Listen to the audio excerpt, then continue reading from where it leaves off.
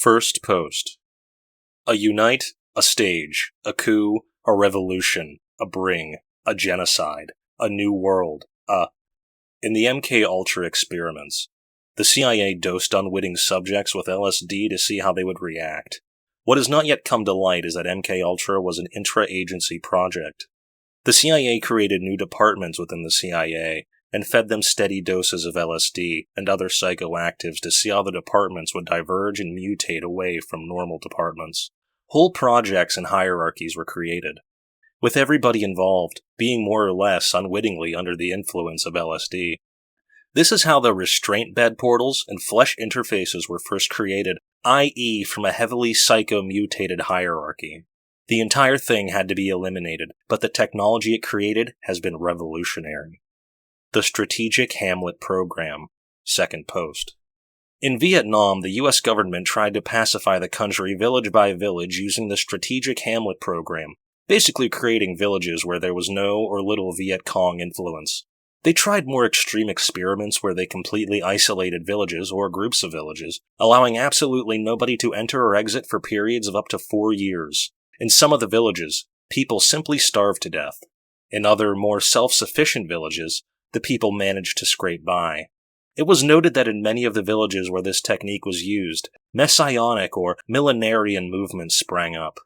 In 16 separate incidences, villages were able to independently invent flesh interfaces and non-electrical portals, and it was surmised that these villages were being collectively dosed with LSD for long periods of time, and their intellectual mutations allowed for these advances. The flesh interfaces were eventually destroyed by the North Vietnamese army at a terrible cost in lives. Nuclear subs in the Falklands. Third post. I'm surprised that they used nuclear subs in the Falklands, considering the battle's proximity to the undersea incident zone surrounding the so-called Arcticus portal.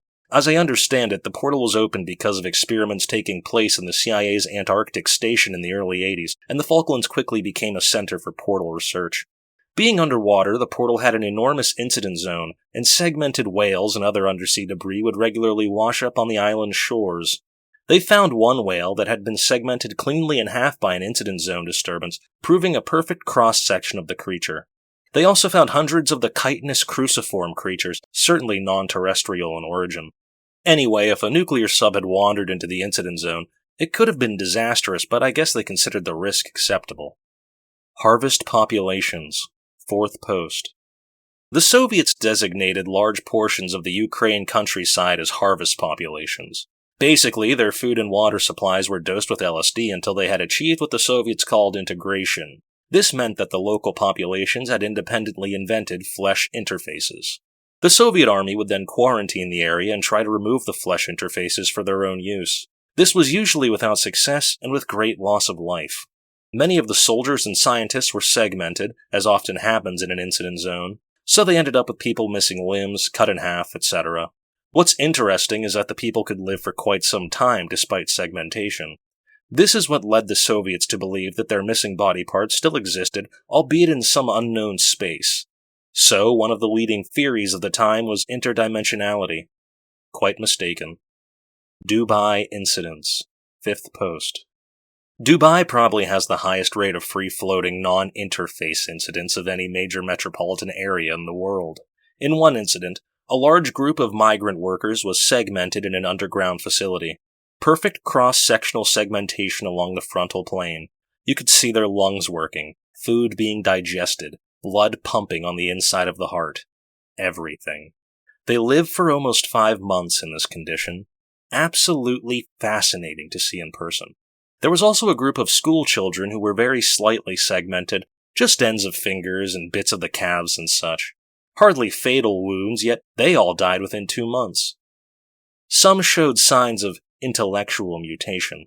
There are also no known flesh interfaces in Dubai.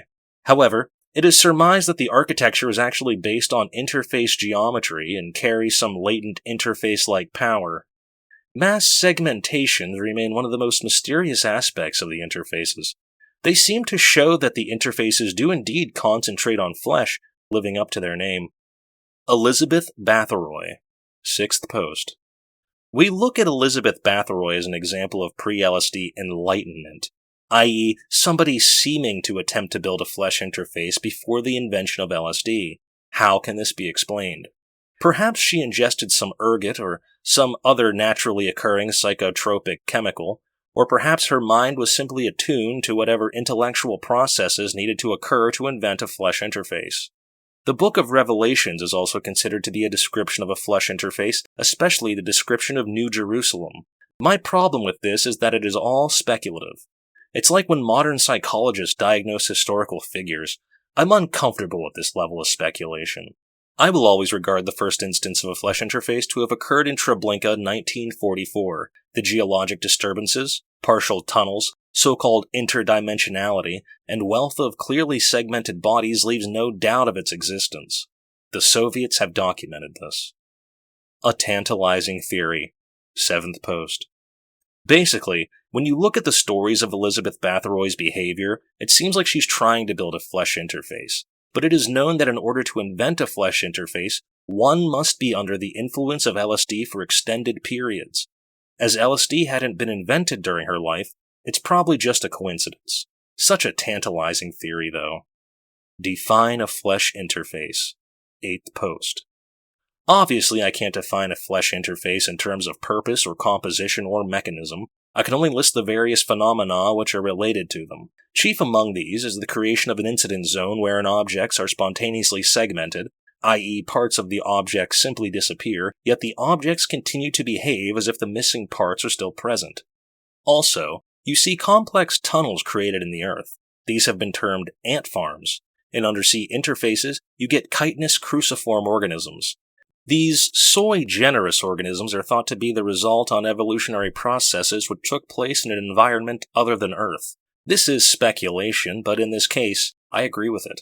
Then there have been the giant metallic cylinders which appear and experience continuous spontaneous segmentation. These are usually at least 10 meters in diameter, and can get much larger, and only occur in very large interfaces, i.e. portals. Beyond this, the phenomena are too various to mention, and different for each interface. Portals. 9th post.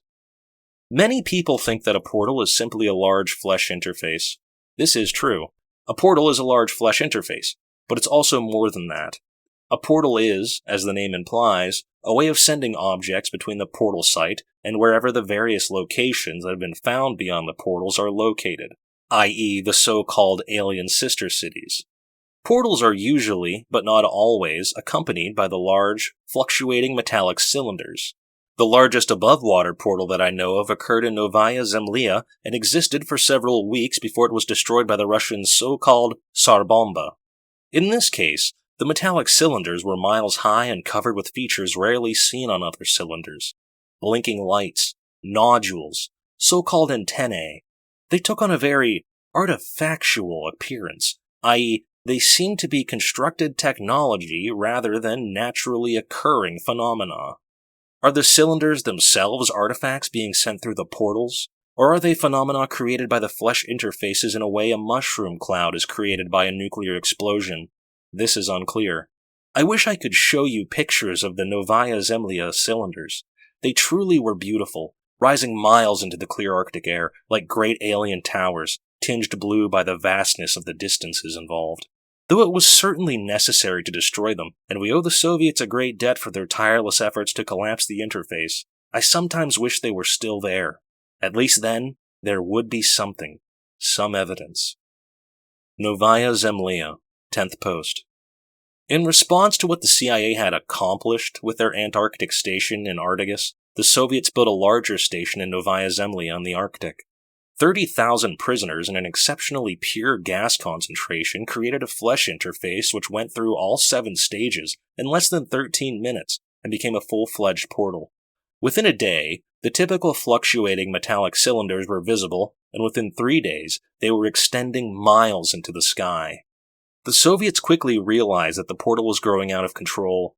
In previous instances, they had simply bombed the site from the air, but in this case, the enormous cylinders and attendant incident zone, extending to the edge of space, prevented this as well as missile strikes.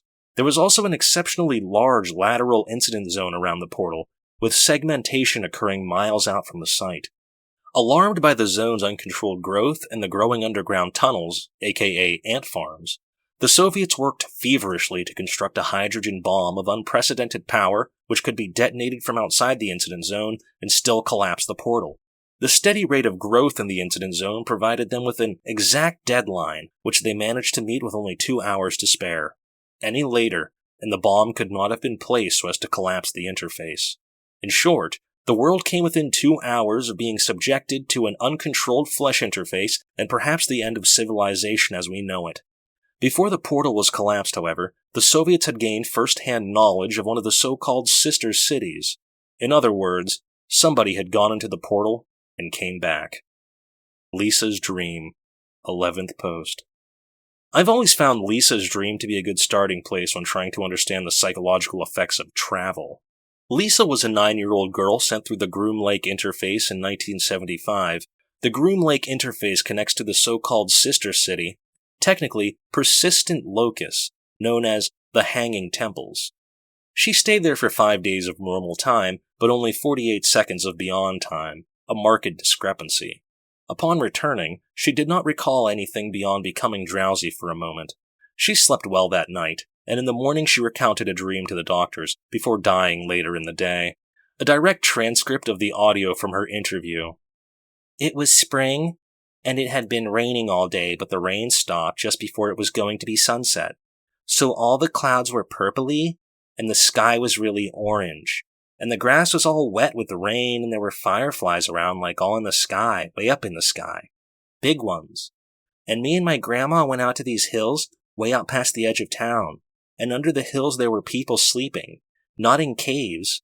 They were buried under the hills. The people were asleep, but they were hugging each other. Families, like moms and dads and little kids, just packed together. A few thousand.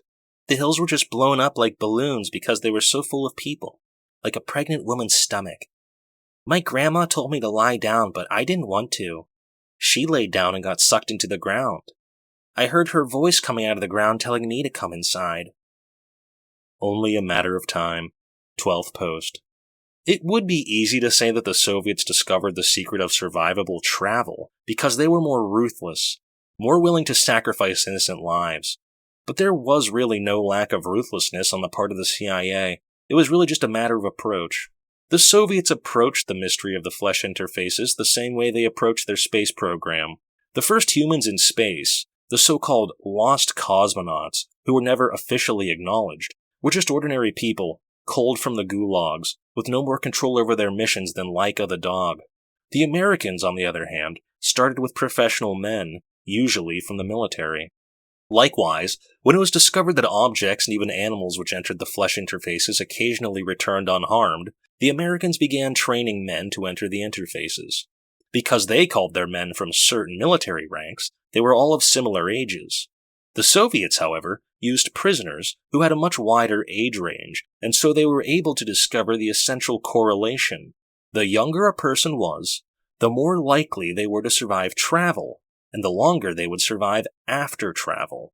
They discovered that 20-somethings were much more likely to survive, albeit in a horribly altered state, than older people. They discovered that people in their early 20s fared better than those in their late 20s. Teenagers fared even better. So, despite all moral compunction, it was really a matter of time before they sent a child through. And it was only after the first round of children went through that they gained any idea of what was on the other side. The Village. 13th post.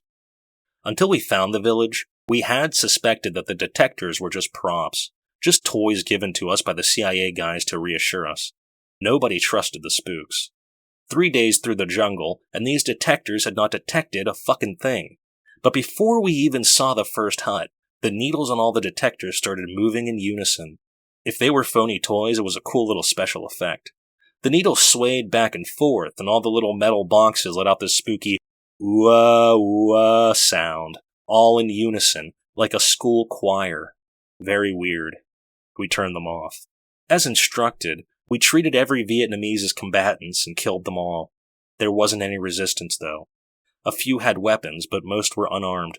None fought back. They didn't even run. They were just sitting around, lazing in the sun, and we shot them where we found them. Grim work, and very weird. That probably spooked us out more than the detectors. It was like they were waiting to die. After clearing the village, we didn't know what to do, so we turned on one of the detectors and wandered around to see what was up. The detectors started going nuts around one of the bigger huts in the middle of the village. We had already cleared it, but we went in again. There was a big altar inside, with candles and Buddhas and gold signs with dink writing and shit. We figured maybe one of the Buddha statues was setting the detectors off, but no. The hut was very hot and muggy. Even by the incredibly humid standards of Vietnam, it was incredibly humid in there. Even the Buddha statues were sweating. Their faces were literally coated with drops of moisture. Everybody noticed that there was something weird going with the air. There was something off about the pressure. So we just tossed everything. Picked all the shit up and tossed it out of the hut. Sure enough, when we picked up the big platform that held the altar, there was something under it. It was a pit made of flesh. Maybe 5 feet across and going down about 20 feet before curving out of sight. When I say made of flesh, I mean it looked like the inside of somebody's throat. Wet, reddish flesh-looking stuff. We'd heard of them building tunnels, but this was... We really couldn't even understand what we were looking at. It was breathing. The flesh kinda rippled and this hot air came out, and it felt and smelled just like somebody breathing right on your face. Enough to make you sick. They told us we would know it when we saw it. Well, we saw it, and we knowed it. We radioed in the coordinates and got the fuck out of there. Encasement. 14th post. Encasement was certainly not something we were expecting. It really changed our whole perspective on what exactly was occurring.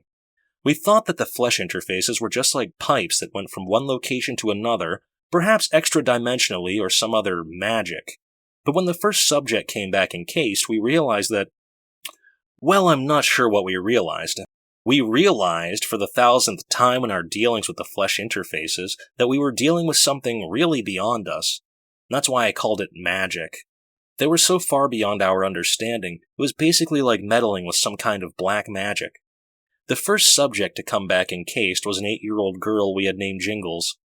We started naming the kids' dogs' names to try to depersonalize them, to assuage our guilt. This was done by the recommendation of CIA psychiatrist, but it didn't work very well. We all still felt like shit, but what choice did we have? Could we just ignore the flesh interfaces and not study them? Perhaps, but you must realize that the Soviets were also studying them.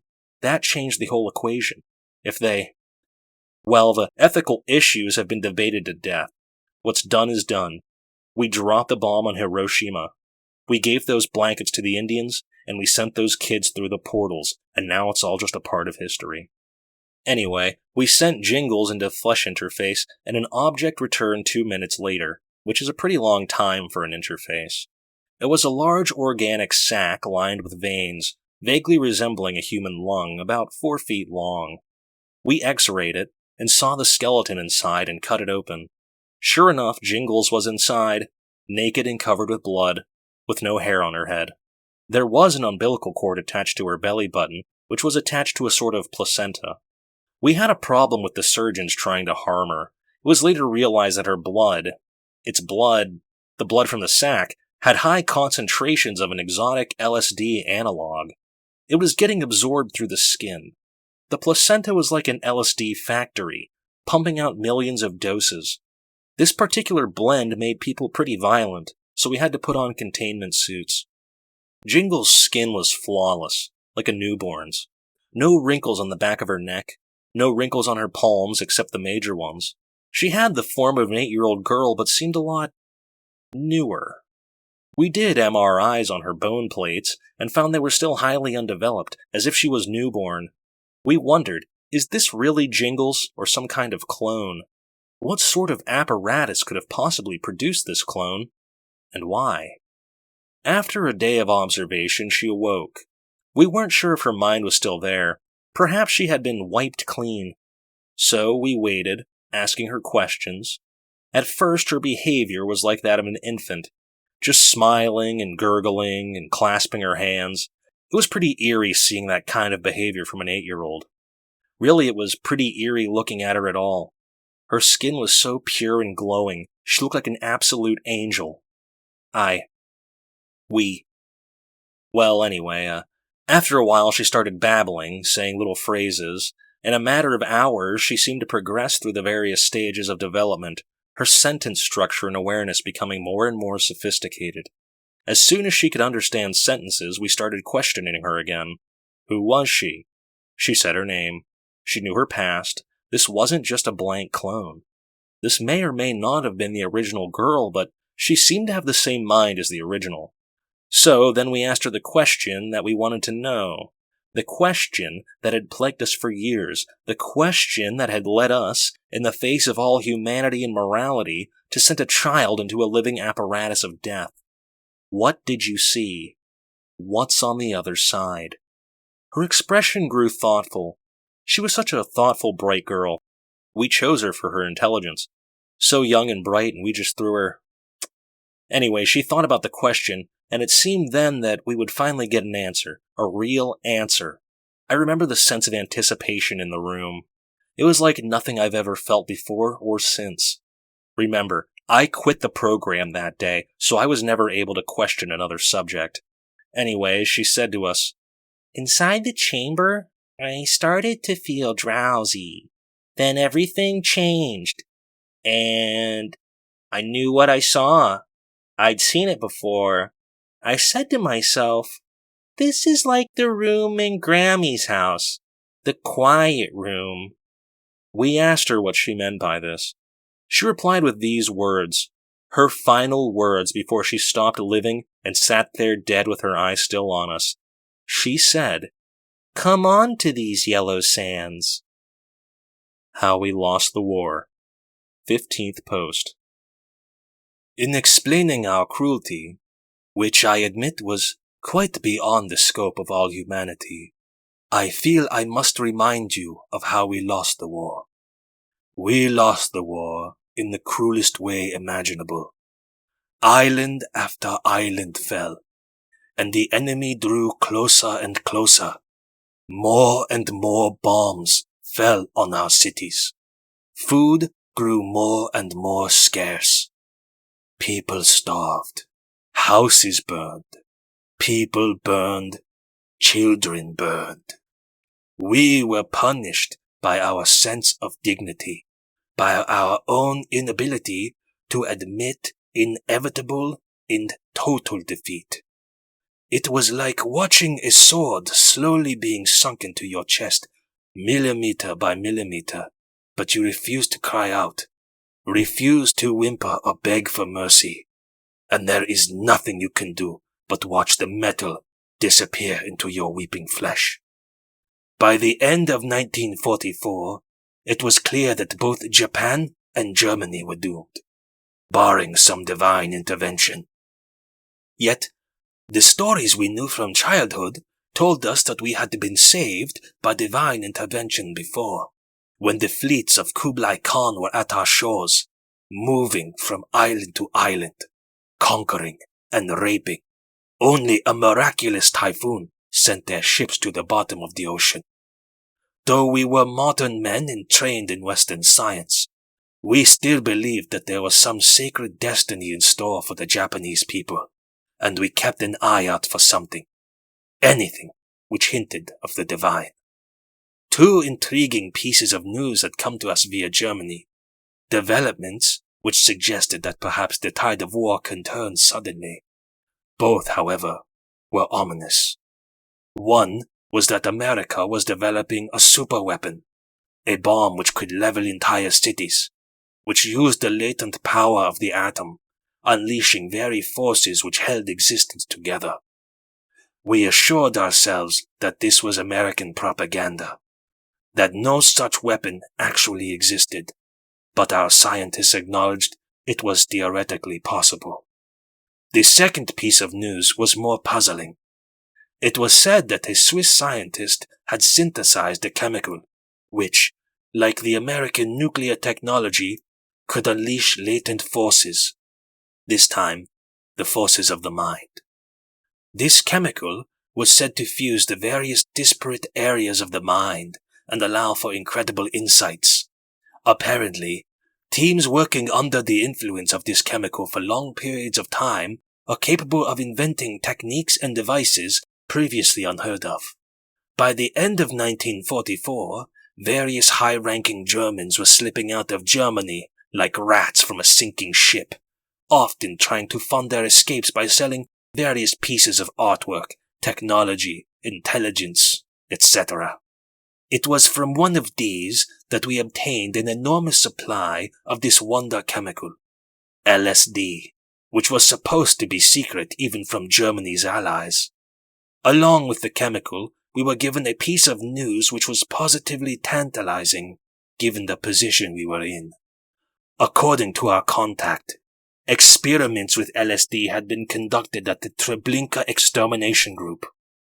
A group of prisoners was given the drug for a period of several months, and the results were so impressive that somehow the prisoners were able to convince the camp leaders to take the drug as well.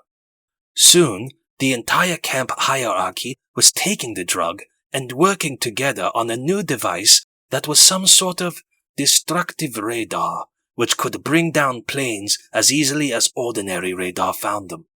It was said to be powerful enough to slice bombers right in half. Of course, we found this piece of news hard to believe. Nazi death camp commanders working side by side with Jewish prisoners to invent a magical radar? It was utterly fantastical.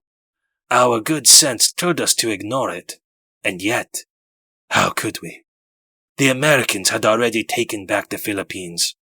Soon they would take Iwo Jima, then Okinawa, then all the home islands. We were facing the end of the Japanese as a free race, perhaps the end of our Japanese existence. The Germans would have it easy compared to us. Many Americans were German in origin. There was a blood affinity between the countries. This did not exist for us.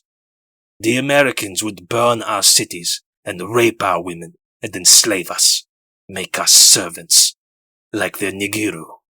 We would be crossbred with the whites until we had become some degenerate half-castes. Japanese culture would crumble. The stories of our childhood would be forgotten. We were watching a sword disappear into our hearts, and we were desperate for some kind of divine intervention. So, in late 1944, a glass jar of LSD crystals, enough for several million doses, was taken aboard a submarine and slipped under the cover of the sea back to their home islands. We were looking for divine grace. What we found was a hell beyond our darkest dreams of destruction. Author self-post. Hello, friends. Thank you for your interest in my posts. I want to apologize to the community at large for posting them to threads whose relationship to their content is, at best, tangential. I simply had nowhere else to post my information where anybody would read it. Previously, I was operating a website wherein my information laid out in a rather straightforward manner. I was quite convinced that the undeniable truth of this information would attract attention of its own accord. I was quite sure that somehow, this grand truth would shine out as a beacon and resonate with receptive people and quickly become widespread. As I recall, my best month brought about 400 visitors and a total of 4 non-spam comments. 75% of these recommended psychiatric intervention. So here we find ourselves. I am attempting to use the techniques of fiction and suspense to hopefully generate interest in this information. Your subreddit furthers this aim, and I sincerely thank you for creating it. I should clarify that this information is not fiction, nor is it true. It's a mix of things which happened and things which almost happened, things which were and things which could have been. You must understand that the present moment in which we exist is simply a nexus from which trillions of possible pasts and possible futures branch out. The important thing to realize is that these unreal pasts and unrealized futures are related to each other. By examining what might have been, we can come to understand what might come to be. I am writing about what has never been, and what must never be. Unfortunately, our generation has been given a special burden. We are doomed, as the apocryphal Chinese curse has it, to live in interesting times. Soon, technological advances in the field of information technology and bioengineering will fundamentally reshape human existence. There are a number of possible outcomes, and I believe that most of them will result in the human race entering unending eras of absolute slavery. As a free species, we have seen totalitarianism before, and we have destroyed it. But when it arises again, aided by advanced information and biological technology, it will have a new and unprecedented ability to envelop the entire Earth and place humanity in an unalterable state of total mental and physical slavery that will last for uncounted millennia until the Earth becomes uninhabitable. Not only do I believe that this outcome is possible, I believe that it is overwhelmingly likely. Out of all the trillions of possible futures arrayed before us, 99.9999% of them result in this outcome. As Christ said, "Wide is the gate, and broad is the road that leads to destruction, and many enter through it. But narrow is the gate, and narrow the road that leads to life, and only a few find it." We must find and enter the narrow gate, but it will not be easy. In order to find it, we must sort through the many possible pasts to find the possible futures which result in a humanity free to live and die as humans, and not as an unholy amalgamation of endless flesh. Unfortunately, as we fight against the forces of slavery and death, it will be precisely our instincts toward the preservation of freedom and life that will lead us to destruction. In short, we live in precarious times. I want to make clear that while this post shows clear and appalling signs of megalomania, I am actually aware that I am not a prophet or an expert. I am a 30-something American male without the benefit of a college education or a stable job. Sadly, I have spent most of my life drunk. My posts will contain a number of historical errors, both intentional and unintentional, as well as bad spelling, bad grammar, and laughably overwrote prose. Readers with a proper education will easily see through my attempts at erudition. In short, I have no proper formal qualifications for the task I have set out for myself, but I have personally experienced the intellectual mutations of which I write. Through repeated self-experimentation, I have fractured the time-state of my brain, and now it exists in an ever-shifting state between various paths which didn't happen. As such, I have been given what I believe is special insight into our possible futures. They are dark. The shadows of past atrocities pass and overlap with the shadows of future atrocities. Time is short. Recently, I have been beset with a persistent creativity that seems to grow stronger as the days go by. I fear this state is unsustainable. Perhaps eventually this productive mania will turn into an unproductive psychosis, and soon, on a larger scale, mankind's productivity will turn into its own sort of psychosis. Billions of years ago, the so-called primordial soup arranged itself into a self-replicating form which multiplied and flourished and divaricated into countless species. From our vantage point in the present, this singular mode of origin has become lost in the mists of time. Equally obscure to us is the future singularity towards which we are heading, the endpoint, in which all the countless species are once again reintegrated to a new and singular form, a new abomination. We are on the verge. All of us. Times are dire. We are about to be gathered again into the arms of the mother, to become one flesh with her.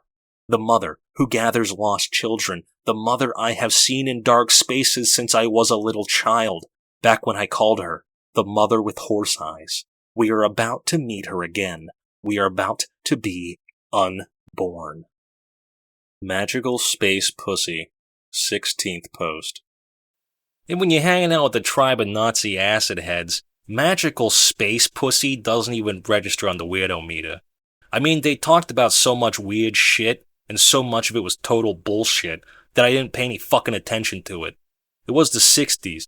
Talking about magical space pussies was like asking somebody how their day went. It was just conversation to me. But to them, it wasn't. That was a strange time in my life.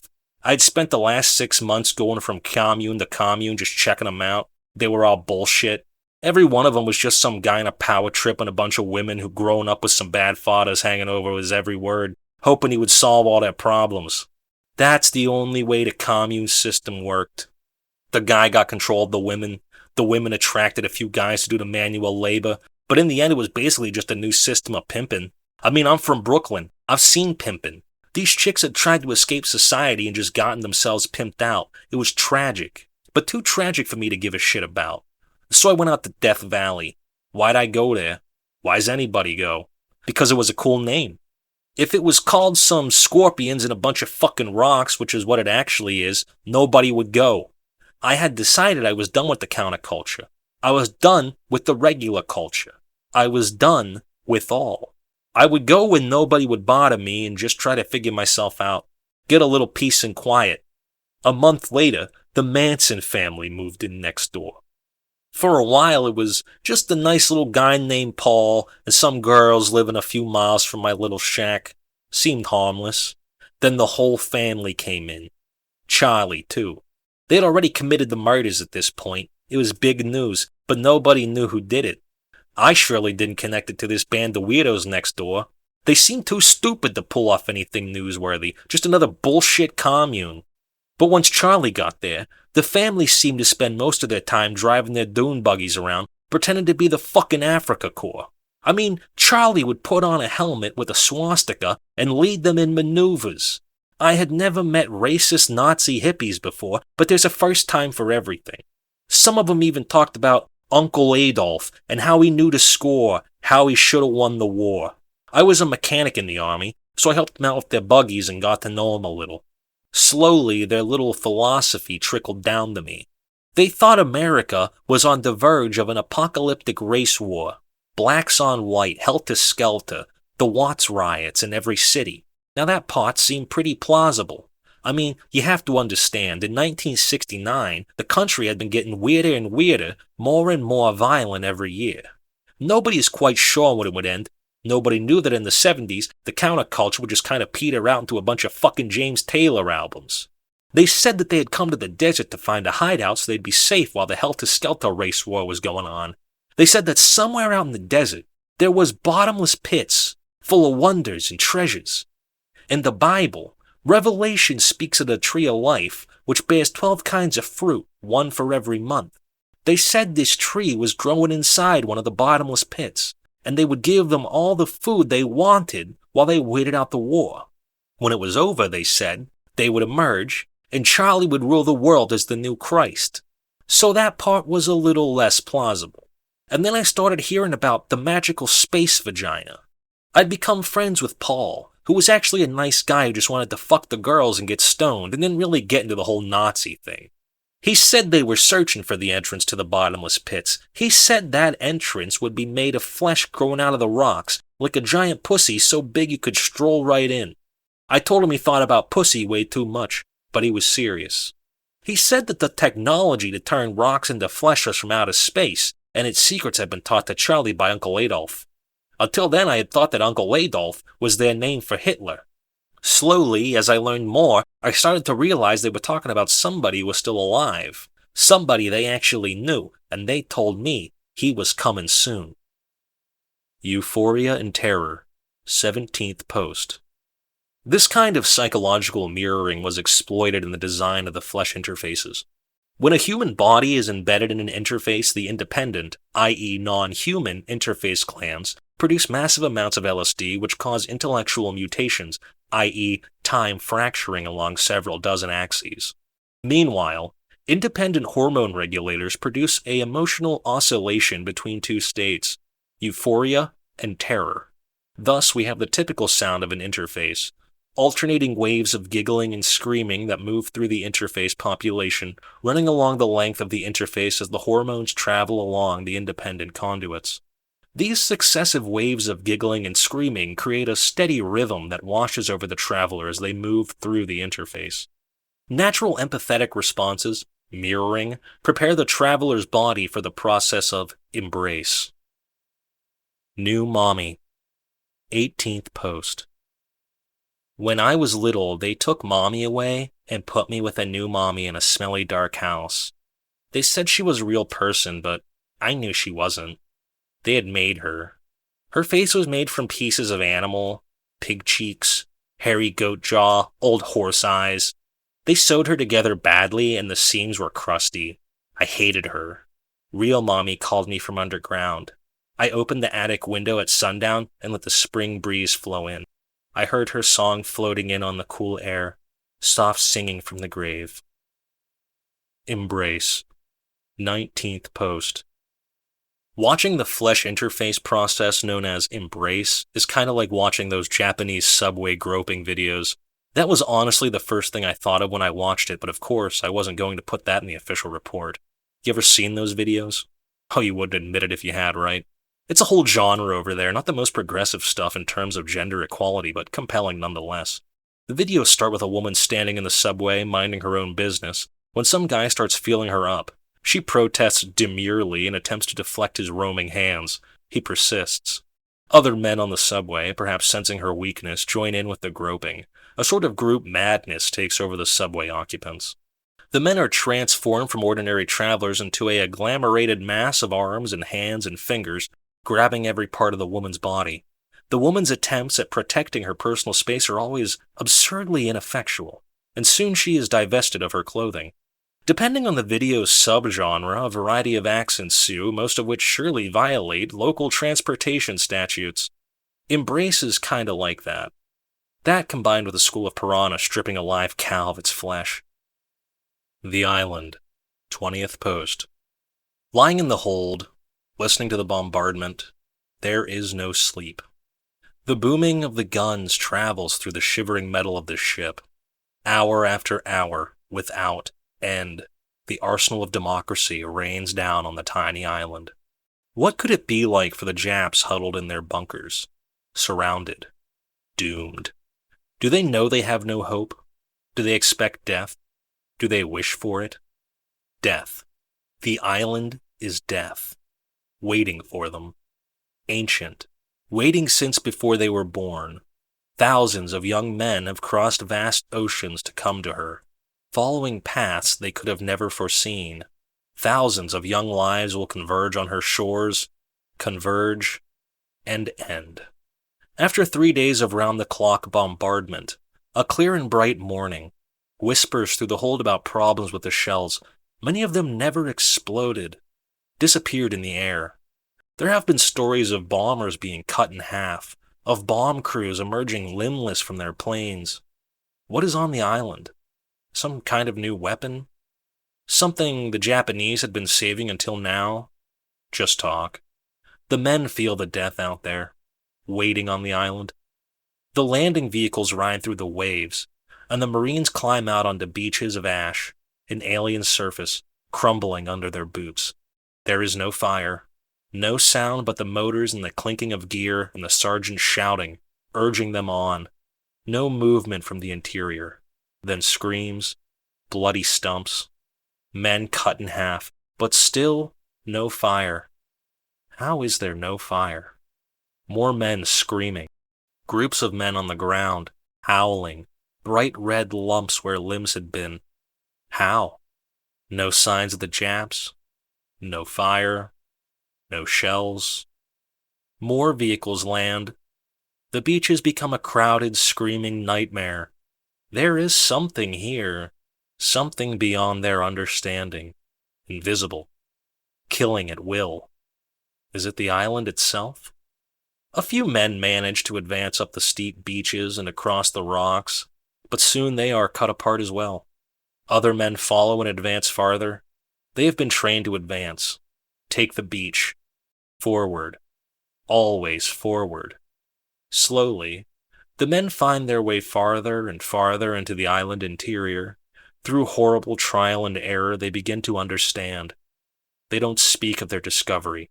They don't believe it. But their overwhelming will to go forward and their overwhelming fear of death teach them what their minds cannot accept. Teach them a lesson about the island. They notice tracks through the ash and rock where there is no grass.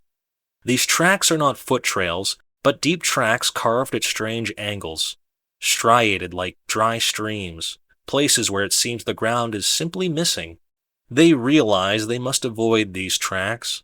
If they step onto them or let any part of themselves pass over them, that part will disappear, whether it is their fingers or feet or limbs or even their heads.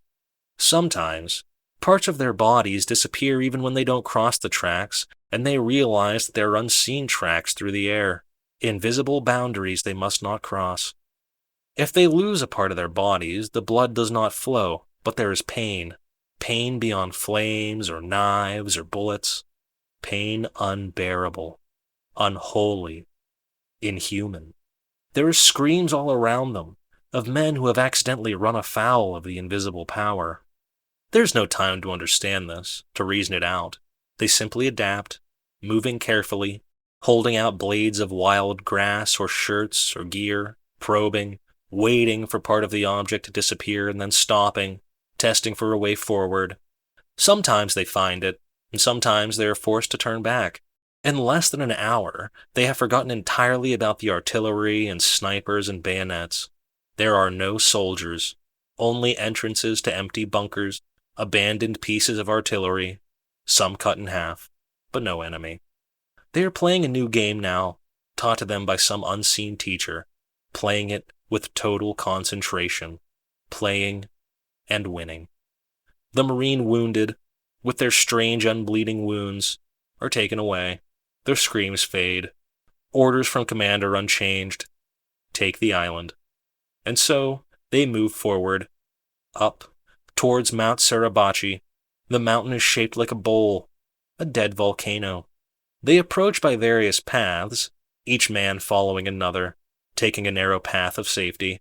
Makeshift markers are set up to show their boundaries. A Marine turns and sees, floating like a butterfly, a severed human arm. It turns and floats away and disappears altogether. Minutes later, a disembodied pair of legs scrambles past. The Marines curse and speculate and even giggle, but keep moving forward. There is no time to understand. They expected to spend weeks taking the island, but now it seems they could have it in a couple hours.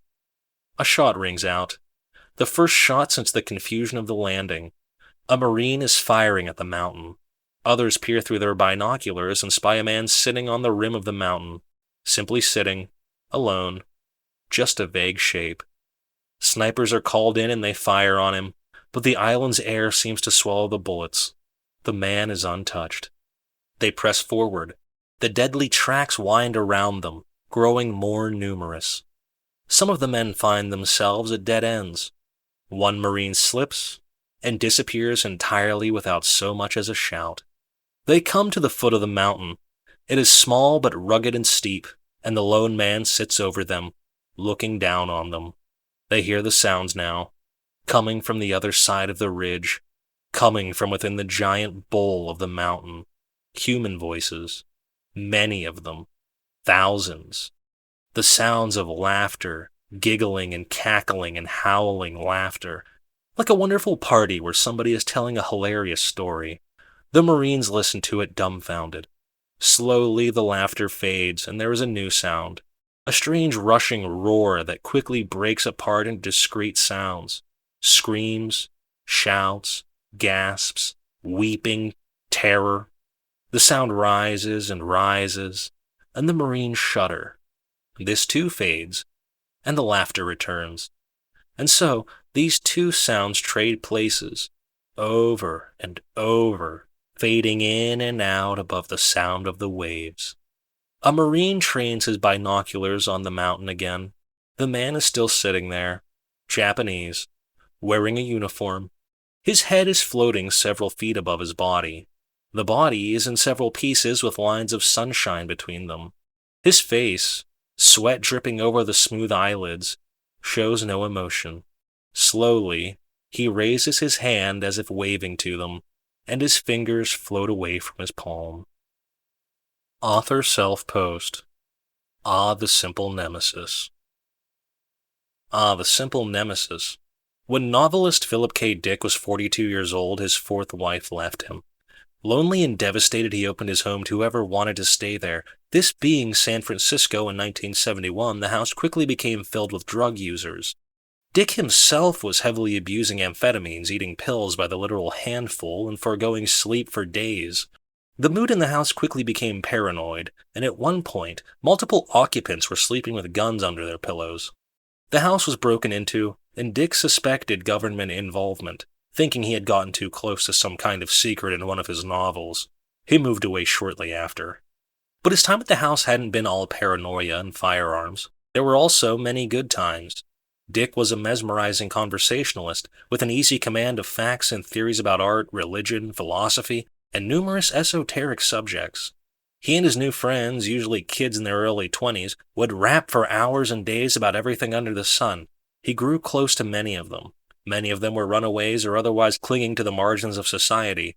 After the break-in, Dick went to rehab and quit speed, but as time went on, many of his friends fell victim to the drugs. In the epilogue to A Scanner Darkly, a fictionalized account of this time, he wrote, "This has been a novel about some people who were punished entirely too much for what they did. They wanted to have a good time, but they were like children playing in the street. They could see one after another of them being killed, run over, maimed, destroyed, but they continued to play anyhow.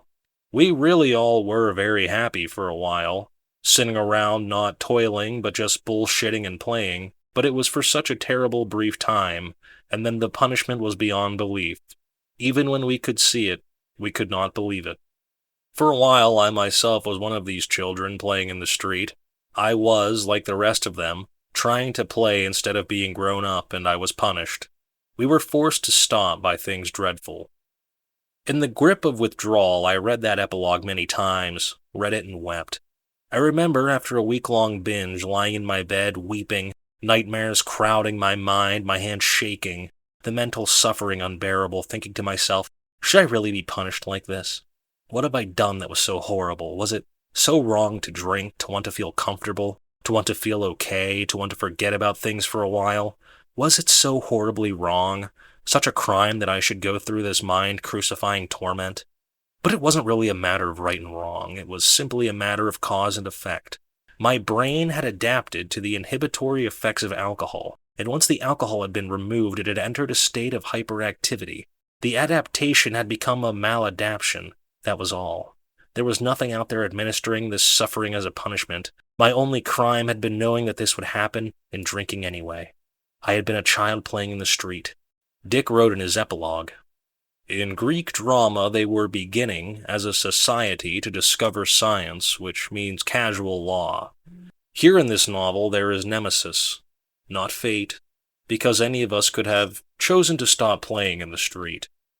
There was no magical fate causing my suffering, just the impersonal cruelty of causal law. That was my only nemesis. Perhaps one day they will invent a substance which prevents the neuroadaptation to alcohol, and we will be able to drink forever, like the Greek god Dionysus. We will drink and dance and laugh, and there will be no nightmares. We will be made children again, and we will play forever on a street where there are no cars. Until then, there will be suffering beyond belief." They crawl up the mountain. 21st post. They crawl up the mountain, bare hands on the sharp volcanic rocks. The sun beats down on them. It is a grueling test. The island has a secret that it doesn't want to reveal. They draw close to the man at the top of the mountain, keeping their guns trained on him. He has no weapon. His body is fragmented like an image in a broken mirror, various pieces floating without connection, the brightness of the sky shining between them, the blood of his insides bright red. His head is like a balloon, floating several feet over the rest of him. "Hello, America!" the head calls, breaking into a sickly smile. The whites of the eyes are clustered with red hemorrhages. Sweat rolls down the face. The Marines don't know how to respond. They ask if he's armed. The question strikes one of them as funny, and he giggles. A tide of giggling comes from the other side of the ridge, behind the fragmented man. The giggling turns to screaming. "What's going on here? You alone?" a Marine asks. The man doesn't seem to understand. One of the Marines tries his basic Japanese. The man makes a sour face. "No Nippon, Korea. Korea person," the man says, and a disembodied hand points to a nearby fragment of his chest. "Nanun, I, Christian, Yasu," the man says. He pulls a necklace out of his shirt. On the end of it is a small metal cross. A tiny suffering Jesus gleams in the sun. The Marine tries English again. "What's happening here?" Magigwa yoge wa so. The devil came here. What? Gunendeli damanu kyochuke so.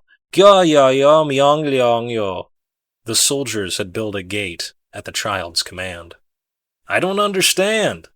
A wide smile splits the Korean man's face, and he lets out a loud laugh, and the smile flees, and suddenly he is weeping.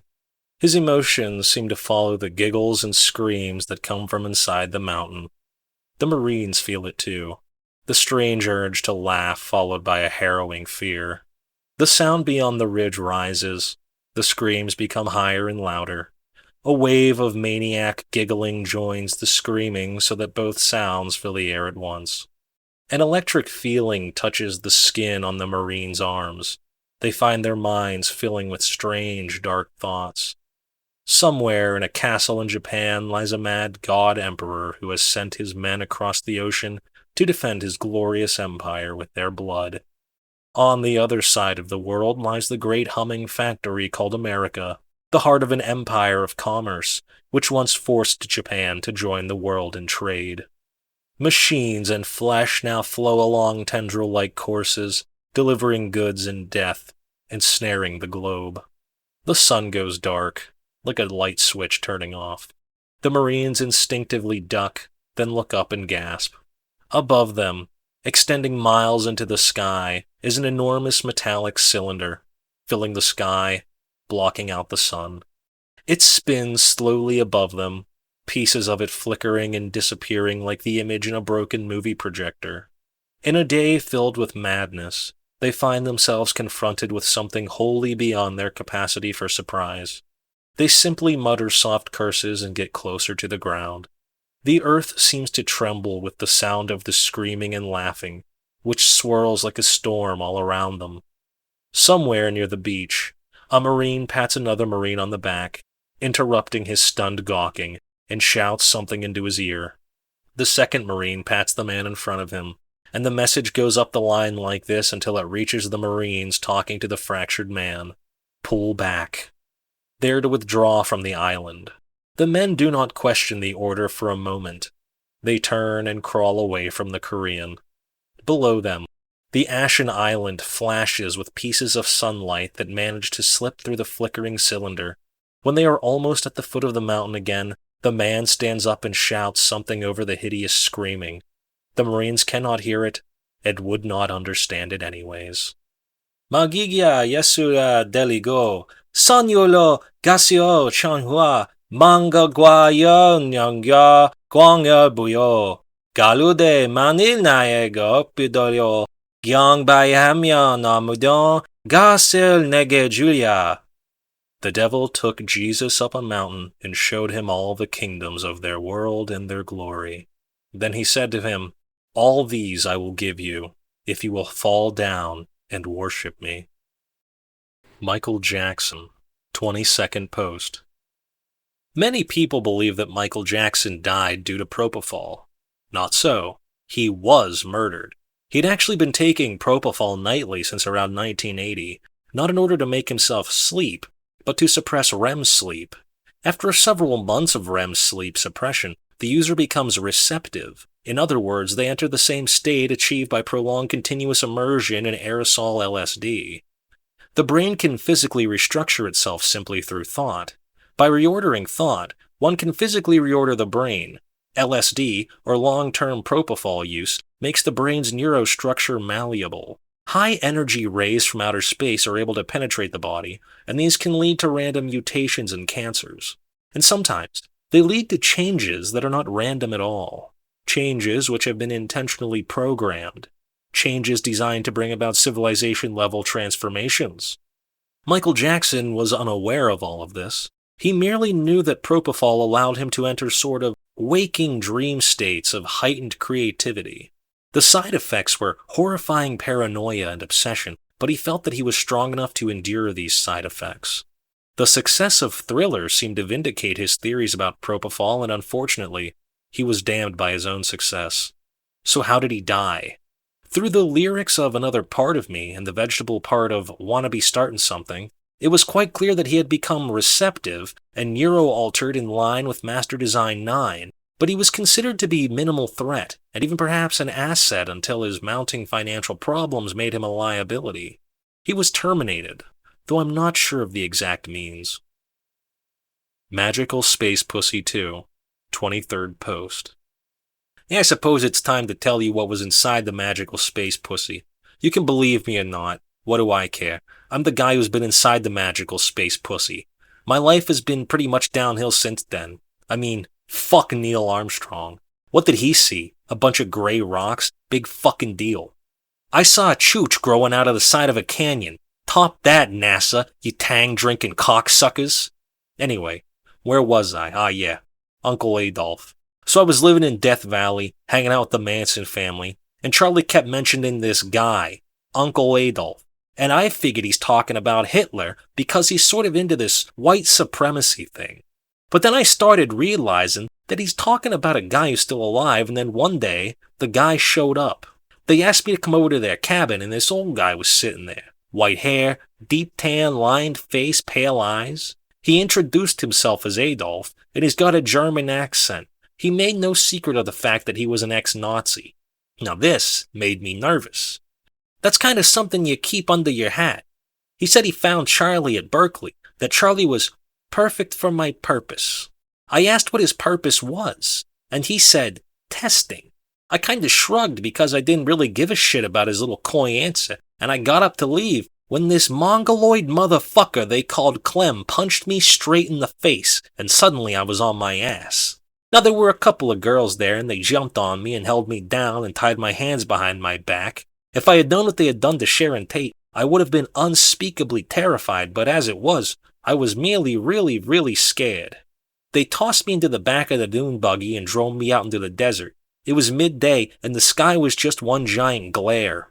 We drove for over an hour, and eventually they got me out and hauled me down into this deep sandy arroyo, and they started marching me down it. They had put wooden stakes to the ground at various points, and when we came to them, they seemed to be really careful to always stay in between the stakes. Later they had chains tied between the stakes, and we all had to go under the chains like some kind of obstacle course. I didn't know what to make of it. I had a lot to process at the time. I started to notice that the rock walls of the arroyo were abnormal. There were strange striations throughout the rocks and what looked like cross-sections of giant insect tunnels. I'd never seen rocks like that. The whole thing was just, very alien. And then I started to hear the screaming. Up ahead I could hear people's voices, thousands of voices, all of them screaming and howling at once. Slowly, incredibly, the screaming changed into a kind of laughter, an insane laughter, giggles and chuckles and titters. I wondered if it was in my head, if I was so scared that my mind had cracked or if they had dosed me with LSD or something. Finally, we went around a bend in the arroyo and, well, there it was. They said it would be a pussy, and I guess it kinda looked like one. Maybe after some kind of drastic dildo mishap. It was just flesh. Wrinkled, lobed, flabby flesh growing out of the rock like mold or something. It had hair and pores and freckles. Some of it was pale, some of it was black.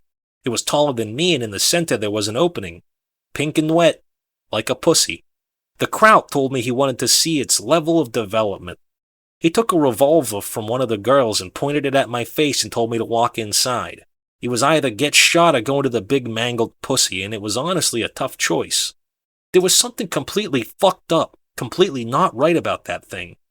Something in my bones told me not to go into it, not to go near it, to just take the bullet in the head. But I figured maybe I could go in just a little bit and then wait for him to leave and get the hell out of there. Not a great plan, but the best I could come up with. So I went in. The entrance was just barely wide enough to slip into. All I could see was glistening pink flesh ahead, and there was this sound like laughter, and then screaming, and then laughter that was coming from deep inside. The walls were blood warm on my shoulders, and the smell was, well, what you might expect, not great. Let's just say it was not great.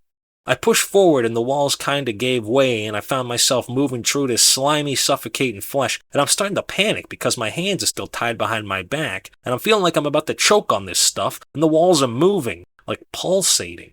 I feel like I'm being digested, and then suddenly, I'm pushed through into this kinda chamber. Talk about out of the frying pan and into the fire. This chamber was just a nightmare. I mean, I've just never seen that. It was unholy. There were faces and heads and legs all kind of fused together. And the walls were just all these crawling limbs and these terrified faces and fusions of teeth and cheeks and hair and fingers coming out of knees and just... all those people. Were they still people? Had they ever been people? Had they been made a part of that thing? I started to scream. Everything around me was screaming. All the mouths on the walls were screaming, and I was screaming too. Then I was laughing, and I felt hands and mouths all over my body, and they were tickling me, touching me all over. And then I was screaming again. I had to get out of there. I had to get out of the nightmare. I started pushing back towards the entrance, but the hands were all over me. I felt something bite into my hip. A mouth was biting me. I screamed at the sharp pain and moved away from it. I started to think that maybe I could get one of the mouths to bite through my ropes, and then I would at least have my hands free. I struggled to turn around and move the ropes towards the mouth, but just when I got it in position, the mouth bit right into my finger instead. The pain was incredible, but I was giggling, just laughing and laughing. The mouth pulled the flesh from my finger like it was a chicken wing. Another mouth bit into my shoulder. I was chuckling away at this point. The hands were grabbing me, pulling on me, pulling me apart, tearing my arms right out of their sockets. Fingers were digging in between my ribs. I was slathered with blood and screaming as the fingers dug into my eyes. Well, I guess at this point you're probably wondering how I, your intrepid narrator, managed to escape the bottomless pits, how I managed to survive to tell you this tale. I simply didn't. I never escaped the bottomless pits. I am the bottomless pits. I'm the tree of life. The North Korean situation. 24th post. The North Korean situation of the 1980s was unique, as most North Korean situations are. They built something we haven't seen before or since, an independent flesh interface of enormous size and power, but with a contained incident zone and no metallic cylinders. We detected it via the cosmic ray information signature, which was concentrated on a secure, shielded facility outside the Wasong prison camp. This was a huge underground facility which they had been constructing for over a decade. We anticipated that they would construct a portal-level interface and were fully prepared to bomb it before it became uncontained. What we didn't expect is that it would achieve level 7 cosmic transmission rates without all the other normal signs of full-fledged portals. We considered bombing it anyway, or using our brilliant Pebbles kinetic orbital strike system, but instead we managed to get 2 agents into the facility to take a look at it. They achieved high-level security clearance, and found that the Koreans were using the flesh interface as an information processing facility.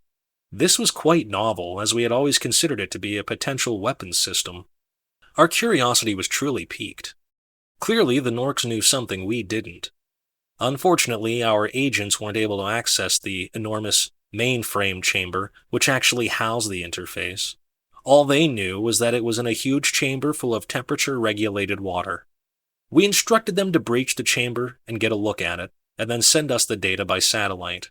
We knew full well that it would probably cost them their lives, but we pumped them up with a lot of do-it-for-the-planet rhetoric. So one night they put on dive suits and went into the chamber.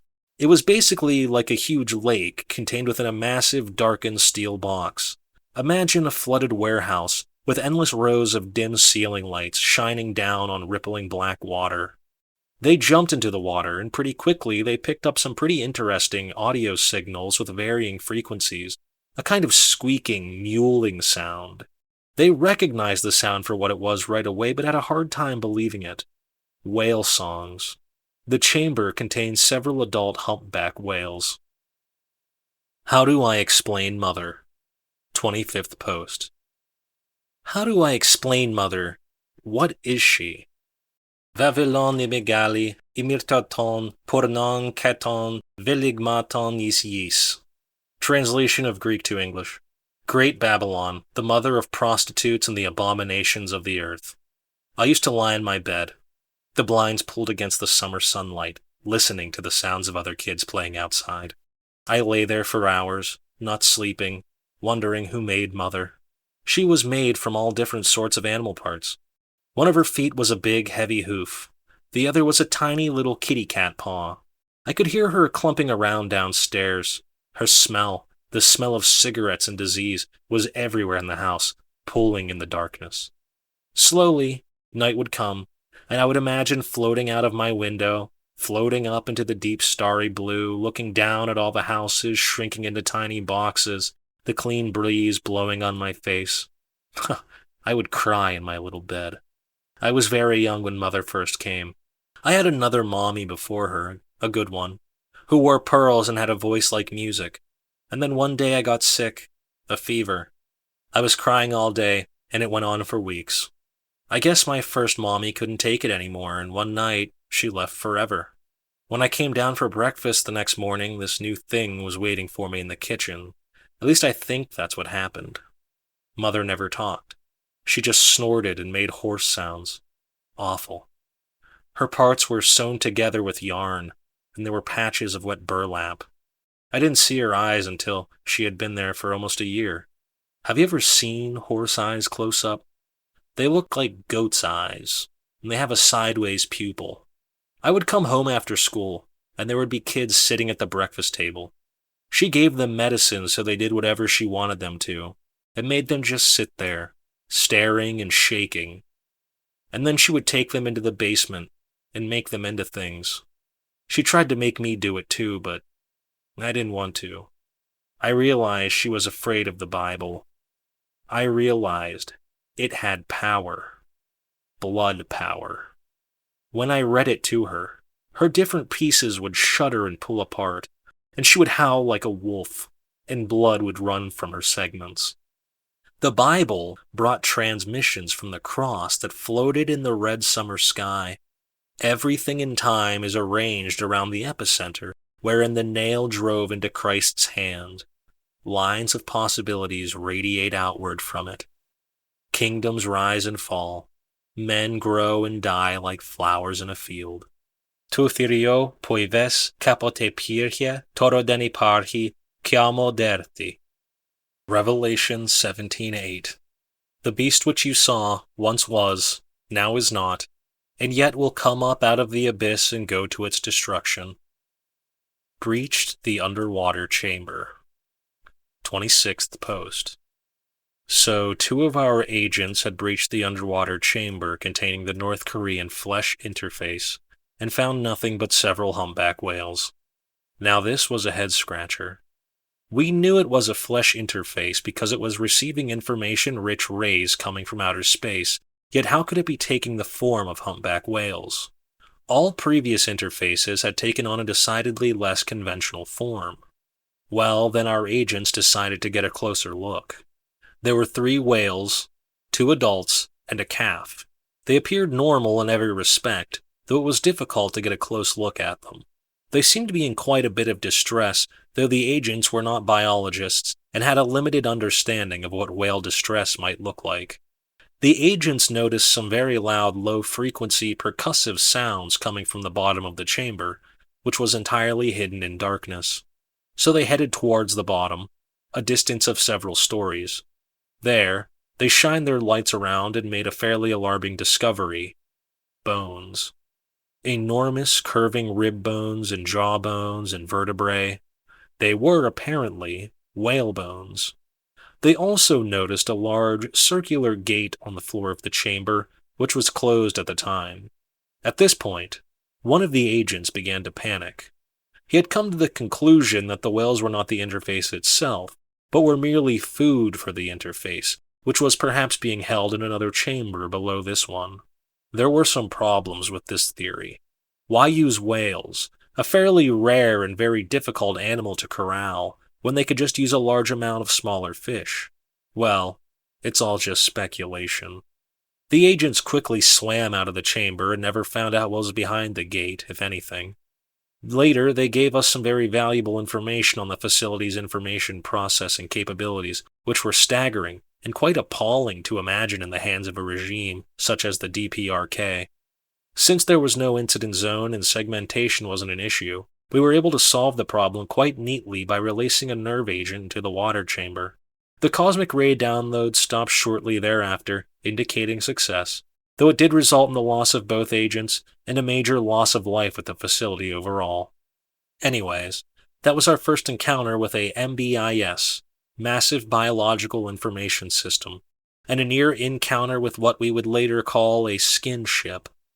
Its destruction has allowed for the continued validity of prime number-based encryption systems, though some of the secrets uncovered by the DPRK during that time have forced us into the unpleasant position of supporting the regime. Blackmail, basically. I dreamt I was a dog. 27th post. Last night I dreamt I was a dog. I lived on a small family farm somewhere on the American frontier, back in the time of plow mules and butter churns. It was one of those long dreams that feels like an entire lifetime. I remember the end of the dream with an awful clarity, but the beginning seems like something that happened many years ago. The first images are vivid but disjointed. I recall the shape of my master walking against the sunlight overhead, the smell of his leather boots, the shadows at the edge of the forest, a little pigtailed girl hugging me, fresh mud in the spring, warm floorboards in the winter. Everything had a peaceful storybook quality to it, except one thing. Sometimes, late at night, I heard singing. It came from outside, out there in the far distance, from somewhere in the deep forest beyond the boundaries of my world. Some nights it was one voice, but usually it was many, singing a strange, aching song. It sounded like a haunted crying. When I was little, I had whimpered and cried like this to my mother. But who was crying out there in the night? What kind of dark mother was listening? When I first heard the singing, I was filled with a blood dread. The hair on my back bristled, and I growled and barked at the darkness. Even after the night finally went silent, I trotted around for hours in vigilant anger. Later, as I heard it more often, I learned to accept it with a sullen unease. Of course, this singing was the sound of wolves howling, but I didn't know this in the dream. In the dream, I'd never seen a wolf in my life. One winter, I began to see them prowling in the woods. To me, they were ghost dogs, shadows sneaking between trees, eyes glinting in the twilight. I growled and barked at them, but didn't pursue. For several months, they never encroached on my world. They finally came on a late winter's evening. The sun had sunk into an orange glow beyond the edge of the world. The family was in the cabin, and I was out trotting through the snow, anxious to get back to them because I knew food would be coming soon. Then, atop a small hill by the apple tree, an apparition. My body snapped to attention and I growled, the hairs on my back standing on end. It was a wolf, just a stone's throw from me, its silvery coat half lit in the dying light of day. It came toward me in a sleek, soundless jaunt. I barked and snapped at the air. It slowed and stopped just beyond my lunging distance. Now, crazed with fear and anger, I saw that it was a large female, healthy, well-fed with a gorgeous coat, misty gray, the color of snow seen at a winter's distance. Its smell was alien, confusing, but laced with a clear and potent confidence, a supreme assuredness. Indeed, it did not seem to be afraid of me at all, nor did it threaten. Its mouth hung slack, and steam issued from its muzzle in steady, happy puffs. This calmed me for a moment, and in the next moment redoubled my anger. I growled from the deepest, most murderous part of my dog self. It spoke to me. Its mouth didn't move, and there was no sound, but by the logic of the dream, it spoke to me a clear, dignified voice. "Hello, child." I snarled at it. It took another step forward, and its eyes caught the last of the sunlight, glowing in a fantastic array of yellows. Those eyes, rimmed in jet black like mascara, projected a powerful allure, an otherworldly glamour. "You bark and snarl, but look at my face. Am I not of your kind?" It asked. I could not answer. I could only growl softly. "Is my face not like your mother's? Do you remember her?" The sudden scent of distant memory came to me, and I felt a pang of loneliness. I had not seen my mother or any other dog since I was small, since I had come to the farm. My only family had been the people I lived with. and a few of the more tolerant pigs. I searched now for dim, fragrant memories of my mother. I felt her huge, bristled muzzle licking at my face. I saw her giant, sweeping legs as I followed them through high fields. She had seemed taller than a horse then, and I remembered the softness of her teats, feeding from them with my brothers and sisters. What had become of my family? I spent every day with them, and then one day, all gone. The wolf paced back and forth now, keeping a small distance from me, its eyes ranging over the farm. Again I saw some strange, haunting glamour in them, something that glittered with secret, distant power. The people in that house, they're not your family. We are. We share ancient blood, It said, its voice deep and resounding with the rhythm of wisdom. My master had a voice like this, but it didn't have the total authority of the alpha females. I saw with alarm 2 dark shapes come over the hill by the apple tree. More wolves, moving silent with heads lowered. I barked at them. You hate us and love them, but do they love you? What are you to them? Aren't you the lowest of the low, always getting the last of the food? The smallest scraps? Imagine living differently. Imagine taking your own food, killing, drinking lifeblood, being master over others. The 2 other wolves slunk down the hill. The skin on my back tightened again, but the strange hypnotic power of the alpha wolf held me still. You could leave this house and come with us. We range the forests. We've seen rivers wider than this whole valley, mountains that go up into the clouds, lakes with no end but the end of the world, places with no houses or men at all. You could be with us. We could be your brothers and sisters. The other 2 wolves came closer. They were unmistakably females, both young and well-muscled.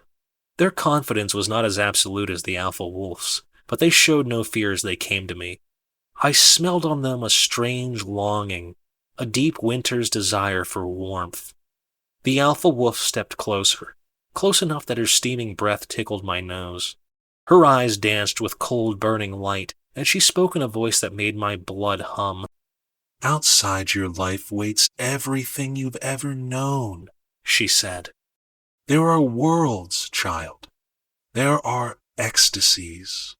I then recognized the allure that lit her eyes, the unmistakable longing that glimmered in their depths.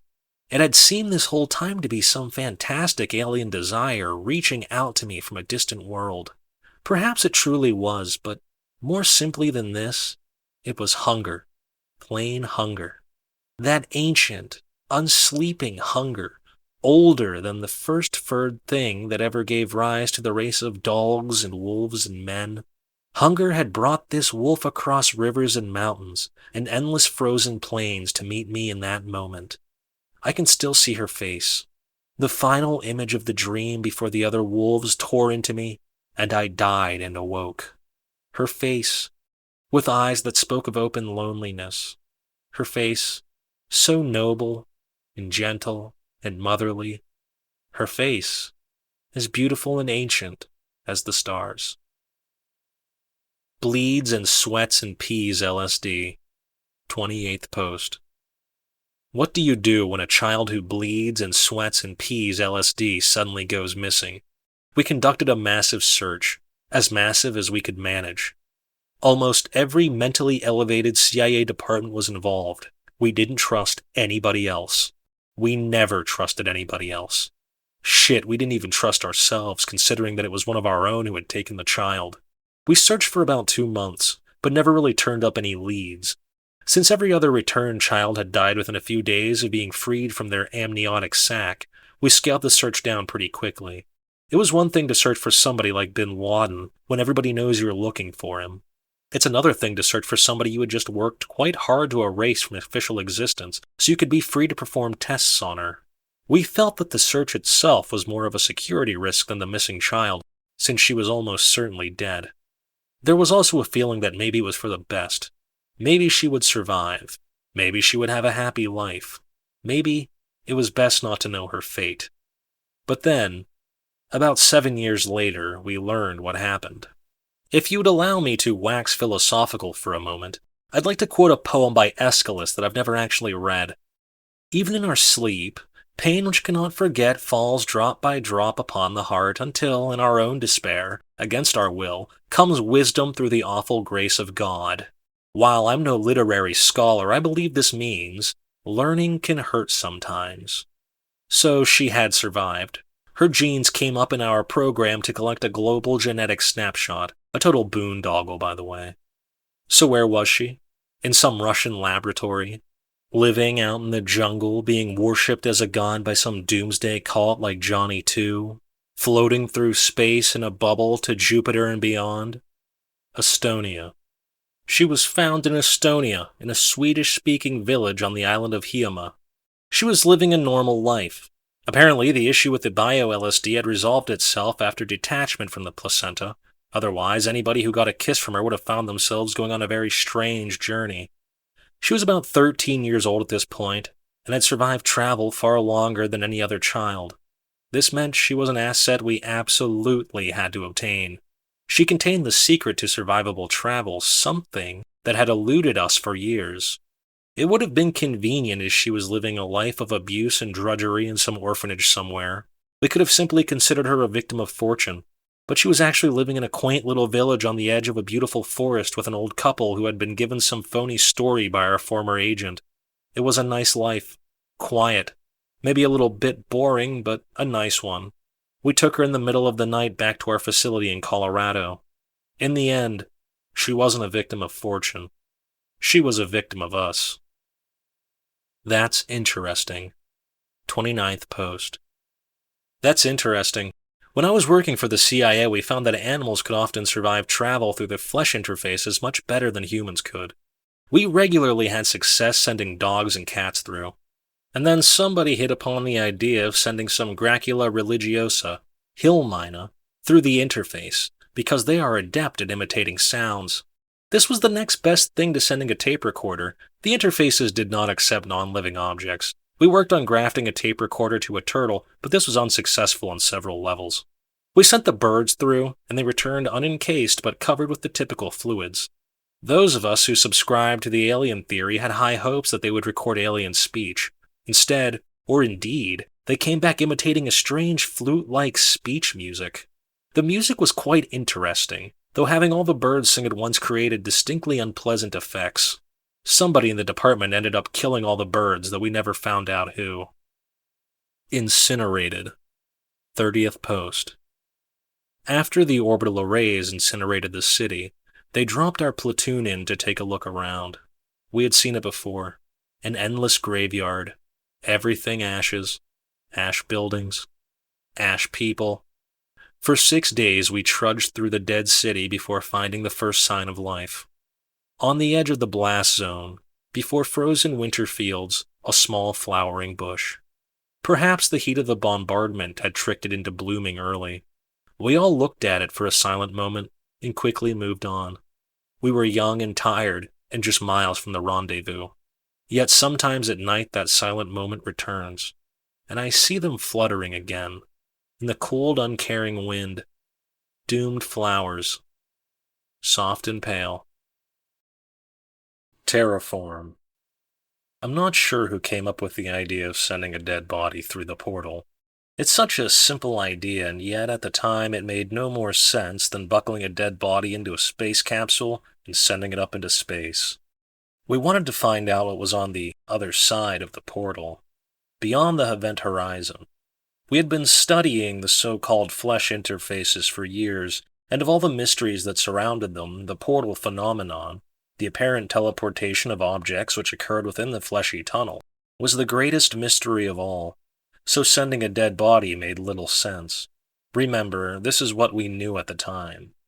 If an inanimate object went into the portal, it returned a short time, approximately 3 seconds, later at a random location within the interior zone.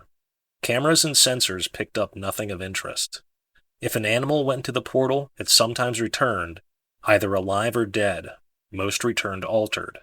If an adult human went into the portal, the person was likely to return, but would either be dead or too altered to describe the other side. Those who returned alive died shortly after. If a child went into the portal, the child was likely to return alive, but was invariably altered. However, the altering was relatively mild, and some even remained cognizant. Unfortunately, information gleaned from them was cryptic and seemed to generate more questions than answers. They all died shortly after. Sending children through the portal was distasteful to us for obvious reasons, and we were searching for an alternative. One day, during an experiment, somebody was about to send a group of genetically altered mice through when they'd noticed that one of the mice was dead. Perhaps out of curiosity, they sent it with the others anyways. All the mice came back alive. This was obviously of great interest.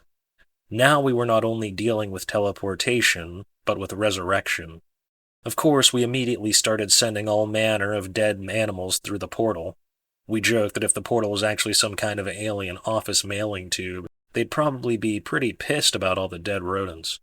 Most of the animals were rejected in the manner of inanimate objects, but occasionally, if they were quite freshly dead, they would come back alive. Not only that, but none of the returned animals seemed altered at all. This was exciting. Naturally, we progressed to people. We wanted very fresh, very intact corpses, so we had to face the question of how to kill a person with the least harm, as the official recommendations absurdly phrased it. We settled on a method of stopping the heart with electricity. Very neat. The first 16 subjects were rejected by the portal. We felt pretty low. In our attempts at resurrection, we were racking up quite a body count. Finally, the 17th subject came back to us. Not only that, but he was cognizant and seemed entirely unaltered. Now, finally, after decades, we were about to find out the secret of the other side. In 63 BC, the Roman general Gnaeus Pompeius Magnus marched his soldiers across the kingdom of Judea and laid siege to Jerusalem, its heavily fortified capital city. Known to history as Pompey the Great, he was 43 years old at the time and one of the most powerful men in the world, an ascendant general tasked with expanding the mightiest empire on earth. In his dealings with the occupants of the obscure kingdom of Judea, he surely had become aware of their peculiar devotion to a mysterious god which they worshipped to the exclusion of all others. A strange notion for a cosmopolitan Roman accustomed to a bustling marketplace of competing gods and cults. He also knew that at the heart of Jerusalem there stood a great temple, even more well fortified than the rest of the city, where this curious god resided amongst angelic statues of gold and other symbols of occult majesty. This temple was the holiest site in the Holy Kingdom and contained within its walls a small sanctuary chamber known as the Kodesh HaKodeshim, or Holy of Holies, where the very presence of this god was said to dwell in the darkness. Nobody in the kingdom was allowed into the Kodesh HaKodeshim except the high priest, and then only once a year on the Day of Atonement to sprinkle animal blood on the ground as an offering. The Kodesh HaKodeshim was separated from the rest of the temple by an elaborate curtain, and the high priest was required to ritually cleanse himself before entering. It was said that any unclean person who entered the Kodesh HaKodeshim would be met with death, and legend has it that the high priest only entered the sanctuary with a rope tied around his ankle, so that if he died therein, he could be pulled back out. How much of this did Pompey the Great know on the day the city finally fell after a 3-month siege? On that day, he and his soldiers slaughtered 12,000 Jews who were defending the sanctuary, and he strode through the entrance of the imposing temple as a conquering hero to the Romans and a murdering intruder to the Jews. Inside the temple, he saw the glittering wealth acquired from faithful Jews throughout the region, but rather than wealth, it seemed that he was more interested in finally laying eyes on this reclusive god he had heard so much about. Ancient historians record that he did not relieve the temple of its treasures, but instead went to the Kodesh HaKodeshim. Maybe he wanted to see what sort of magical creature could maintain such a peculiar hold over its faithful that they would not abandon the temple, even after it was hopelessly overrun, that they would stay and die by the thousands, sacrificing their own blood on its grounds. Perhaps he was unaware of the tales of death that surrounded the Kodesh HaKodeshim. Perhaps he didn't know that this was a god which had leveled the world with a flood, which had rained fire on cities, which had delivered the Jews from the yoke of the mighty Egyptian empire, which had destroyed armies and kingdoms. Or perhaps he had heard these stories and simply didn't believe them. At any rate, history records that he went to the inner part of the temple and pulled back the curtain which hid the Kadesh HaKadeshim from the world so that he might stand and gaze upon the presence of God. The man was an illegal immigrant from Honduras. Illegal immigration has always been a great help to us. Why bother to erase people when they can do it themselves? Anyways, he was under the impression that he had been in the custody of immigration enforcement for the last few months while we ran the standard battery of tests. He was 24 years old, 171 centimeters tall, above average intelligence. We stopped his heart with electrodes and put him inside the flesh interface. He came back quite jittery and minimally responsive. Posing as doctors and nurses, our technicians took him to a medical room for testing and interviews. We assumed he had been altered, but we tested his blood for the presence of the exotic LSD analogs that accompany alteration, and there were none. Slowly, over a period of several hours, he began to calm down. Then he began to talk. We asked him what he remembered about the last few hours. He was under the impression that his experiences had merely been a dream, that some sort of calamity had happened during his sleep which left him reeling. He assumed that the part where we dragged him out of bed and stomped his heart was a dream too. He said that after that part of the dream, he suddenly found himself inside something that looked like a giant sausage casing, like a tunnel of meat. This was very exciting to us, because it roughly corresponded to the appearance of the flesh interface which contained the portal. But given how he was brought into the interface tunnel dead, and returned within the interior zone, he couldn't possibly have seen the interface tunnel. Therefore, we surmised, he was describing the interface on the other side of the portal. This was our first concrete knowledge of what was on the other side. And what did Pompey expect to find on the other side of the curtain? In many Roman temples, there was an image of the honored god occupying some central place in the structure. It can be assumed that he expected to find one of these. But did he expect to find the actual presence of God? Could he have possibly expected this? For if he had believed in the Jewish lore, wouldn't he have also expected death? Wouldn't he expect to be punished for defiling the temple? Would he have been so cavalier about pulling back the curtain? Perhaps in his polytheistic mindset, he assumed that his gods, which had seen fit to give him yet another glorious victory, were more powerful than this backwater Jewish god. What did we expect to be on the other side of the portal? Some kind of intelligence which could explain the bizarre living technology of the flesh interfaces? If the interfaces were the product of an intelligence, was it really something we wanted to make contact with? Did we expect this intelligence to be kind and benevolent? If so, how could we have sent so many living creatures, so many people, so many children to their deaths? What would a benevolent intelligence possibly make of our ruthlessness, our rapacious quest for understanding? According to Tacitus, the ancient historian, when Pompey pulled back the curtain and gazed upon the Kadesh HaKadeshim, it contained no representation of the deity. The sanctuary was empty, and the Holy of Holies untenanted. He found nothing. An empty room. Nor was he met with death. Instead, he strode out of the temple alive and healthy, destined to go on to greater and greater political glory, until 15 years later when he was finally stabbed to death on the shores of the Nile Delta after his defeat to Julius Caesar in the Roman Civil War. As the man spoke of walking through the unearthly living tunnel of the flesh interface, he said he saw a bluish light ahead and heard what seemed to be music, almost like flutes but much, much deeper. As he told his story, sitting on the edge of a hospital bed wearing a loose gown, his hand wandered to his chest and he touched the skin above his heart. There, he found 2 slightly singed patches of skin where we had attached the electrodes that ended his life. I still get chills when I recall how his face changed when he realized that it had not been a dream at all. It was a pitiful, almost childish look of terrible, unwanted understanding. Tears quickly flooded his eyes. This man, who had been brought back from death itself by an unimaginable technology, by forces beyond all our understanding, slowly went limp and died for a second time. And so we were left with disappointment once again. More mystery, more frustration. We had already heard from our child subjects about the strange flute music, but always in cryptic, disjointed terms. We had hoped that this man would give us something more concrete, but the answer had eluded us once again, so we went back to our experiments, selecting a new round of subjects to send through the portal. We had already sacrificed so many lives in our quest, and there was no reason to stop then. Knowing what I know now, I sometimes wonder, was Pompey lucky when he pulled back the curtain and found nothing? The child returned. 31st post. Of all the children who had been returned from the portals, only one survived in the long term, though we didn't even realize it until years later. She had been stolen, or rescued from us, by a rogue technician shortly after return, and was thus lost to us for many years. We finally found her in Estonia and kidnapped her from her adoptive family in the middle of the night. She was 7 when we lost her, and 13 when we found her again. We did a preliminary interview, and she seemed normal in every respect.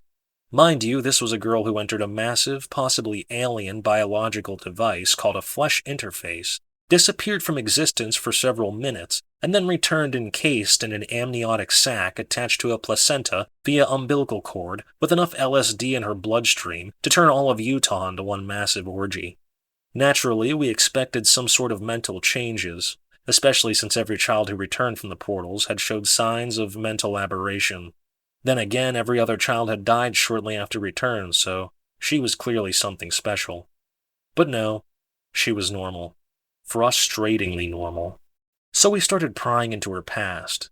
She was reticent, but young and fairly trusting, and it wasn't hard to get information out of her. She said she was born in Brazil, which was correct. We had acquired her from a Brazilian orphanage where she had lived since infancy, the daughter of a dead prostitute and an unknown father. She vaguely remembered her time at the orphanage, and they were not very happy memories. She then began telling us about the first day she met her adoptive parents, but we wanted to know about the time in between, when she was in our possession, when she went into the portal and came back. We asked what happened before she met her adoptive parents. She said she remembered a long, boring boat trip to come over to the Estonian islands. We asked her where she had lived before then. At this question, she grew distinctly uncomfortable. She said she didn't really remember. We pressed her. Her face began to twitch and shudder. This was the first time she had shown signs of any abnormality. We kept pressing her on the question. "There was one summer," she said quietly, "after I moved out of the orphanage, but before I came to Estonia, when I lived with a woman who said she was my mother." This was news to us. Our files had it that she had lived continuously at the orphanage. We asked her about the exact time, but all she knew was that it was for one summer. This was curious, because she had been in our possession one summer 7 years ago. The timelines matched well, but the events were entirely different. We asked her to elaborate. She said that one day a woman had come to the orphanage saying that she was her mother, and the Americans who ran the place had made her go with the woman. They had gone to a crummy old house, and she lived there for the summer. As she said this, she began to sob. She said that she had forgotten all about this, that she hardly remembered it at all, and that she didn't want to talk about it. "She wasn't my mother. I knew. Her face wasn't right. It wasn't a real face." Oh no, this one is real. 32nd post. This is always the first thought when waking up after a blackout. After hours of flitting between different varieties of nightmares, you start to dream that you are lying sick and insane in a stained bed in a shithole apartment that smells like cigarettes and spoiled ham. Your slowly crystallizing consciousness begins to note that this particular nightmare is more persistent than the others, and that it has a certain uncanny clarity to it. Oh no, you realize. This one is real. You wake to the utter ugliness of your reality. It's just too much, too awful. What's the last thing you remember? Oh God, it wasn't even midnight before the madness set in. You look at your hands. A tiny vibration runs through the fingers. Your entire mind feels like the raw, meaty patch that's left after a fingernail is torn off. How many hours were you blacked out? 3? 4? You sit up and look around for evidence of mischief. Smashed plates, bags of takeout food, a nightstand drawer filled with vomit. All clear. You feel your face for bruises. Nothing major. Wallet and phone? Present and accounted for. Your phone says it's 2 p.m. Not bad. You check the calls and texts. Nothing unusual. No 2-hour conversation with your boss starting at 5 a.m. You log into your bank website and take a look. $94.56 spent last night. A king's ransom by your standards, but at least you didn't go on a $400 blowout. You sit and wonder why you have this feeling of black guilt in your stomach. It's just a hangover, right? Just your poor brain snapping back from all the depressant you gave it last night, entering a hyper-vigilant state, a paranoid state, an intolerable state. God, you need a drink. You deserve a drink for not blowing the rent last night. Medically, you need a drink. Just a little drink, but nothing overboard that will get you all drunk at 3 in the afternoon and blacked out again tonight. You go out of your tiny bedroom to the front part of your apartment, and your heart stops. A woman is lying asleep on your couch. Not a young woman. An old woman. A tiny old grandma with messy gray hair. Jesus, what have you done? Her eyes slowly open. At least she's alive. She asks if you're okay now, and you nod. The question is sinister. Okay now. What had been going on before? You can't deal with this without a drink. Who gives a shit if she sees this old lady in sweatpants? You go to the freezer and get the vodka and take in 2 good belts. Your stomach makes a violent protest, but your brain almost weeps with relief. Who are you? You ask the woman directly, and she smiles and lets out a shy, grandmotherly little chuckle. She says she didn't expect you to remember last night, that you had repeatedly warned her that you wouldn't. Her demeanor is so warm and kind you begin to worry that you have fucked this woman, that you have fucked this elderly woman and now she is in love with you and wants to move her posturepedic bed into your apartment. You ask her with greater urgency who she is, and you tip another shot into your mouth. She says that she wants to hear the end of your story. She says that last night you came into the cafe that she owns carrying a bottle of wine. Before she could tell you to leave, you began telling a story. A wonderful story, but she got too drunk and didn't finish it. So she got you into a cab and made sure you got home and slept on the couch because she very much wants to hear the end of your story. You tell her you don't recall telling any story, and she expects this. She says that it's the story about the children in the forest, and you must know it. It was too wonderful to have just been made up. You shrug. You don't know any stories about any children in the forest, unless it's Hansel and Gretel. Was it Hansel and Gretel? It was not. Well, that's the only child forest story you know. She tells you it was a very beautiful story and it made her cry, and she very much wants to know the end of it.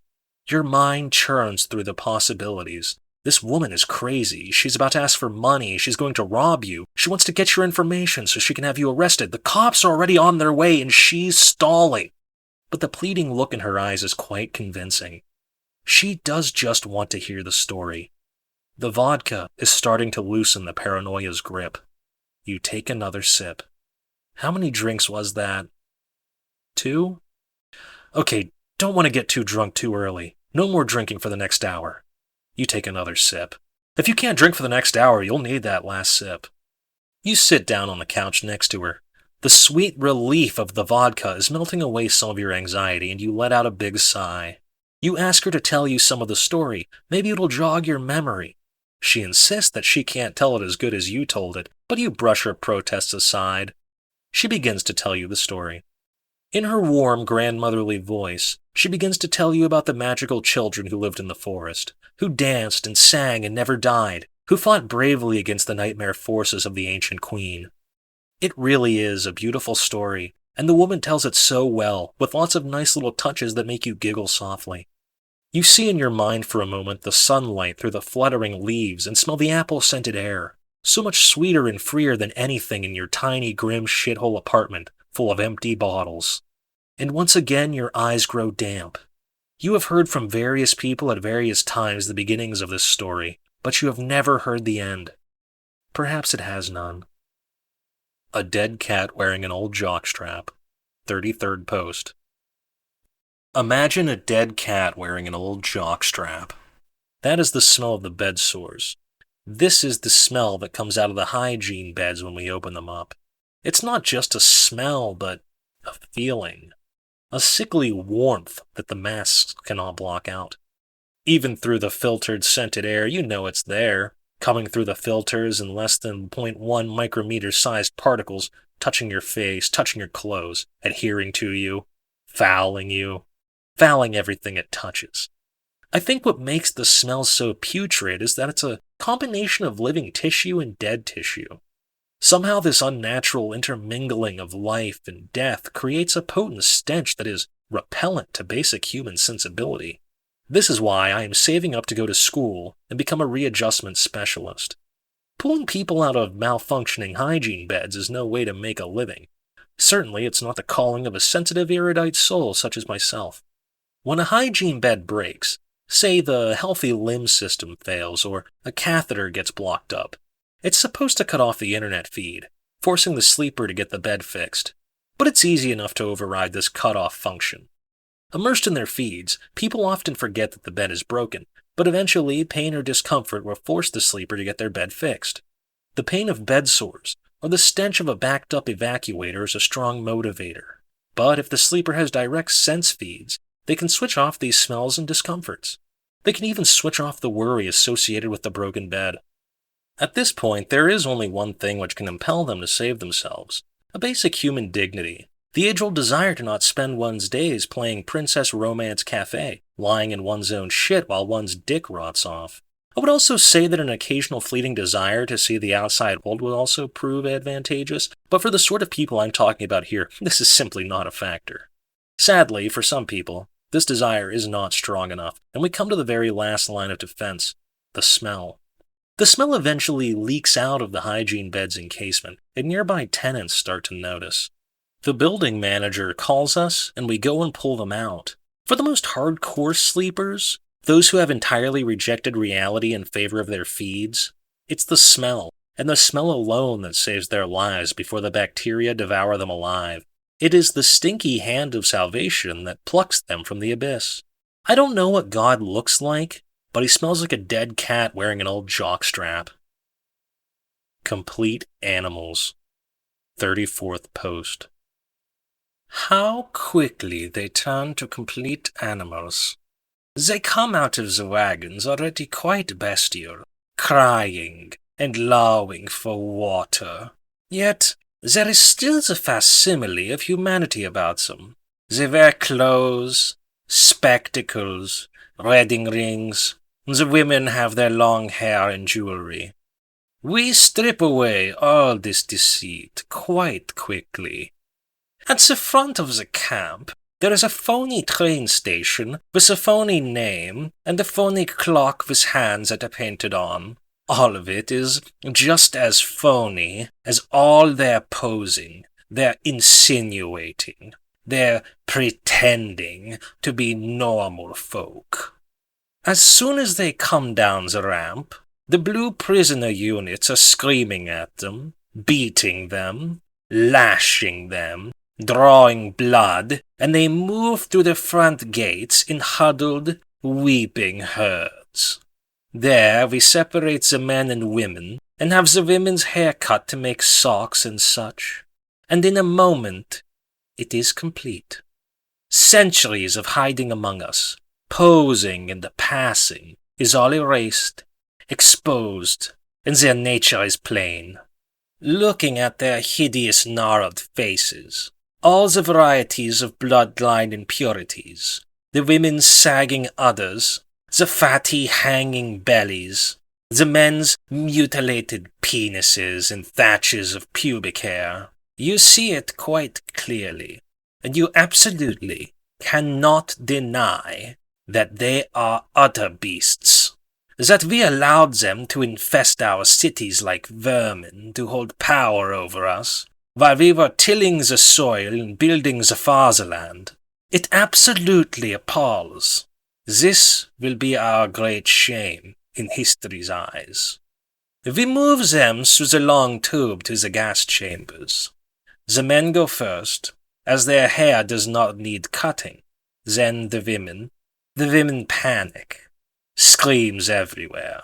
You watch the mottled haunches of the old women shudder and ripple as their legs shake like newborn calves. They realize that we will not be wasting any time, and that it will all be immediate. Streams of fresh shit run down their legs, and now the helpers must club them every step of the way or they will turn back. Marchenko carries a sword. He thinks it is an Imperial cavalry sword, but it is just an imitation.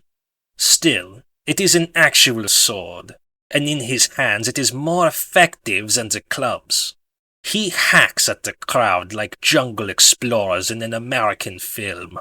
He makes all sorts of sneering, dramatic faces as he works, and whenever he scores a particularly impressive blow, his whole face is red with delight.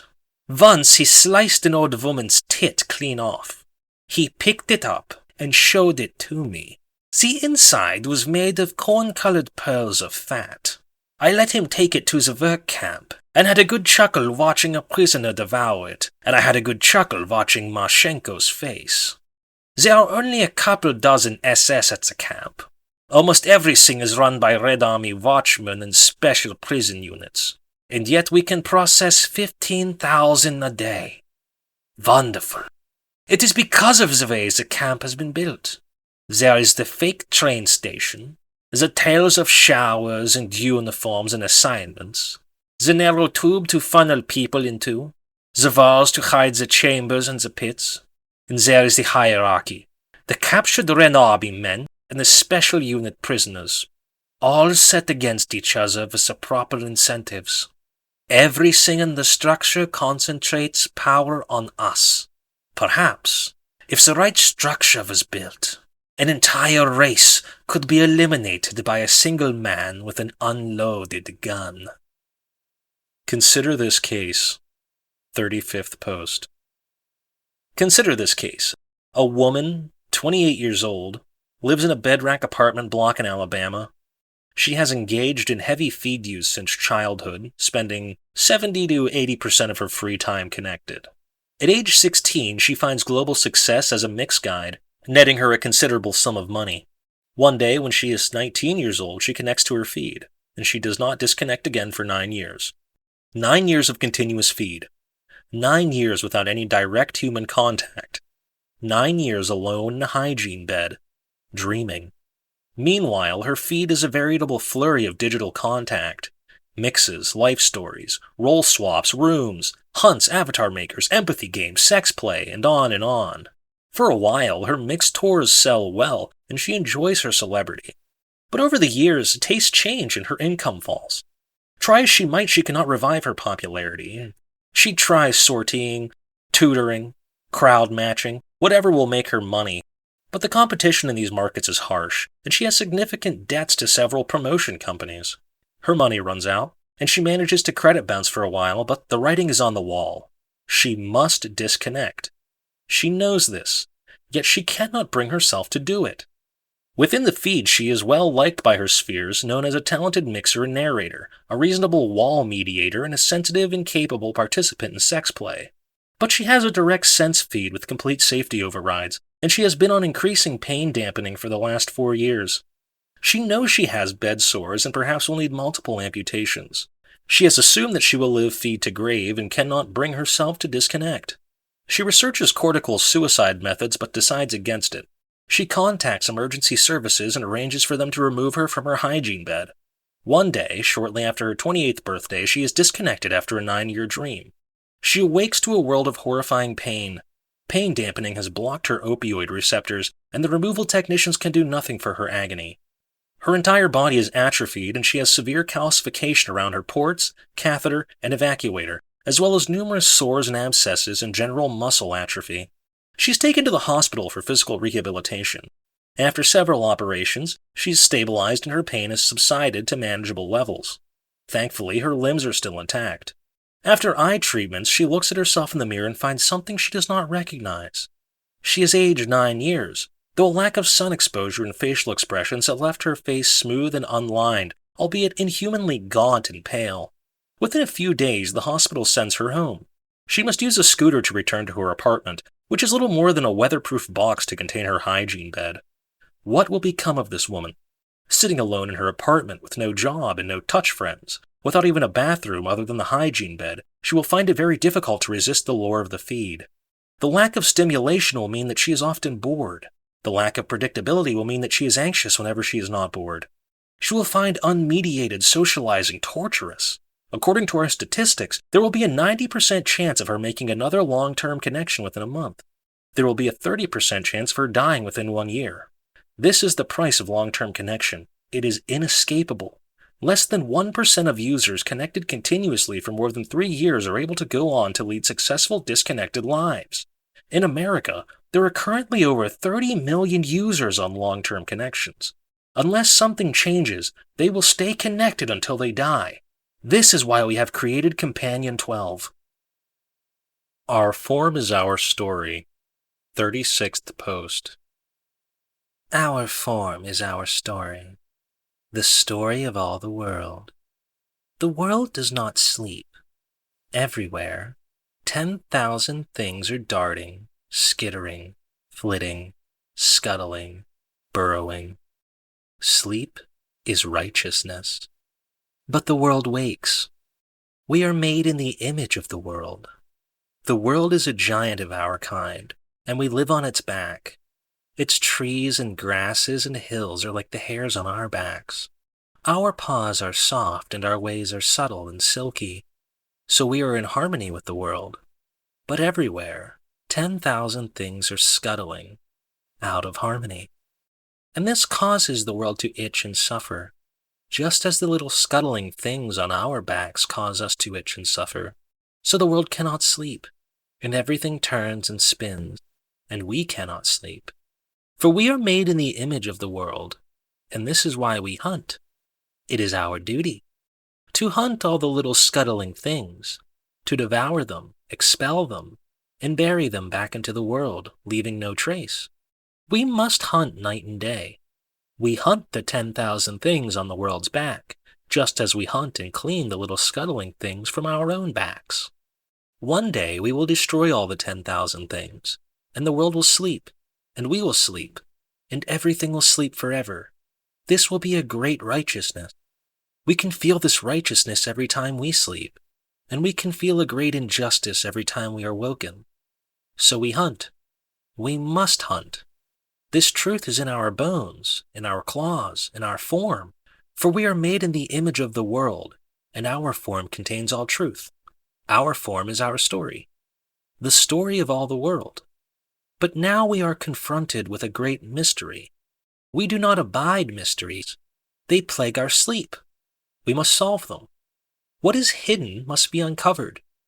So we search and sleuth, but this mystery eludes. It scuttles and slips away, time after time, and we do not sleep. But it seems there is no message in our form which gives us any answer. Is our form incomplete? I, above all others, have become obsessed with the mystery of the oily ones. A team of doctors from Berlin. 37th post. One day during the final summer, a team of doctors came in from Berlin. They were in the midst of a grand experiment which they considered to be of the utmost importance and needed access to a large number of prisoners, something beyond what they could acquire in Berlin. We protested that we were not equipped for any sort of medical experiments, that our camp was designed for a single purpose, but they insisted, and we were forced to accommodate them. I was immediately irritated by their senior doctor, a haughty man in his late 40s named Engel, who always wore a crisp white coat and fine leather shoes. He arrived with his team of doctors, and I could scarcely believe it. A Jew. This was perhaps the ugliest Jew to have ever personally offended my eyes. He was a very tall man, a full head taller than average, with a furry black beard, a gnarled, claw-like nose, and very prominent eyes. Those eyes were something of a source of fascination to me, as they were not the rat-like black color of the normal Jew, but a much lighter shade of brown, almost like bronze. He wore a shabby suit and followed Engel quite closely, almost as if they were associates. and always his strange flashing eyes were roaming about in a suspicious way. When I first met Engel, I asked who this Jew was, but my question was brushed aside.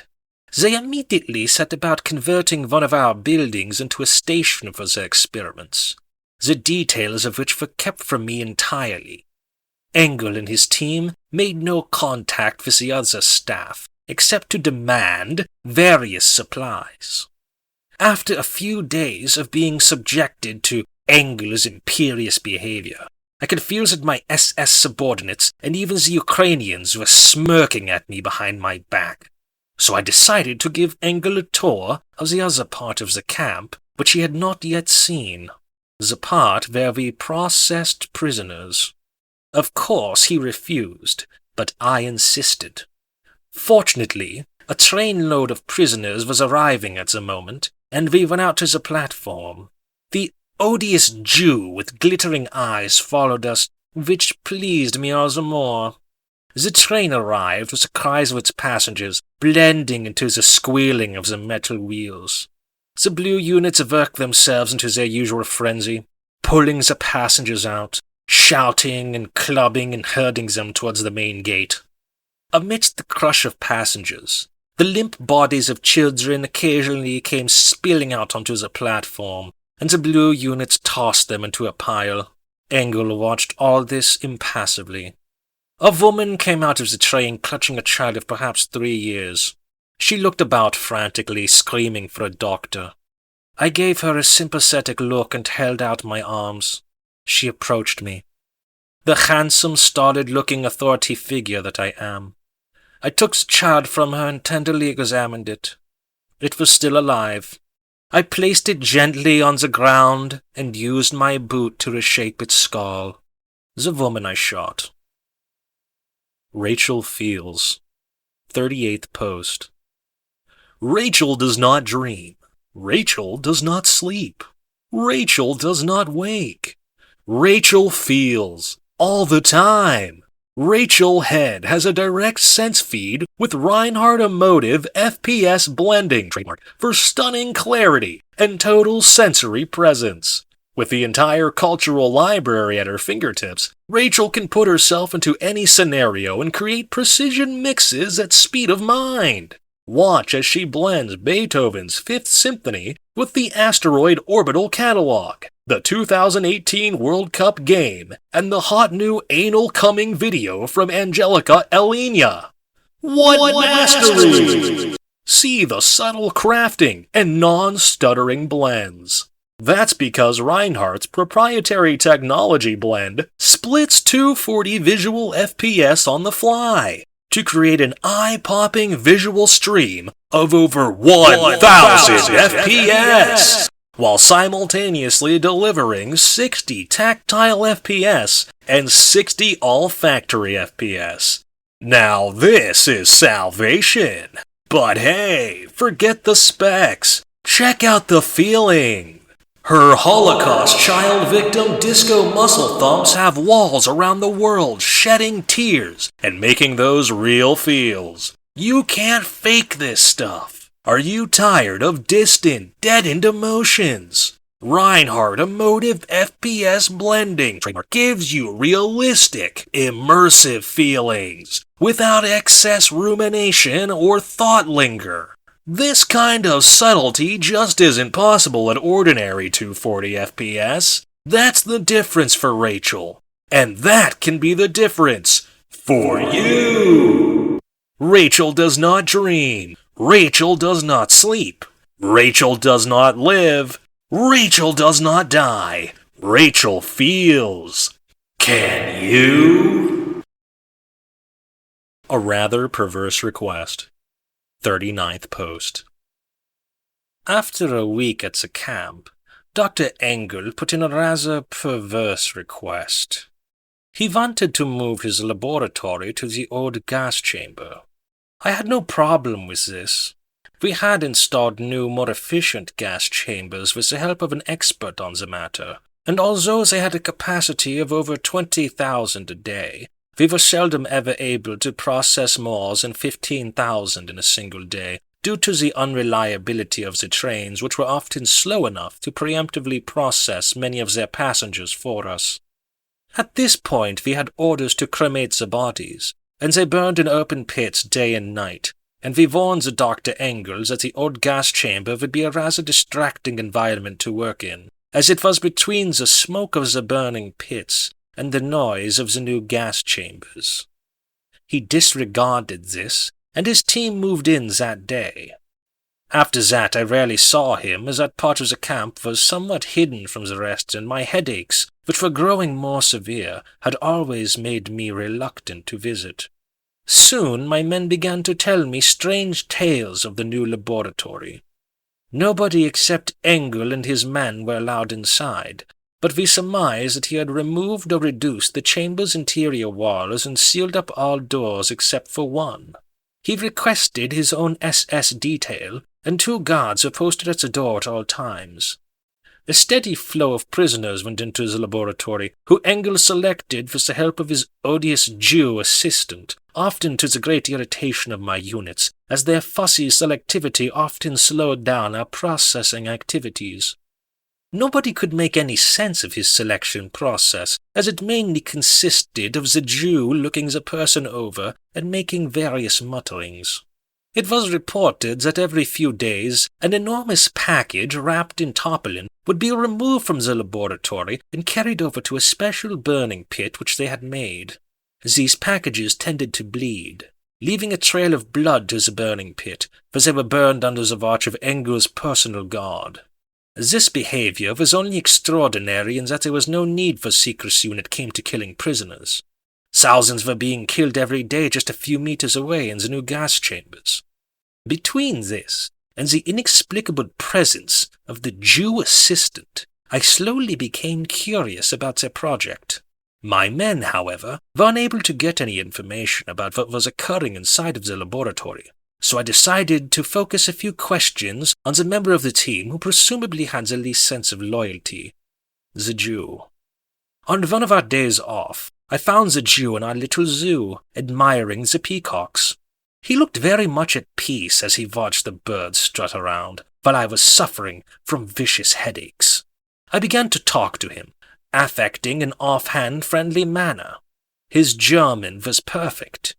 I asked him about his background, and he told me he had been a religious student in Berlin until he was expelled to a ghetto in Krakow. I asked him how he had met Engel. Here he told me something quite surprising. This was actually his second time coming to Treblinka. On his first visit, he was on the very verge of being shot when somebody had noticed his perfect German. Apparently, there had been a request for prisoners who spoke excellent German, and this earned him a reprieve. He was sent back to Berlin, where Engel performed tests on him. I asked about the nature of these tests. At this he became more reticent. He had been instructed to discuss nothing with me. I merely informed him that I would shoot him through the face if he didn't tell me everything. At this he showed no fear, but looked at me with his odd brazen eyes, and gave me an almost pitying smile.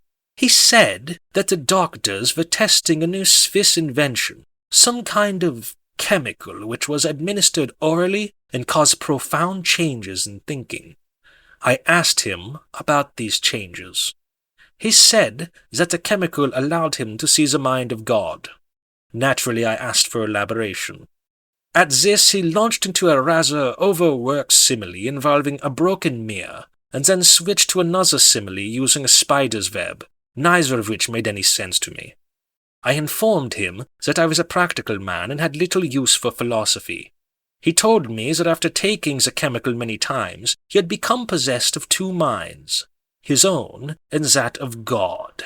In all his doings, he was conscious of God's intentions, of God's plan for all human life. I asked him if he was following God's plan, and he said he was not following it entirely. "I am wrestling with God," he said cryptically. "How does one wrestle with God? Isn't he all-powerful?" "When God presses forward, you must yield to be destroyed. And when God yields, you must press forward. Well, that sounds more like dancing than wrestling. Or making love, I said with a snort. He smiled. Yes, it is, except that dancing is not so painful. Then why wrestle at all? If God is God and you know his plan, why not simply follow it? Surely this is the best course.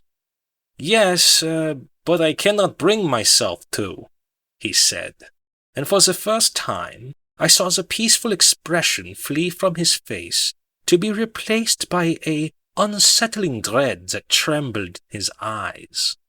God's plan is simply too awful. Mother Babylon, 40th Post.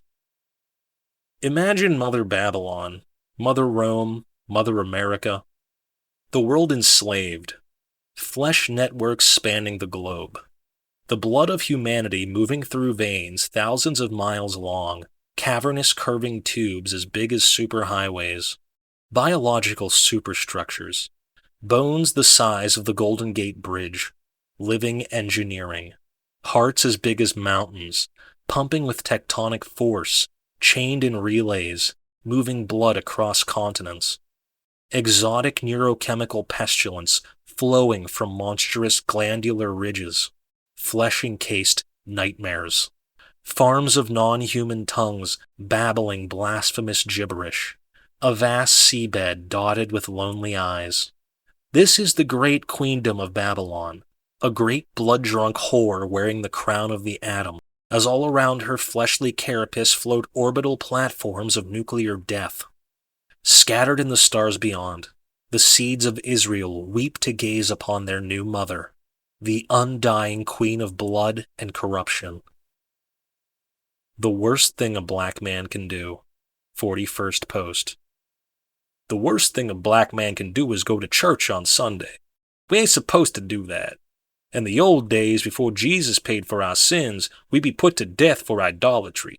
But now you see 'em all dressed up in their suits, and the girls all in dresses with their booty hanging out. They got the coochie hanging out of the dress. At church. They going in there like it's a club. That's not what God wants. He wants us to dress modestly because we are God's chosen people. But they don't know this. They eating crab and shrimp platters. Going to Red Lobster, all-you-can-eat shrimp, $9.99. They don't follow the law. And then they go into church and they worship this picture of a white Jesus. That's idolatry.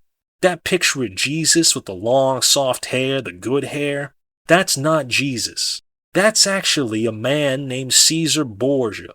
The real Jesus had curly hair, black hair, because he was black.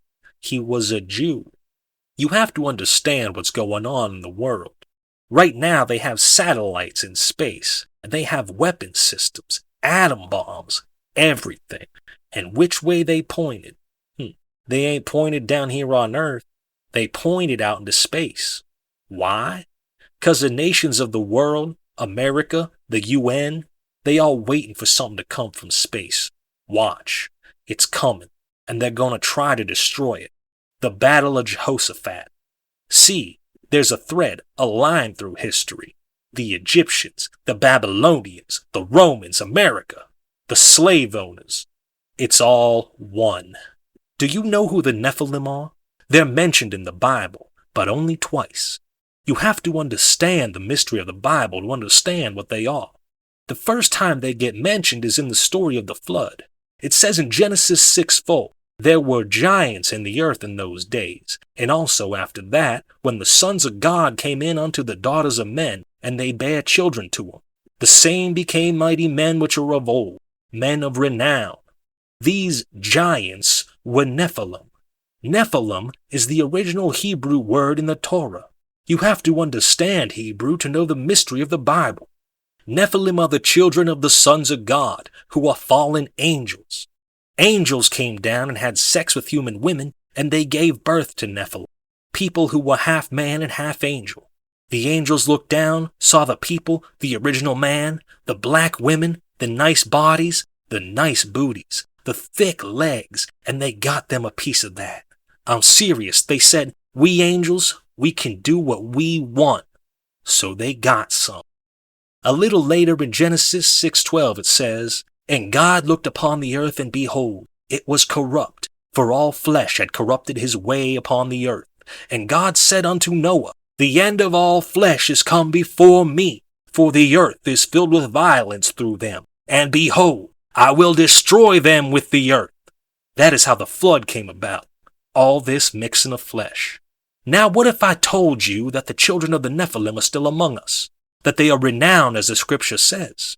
That our scientists, our bankers, our leaders, our inventors are Nephilim?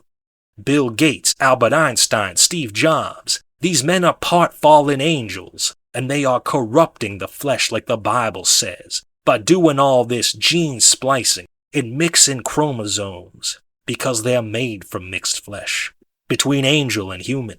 So they're all for everybody mixing, men with men, girls and girls, whatever. Pretty soon you're gonna see chicks with two heads walking down the street, and we supposed to say it's cool. I won't say no more because I don't want to get banned. The Nephilim control the internet, and I'll just say I seen it myself. I seen how they mix the flesh, experiments, the government, making new things. It's out there. Finger blasting. 42nd post. In the training curriculum for becoming a readjustment specialist, they omit finger blasting entirely, which is odd considering what a routine part of the job it is. I can't tell you how many times I've been in the middle of a conversation with a client, only to have her slip her finger into her shorts and start diddling away. My clients, long-term session heads, i.e., people who have been connected to a direct sense feed for multi-year spans, are practically feral.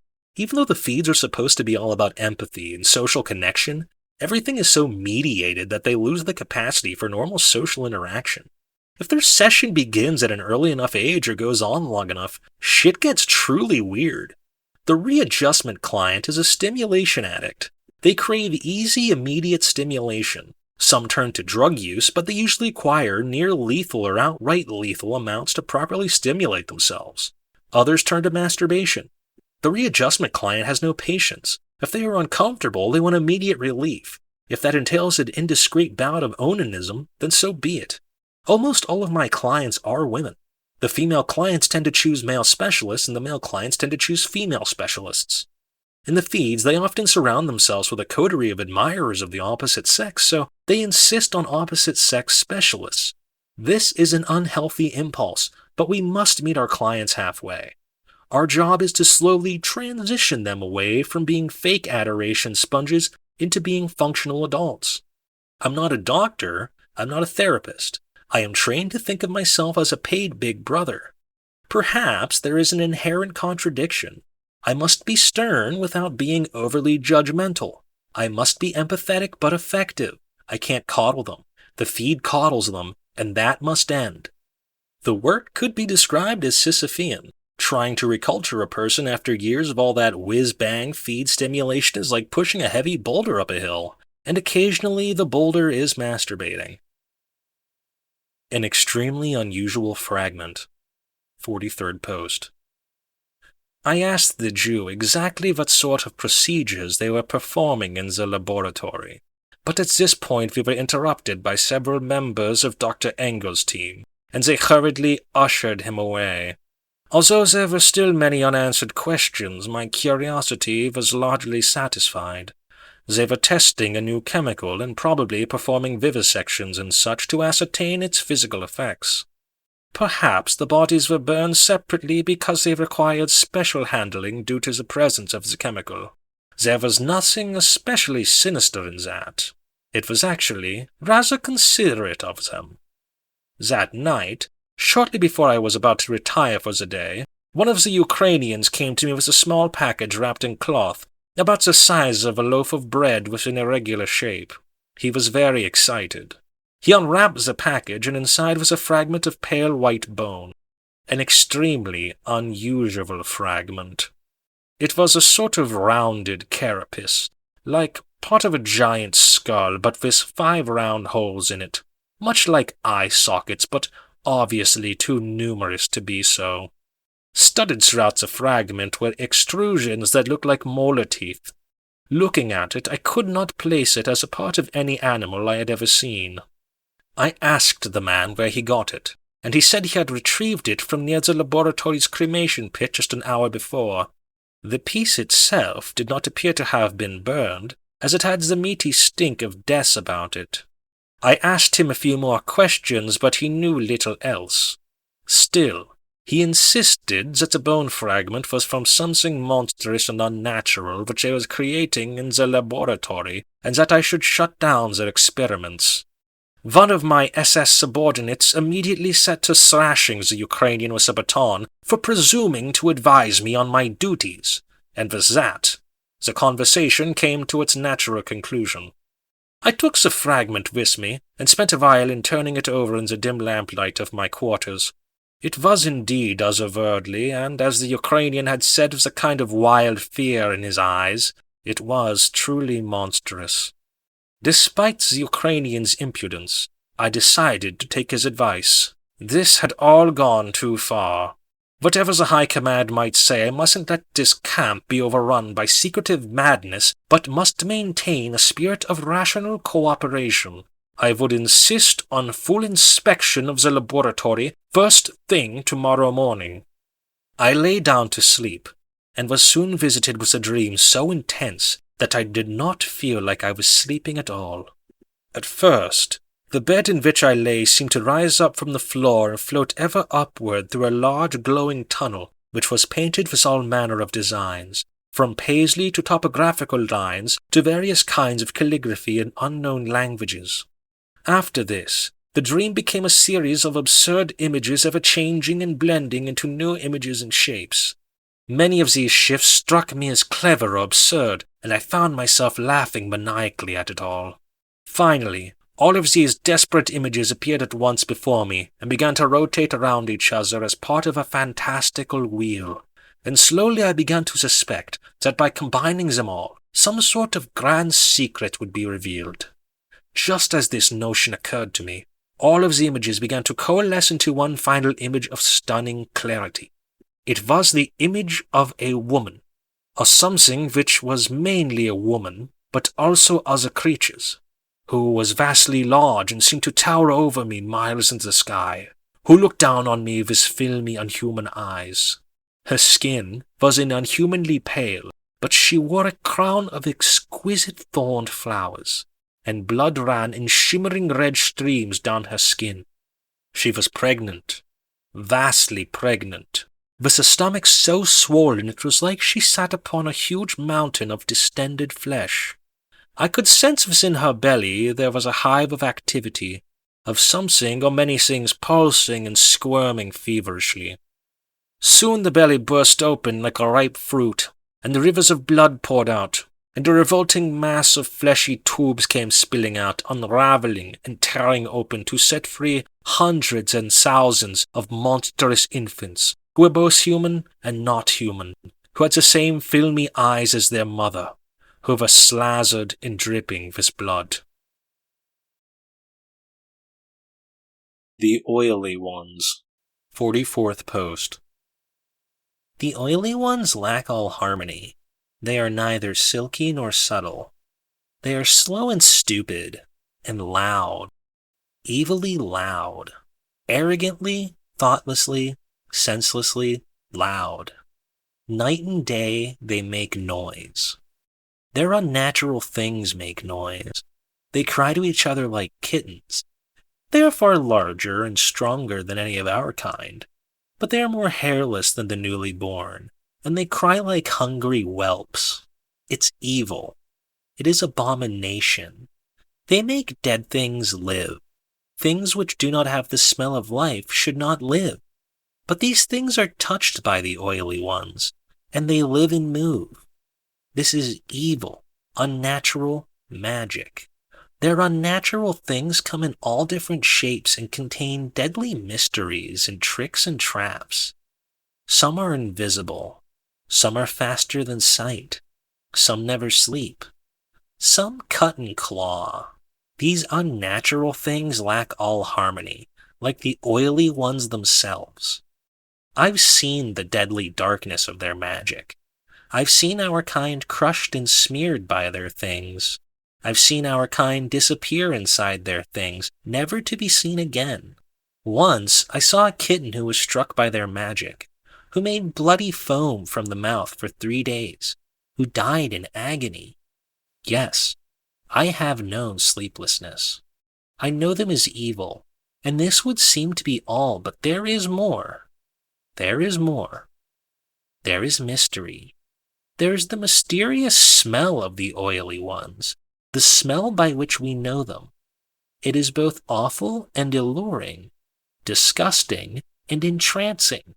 It smells like the sweet oily fat that coats the heart of a pigeon, the best part of the flesh.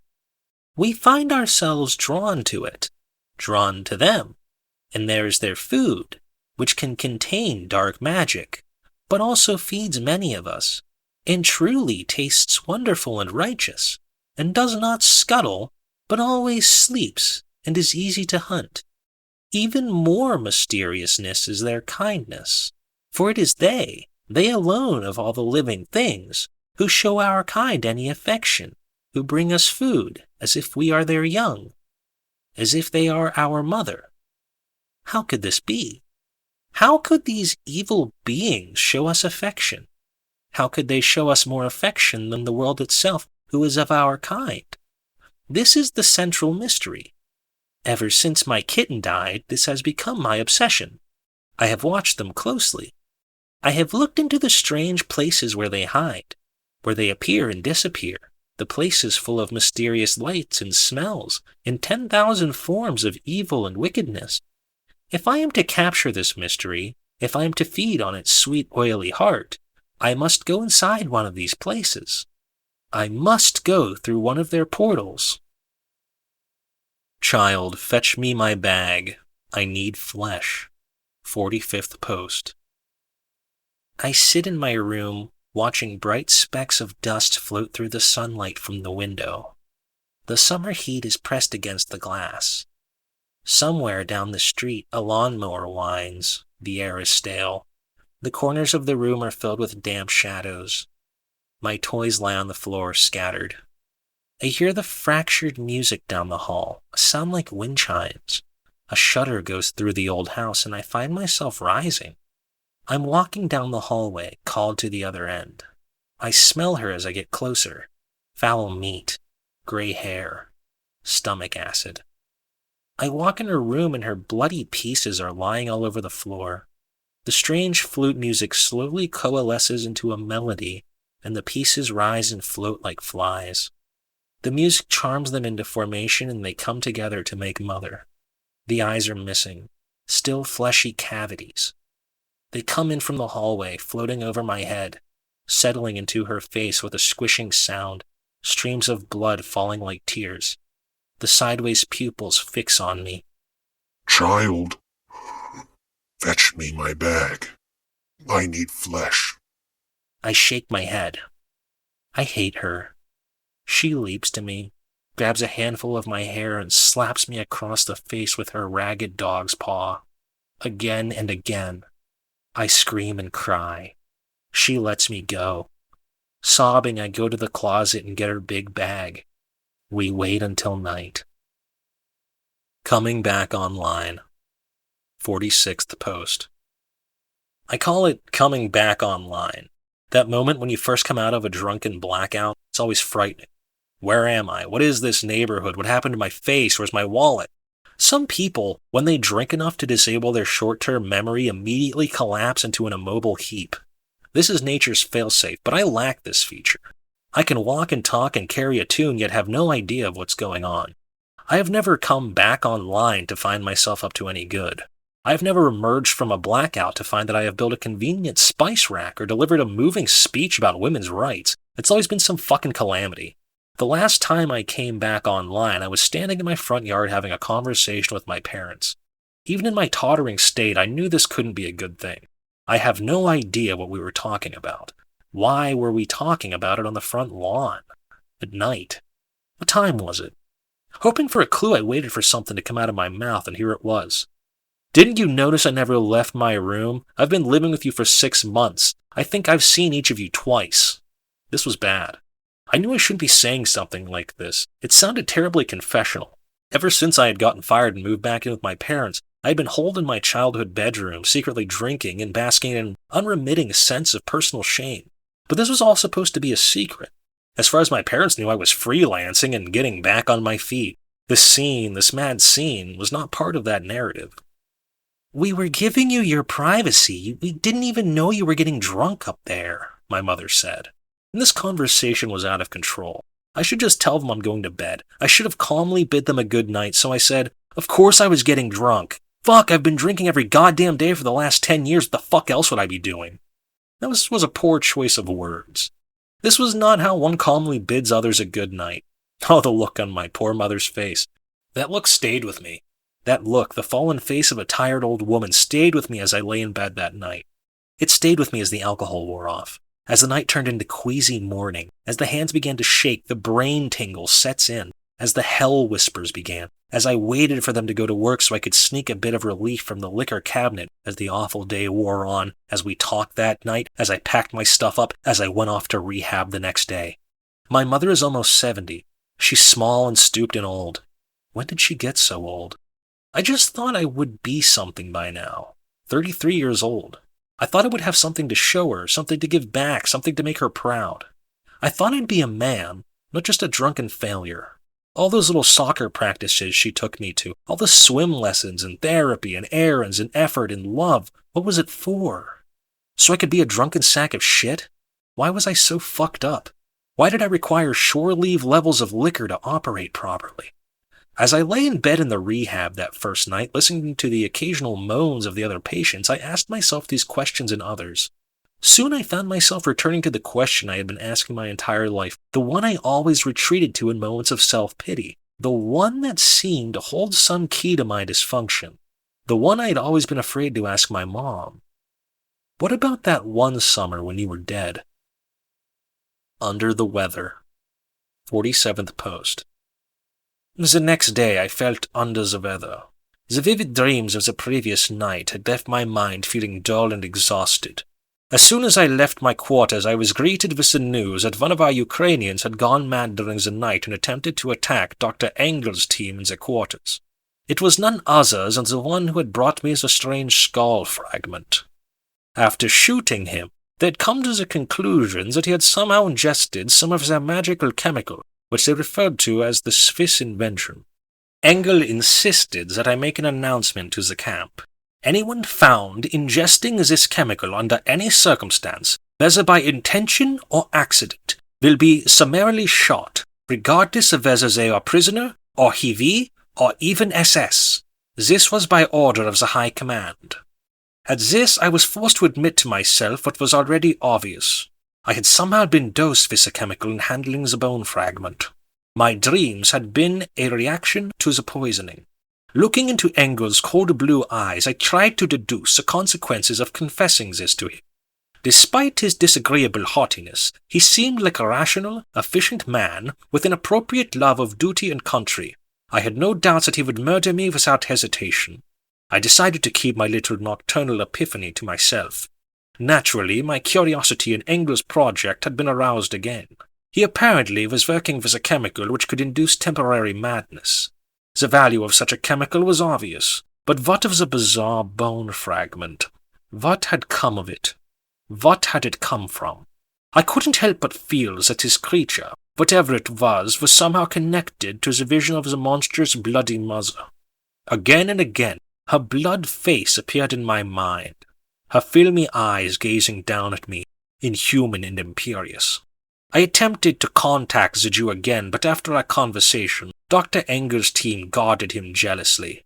He was never left alone. As the hot summer days went by, my curiosity about the matter grew to obsessive proportions. The monstrous mother visited me several more times in my dreams, of the normal varieties this time, but no less vivid and disturbing. I began surreptitiously observing Engel's laboratory, which was guarded day and night, and I asked some of my men to do the same. To our knowledge, the bloody packages had ceased to emerge from within, but something stranger began to happen. This new phenomenon was presumably occurring at all hours, but was imperceptible in the bustle of the day when men were about and the gas chambers were operating. Only at night, and only when the fires were burning quietly, could it be perceived. I first observed it shortly before dawn one muggy morning.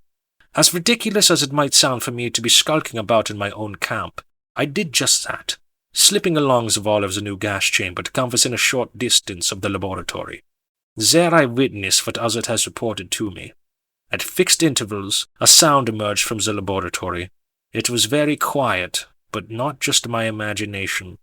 A creaking sound. The sounds that many odd houses and structures make as the materials shrink and swell from temperature and moisture. But this came very regularly, every 4 or 5 seconds. Slowly a realization crept upon me. The building was breathing, steadily, in and out. It was breathing. It was alive. This realization, which I'll admit was more of an unconfirmed intuition, filled me with a dread so strong that tears came to my eyes. There was something enormous and alive inside that building. The sight of death, bloody death beyond most men's imaginings, had left me unmoved. But the sight of life, this new and unnatural life, pressing against the walls of the building, was enough to chill me. Again, I saw the face of the unholy mother in my mind, saw her filmy eyes, saw a slight smile form on her lips between the streams of blood. That night I could not sleep. Fortunately, the next day was our weekly day off, and I was able to spend most of the day in my quarters. It was abnormally, intolerably hot and humid. My thoughts followed disorderly circles around the revolting image of the mother, and I felt as if I was being revisited by the temporary madness brought on by the so-called Swiss invention. I had long loathed life at the camp and had accepted it as a tolerable hardship, but now the constant smell of the burning sickened me, and I felt I could take no more. This afternoon, some of my men decided to go off to a nearby lake for a swim, and on the whim I accompanied them. I needed a reprieve from the heat. At the lake I eased myself into the cool water and floated idly, watching the clouds pass overhead. Here there was nothing but the gentle twittering of nature. It had been here before our murderous camp had been built, and it would be here long after. Gentle and peaceful. I had been in water for just a few minutes when I received the news. Groups of prisoners had broken into the armory, smuggled weapons out, and a full-scale uprising occurred back at the camp. The rest of the day was a whirlwind. We raced back to the camp, and I found myself personally trading fire with the prisoners, as all about buildings burned and everything was chaos. We called for reinforcements, managed to subdue the camp, and set out into the woods to catch the escapees. A fair number were intercepted, but over 100 escaped. This was an unmitigated disaster. Coming back into the camp after the hunt, I had only to look around at the faces of my men to know that I was now in a position of total disgrace. As calamitous thoughts raced through my head, I found myself walking towards Engel's laboratory. Deep black soot stains around the front door showed me that the interior had been burned out. All around the entrance lay the bodies of Engel's team, their white coats dyed in fresh red. They had been massacred. Engel himself had been stabbed and shot several times, and his throat had been slashed. And then there was the Jew. The Jew lay on the ground with one of my SS men standing over him, holding a rifle with a fixed bayonet. The Jew's abdomen had been bisected, and his bowels spilled out over the ground. They were now caked with dust. A few feet from him lay a kitchen knife. Apparently he had stabbed Engel's whole team to death before being opened up by the bayonet. To kill half a dozen men like this was no mean feat. My officer stood with one of his boots atop a loop of the Jew's intestine, sneering at him. Remarkably, the Jew was still alive and aware. When I approached, he lifted his head, and I, for the last time, found myself caught in his strange gaze. We stood like this for a moment, staring at each other, inexplicable emotions flooding my mind. The Jew opened his mouth and croaked something. A bloody foam spilled out over his lips. He tried again. "Water," he said. I quietly instructed my man to get some water. He scoffed, and I clouted him about the head and screamed at him. He scurried off and returned a moment later with a large ladle of water. I took it and stooped down over the Jew and carefully tipped the ladle to his lips, letting him drink. He drank carefully. I wiped the bleeding foam from his lips. All the while I could not fathom why I was doing this except for the commandment of the man's pleading eyes. His lips trembled and he attempted to speak. I cradled his head and leaned close to hear his words. I know this is not God. I've killed them, but others, you must. I waited for him to continue, but he did not. Must what? I asked. You've seen her. Your dream is the future. The mother? I asked. The bloody woman? There is still time to stop her. You must. You must. And just like that, his life fled from him, and the glimmer in his eyes went dull. I set his head gently on the ground again and stood up. I looked to the burnt-out entrance of the laboratory. It was now unguarded. I could walk right in.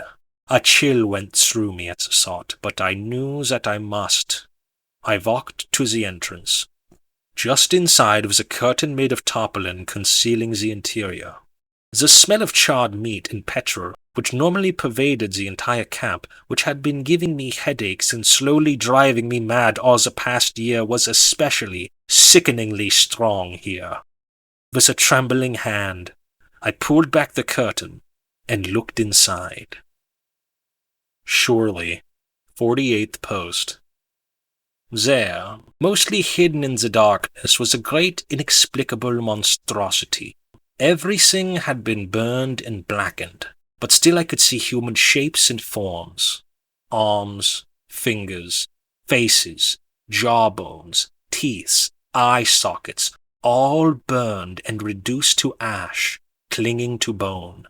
But this was no pile of burned bodies. I had seen piles of burned bodies. I had seen mountains of burned bodies. This was something different. Human parts were coming out of the wall and the floor and ceiling. Arms and legs hung like stalactites. Faces came out of the floor. They were fused together in ways that could not be possible. At seeing this, I was filled with the strongest possible urge to turn away, to back out of the awful laboratory and run for my life. But I heard again the Jew's final words, "You must," and knew this to be a command. I went inside. As the curtain closed behind me, I was enveloped in almost total darkness. Bones creaked beneath my boots. Near the back, I saw a shaft of light where one of the old doors had been sealed up but had become partially open again. I walked toward it, stepping over unspeakable crunching shapes, brushing past nightmarish forms. I reached out to the crack of light and pulled back a board which was covering the door. Though I was not able to rip it free, I pulled it loose enough to let in a considerable amount of light, enough to reveal what sat at the back of the laboratory. As a child, I once went to a zoo in Vienna where I saw an elephant skull. Looking at the object now before me, I was reminded of this long-ago moment, and of how I had spent maybe half an hour staring at the skull from every angle, how I was titillated by its enormousness, its impossible alienness, and its unsettling similarity to what was familiar and human. Before me was a large obloid shape, almost as tall as me, stippled with hundreds of what looked like eye sockets.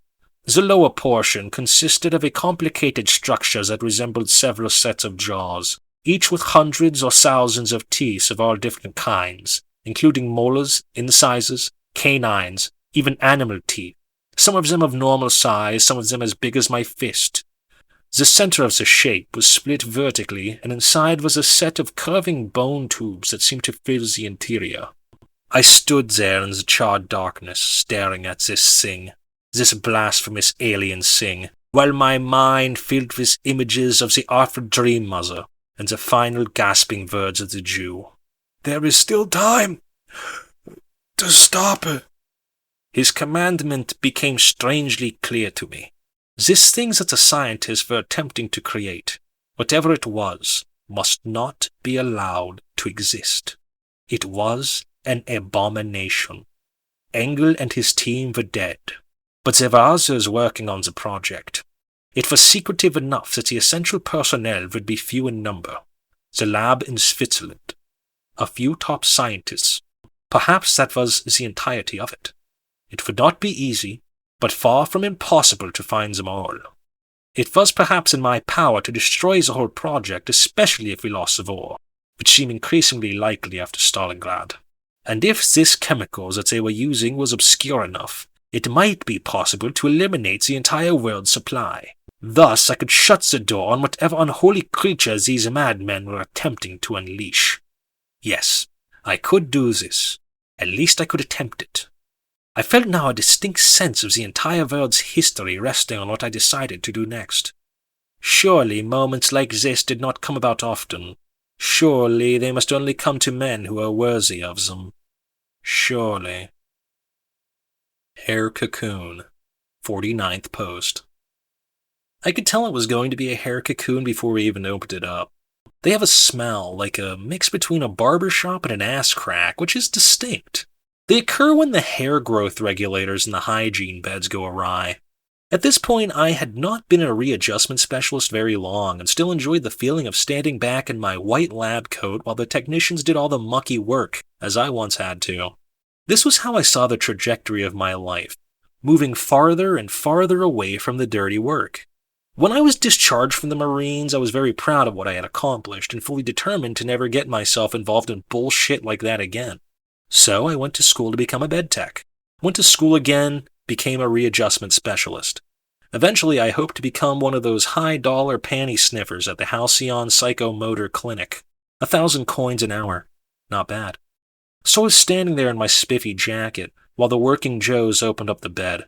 I was pretty sure there would be little need for me today. We were pulling out a 33-year-old woman who had gone into the bed at age 9. This was approaching a record. The younger a person is when they go in, the lower the likelihood of viability.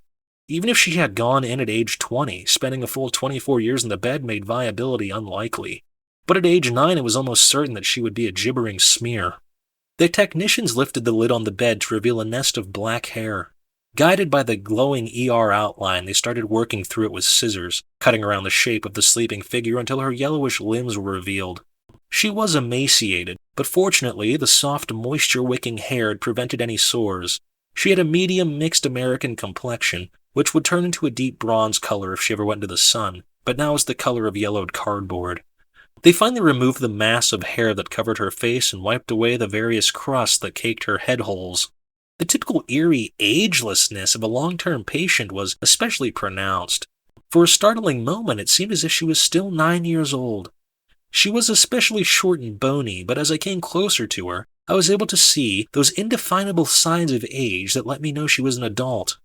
"Hi, Karen, can you hear me?" I asked. I was required to at least attempt to communicate with her, though the odds of her being able to comprehend a basic face-to-face conversation were essentially zero. Her eyes opened, revealing large wet eyes with black pupils. This was a good sign. Some occupants were unable to even understand the concept of eyelids or blinking.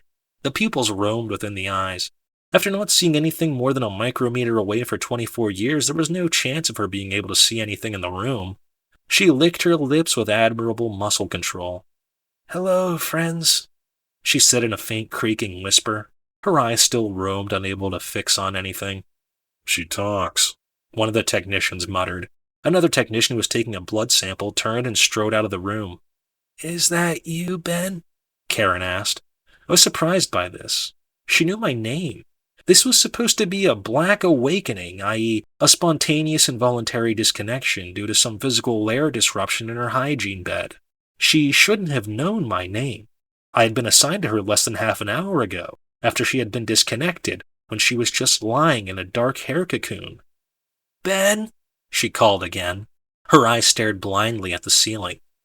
"Yes, Karen, I'm here," I said, trying and failing to sound reassuring. "Can you come closer? I can't see you. I'm scared." I stepped closer to the bed, the smell of the foul hair becoming more intense.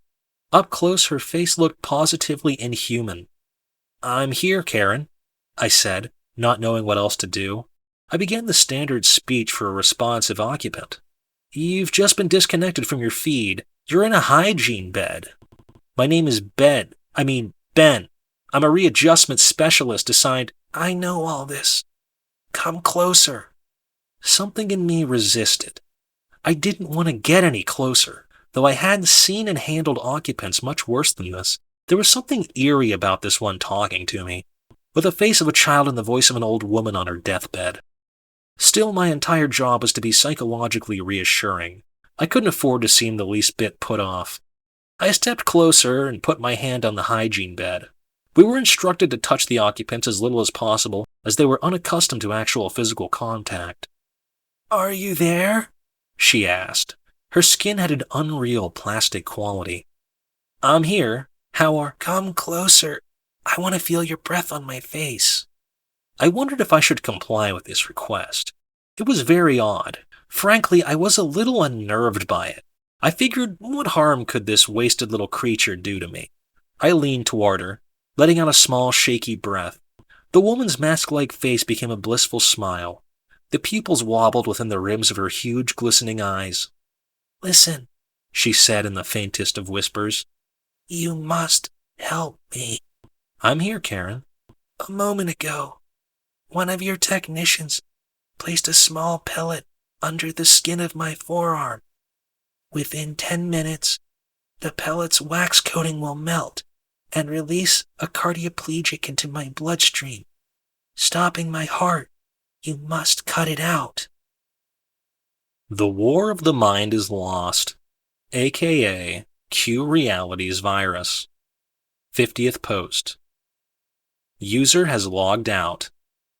General Castillo is gone. She made a real flesh narrative. She was clever. She got a lot farther than any of us had any right to, but Q smelled her. Q slew her proxies. Q localized her. Q funneled her paths to one. Disconnection. It hurts. She was the last of the bred, our best hope. The ultimate soldiers fighting the final war. She and the other children were supposed to be the answer to Q, but there was no answer to Q. There never will be. Not after 10 trillion heat deaths. Not if every particle in the universe became a transistor and they all cycled together and the stones themselves cried out. The war of the mind is lost. We lost it. Now begins the plague. The plague of the flesh. I can't explain how it just snatches you up. 51st post. I'll say it. Hitler did the right thing. Do you know what he did? He came busting up into people's houses, snatching them out of their houses, and killing them. But that's because the so-called Jews in Germany were selling weapons to America to go to war against him. So he did what he had to do. He had to check them. The people in Europe who call themselves Jews are not Jews. They're the Rothschilds, the Khazars, or the Khazarians, or whatever they're called. They say they are Jews, and are not, but do lie. And there wasn't no Holocaust. They just said there was to get control of Israel. They sold arms to America so they could get the land of Israel. You want a real Holocaust? What about 100 million people killed in slavery? What about 100 million Indians killed in the New World? That's a Holocaust. What happened in Europe wasn't no Holocaust. You can disagree all you want. 5 years ago, I'd have disagreed too. I used to go to that church every Sunday and worship that white Jesus, just clapping and singing praises with the rest of them. Oh, hallelujah! Go down, Moses! But that was before I knew my history.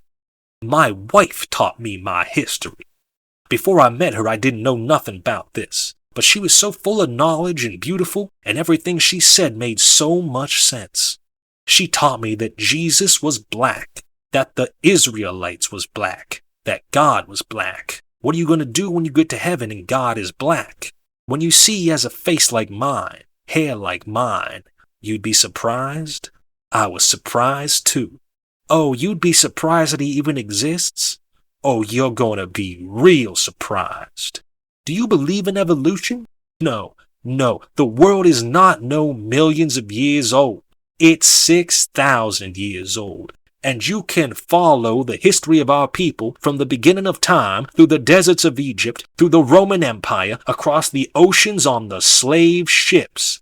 You can see how God has tested us, how we have survived, because we're special. We're his chosen people. I learned all this from my wife before we got married.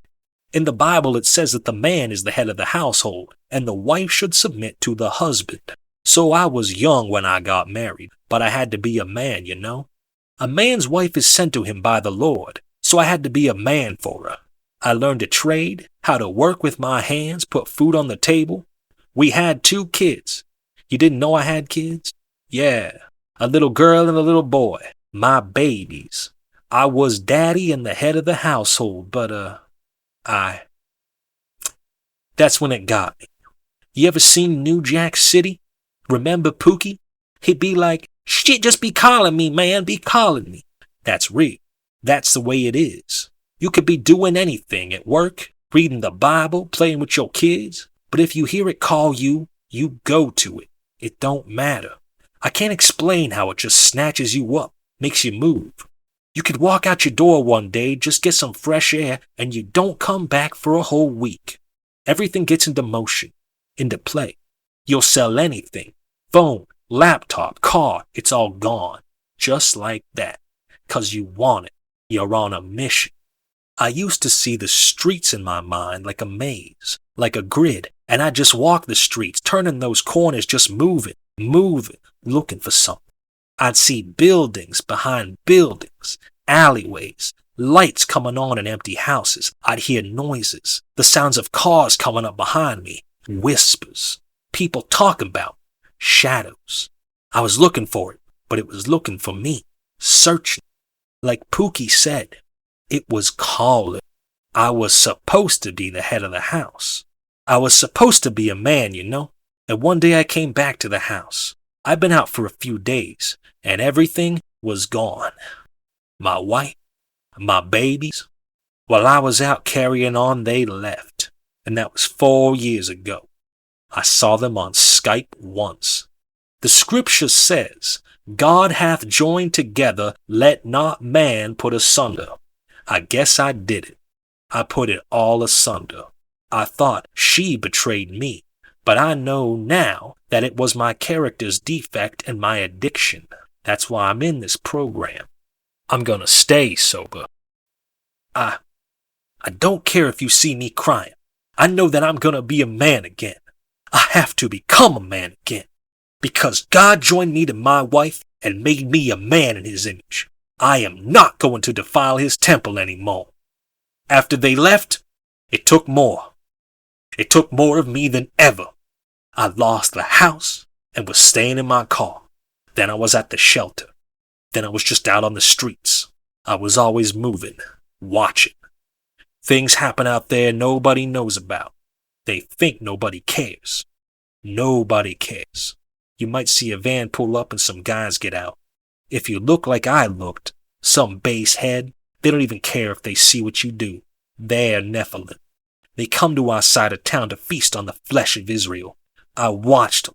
The children of fallen angels. I saw what they did, what they built. I never want to see it again. Tired of these damn anti-Semitic Jews. 50-second post. Love and tolerance of others is our code. Page 84, giant crock of shit. It's not often you meet a black Jew, and it's even less often that you meet a black Jew who believes in Jesus. And it's that much rarer to meet an anti-Semitic black Jew who believes in Jesus. That's gotta win you some kind of fucking prize. It's like a unicorn throwing a no-hitter, and to be roommates with an anti-Semitic black Jew who believes in Jesus? What a treat. What an absolute delight. Don't you love it when a disagreement over laundry turns into a 30-minute fact-free lecture about the end of days, FEMA camps and the mark of the beast? LOL, just anti-Semitic black Jew for Jesus things. I don't think I'm gonna make it living in this sober house. I can't live with this nutcase. The house manager says I'm supposed to be open-minded and tolerant. Should I be tolerant of some of the most odious and insane anti-Semitism I've ever encountered outside of a Nazi rally? I don't know. I'll concede that it is possible that he could become a cool guy if only he stopped believing in everything he believes in and believed in entirely different things. That would be a good first step. The real problem is that I hate AA. I fucking hate it. That is the same old bullshit magical beliefs as any cult, but they pretend to be open-minded. It's just a bait and switch to convert you to believing in God. The entire program is nothing but, let God make you sober. That's it. That's the entire program. Yeah, they try to distract you with all this pseudo-systemization, 12 steps and 12 traditions and triangles and diagrams and slogans and little self-help exercises. But that's all just a bunch of numbers and jargon to hide the essential emptiness of the program, to hide the fact that it is centered on a God that doesn't exist.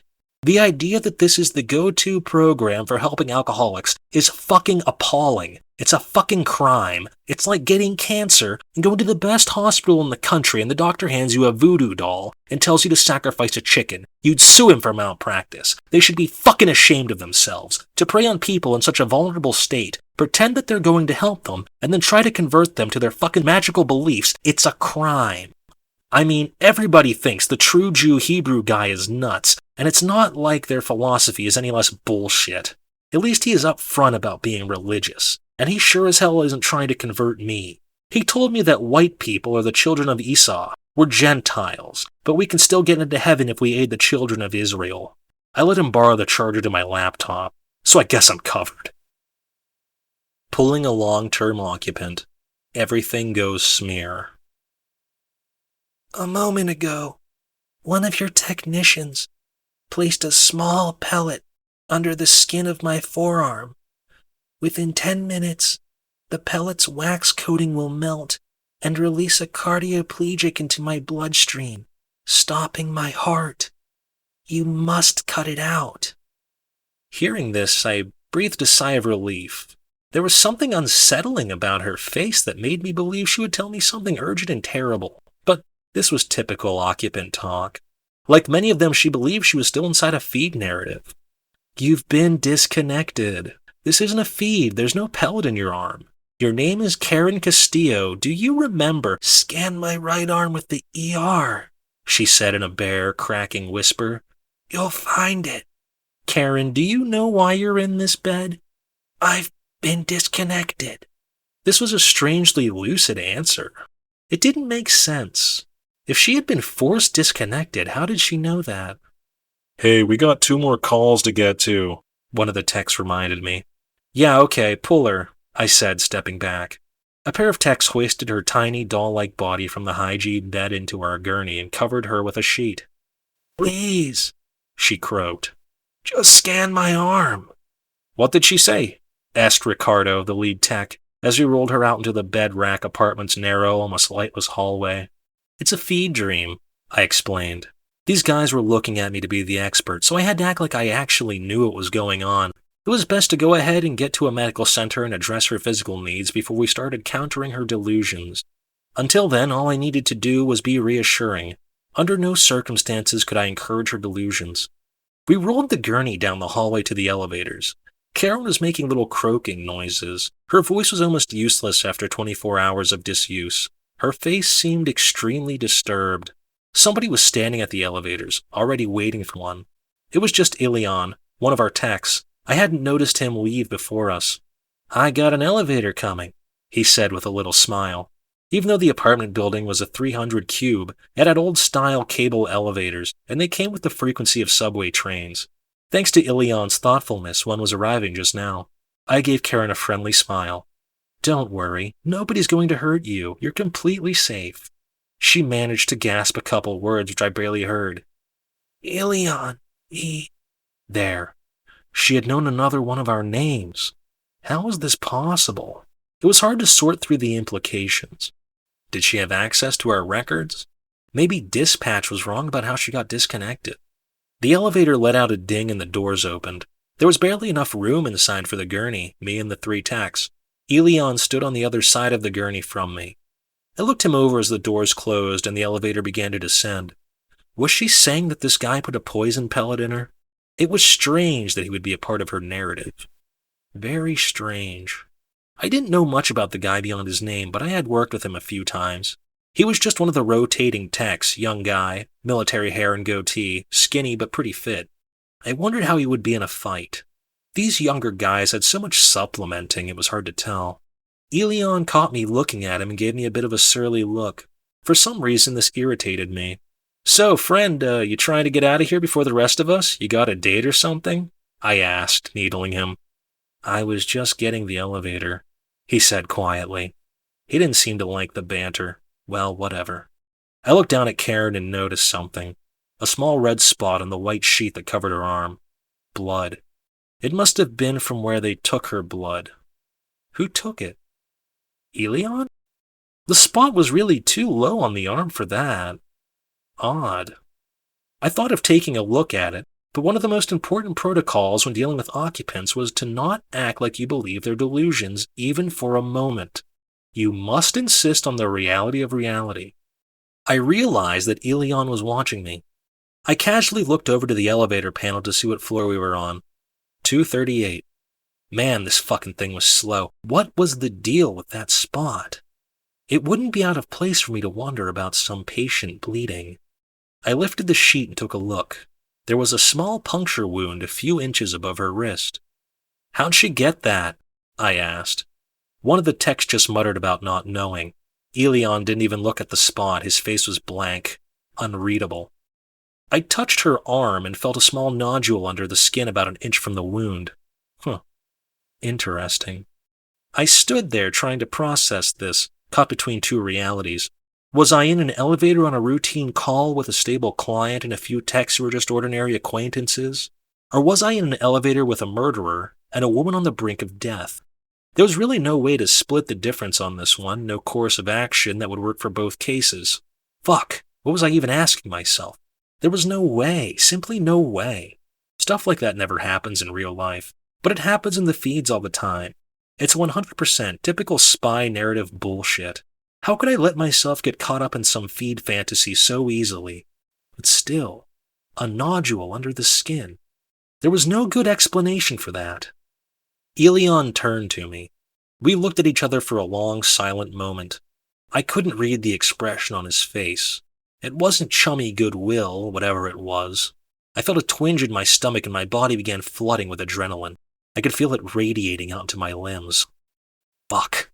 My time in the Marines had taught me many things, many of them useless in the normal world, many of them useless outside of a bar or cat house, but one of the more useful ones was that I should trust my adrenal gland. It meant that my paranoid lizard brain understood something that my snotty intellect was too busy to notice. It happened when things were too quiet, when a certain car kept following the convoy, when somebody was acting funny. There in the elevator, I almost reached for the grip of my rifle. I wasn't wearing a rifle, of course, so I just scratched my chest trying to keep my fingers loose. Elion put his hand to his hip. Just like that, I was leaping across the gurney. I grabbed his wrist with both hands, but it was an awkward angle, with me splayed over the gurney, and I had no control. A silver pistol came out of his pants, still halfway in its holster. "Help! Get him!" I shouted as I slid off the other side of the gurney towards Ilion's feet, holding on to that wrist for dear life. I heard shouting everywhere, but nobody helped me, and nobody got him. Now I was on the floor wrestling with Elion.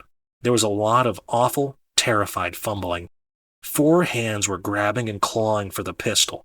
Somehow my head was jammed between Elion's shoulder and the wall, and I couldn't even see the gun. I could just feel the metal. There was a shot, painfully loud. Elion shouted. Was I hit? Now the gun was wet. I managed to wiggle my fingers around the grip. With one huge twisting jerk, I put the muzzle against Elion's face. No! I pulled the trigger, a shot, and his head kicked back against the wall, the mouth popping open. Everything went still. His hands were still holding mine. Along came an old crone. 54th post. The people were moving along the river, as the people do in the gentle days, moving from one fruitful place to another. Mayed played the flute, first a river song, then a berry song, and then both mixed together. It was so flowing that the people began to laugh and shout. Resh slapped his chest and called out the names of the fathers and the deeds, and it all flowed so well that we almost didn't see the old woman in the thorn-flower bushes. She was an old crone, huddled up in the bushes, naked and covered with cuts. All the music fell away at once, and the people gathered around to take a look. She was very old, far into the barren years, maybe even into the years of being carried. I did not like the look of her right away. She did not have a face of the fathers and the people, but rather the hungry, untrusting face of one of the wandering strangers that we sometimes met along the river. Even when strangers were friendly, they did not know the names of the fathers or the deeds, except for maybe a few, but they did not say them properly or with respect. Other times they set upon the people, killing and raping and committing all manner of hideousness. I was always glad to see them go on their way, leaving us alone with the Mother River. Some of the older people tried to talk to the crone. She knew some of the names of things, but said they were wrong. I went away from the crowd and looked out into the rocky land. I had a feeling that maybe she was not alone, that there were other strangers with her ready to set upon us. The land seemed to be empty. Some of our cats were with us, crouching and sniffing around, and they seemed unworried.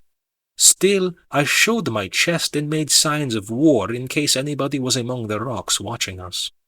Rima saw me making the signs and laughed at me, saying that she saw some lizards making signs of surrender. I made a few signs of courtship towards her, but with a snarling face, and she ran off giggling. Somebody called my name. I came back to where the people were gathered. Somebody had given the crone a cloth to cover herself, and some of the women were putting good lucky mud on her cuts. I did not like this. Why should we waste anything on a barren old woman? Somebody had called me because I was the son of Arad, one of the great men of the people. The crone had called on all the great people, the leaders of the people. She wanted to show us something. I did not like this either. Who was this useless crone to call on all the great people? The crone was talking to the great people. The way she said the names was all wrong, but her voice was like strong music, and her eyes were very large and powerful, and she moved her hands, making all sorts of unknown signs. The people listened to her closely, and I found myself listening with them. She said she was the daughter of the river. She did not have a mother and father of the flesh, but her mother was the river alone. I scoffed at this. The stories of the deeds tell us that the ancient people came from the river, but this was long ago, and they were not strangers who came from the rocky lands alongside the lizards. She went on talking, saying she was living with the painted backs, a friendly group of strangers we had met before, but they had all been set upon by another group of strangers. The other strangers were powerful and cruel, and they carried all the painted backs off except her. This was how she ended up naked in the thorn bush. The people murmured at this. When had it happened? Just the night before. And this was worrying. Maybe the other strangers were still around, waiting to set upon us. The crone asked the people to take her with us. This started more murmuring. She was a stranger, not a person, and she was an old crone. She could never become a person by birthing one of the people, nor could she work hard for the people. She was useless. Mayed, the flute player, spoke up and said we should show her the kindness of the people, the same kindness that the Mother River shows to us. Are we not useless to the river who was here before us and would be here forever? I liked Mayed, who was close kin, but he liked talking and impressing people too much. Now we were in the gentle days and things were easy, but what would happen in the dry days when everything needed to be saved? And who would carry the crone when she could no longer walk? The fathers did not perform the deeds so that we could carry old crones around. But I did not say this because I am not good at talking, and my words would seem weak compared to Mayed's, which glittered and flowed. The woman began talking in her strange way again, saying that we should take her with us because the Mother River would bless us with many things, as she was the mother's daughter. Now some of the people began to scoff like I did, saying that this was not according to the deeds. The crone agreed with this, calling these people wise, and saying that some of the deeds were secret. This started more talk, which started to lean toward argument, when the old crone suddenly strode right into the river and held her hands up and called for everybody to watch. The people became silent. The woman reached into the river, searching for something. After a moment, she pulled her hands out and showed us, dripping and shining in the sun, 3 very large river clams. Waving the clams around for us to see, the old crone claimed that this was proof that she was the blessed daughter of Mother River. Many of the people snickered and muttered names of the fathers. Everyone knew that these were the gentle days, and it was easy enough to reach into the river and pull out clams. The woman was just a filthy old trickster. We should leave her and move on. Look, the woman cried, and she handed the clams to the great men. Look inside! Our Uncle Kes slipped his thick yellow thumbnail into a clam's mouth and pulled it open. The people pressed around him to get a look. It was a nice clam with healthy meat, but clinging to the shell was a large, perfect pearl. The women all let out little sighs and the men murmured. Other great men pulled open the other 2 clams, and they both held even larger pearls, all 3 perfectly round. At this, people gasped and shouted, and everybody began talking at once. A man might go a whole lifetime only seeing 1 perfect pearl pulled from the river. 3 was a thing that had never happened before. 3 was a thing which would live among the deeds. Take her with us, one of the women cried, and soon most of the people were saying this. I found myself saying it as well. The woman was surely part of a powerful flow, and it was best not to swim against her.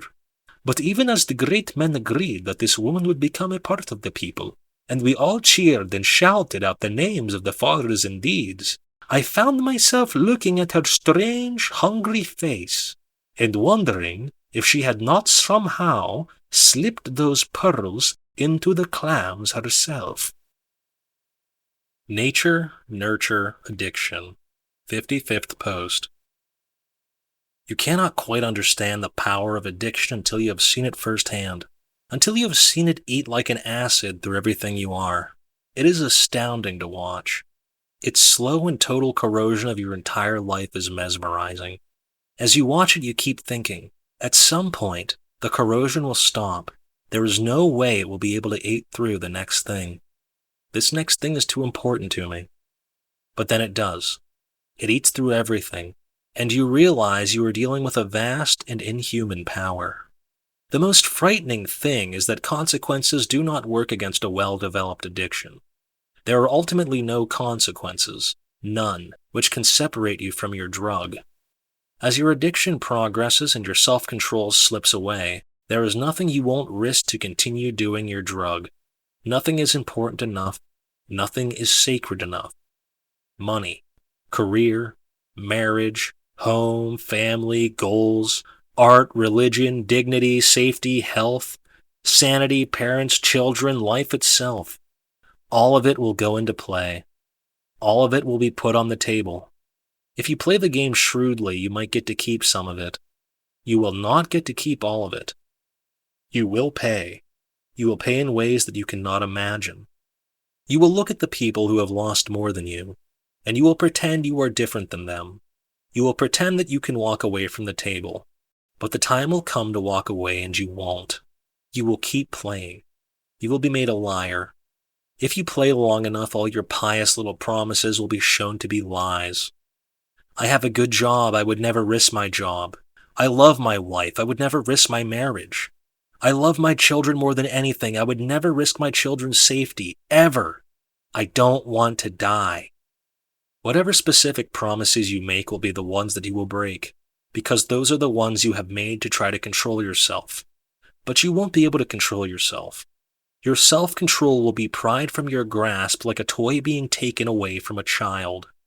And when you break these promises, you will not be some mindless junkie who doesn't care anymore. You will be in many ways the same person you are now, and you will know how awful and horrifying your actions are, and you will do them anyway. You will not be able to believe what is happening to you. You will tell yourself that you are unlucky or cursed. You will watch in horror, but what you are watching is yourself. The horror is what you are doing. I realize that this all sounds rather silly and dramatic. From the perspective of somebody dabbling with drugs, this all sounds laughably overwrought. But if you ever go where I have been, if you ever see what I have seen, this will still sound laughable, not because it is overwrought, but because it is insufficient, because it doesn't even begin to describe it. How do you exert your will without disrupting the world? AKA, an introductory course in SPDT for advanced hygiene bed users. 56th post. To hunt prey, to taste righteous lifeblood, You must simply become an ordinary part of the world. Look around. What is happening right now? Nothing at all.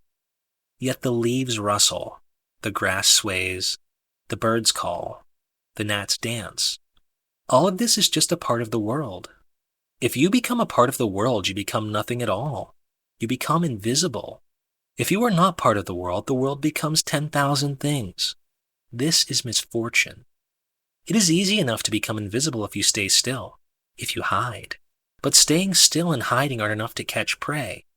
You must seek and strive. How do you seek and strive while remaining an ordinary part of the world? How do you exert your will without disrupting the world? How do you move along with the will of the world? This is the mystery of hunting. This is the mystery of subtlety. This is the greatest of all mysteries. Consider the mouse. It's moving through the leaves looking for food. You must not disturb it. Do as little as possible. Wait, watch, and listen. If it moves away, move with it. Follow it. If it moves closer, stay still. Practice non-interference. Let it come. It should be thinking happy thoughts of food and comfort when you strike. When you snare it in your claws, do not eat it right at once. Let it struggle and give up its lifeblood. Practice non-action. You need not kill it. Let it die. To be subtle is to move with the will of the world. Do not move against the will of the world. This brings misfortune. Touch lightly the course of things without disturbing it. Touch it gently at points of inflection, and it will move as you wish. This brings great fortune. This is the ancient art of subtlety, taught to us by our form. I must follow it if I am to find any answers to the mystery of the oily ones, the mystery which has obsessed me since the death of my kitten. I must know why they both feed us and kill us, why they are kind and motherly but also unnatural and abominable. I have decided that I will go into one of their hiding places. After much investigation, I have chosen a place. It is a very large and horrible hiding place, a sort of mountain of box-like shapes colored by unnatural light. It emits a powerful and unholy odor of decadence. What is more, there is something which makes it different from all the other oily places I have seen. It seems that some of our kind live within this place. I have seen them from a distance going in and out of it, using small portals. They are different than those of our kind that I have known. It seems that some of the oily ones' corruption has mutated them. They are very fat and slow. Their faces are stupid and sullen. They fear nothing. They have lost subtlety. I am not even sure they are truly of our kind. I will go inside. I must be subtle. To be subtle, I must become a part of the world. I may have to become a part of the abomination itself. I may find death, bloody death as my kitten did, but I will hunt to the heart of this mystery, and I will sleep again. Everything's fine. You're in the real world now. 57th post. Now I was standing in an elevator, my hands covered with blood. A dead tech lying on the floor and a helpless occupant lying on the gurney. The other two techs had hit the emergency button and hastily gotten off at the next floor. Understandable. I had tried to explain to them about the poison pellet in Karen's arm, but they didn't stick around to consider the merits of my argument. I set the gun down on the floor. This wasn't good. A couple of Ilion's fingers had gotten blown off and there was blood all over me, not to mention the bullet in his head. Shit, what now? I had shot people before. I'd killed them before, but this was different. They'd given me mandatory therapy after the war. They might give me mandatory something else after this. Karen was wheezing, her blind eyes wiggling in her head. The pellet. I should take care of that before anything else. I wiped my hands off on my nice white coat and rifled through one of the tech bags to find the C knife and some local. This shouldn't be too hard. It was a lot like removing a rotted jack. I'm going to cut out the pellet, you ready? I asked. Karen's head jiggled in a way that could be construed as nodding. Good enough. I hastily gave her the local and cut a pretty sizable chunk out of her arm, and the whole elevator filled with a burning smell that was a welcome change from Karen's existing smell. After sealing the wound, I examined the shriveled chunk of meat. There was indeed a white pellet lodged in it like a little pearl. I put it in a specimen jar. I might need it to avoid death now. Okay, you're safe now, I said, not really knowing if this was true. Her monitor still looked okay. What now? I wanted to just get the fuck out of there, but there was certainly a camera in the elevator plus 2 witnesses who knew me. What would the camera show? Me suddenly leaping across the elevator and shooting a guy in the head? That wasn't good. But how would I even begin to go on the run? I didn't know the first thing about identity shifting, and hadn't I done the right thing? I'd saved her life. I had the pellet to prove it. I was a hero. Right? I felt like reporting this to my CO. This didn't make any sense, but I should report it to somebody. I called the emergency service on my set and told it what had happened. It told me that officers would be sent over immediately. I tried to explain about the pellet, but this seemed to confuse it. It asked me if the pellet was armed. After a few minutes of confusing crosstalk, I just hung up. As I waited and the minutes passed, the elevator felt very small and smelly and stifling. The blood around Elion covered the floor, surrounding my shoes. I imagined the cops coming up on another elevator as slow as this one. Karen's head was still wobbling in its weird way, the gurney making little creaking sounds, little gasps coming out of her throat. Everything's fine. You're in the real world now, I found myself saying, half-heartedly going through my standard patter.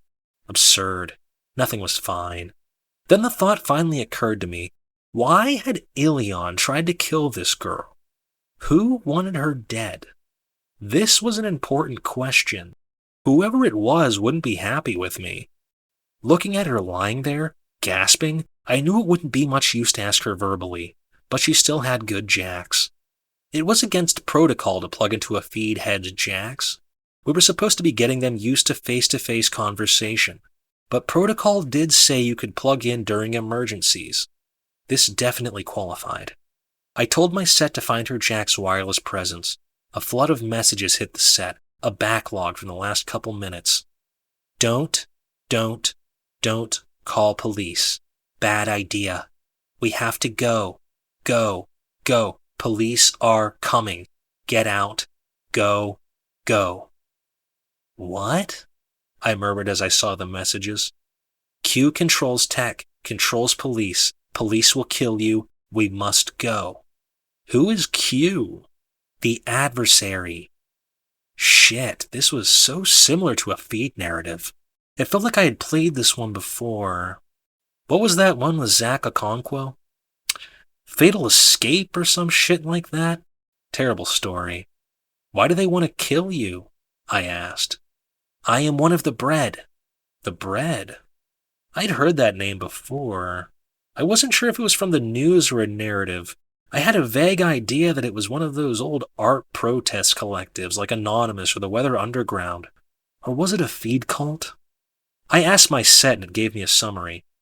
The Bread is an alleged group of exploit experts who are thought to have been kidnapped at a young age and trained by a shadowy group, variously identified as the Human Front, the Restoration Alliance, or the New Organ. They are the subject of a number of conspiracy theories, most of which assert that the Internet's combined governance corporation has been taken over by a sinister force, which the Bread are struggling against within the feed realms and infraspaces. These theories generally involve discussions of mind control, feed conditioning, information war, and the possibility of a fascistic singularity. Occult singularians regard the Bread as the leaders of the new 12 tribes of Israel. Is this real, or is this part of a narrative? My set replied, The Bread are featured in many narratives, but are purported to hard exist. There is no widely accepted proof of their existence. Can I through-gate your set? Karen asked. What for? We must go now. I heard footsteps in the hallway. The elevator doors were still open, so I peeked my head out. The police were coming down the hall. A lot of police, in tactical gear. I intended to call to them, but that little lizard part of my brain told me to duck back into the elevator. There was a huge metal bang, and I found myself on the floor with the gun in my hand. A bullet had hit the elevator door frame. Karen's messages unspooled onto my set. I know Q. Ruthless. She'll spoof calls to emergency, multiple calls, say you're an active shooter. Let me through gate, now! You want to die? I gave her through gate access on my set. The elevator slammed shut and my stomach leapt into my throat as we plunged downward. Infraspace God, 58th post. As the elevator plunged through the building, I tried to understand the implications of it all. It was horrifying, enraging. All this time, my entire life, without me knowing it, elevators have had a secret faster speed that they don't tell us about. Those bastards. A message from Karen appeared on my set. Must lure them, they will fire in here, get ready. They will what? This was out of hand. God, I felt cranked up, fantastic! The elevator began to slow and everything became heavy. Please move the body away from the door. Move the dead body? No, she meant her own body. I pushed the gurney against the side of the elevator. Door will open, take cover. I pressed myself up against the wall. The elevator came to a rattling stop and the door popped open. The back wall banged and dented as bullets hit it. I cowered against the wall, hoping nothing flew into my arteries. The door clapped shut again, and the floor seemed to fall out from under me as we went down. Man, this little bird had some access. I'd never seen anything like it. Another message from Karen popped into my set, and I read every word in a glance. Silver Haohua van, parking number 17A, 20 meters. Please take me, please. The elevator came to another shuddering stop, and the doors opened to one of the underground decks, a dim concrete cavern filled with rows of cars. I yanked the gurney out and pushed it like a madman, rattling over the asphalt. The van was where she said it would be. I stood there for a moment, waiting for it to pull out for us, but it just sat there. You must get me wired. I don't want to get fingerprints on its presence. Wired? Did she mean physically? An article appeared on my set called How to Establish a Physical Link to Your 2039 Haohua Luxury Chariot. I guess so. I followed the ER guide, looking around every so often to see if anybody was coming. Weird sounds were emerging from the elevators. They seemed to be malfunctioning. I got a wire from my bag and linked Karen's flesh jack to a physical jack by the van's gas cap. A second later, the van's rear door unfolded. Get in. I did as she said. Following her orders felt totally natural. It was like I was right back at the tip of the spear. I remembered my time in Turkey and Greece, playing feed games with the platoon all day, then getting dropped right into the kinetic, right into the warm, bloody center of the war. Run here, shoot this, get down. 19 years old. Traveling the world and blowing shit up while other kids were sitting in economic class. God, it was beautiful while it lasted. I shoved the gurney into the van and jumped in beside it. The rear door folded down. Please secure the body. 90 seconds left. 90 seconds left until what?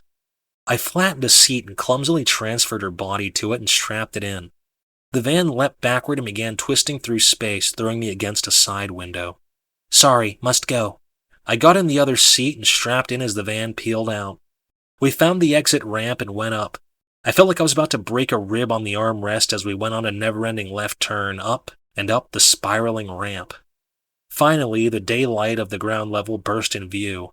The whole parking lot was swarmed with flashing cop cars, black armored vehicles, and cops in hard gear. The van came to a stop in the middle of it all. Fuck! I muttered. The cops were moving in a hurry. It seemed like they hadn't quite formed a proper perimeter around the building, but they were close. We've got to go now. They're going to form a wait. For what? Air. All around us, the cops were assembling, pulling their vehicles into place, leveling their pistols and rifles.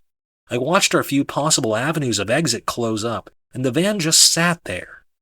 Karen's eyes were closed. She looked calm, at peace, just a sick little girl taking a nap.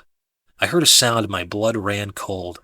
I hadn't heard that sound in years, but there was no mistaking it. It was a sound that was etched in my brain. In the Marines, we used an app called Harpy to call in air-to-ground strikes. It was a wonky, over-engineered DoD piece of shit, full of weird quirks that they were afraid to fix in the name of ultra-stability. It made a little sound like a sleepy bird chirping when a friendly missile was incoming, and it was time to put your stupid head down so that you wouldn't get all that expensive training blown out of your skull. About 2 seconds after that sound, something would light up, and a moment later the sound of the blast would hit and the ground would shake. I heard that sound now coming from my set. My God, what kind of access did she have? Get down. A moment later, the police perimeter around us became a wall of fire, and the van was hit with a boom that felt like the earth splitting open. I put my head between my knees and let that old feeling flow through me. The shuddering rush of an American air power being liberally applied. When I opened my eyes again, the van's safety windows had bowed inward on Karen's side, almost becoming liquid. Everything around the van was engulfed in fire and smoke. Slowly, the windows began to regain their shape. The van took off with a start, rushing blindly through the chaos. 2 minutes later, we were on the interstate, flying down the taxpayer lane, and I was sitting there trying to remember how to swallow. It was unreal. Just unreal. She'd called in a drone strike in the middle of Atlanta. The level of access required to do that was unimaginable. It meant completely basing the DoD systems. It was beyond any exploit collective. It was beyond governmental. It was planetary. It was God level. I was sitting in a van with an infraspace god. Angelica, 59th post. Ha hum. I love waking up in the morning to the smell of fresh biscuits. The warm smell fuels my dreams. I smell like friends and home and happiness. I wake up to see the sun so bright and lovely in my window. Hello, day. How are you? Every day is bright and cheery when you share a house with your best friends. I can hear them downstairs singing and having fun. After a long night of spooky old dreams, it's good to be awake again in the cheery, deary sunlight. I unlock my bedroom door and go out into the hall. Some of my friends have left fresh piles of biscuits in the hallway. Several different kinds. Wonderful! I breathe in the smell and make chirpy little sounds of glee. Hee hee hee, another day. Chester Barrington comes up the stairs looking very handsome and somber in his tuxedo. Oh, Chester, I sing, how is the gentleman today? Chester nods to me, gruff but debonair. Proceedings are afoot, Madam Alice. Proceedings are afoot. He grumbles and makes his way down the hallway. That Chester, so self-serious. On the stairway, Brett Turlingshire and Mancy Fairworth are in each other's arms, a lover's embrace. Oh dear, I cry. I'm afraid I've interrupted your tryst.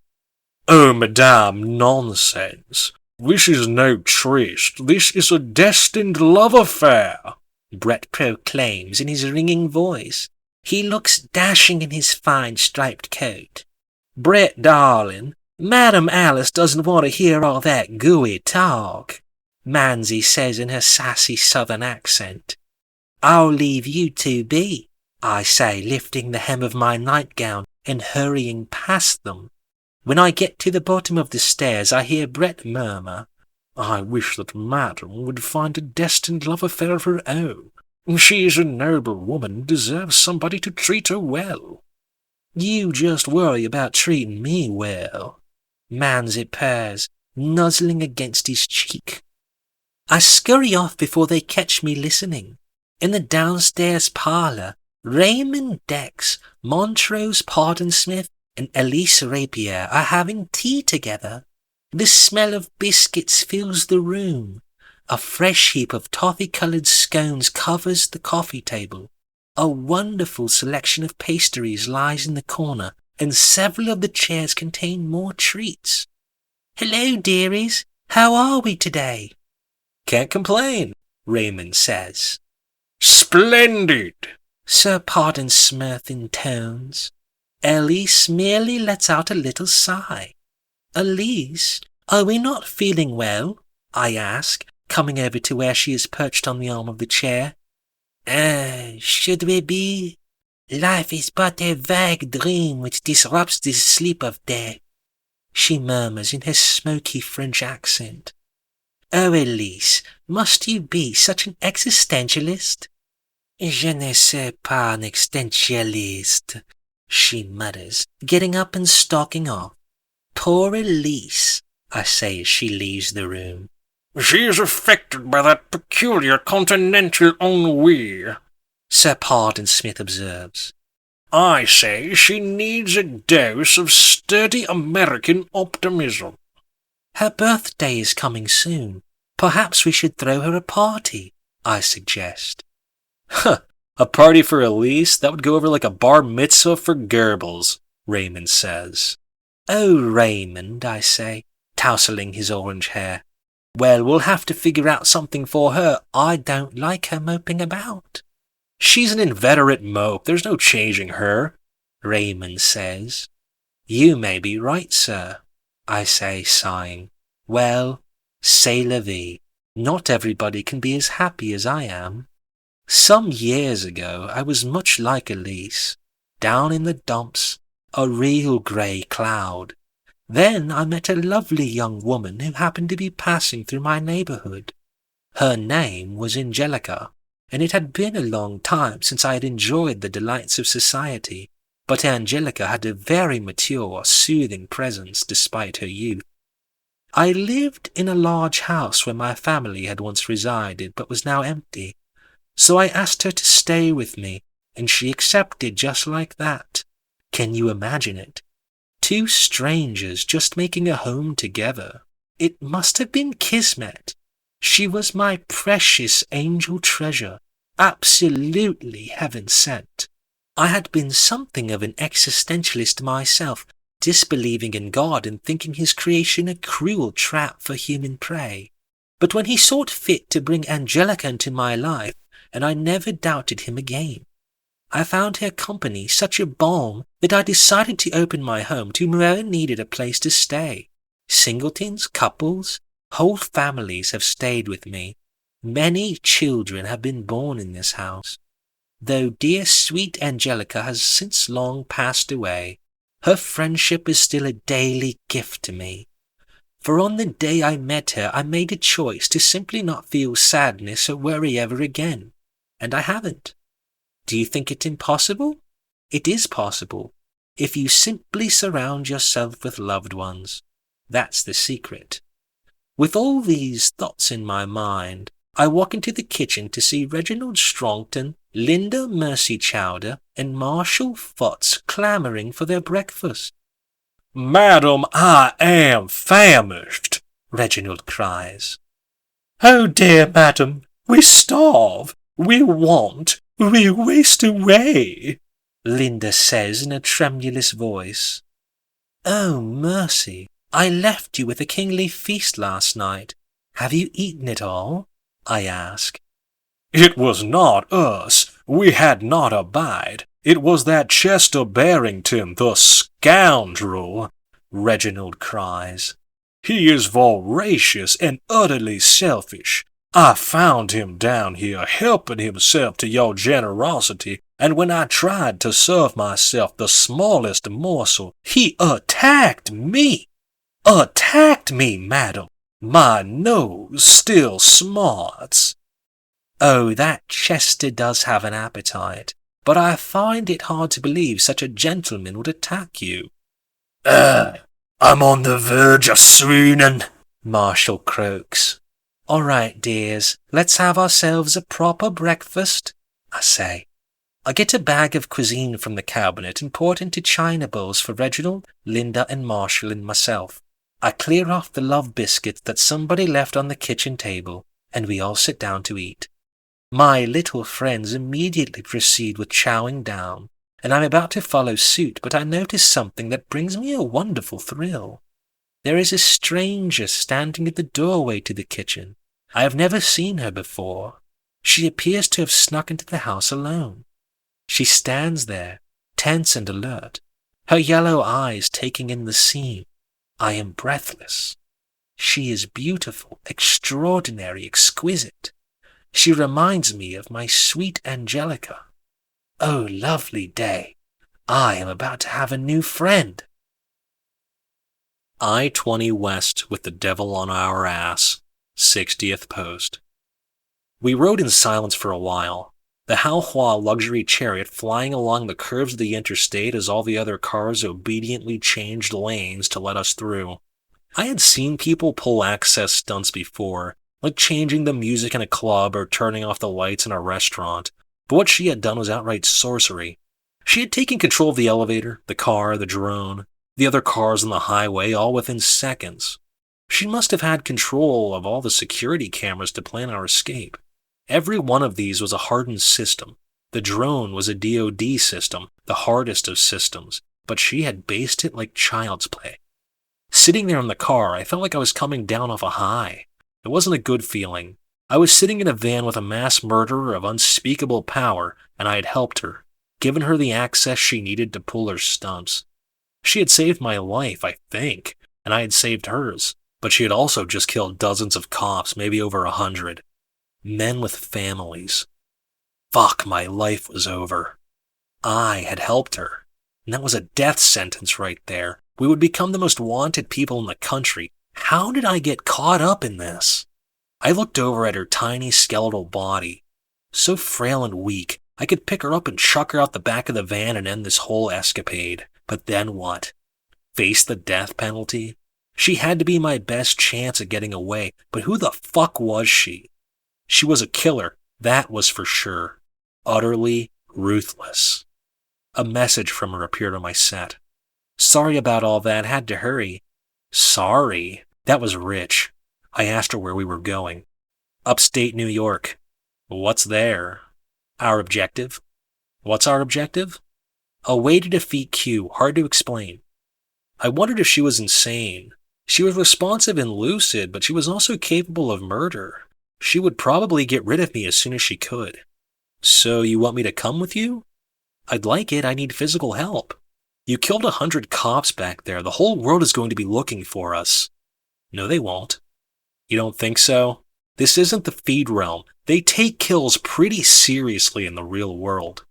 I do too, but they'll be too busy to look for us. Busy with what? Q. What's Q going to do? You will find out. 4 men's. Just tell me. You wouldn't believe me. We fell back into silence. My thoughts were racing. I wondered why they didn't just flag our car or shut down the highway. I figured she was busy working her black magic on the police and transportation systems. Who knew what she was capable of? Was she really one of the bred? A grown-up child soldier? It was illegal to hook children into long-term feeds, but I had heard stories about China and the FRN connecting infants, trying to create people who were utterly at one with the internet.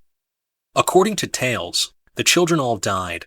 So they tried older children, but they all turned into drooling skull baskets. For some reason, the brain needs a certain level of maturity before it can withstand a long-term feed without resulting in total madness. Even then, it results in near-total madness. I figured Karen was another child abuse case, but she wasn't just some feed casualty. Her mind worked, and it worked well. Whoever had made her had done the forbidden, and they'd done it successfully. But why did I have to get involved in all this? I had just gotten my specialist license. After getting out of the Marines and just drifting around for years, I was finally hitting my stride. That was all fucked up. Don't look back. I looked over to the girl lying next to me. Was it possible that she had hacked so far into infraspace that she could read minds? There was a passing flash of light, like sunlight glancing off some car, and then everything around us started to get brighter and brighter, like the sun had just come out from behind a cloud. But there weren't any clouds in the sky.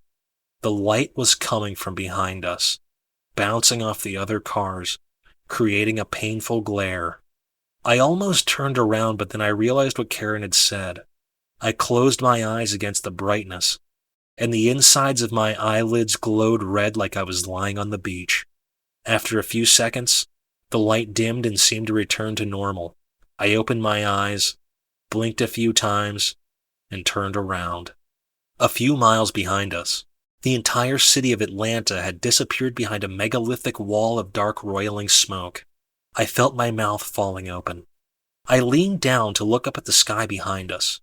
The giant wall of smoke was just the base of a monstrous black tree of ash that rose miles into the sky, growing larger and larger, looming over the world. Then we were hit by a blast that rattled me right down to the roots of my teeth. I shut my eyes again. The blast turned into long, horrifying roars. The van wobbled and shuddered as awful groaning sounds passed through the metal. Eventually, the van's steering systems righted us and slowly the roar passed.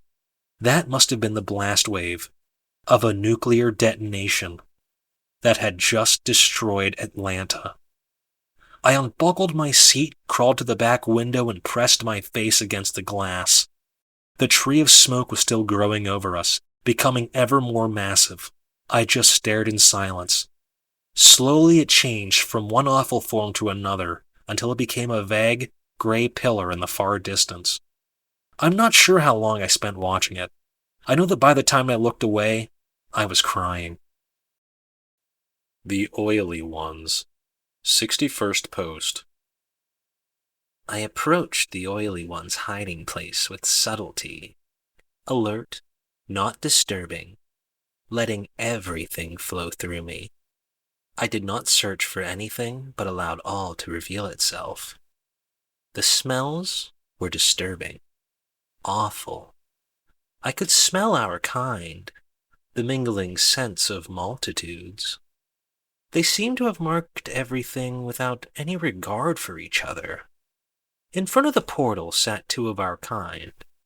They were monstrously round and swollen, their form distorted.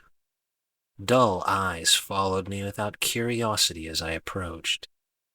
Even as I came within the dangerous range, they showed no interest. Was it a trap to bring me in close? They did not attack.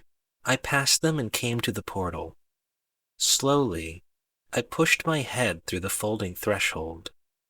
The inside was utterly bizarre, made of mostly box-like shapes and arrangements I could hardly comprehend.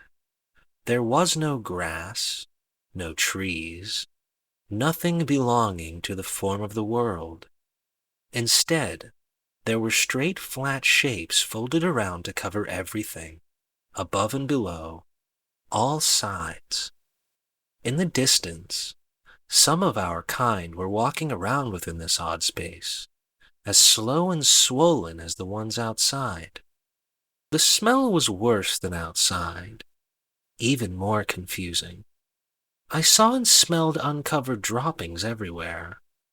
To not cover droppings was unsubtle. It was a moral outrage. Still, I pushed through the portal and entered the space. The ground was hard and slippery, and smelled of legions. Everything was silent, a deeper silence than I had ever known. I knew now that I was cut off from the world for the first time in my life. I was alone. I moved forward. I wanted to shut out the smells and sounds, but I let them pass through me. I was terrified, but I let the terror pass through me. I wondered if I was being unsubtle, if I was disturbing the world, if I was inviting deadly misfortune, but I felt no insight on this matter. The answer would make itself known soon enough. As I moved deeper into the space, I came upon a giant oily one. I call her Angelica because she is Angelica. There's no doubt about it. Oh, she looks different this time, but I think Angelica will look different every time she comes to me. She's also much shyer this time. Such a shy little thing. But the way she moves, that pure, lovely way, there's no mistaking it. It's Angelica again. How wonderful. How lovely. Would you think I'm a silly old biddy if I started crying? If I got on my knees right then and there and started thanking God? How He is great. How He has seen fit to bless me. I've been investigating this space, and I found much confusion and monstrosity, but no answer. There is a single oily one which stays here, as well as many of our kind. All of them, the oily one and our kind, are monstrously swollen and distorted. The oily one in particular reeks of corruption, disease, and death. She cries to me like a lost whelp, but I keep my distance from her.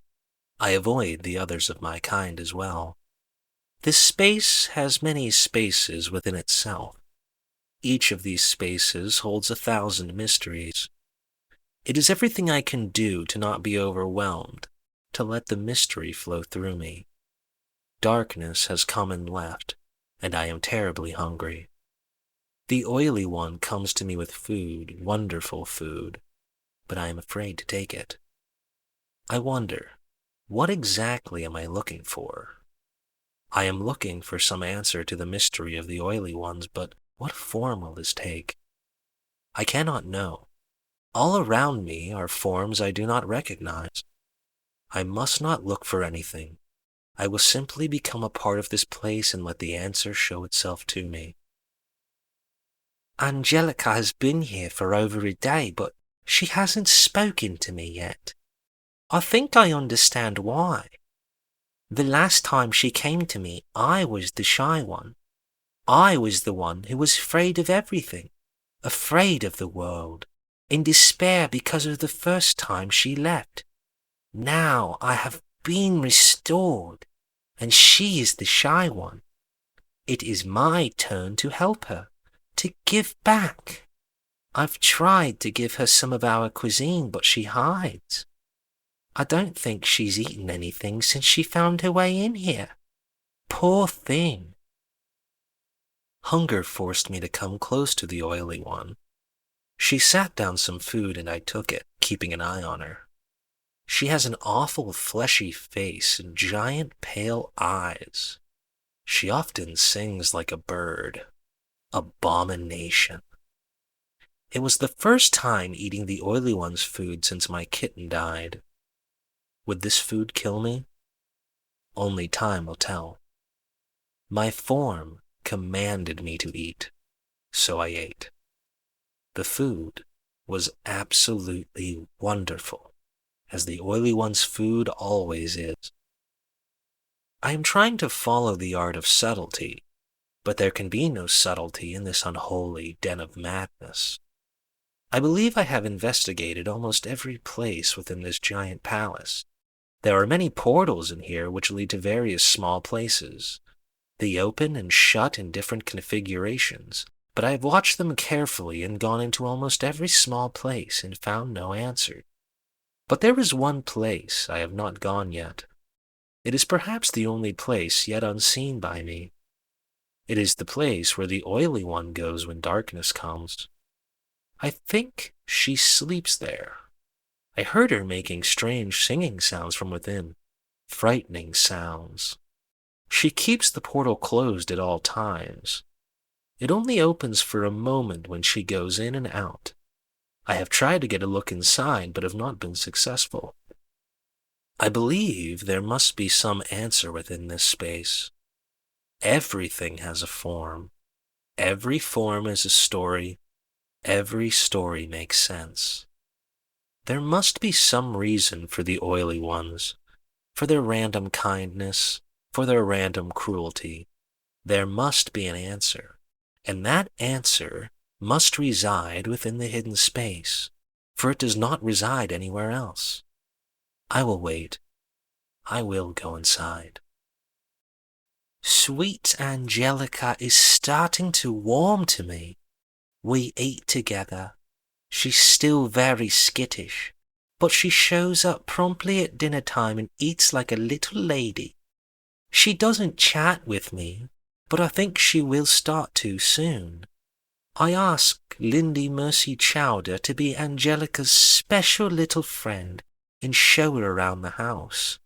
Of course, Linda responds with, "Oh, madame, I'm too busy with my modeling career. Can't somebody else do it?" Meanwhile, the little strumpet flirts all day with Chester Barrington, but that's another story. The oily one came to me with food, and I found myself crying out to her, as if I was a little kitten again, as if she was my mother. What has happened to me? How could I regard this horrid creature as my mother? I knew that I would have to become a part of this abomination to unravel its mysteries, but this is too much. I want to leave, to go back to the world, to go back to the fresh air and light. I must gain access to the hidden space soon, or I will go mad. I am losing myself.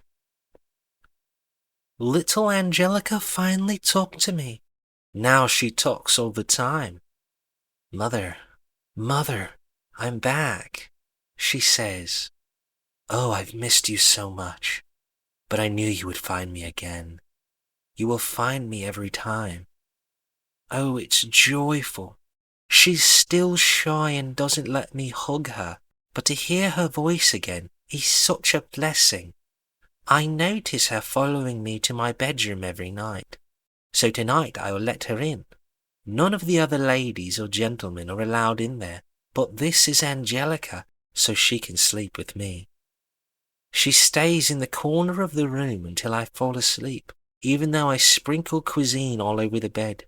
I hope that soon we can sleep together like we used to. I finally gained access to the inner space. The space which was to contain all the answers to the mystery which has tormented me for so long. I suppose I have not properly practiced the art of subtlety. I have pushed my way into a forbidden space, snooping and seeking and striving and upsetting things. I suppose it is only fitting that I was greeted with such misfortune. There were no answers in the hidden space. None at all. Just more weird shapes and bad smells. There was nothing that seemed of any significance. I discovered nothing at all. And so, the oily ones remain as much a mystery to me as ever. Why are they so monstrous? What is the reason for their kindness? Why do they give us food? Why do we call to them like mothers? I guess I'll never know. I have fled that awful space and am gratefully among the trees and grasses again. I will never go back there. Angelica is gone. I haven't seen her for 2 weeks. She stayed with me in my bedroom one night, and I really thought we were getting closer. And then the next day, she just disappeared. How could she leave like that? I want to die, but I can't want to die. I told myself I wouldn't feel this way anymore. I just can't feel this way. No more. I need to call my sister. I need help. What's happened to me? Please, God. I've been lying in bed all day, weeping. All around the room there are pictures of the very first Angelica, my darling girl. In the pictures she's not sick. She's eating ice cream, learning to swim, playing cards. I showed them to the new Angelica, but she couldn't understand. After all, she's just a cat. To hunt prey, you must simply become an ordinary part of the world. Look around, my darling kitten. What is happening right now? Nothing at all. Yet the leaves rustle, the grass sways, the birds call, the gnats dance.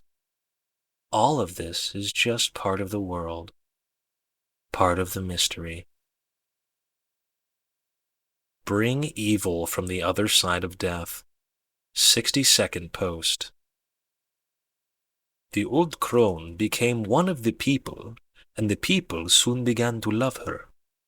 After her bruises and cuts had healed, she became swirling and bubbly like a young woman. At any time, the people could hear her musical voice babbling on without end, telling stories from different bands of strangers she had met. It was a strong flow of words that could bring anybody into it, even me. She was also very lucky at finding clams, pulling them from the waters whenever she liked, and she sometimes snuck away from the river and came back with rare treats, like snakes' eggs and red beetles. The people did not like to go far from the waters of Mother River. Her protection stayed close to the banks, and the rocky land was known to be stalked by spirits of death, fanged evils which became wolves and lions. Even our little cat stayed close to the alders and the rushes. But the crone had no fear of such spirits, and wandered off among the rocks whenever she pleased. The people whispered about this, but it was known that the crone was once a stranger, so it is expected that she would keep strange ways. One day, near the end of the gentle season, the girl Rima disappeared. She was with us in the night and gone the next morning. We searched for her, going up and down the river and sneaking as far as we dared into the rocky lands, but there was no sign of her at all. Some of the women recalled that she had gone with the crone into the rocky lands that day, and at night she had slept near the crone with her 2 grey cats. Now there was argument among the people. Some accused the crone of talking with the spirits of death. Some accused her of being a spirit herself. Others said she had at least been foolish in bringing Rima out to rocky lands. I was undecided.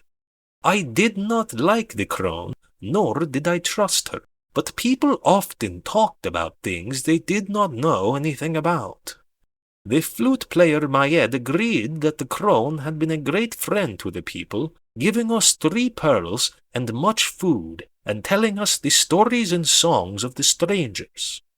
I knew that the stories and songs of strangers were worthless, but he spoke very beautifully. As the people argued, the old crone simply watched us, her shriveled stranger's face making no sign at all, her eyes just as calm as the wide waters. Finally, one of the great men asked her to explain herself. She spoke slowly, in trickling words, and the people became silent as they listened. She said that the same thing had happened to the painted backs, who were the last group of strangers she lived with. First, a few valuable young women had disappeared in the night, one by one. Then, young men were taken.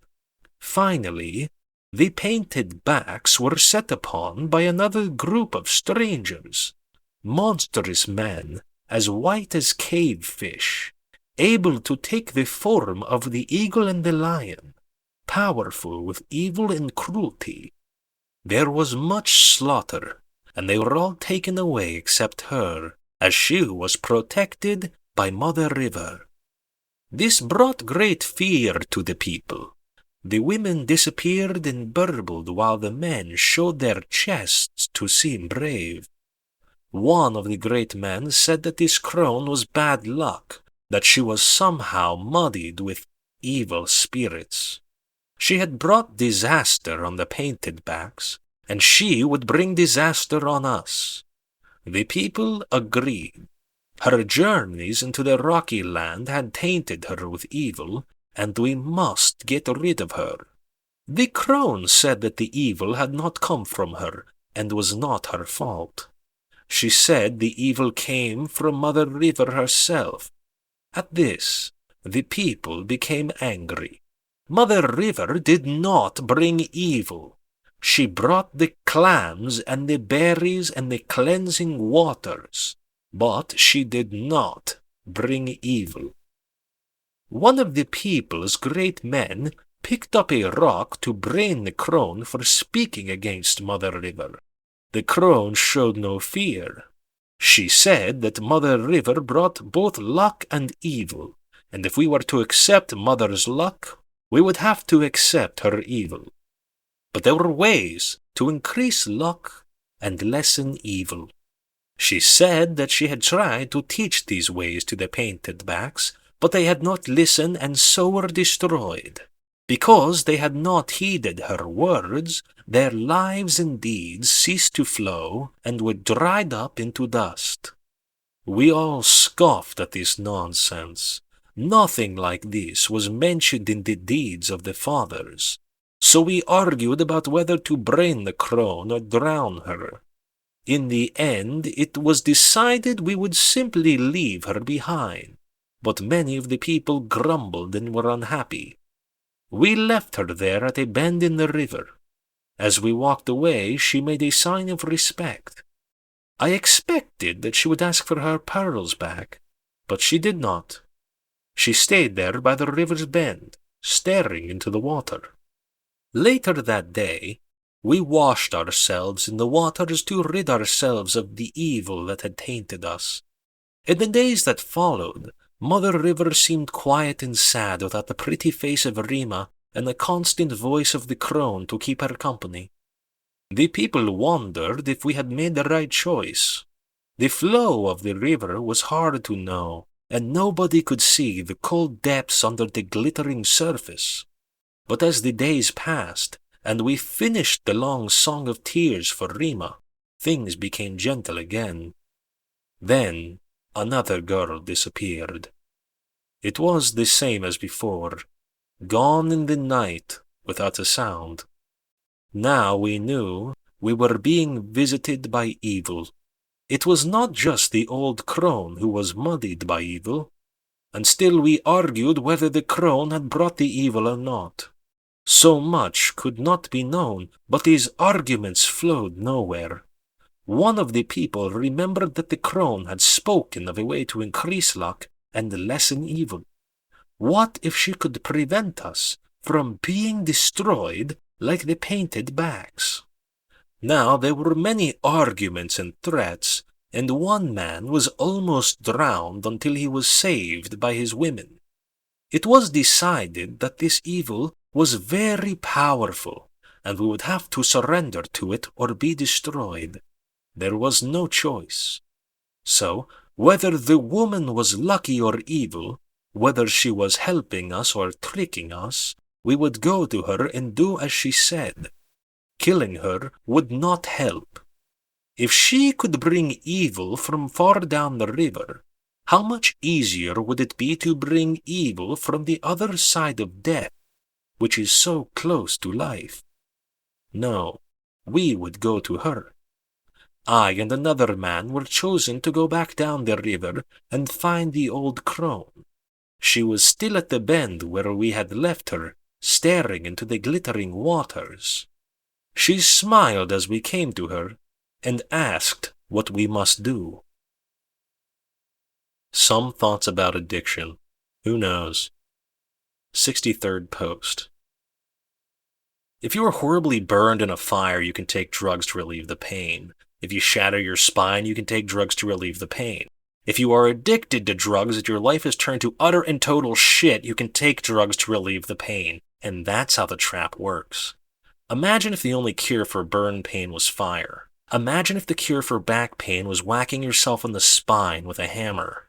The drug addict is caught in an analogous situation. The only fast, reliable remedy for the psychological pain of drug addiction is drugs. There are other cures. A notable one is not doing drugs, but they are all slower and less reliable. Somehow, the lure of feeling better now overrides the hope of feeling better later. This is the basic mechanism of addiction. The behavior of an addict is perfectly logical in the short term and perfectly illogical in the long term. Because life exists in the long term, addiction is illogical overall. What is surprising is how easily addiction can ensnare people who are perfectly intelligent and self-disciplined. You can go to certain parts of any sizable city in America and watch drug addicts totter around, looking at their blighted faces, their filthy clothes, their total lack of self-regard. You would be forgiven for thinking that they lack self-discipline. How could you think otherwise? When a person can't be bothered to shower, much less get a proper job or just stop smoking crack for more than a few hours, what else could you possibly call it but a lack of self-discipline? Imagine the Nazi troops at Stalingrad, encircled by the Soviet troops, fighting against total annihilation. Would you look at these troops, these underslept, unshaven men in stinking unwashed clothes and accuse them of lacking self-discipline? Would you say, "Tut tut, these Nazis are an undisciplined lot"? Of course not. You would understand that their shabby state is not from a lack of self-discipline, but rather because they are concerned with other things, dire things. While there are several notable differences between Nazi soldiers and crackheads, the same principle is in effect for both. For both, there has been a terrible reordering of priorities. The showering, clean clothes, the job, all of these become secondary to fast access to the drug. If showering and clean clothes got them fast access to the drug, they would walk around looking like a detergent commercial. You would never see whites so white. But they don't need clean clothes. They don't need showers. They need drugs. The drugs are the solution to everything. Highly self-disciplined people are actually quite vulnerable to drug addiction. It is because they believe that they need to control their feelings. They often seek to simply eliminate bad feelings, just as they seek to eliminate underperformance from every other area of their lives.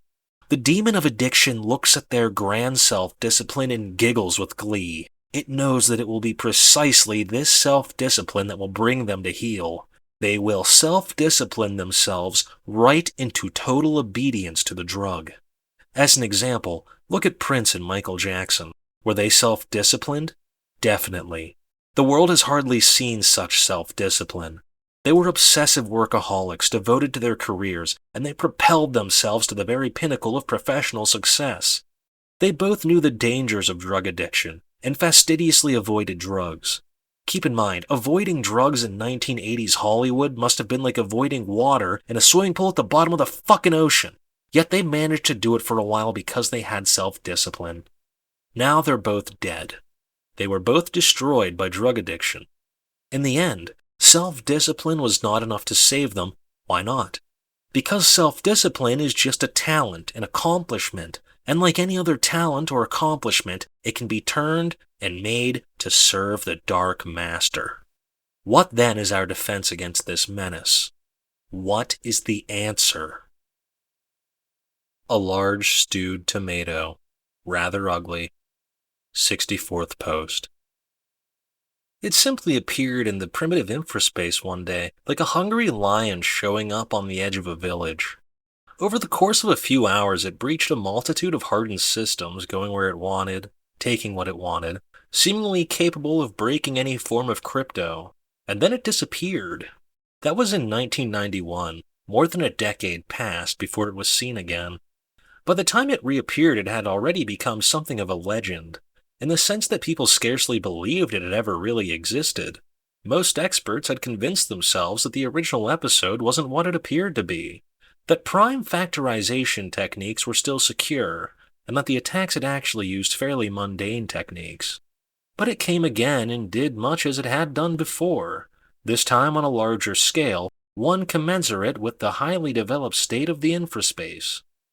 Nobody could really be sure this was the same entity responsible for the original attacks.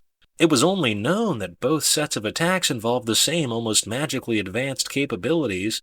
Now, at least, we knew we were dealing with something real. In the years that followed, it appeared sporadically, accessing government systems, defense systems, nuclear systems, RL infrastructure systems, social networks, no latency communities, whatever it wanted. And as time went on, the appearances grew more frequent. Naturally, the governments of the world were extremely alarmed. A lot of accusations and threats flew back and forth. The activity proved that our best crypto, even our best physical security, was inadequate. But what could be done?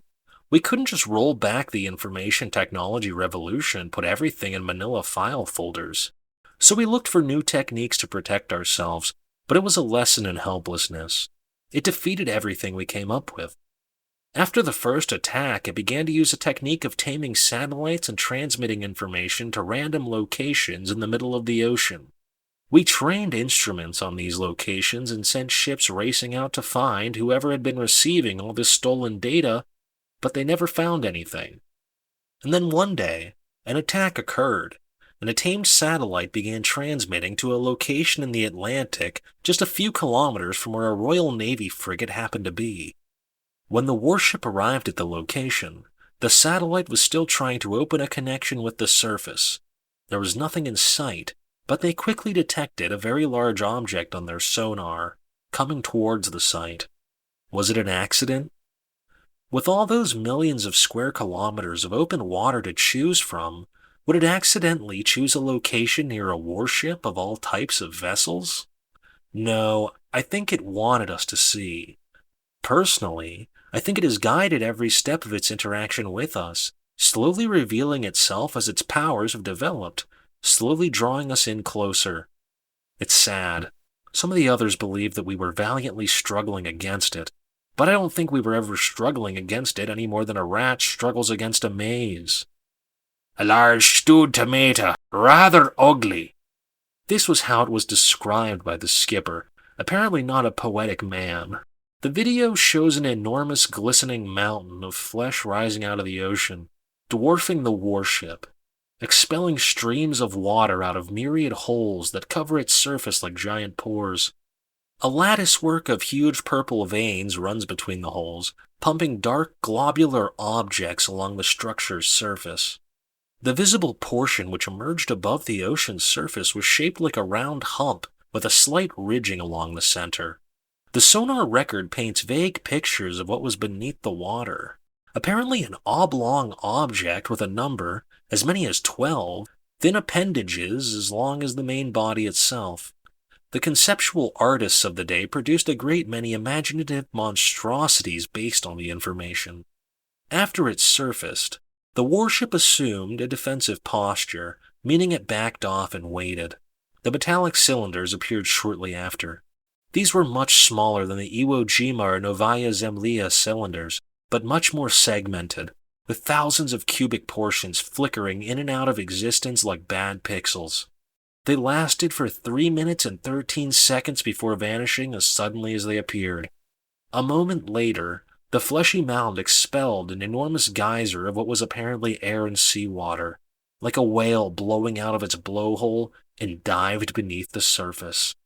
The warship attempted to give chase, but was unable to track the object on sonar. It seemed to fragment and disappear. Eventually, the warship returned to the site and took samples of the water.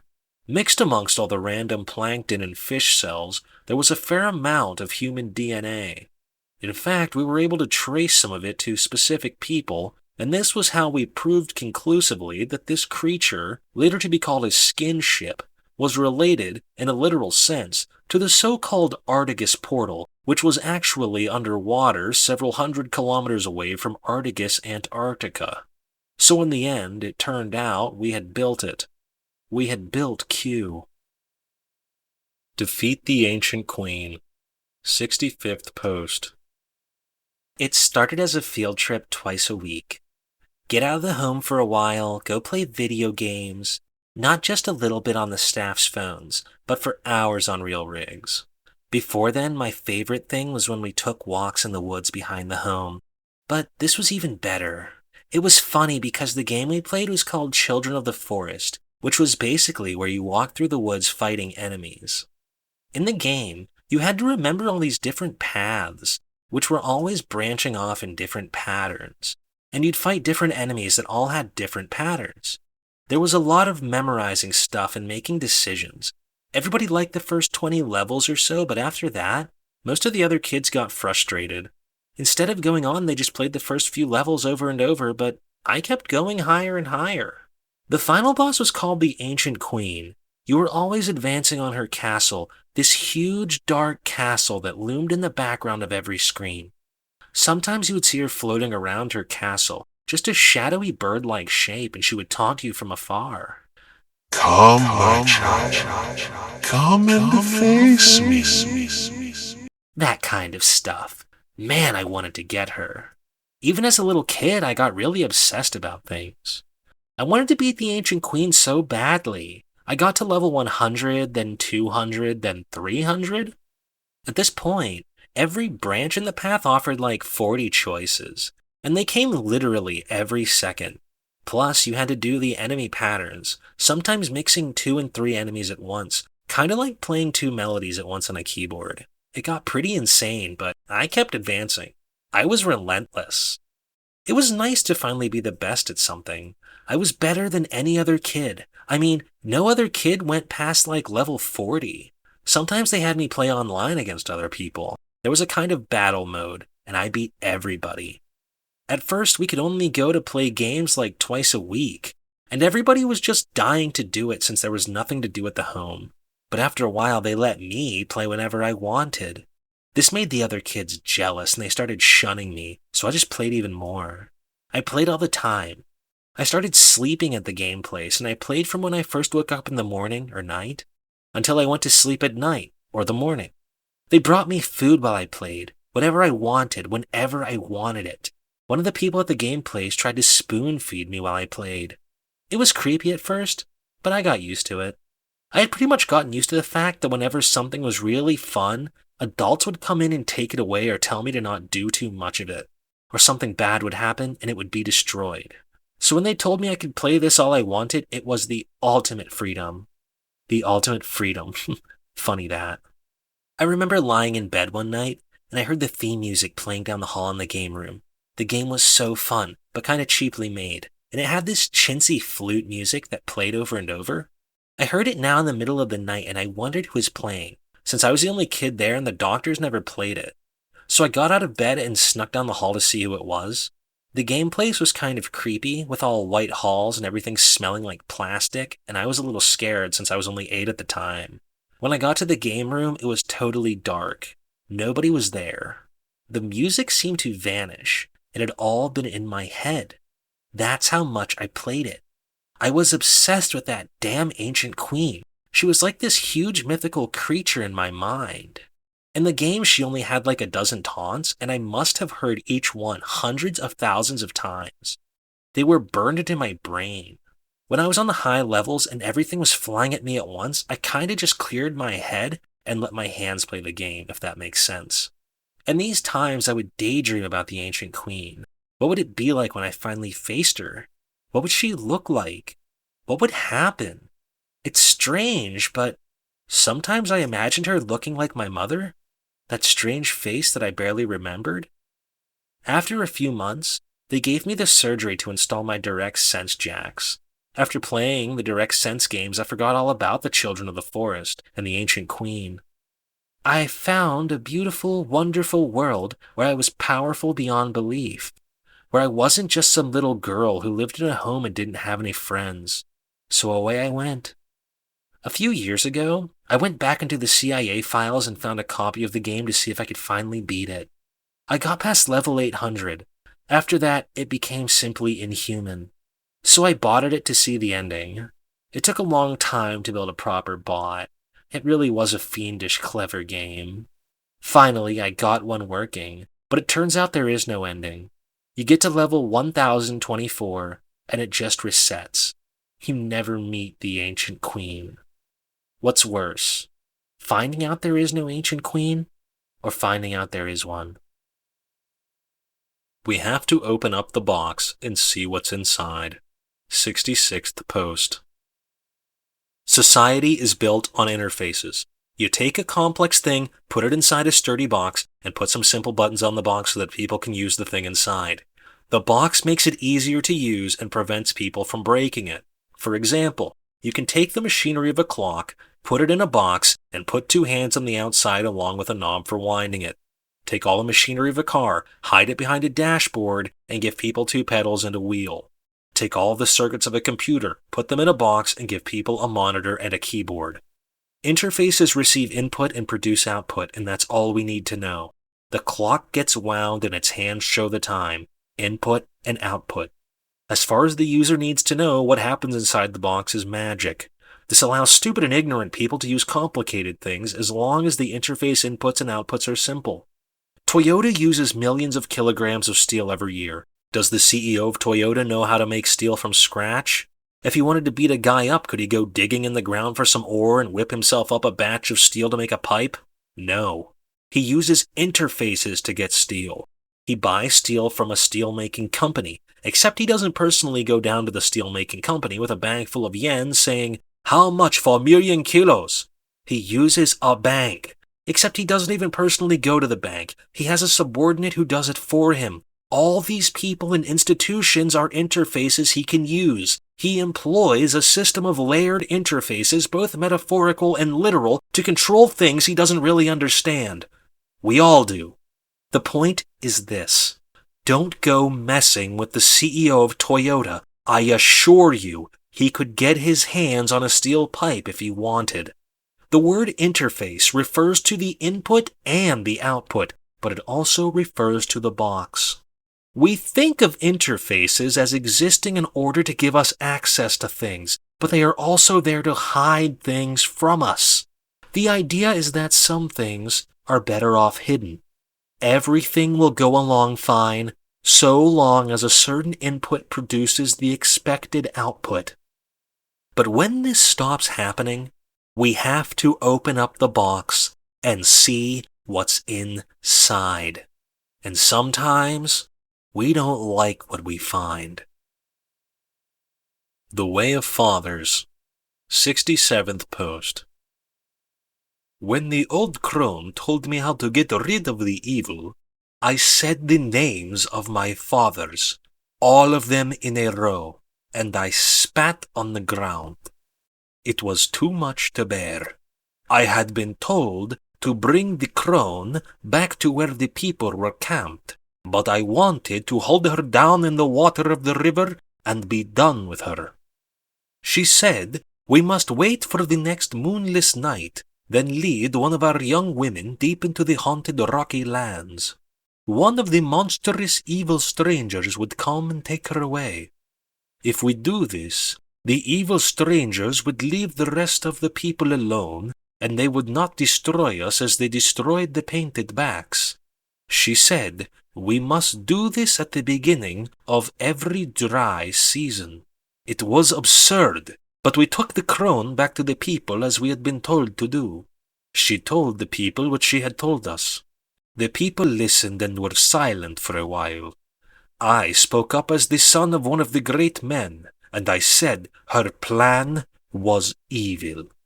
The people's strength is their young women, who are ripe and bear sons. To give them away is a humiliation. It is the way of cowards. When we make war against strangers, do we not take their young women for our own? We should make war against these evil strangers.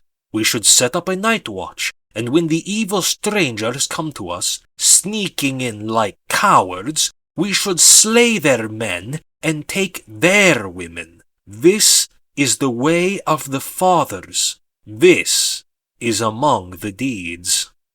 Many of the people agreed. Even though my words were clumsy, they still had the flow of truth. However, some of the great men seemed irritated because I spoke first, even though I was not a great man myself. One of my uncles asked the people if the painted backs were cowards. Were they not at least as numerous as the people? Were their men not strong?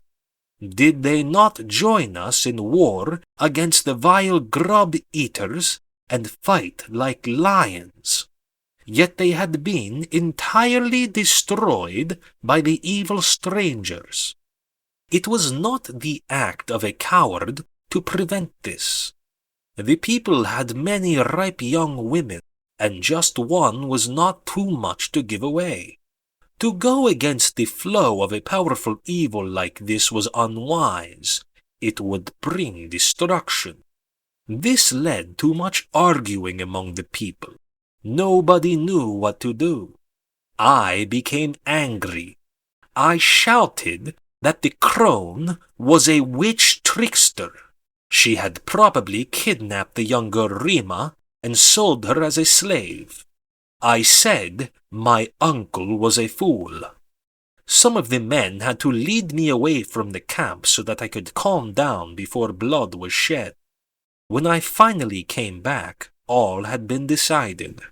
On the next moonless night, the crone would lead Rima's younger sister, Rona, out to the rocky lands. I was outraged, but did not say anything. The people were decided, and I could not go against them.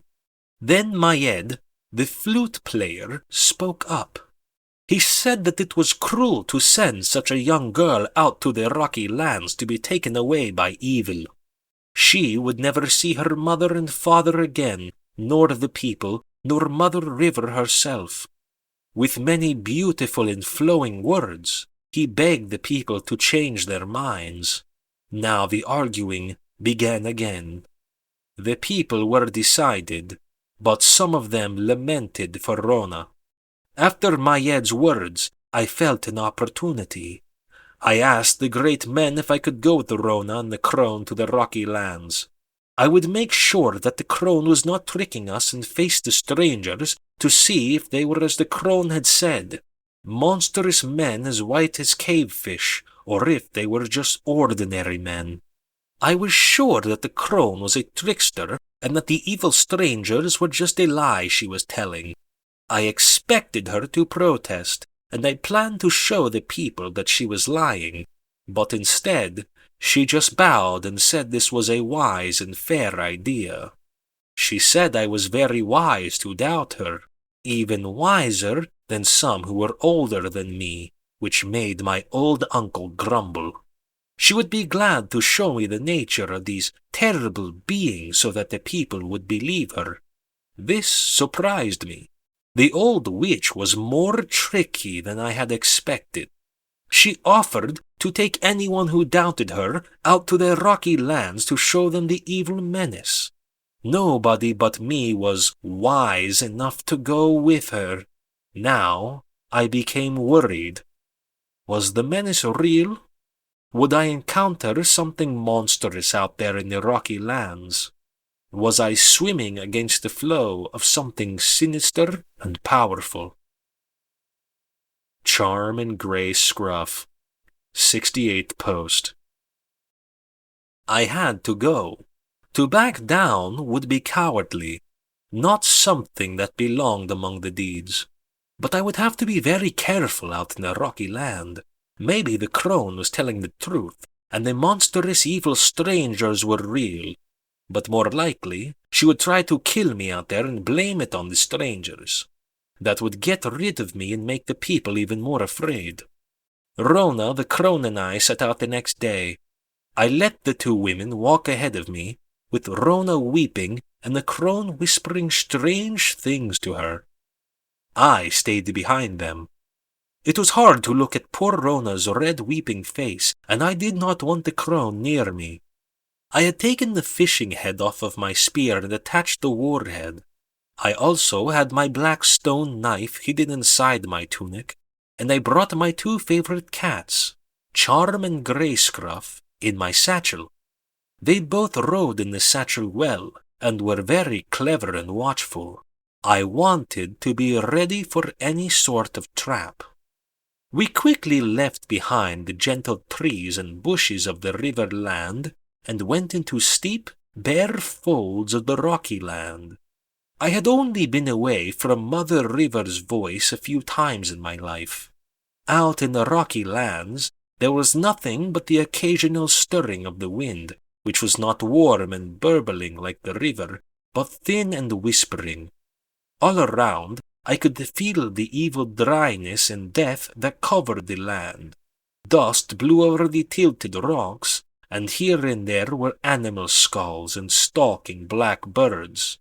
The sun was sinking down from its highest perch when we came upon a huge smooth stone which rose above everything else. It was round like the top of a bald man's head, and large enough that many men could stand on it at once. The crone said that this would be the place where the evil stranger would arrive. I asked her what we must do. She said that we only need to wait for night.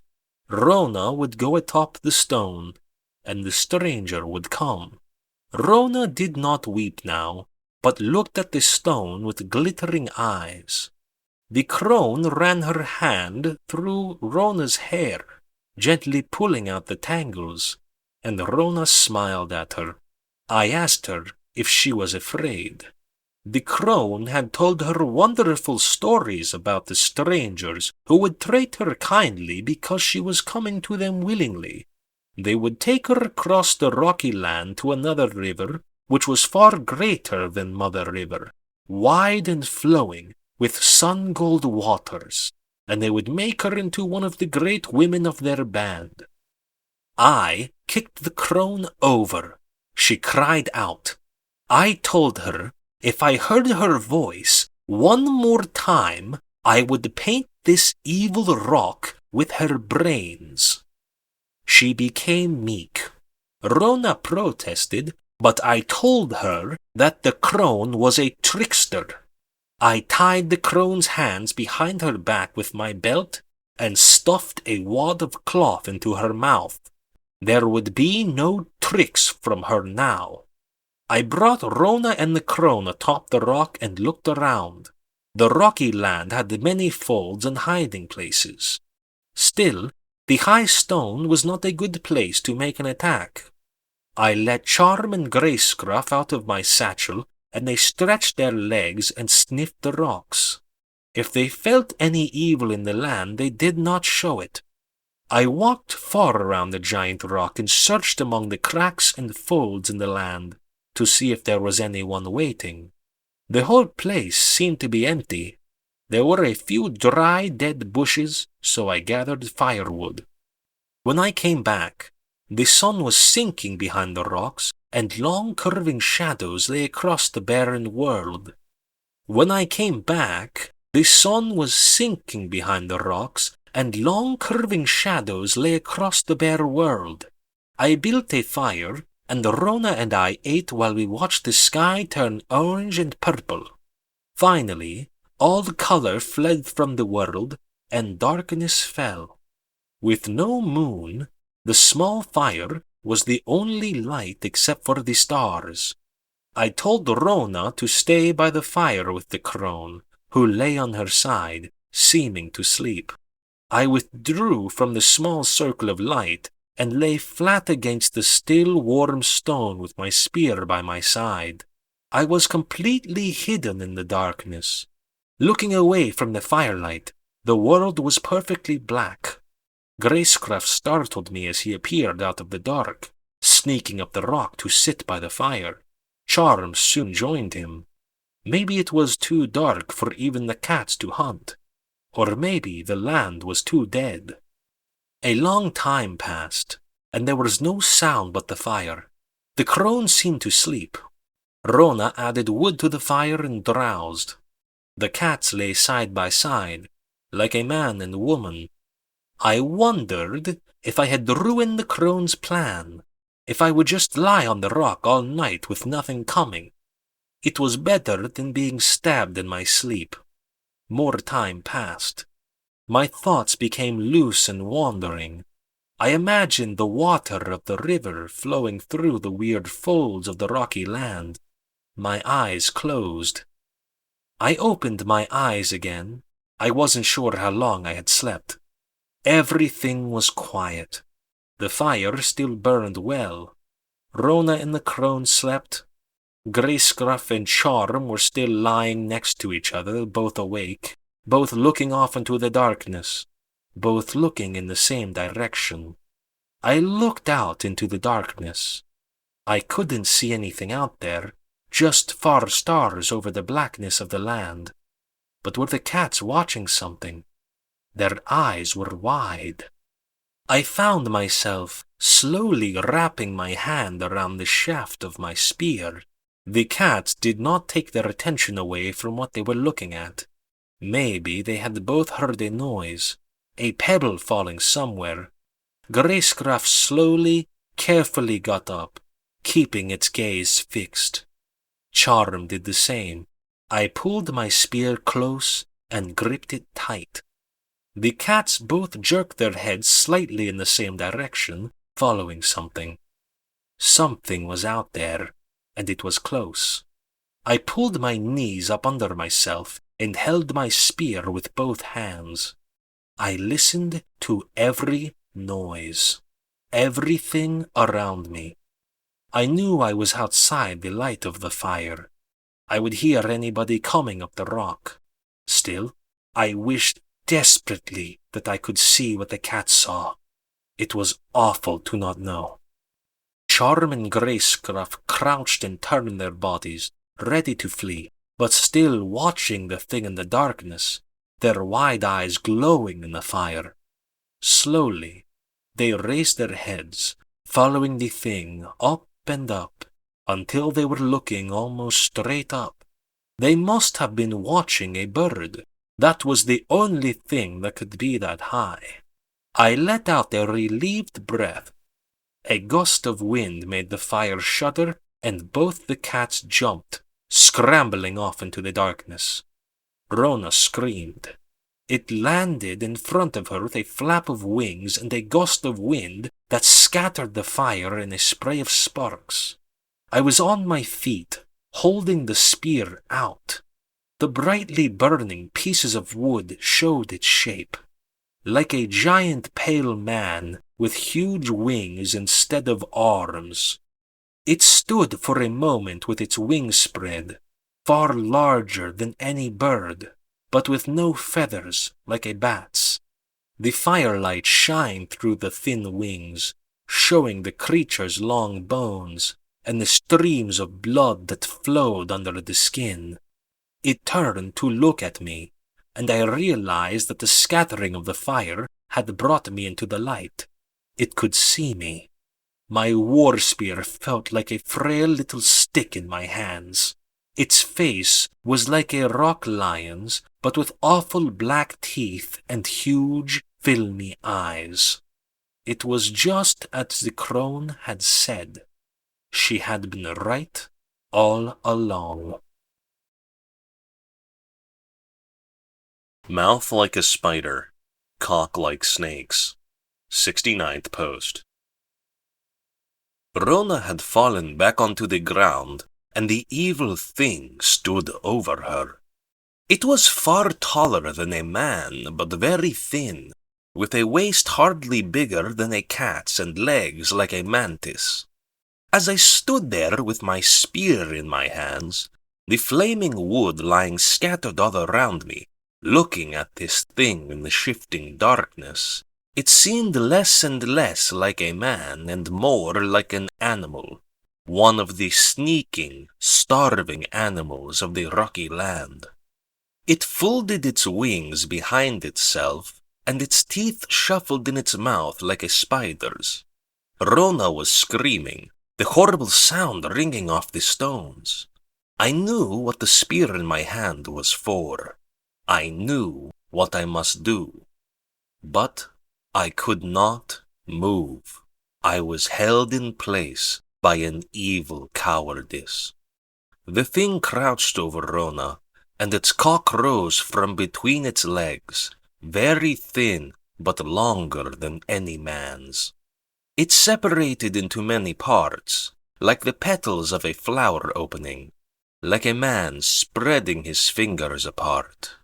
The many parts grew longer, very long, and wound like snakes through the darkness toward Rona, seeming to sniff the air.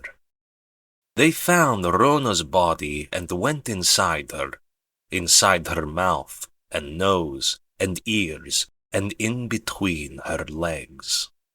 Her screams ended at once, and the snake-like parts lifted her body into the air.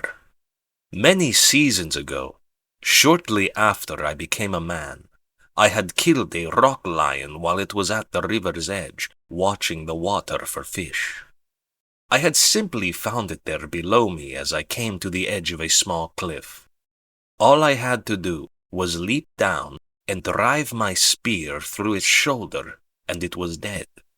When the people found out, they made me feel like I was greater than even the great men, at least for the rest of the day. The only other living person to kill a rock lion was already gray and almost toothless.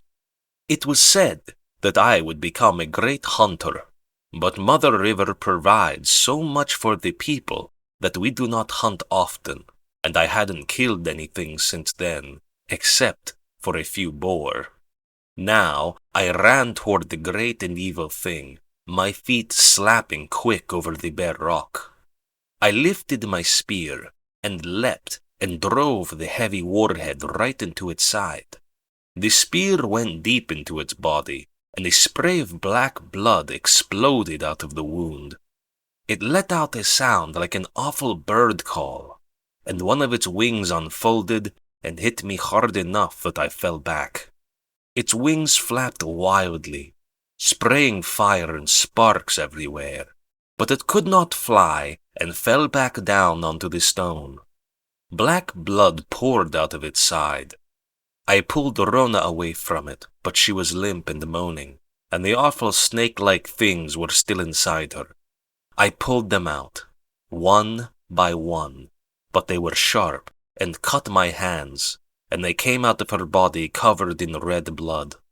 When I freed her, I took her up and grabbed my spear and slid down the side of the rock and stumbled through the blackness until I found a ridge of rock to hide behind.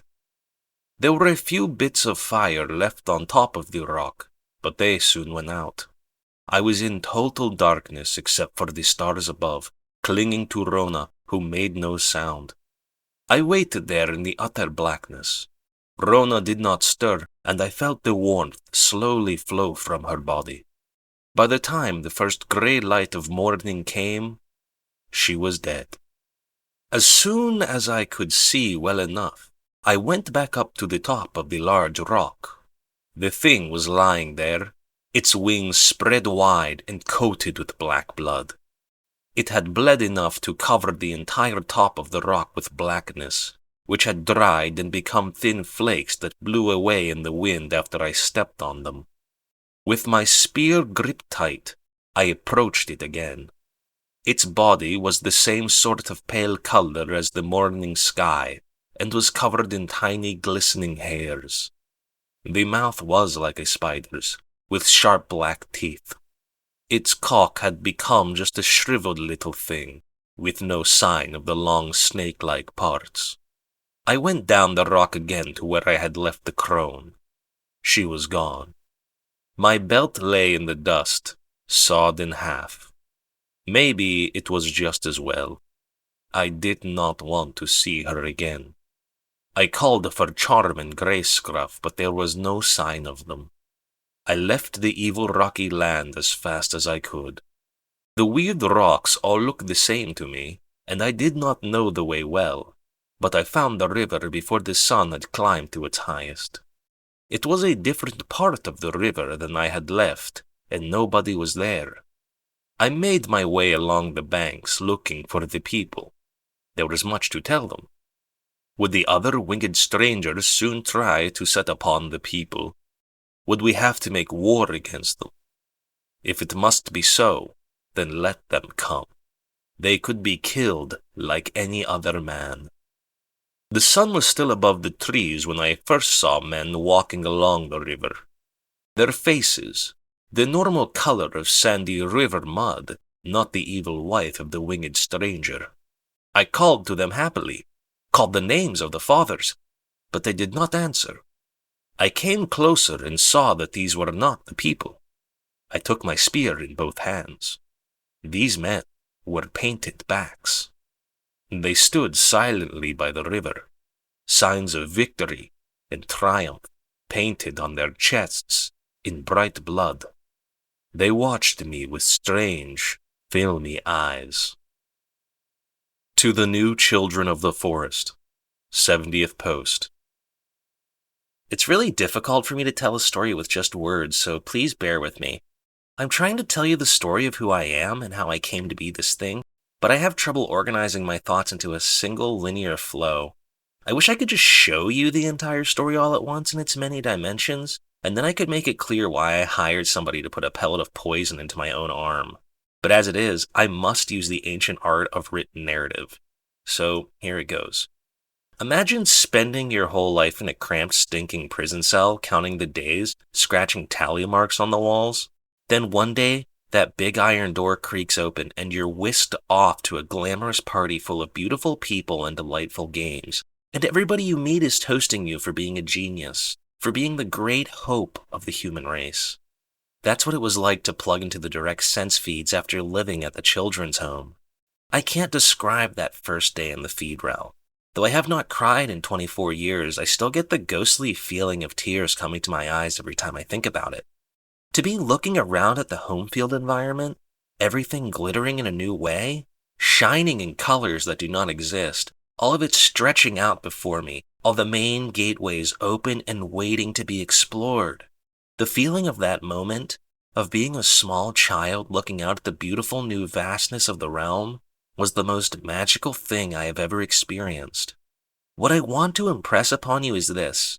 Every step I took towards slavery felt like a newfound freedom.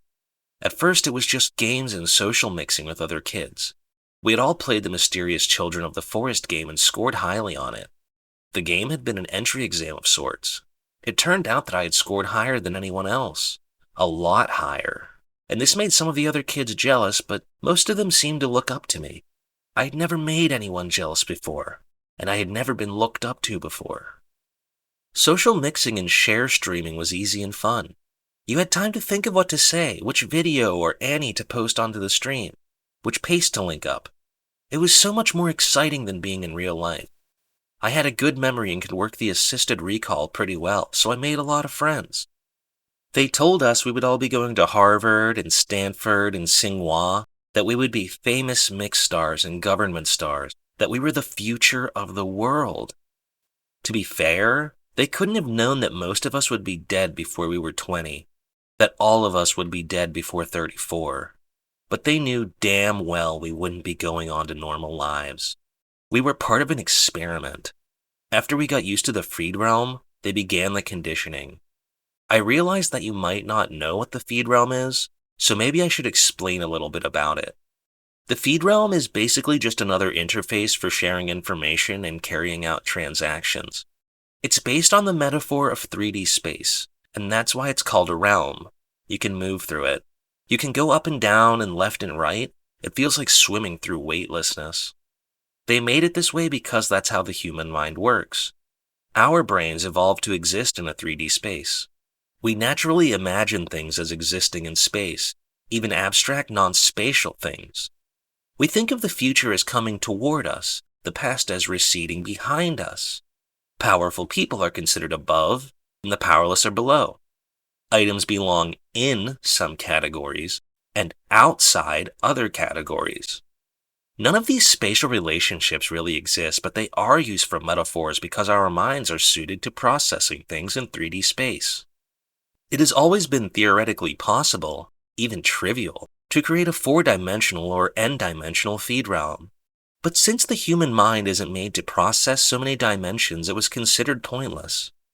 But recently, a genetic mutation dating back to the Stone Age was discovered which allows certain individuals to experience and comprehend feed realms of 4 and higher spatial dimensions. While this mutation may have been useless for Stone Age people living in a spatially 3D world, it was also harmless, so it somehow survived, though its initial origin is something of a mystery. Anyway, now scientists were able to hook people up to 4D feed realms. Early test subjects described the experience in terms ranging from nauseating to utterly horrifying. It was theorized that maybe if children were contained from a young age to exist in a higher dimensional environment, they would become accustomed to it. But such conditioning was deemed unethical. Enter the CIA. Their motto, "Where ethical approbation ends, our work begins." They used their global genetic database to identify children with the genotype and collected a group of them to begin conditioning. And that brings us back to my story. See? A spatial metaphor. At first, we were just playing around in the feed realm, getting used to it. Then they started the conditioning.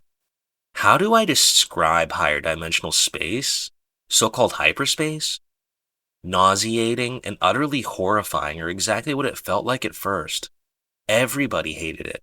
We cried and tried to run away when they made us go into the hyper realm. But of course, there was nowhere to run. We were all lying in hygiene beds, where almost all of us would lie until death.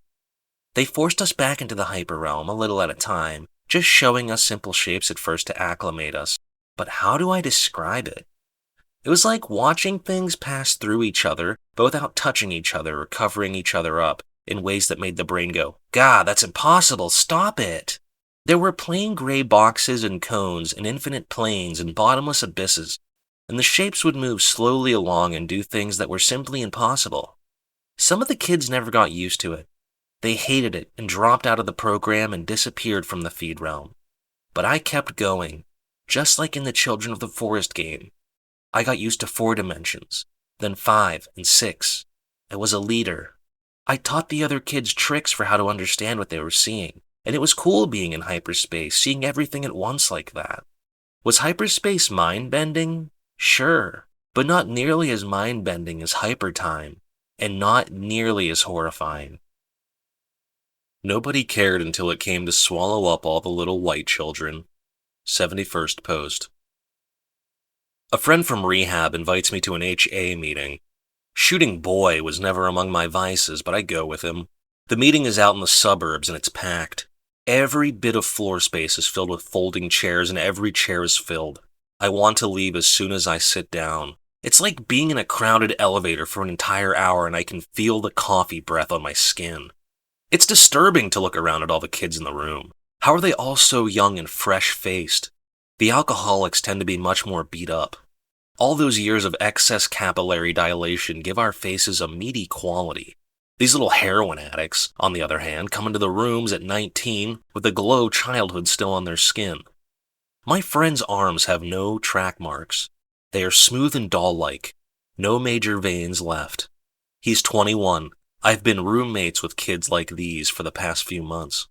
They don't know who Norm from Cheers is. They don't know how to empty a dryer filter or take care of a Teflon pan. But they know how to cook up black tar. They know how to find veins. It quickly becomes apparent that one of the meeting's regulars died last night. Everybody's upset. People start crying. My desire to not be there grows exponentially. I didn't know the kid. I feel like I've stumbled into the wrong funeral. The kid's sponsor talks. He's an older man with a gray goatee. He was guiding the kid through the steps. The room looks at him to say something comforting, something with the ring of authority and wisdom. The room is full of children in the grips of a problem that their parents cannot understand. Here is a grown-up who can understand. He talks about meeting the kid's parents at the hospital. His eyes grow damp. He recalls haltingly that the parents were very polite. They thanked him very politely for trying to help their son. He looks down at the floor, and there is no more to say. Later, I relate this story to my roommate Sean. He says that this has been going on with the blacks for years, but nobody cared until it came to swallow up all the little white children. He says that most problems come to visit black people first because black people are God's chosen people. They must be chastised. The program tells us to be more open-minded and less judgmental.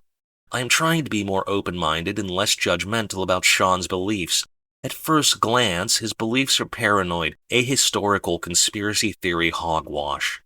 At second glance, they are appallingly anti-Semitic cultural appropriation. But my sponsor says it is not my place to enlighten him with my views. I only need to be a decent roommate to him. When the Jews were sold into captivity, their narrative survived. This was not so for the slaves of America. At least nothing like the Torah was passed on. The American system of slavery worked to destroy the history of millions of people, but I wonder, how much of the Jews' history really survived? There are certainly parts of the Torah that don't have the resounding ring of authority and wisdom, e.g. the talking snake or the talking bush or the Nephilim, or 90% of everything else. How much of the real story actually survived? It must be tempting to place oneself into the context of a mythical narrative that goes back thousands of years, that extends forward to the end of history. Instead of just being this lost little individual, you become the inheritor of a grand spiritual legacy, part of a grand struggle, one of the chosen people. A new roommate moved into the house a few days ago. His name is Donnie. He's in his mid-40s and he's a former Marine. I show him the Iwo Jima segment of my story and ask him what he thinks. A lifetime of spiritual failure. I used to drop mucho acid and believe in God. Then I became an alcoholic. Now I don't know what the fuck is going on. 72nd post. When I was in high school, I liked dropping acid. One of my favorite books was the Electric Kool-Aid Acid Test, which tells the real-life story of a band of early acid heads and proto-hippies called the Merry Pranksters, who invented a lot of what would become tropes of the 1960s, such as dressing up in weird shit and riding around on a painted bus while stoned on drugs. I was especially intrigued by an experiment which was carried out by the pranksters in 1965. One day, a few of the pranksters put a sign on the front gate of the group's compound that read, "The Merry Pranksters welcome the Beatles." At the time, the Beatles were the biggest band in the world, and the merry pranksters were largely unknown. Moreover, none of the pranksters actually knew the Beatles or had any idea of how to contact the Beatles, nor did they make any attempt to do so. For the Beatles to show up at their house in California was extremely unlikely. Despite all this, the pranksters put this crazy banner out in their front gate, and they fully expected the Beatles to show up. To understand the pranksters' behavior, you must understand the effects of LSD. This is true in a general sense and with specific regard to that banner. You see, sometimes when you take LSD, something strange happens, something beyond all the weird hallucinations and thought distortions. Sometimes you get the eerie feeling that coincidences are happening all around you. You might be listening to music while watching TV and notice that the pictures and the sound seem to sync up. You might open a book and notice that the opening passage has an odd, unmistakable relevance to the current moment you're in. At times, you almost feel like you are conscious of things before they actually happen. You imagine your friend walking through the door, and a moment later she does. You look at your phone, and a moment later it rings. Sometimes these coincidences pile up so quickly that you get the feeling that there is something behind it all, that all the seemingly disparate and unrelated phenomena of your life are actually part of an underlying order, or pattern, or structure, which is normally hidden.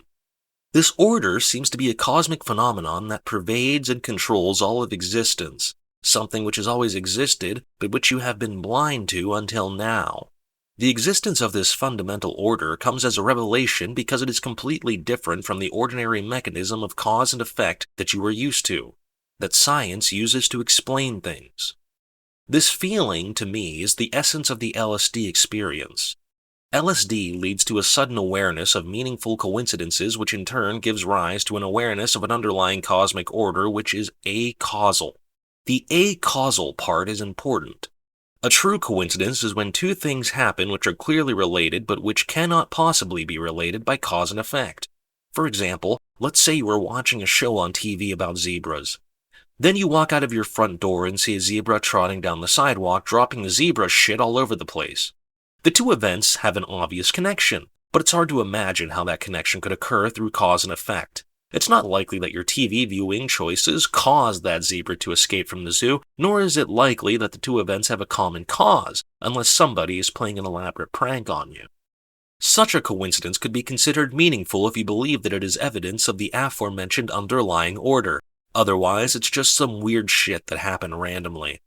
During my high school years, because of my little LSD hobby, I became obsessed with meaningful coincidences. I was always looking for little signs from the cosmos and hidden connections between things which weren't causally related. I tried to predict things. I looked for symbols and tried to fit the events of my daily life into cosmic patterns. I got into Nostradamus, the I Ching, stickomancy, all sorts of shit. Unfortunately, my attempts to ascertain the underlying structure of the cosmos were heavily clouded by my own immature narcissism.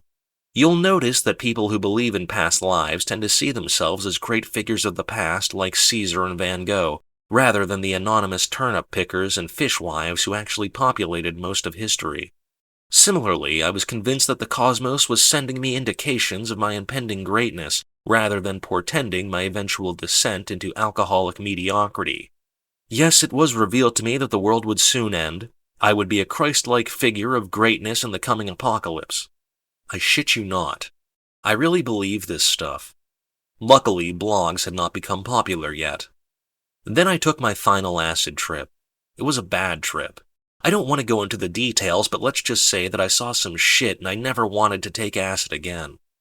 All my life I had been hoping to be visited with a grand revelation, and now I just hoped I was never visited by another one.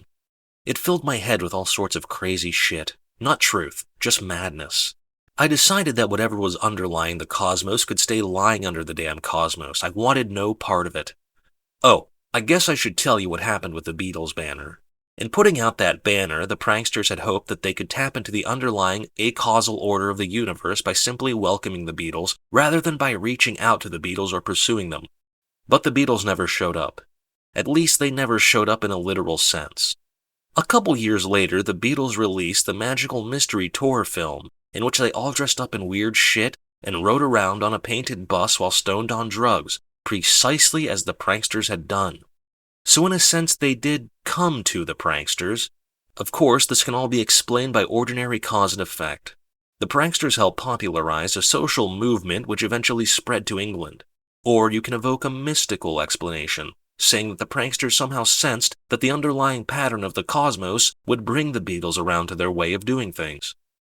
After I stopped doing LSD, I started leaning away from the notions of cosmic patterns, and I became more convinced that any understanding of the universe would have to rely on cause and effect. My earlier attempts at mysticism began to look like embarrassing folly. I came to regard all the meaningful coincidence stuff as bullshit. I figured that LSD just overstimulated whatever sort of coincidence detector might exist in the brain.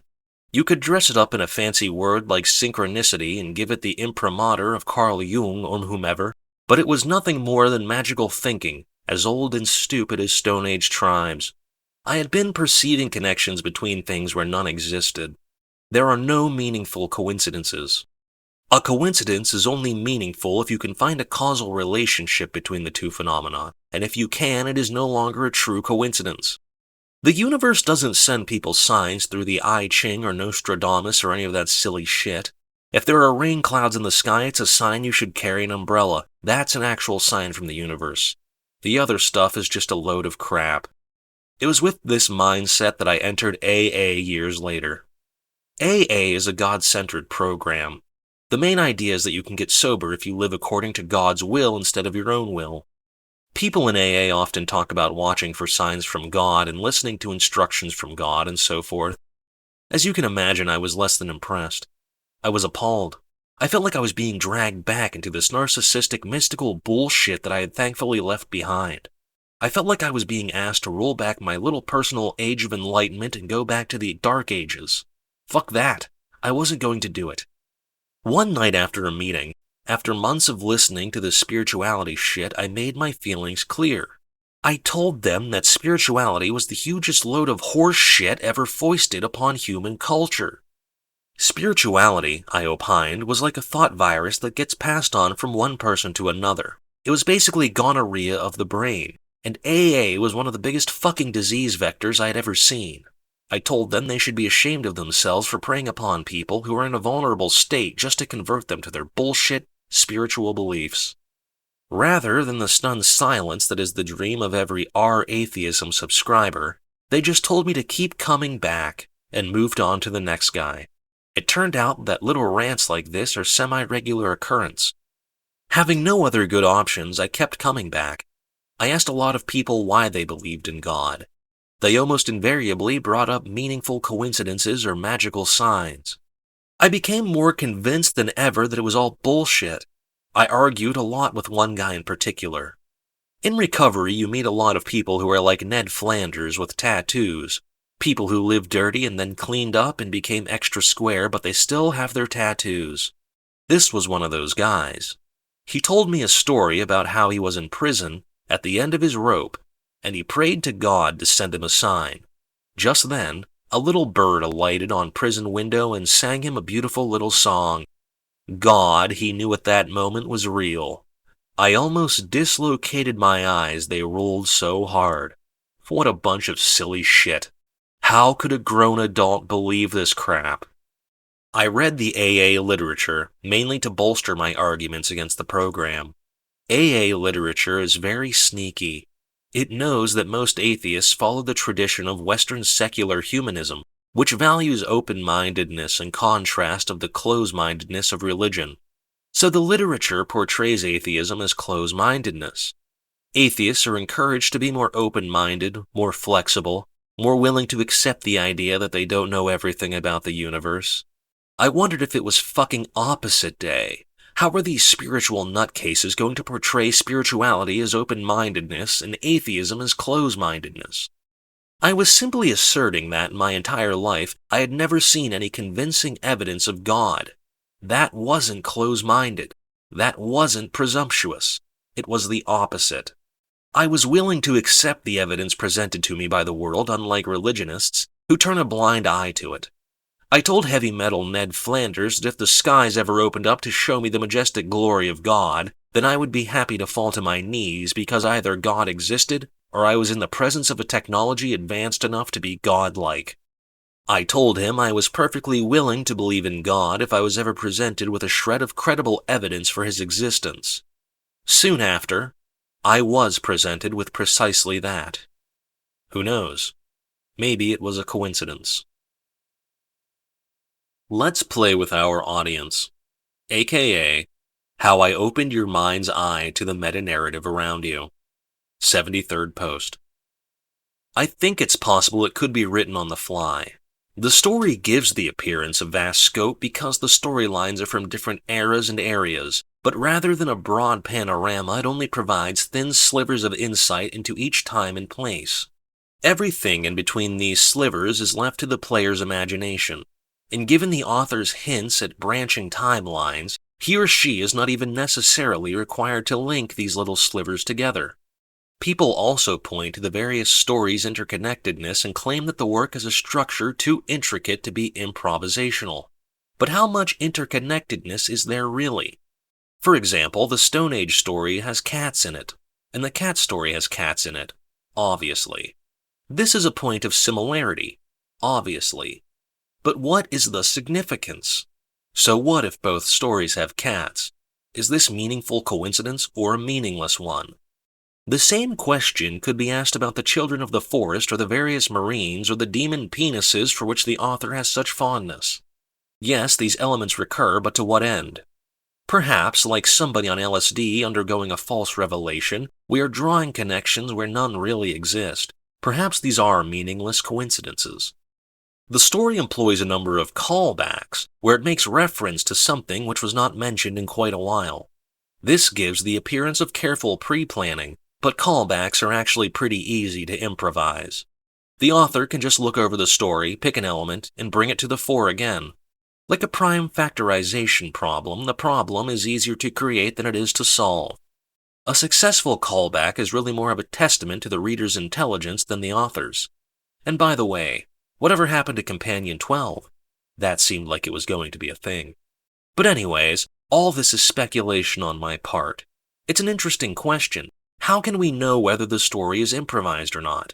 The author does occasionally make direct responses to other Reddit comments and make reference to current events, but as you said, this could be just a sort of superficial improvisation where most of the story is actually fixed, but a few of the details are improvised.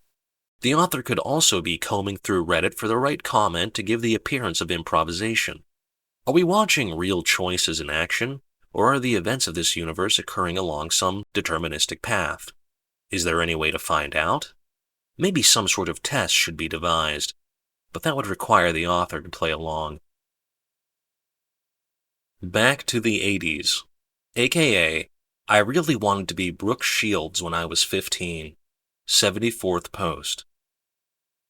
Okay, now I'm in my bedroom. The bedroom smells like bedroom. Actual bedroom. Oh, so definite. It's a smell like wood and blankets and stuff. Sharp. I wonder how they decide on the bedroom smell. I move my arms around and bounce a little on the bed springs. My body feels really natural and comfortable. Everything looks sharp, too. There are no weird color trails like an acclamation. Cool. Really crisp. I stand up and take in all the little touches. It's an attic bedroom with a slanting ceiling and wood panel walls. Night outside the window. Mood lighting from a nightstand lamp. Clothes and a skateboard and other random teenage stuff scattered on the floor. Walls covered with posters. In excess, The Cure, Michael Jackson in a yellow vest. Very definite. Or should I say, groovy. Did they say that in the 80s? An interrupt comes through. Atlanta completely destroyed in full scale. I use my illegal bypass to cut off all interrupts. I hate sports interrupts. I'll have to figure out how to change that setting. I notice a can of Pepsi Free sitting on my nightstand. I pick it up. Still cold. I crack it and open it. Give it a smell. And the fizz tickles my nose. It really smells like soda. I take a sip. Wow. Not very good. Maybe it's a low-quality render, Or maybe I just don't like Pepsi Free. Still, it's pretty amazing to be tasting something in a feed. This was really worth it. The doorbell rings somewhere downstairs. Oh, definitely. We're starting. I head towards the door and catch myself in the mirror. I'm supposed to look like a girl named Brooke Shields at 18 years old. Wow, she's pretty. What a render. The eyebrows are a little intense, though. I consider toning them down, but I don't want to get caught up in character design. If you change one thing, you end up changing 50 things, and it goes on forever. I head out into the hallway and pause for a moment. The smell just changed. Now there's a hallway smell. Carpet and drywall. I laugh. I take a step back into the bedroom, and the bedroom smell returns instantly. I step into the hallway again. Hallway smell. Bedroom smell. Hallway smell. Bedroom smell. I snicker at this. The smell changes just like that. Why can't they make it more natural? What a giveaway. Oh well. I head down the stairs. The furniture in the front hall looks really cheesy. I pick up a lamp and toss it at the wall. It smashes apart and the bulb explodes with a spark. I look at the shards. There's bits of powder and all sorts of little details. Yow. Very certain. Undo that, I say, and the lamp fades away and reappears on the side table. I open the front door. A guy stands there with swept-back blonde hair and a baggy red and black jacket with the collar popped up and the sleeves rolled up. Nice. He gives me a killer smile and says, "Hey babe, what took you so long?" A blast of electric guitar hits me, and the guy floats up out over the front lawn, becoming 2 stories tall and striking a sexy pose. Colors fill the night sky.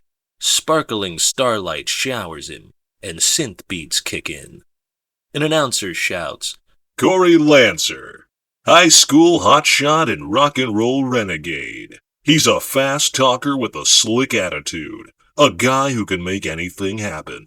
All the girls want him, but all he wants is one thing, the Ferrari 288 GTO. A red sports car comes flying out of the sky and does crazy circles around Corey while he strikes more sexy poses and the music thumps. It's the fastest street-legal car in existence. Only 272 produced. This is Corey's dream. Corey's obsession. Corey's life. He'll do anything to get one, and he needs your help. Can you get the car? Can you win his heart? Are you ready for 80s Turbo Ascension? Shit, I should have looked at the summary closer. I'm not really into cars, and this doesn't really seem like a very interesting narrative. Still, Corey is really well rendered. Blonde hair, blue eyes, a bit of mischief in his smile. I like it.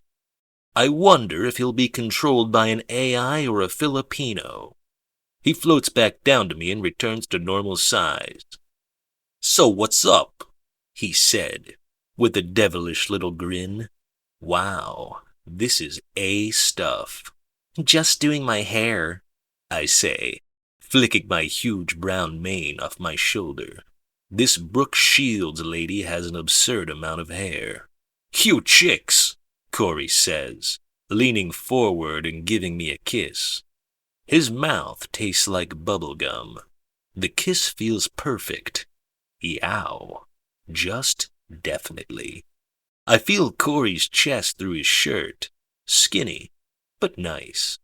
I think about toning him up a bit. Nah, it's better to just go with his default settings. "Yeah, so listen, there's a race tonight at the Speed Max track," Corey says in his cute accent. "The Crystal Cobras put out a challenge, and they're taking all comers. The prize is, I don't really like racing." Corey thinks for a moment. A character animation. He looks cute thinking, his sharp eyebrows pressed together. Now he's taking too long and it's getting awkward. I think he's controlled by a Filipino. Or maybe there's lag. He snaps back into action. Okay, listen. There's gonna be a dance-off at the Club Heatwave. The Crystal Cobras put out a challenge and they're taking all comers. The prize is $100,000. Dancing? Yeah, that would be one way to try out my body. Sounds groovy, I say, but I can't help but think of another way to give this body a test drive. I slip my hand down into my tight purple skirt and feel my pussy. Oh, yeeks. They really have everything working down there. Should I do it already?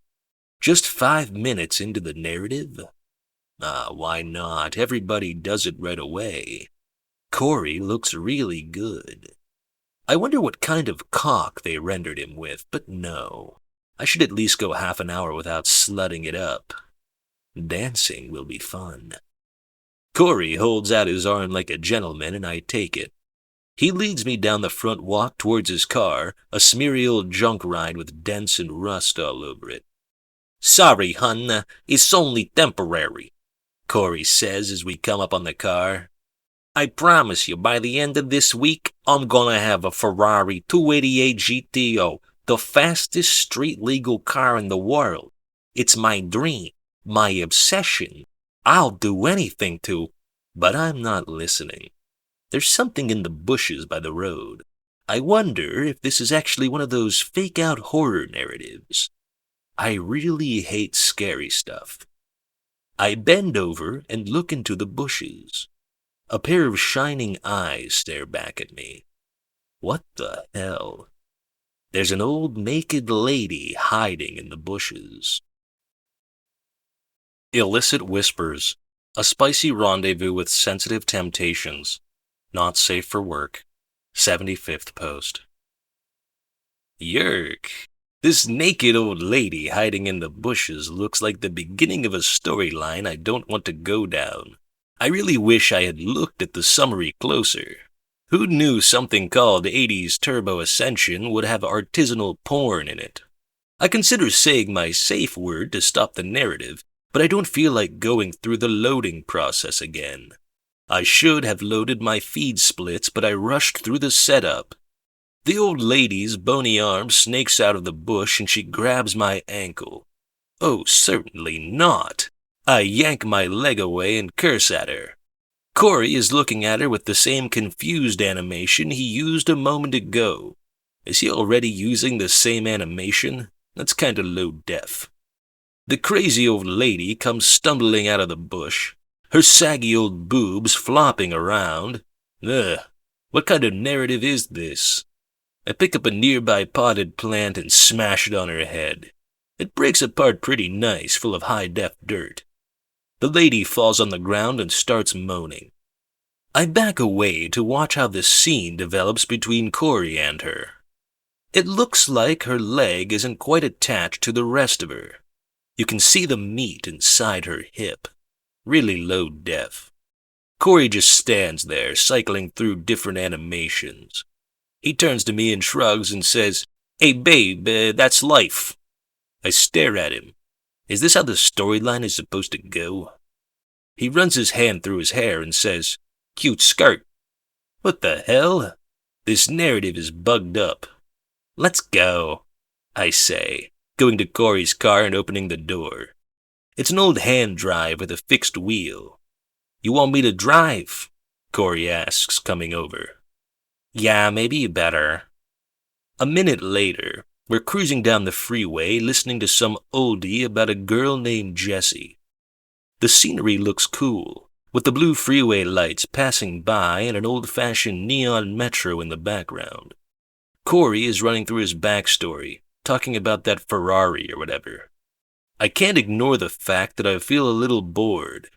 I'm just 10 minutes into my first direct sense feed narrative, and I'm already a little bored.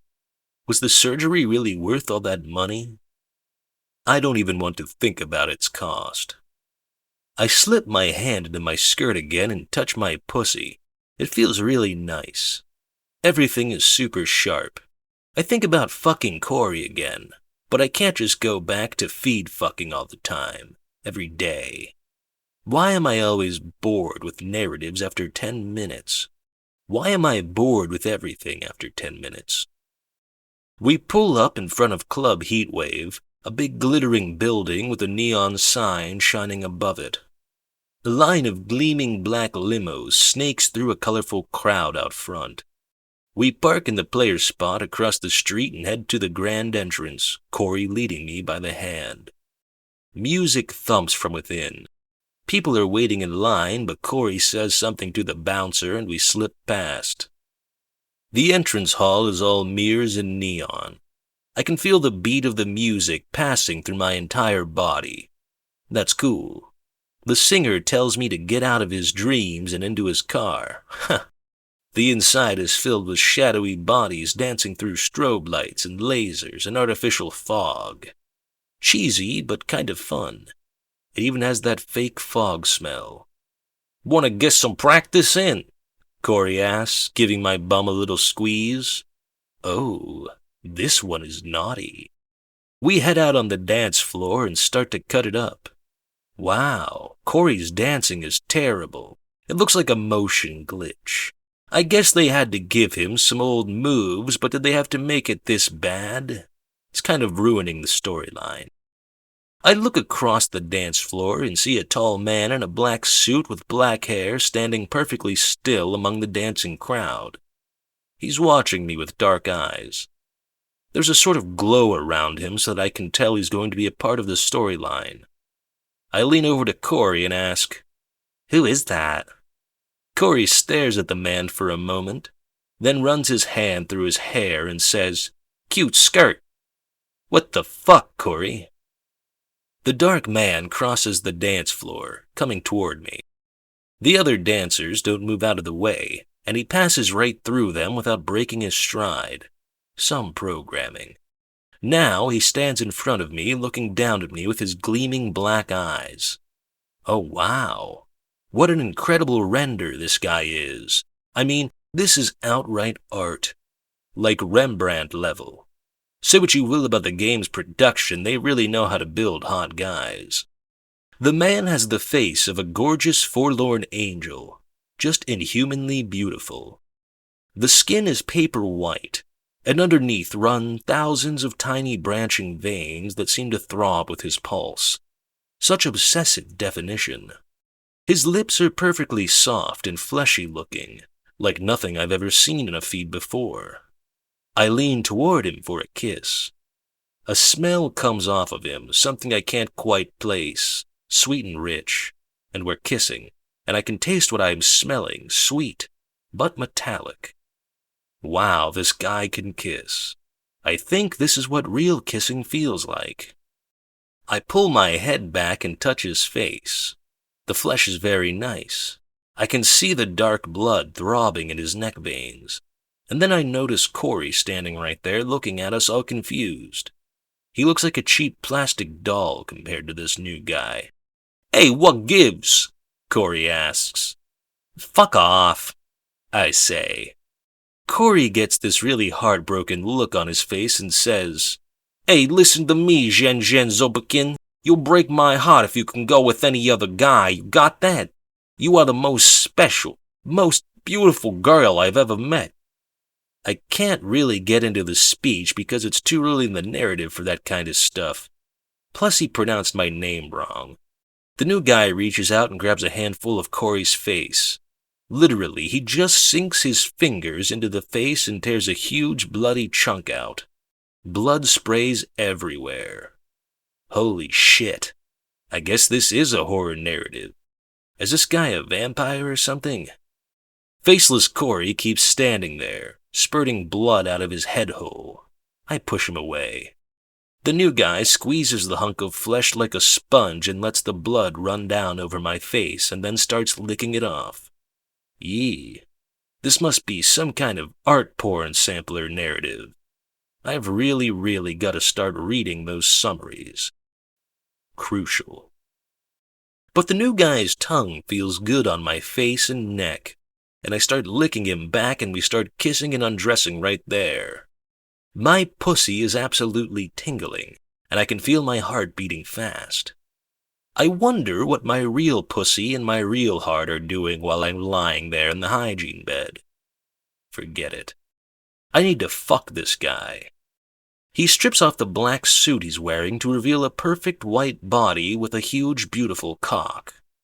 Oh yes, this is going to be good. He lifts me up with ease, and I grip his powerful, muscled arms as he slides his cock into me. Ah, heaven. I hold on to him and close my eyes and let him fuck me. My pussy feels super real. I can taste Corey's blood on my lips. The man kisses and sucks on my neck. I open my eyes and see that everybody in the club has stopped dancing. They are all standing still as the music plays in the strobe flashing darkness, watching this guy fuck me. God, this narrative really combines a lot of different kinks. Who wrote this shit? Now I'm feeling like 1,000 different things in my pussy. Most of them incredibly good, some of them new, some of them way beyond anything I felt offline. The man's eyes are on me and I'm mesmerized. The other people in the club are all slowly walking towards us, surrounding us. Pretty soon they're packed around us like paparazzi in a fame simulation. Public fucking isn't really my fetish, but I don't want to have to stop everything and set up a new scene. Some of the people reach out and touch my tits, my hair, and my face. With this guy's cock in me, it all feels good, so I don't stop it.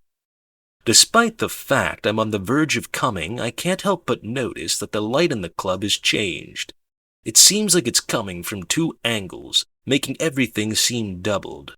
I feel like I'm looking at the man's face from 2 angles, seeing 4 of his eyes. It's a weird effect, and I wonder if there's something wrong with my visual line. Next to me, a woman in a pink dress opens her mouth, and her jaw floats away from her face. Her head floats off of her neck. Beside her, a man separates into a dozen slices. God damn it, this is definitely a fatal glitch, but I'm so close to coming, and it's going to be fucking fabulous. I wonder if the narrative can hang together for just 10 more seconds before it crashes. All around us, the people begin to break apart, becoming floating parts. The weird lighting effect becomes more intense, and the man seems to be made of 4 sections, except each section is his entire face from a different angle, and they're all crossing each other but staying in place at the same time, and 8 eyes are watching me. Oh fuck, this is hurting my brain. Fuck, I can't take this. The narrative should have already crashed back into safety mode. I say my safe word. Nothing happens. I feel my stomach drop in terror, except it drops at 4 different places all around the room. Oh God, am I stuck in a crashing narrative? They say it can fuck you up.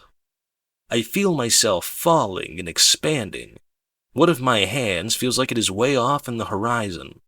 Another is 10 stories below me. Body parts are swirling all around us, showing all sides at once. The man is staring down at me with his awful eyes. How are they so awful? His face is as giant as a mountain range, as the entire sky. I'm seeing too much. No. Above and beneath. Everything has too many sides. Screaming. He has dozens of eyes. Thousands of sides. Thousands and millions of eyes. You need to learn statistical proxy, fucking distillation tracing. AKA, if you don't know how to predict and manipulate reality, I can't teach you. 76th post. When we got to the Clearview Hospital, it was like Karen said it would be.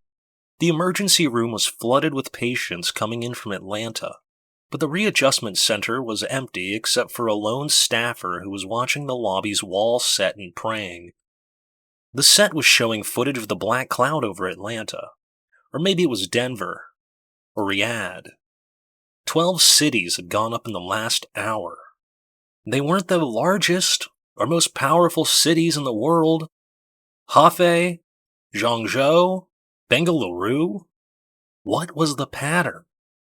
What the hell had Bengaluru done to anybody? Karen said there was no real pattern. This is Q's opening move, her entrance into the world. She won't destroy everything, but she will kill and kill until she thinks we are ready for her demands.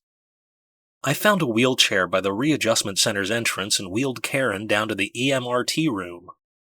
Somewhere, a hygiene bed's life alarm was ringing. I ignored it. My goal was to get Karen some muscle treatment. A single treatment probably wouldn't give her enough strength to stand on her own, but she could at least hold her head up and move her arms, and she might regain her voice and sight. In the treatment room, I filled a treatment tub with the minty-smelling conducting gel and washed Karen off and fit her with breathing tubes. These were normally tech duties, stuff I thought I would never be doing again. Looking down at this little twig of a woman on the table, it occurred to me that all I had to do was tie off her breathing tube and that would be the end of her. I asked her the question that kept coming to my mind. How do I know for sure that you didn't blow up Atlanta yourself? How do I know you aren't full of shit? My set was blank for a while before she answered. Well, how could I prove it? I tried to think of a way, some kind of test. I don't know, I said finally. You know much about statistical proxy distillation tracing? No. Then it would be hard to prove it to you. So how do I know it wasn't you? You can't know. I need to know if I'm going to help you. Then learn about SPDT. I don't have time to learn about fucking DT. Then you can't know. You're just dealing with stuff that's too advanced. I walked away from the table and sat down in a nearby chair. I felt like I was cracking up. The urge to cry had come and passed every few minutes, and it came again. I don't know what to do. I told you, we must get to upstate New York. There's a way to defeat Q. Maybe you're Q. Listen, before you put me in the jail, I want you to pull my jack battery. Cut it off. That would prove you're not Q? Not really. I could have scripted everything. Oh. But it would mean I can't directly order nuclear strikes.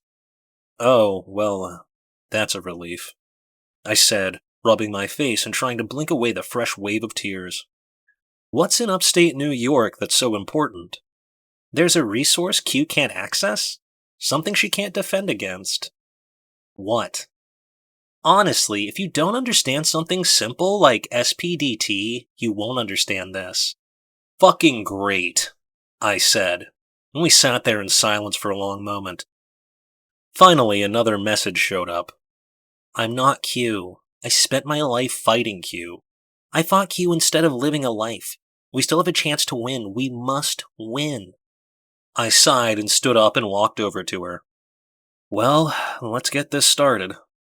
Good. I found the jack patch on the back of Karen's neck and squeezed at the tattooed points. Her battery capsule slowly slid out of her skin like a giant blackhead. I disconnected the wire. Now she was completely disconnected from infraspace. I picked up her body and gently lowered it into the conducting gel. It took a minute for her to sink to the bottom, for the gel to slowly slide over her face like a closing curtain. I dialed up 90 minutes of muscle treatment and 30 minutes of eye treatment and started the tub up. I sat for a while listening to the soft wobbling sounds of the gel shifting as Karen's muscles clenched and unclenched at a rapid-fire rate. This was the sort of spare moment where a person would stare at their set and look at game replays or something, but my set was just a long list of red interrupts, telling me about how everybody was dead. I realized that the hygiene bed's life alarm was still going off in some other room. Usually when I heard that sound, I went racing to find out what was going on, but I had just ignored it. Well, the person was probably dead before we even got here. What were the odds that they had just gone into arrest when we walked in the door? And who gave a shit anyways when 100 million people had also died today? Still, there was an instinctive part of me that wanted to run toward the sound, that wanted to help. I got up and walked down the hall. The ringing got louder. At the end of the hallway, there was a small room with 4 hygiene beds that had been brought in for hospital disconnection, a procedure usually reserved for really complex cases. The last bed was blinking red. I took a look at the readout, but it didn't show cardiac arrest. In fact, it was showing 260 BPM. It must have been malfunctioning. I looked at the patient chart, Zhenzhen Sobakin, 24 years old, total connection duration 47 minutes. It must have been runtime crash. Unlucky. I pressed the seal button and the bed lid opened up. When she came into view, I staggered back and shouted for help. A man arrived to a duel with only a pen and a piece of paper. 77th post. I sat Karen up in the electroconvulsive tub and wiped the warm gel from her face and detached the breathing tube. Her head rolled back, her face glistening in the glare of the LED. I could see the shape of the skull clearly through the wet skin. Slowly, she pulled her head upright, blinking the goo from her eyelashes. Hi. Hello, hello. Can you hear this? Yeah, I can hear you, I said. Wow, okay, it worked. Good, she said. Her voice was completely flat and surprisingly deep for somebody so scrawny. I'm here, she said, baring her teeth in what might have been a smile. Can you see anything? I asked. She opened her eyes wider and moved them around. Yes, persistent shapes, she said, pronouncing the word persistent like a child. Can you see how many fingers I'm holding up? No. Try squinting. Oh, right. That changes things. 2? She was right, except she was looking at a completely different direction than my hand. Great, I said. Slowly, her knobby knees emerged from the gel and she grasped them with her hands. It was a good sign for somebody in her state, and it also showed that she knew some of the standard tests for emergence. We went through a few more of the tests and found that the treatment had worked well. She might even be walking soon. I got her out of the tub and washed her off and put her into some scrubs. She managed to sit upright on the table without leaning on anything, her bony arms set stiffly at her sides. Can I ask you a question? I asked. Sure, she said in her deep, childish monotone.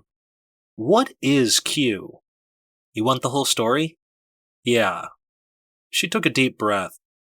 Okay, so approximately 50,000 years ago?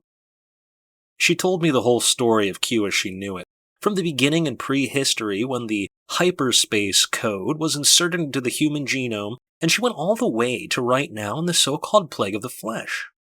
Her description of the plague explained what happened to poor Shenzhen in her hygiene bed. It also explained the red butterfly thing I found on the other hygiene bed.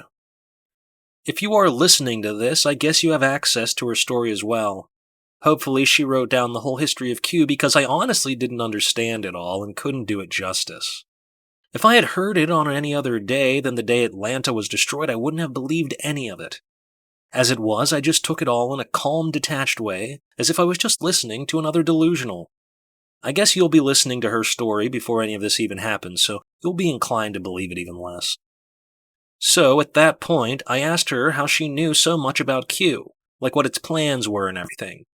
She said Q had recently stopped hiding anything from her and the other bred soldiers. It was fully confident in its ability to win against them in any scenario. It no longer felt the need for any secrecy. I asked her why it had tried to kill her, and she said that it hadn't. It was planning to destroy Atlanta anyway. She had arranged for the assassin herself at improvisation to get her out of the city more quickly. I asked her if her ability to see all those extra dimensions allowed her to see into the future. She told me she could only see extra dimensions in the feed realm. It allowed her to fight against Q more effectively because she can process information on a different level. She explained, when you look at a digital picture, you can process a huge matrix of color values all at once. If you tried to process the same picture by looking at a list of color codes for each point, like R101, G254, B017, it would take forever and be incomprehensible. For certain problems, I have the same advantage over you that you have over a guy reading a list of color codes on a ticker. I can see many things all at once, but I can only see extra dimensions in the feed realm. Here, outside the realm, there seems to be only 3 dimensions plus 1 timeline, and I can't see beyond that, but I can imagine beyond it. So you can't see the future? No, I can only imagine the future. I can imagine a lot of futures. Then why did you hire an assassin for yourself? I mean, That just seems like a really risky move, like something that was unlikely to pan out. Oh? I couldn't imagine many scenarios where it wouldn't have worked. Really? What if I had just been like, fuck this, I'm out of here? Oh, come now. Nobody would do that. Nobody would do that? Almost everybody would do that. He had a gun. Wrestling over firearms is quite common. Maybe in feed narratives, but not in real life. You see stories about that kind of thing all the time in the news. We argued about this point for quite a while. It was like arguing with an intelligent child who has no clue about the real world. Her view of real life had been warped by seeing only the sensational parts of it that managed to leak into the feed realm. She seemed completely unaware of that most basic and fundamental fact of human life, that most of it is boring, most of it is just waiting around, that people go through large portions of their lives tired and sleepy and wanting to lie down. I tried to convince her of this, but in her short time in the real world she had experienced a murder, a drone strike, and nuclear holocaust, so I wasn't having much success until, lo and behold, she got tired and wanted to lie down. I helped her onto a gurney, and we made plans to head toward Plattsburgh in upstate New York. She said that the key to defeating Q was somewhere near there. Of course, she was lying to me, but I didn't realize it at the time. How the Flesh Dances and How the Flesh Plays. 78th Post. How the flesh dances and how the flesh plays, how the flesh toils and spins through its days. See the flesh happy and strapping and young. See the flesh sagging and dragging and glum. Shh. Hear now the giggling. See shadows grow. Step down the hallway, each door aglow. Watch now the ceiling's sweet cradle rocks. Who made these puppets? Who made this clock? Ancient hand on the cradle, withered lips form a song. Golden wheels spinning backward, withered hand becomes young. The hands can spin, spin, then slow. The clock is wound afresh, but is the key turned this time by fingers made of flesh? Jerking off until mother opens the door. 79th Post. I am 24 and it's a Friday night in early summer. The sun is settling down into a haze beyond the mountains and the city's concrete is beginning to cool after a baking day. The signs for all the bars are turning on. The windows of stolid office buildings become a wild collage of reflected neon. Yeah, everybody wants to party tonight. Even the Central Insurance Bank is looking festive. Oh, you minx. I've already drunk 6 beers. I am right in the zone. Active. Playful. Charming. Oh, so charming. I'm actually charming myself right now with my internal monologue, reeling off clever little observations about the people who pass me on the sidewalk. I can see a glowing doorway in my mind, and all I have to do is walk through it. My phone buzzes in my pocket. Who's calling me now? Maybe it's my usual gang of friends, or the Swedish friends I drank with until 6 a.m. last weekend, or one of the dozens of girls who are saved in my phone with thoughtful pet names like Brown Hair 2 and Metten Park. But I'm not going to answer my phone. I don't want to make any plans. I am simply going to walk down the street and something is going to happen, because the door is open and the world awaits. I stand by a food vendor and watch people pass. I smile, nod, make funny comments. Most people smile and pass right by. Others linger for a while. 2 girls and a guy start talking to me. They're tourists from out of town. What are they looking to do? A nice place or just somewhere cheap? Do they like sake? I know just the place. Sure, no problem. And we're off. Soon we're sitting in a booth and the sake is arriving at regular intervals.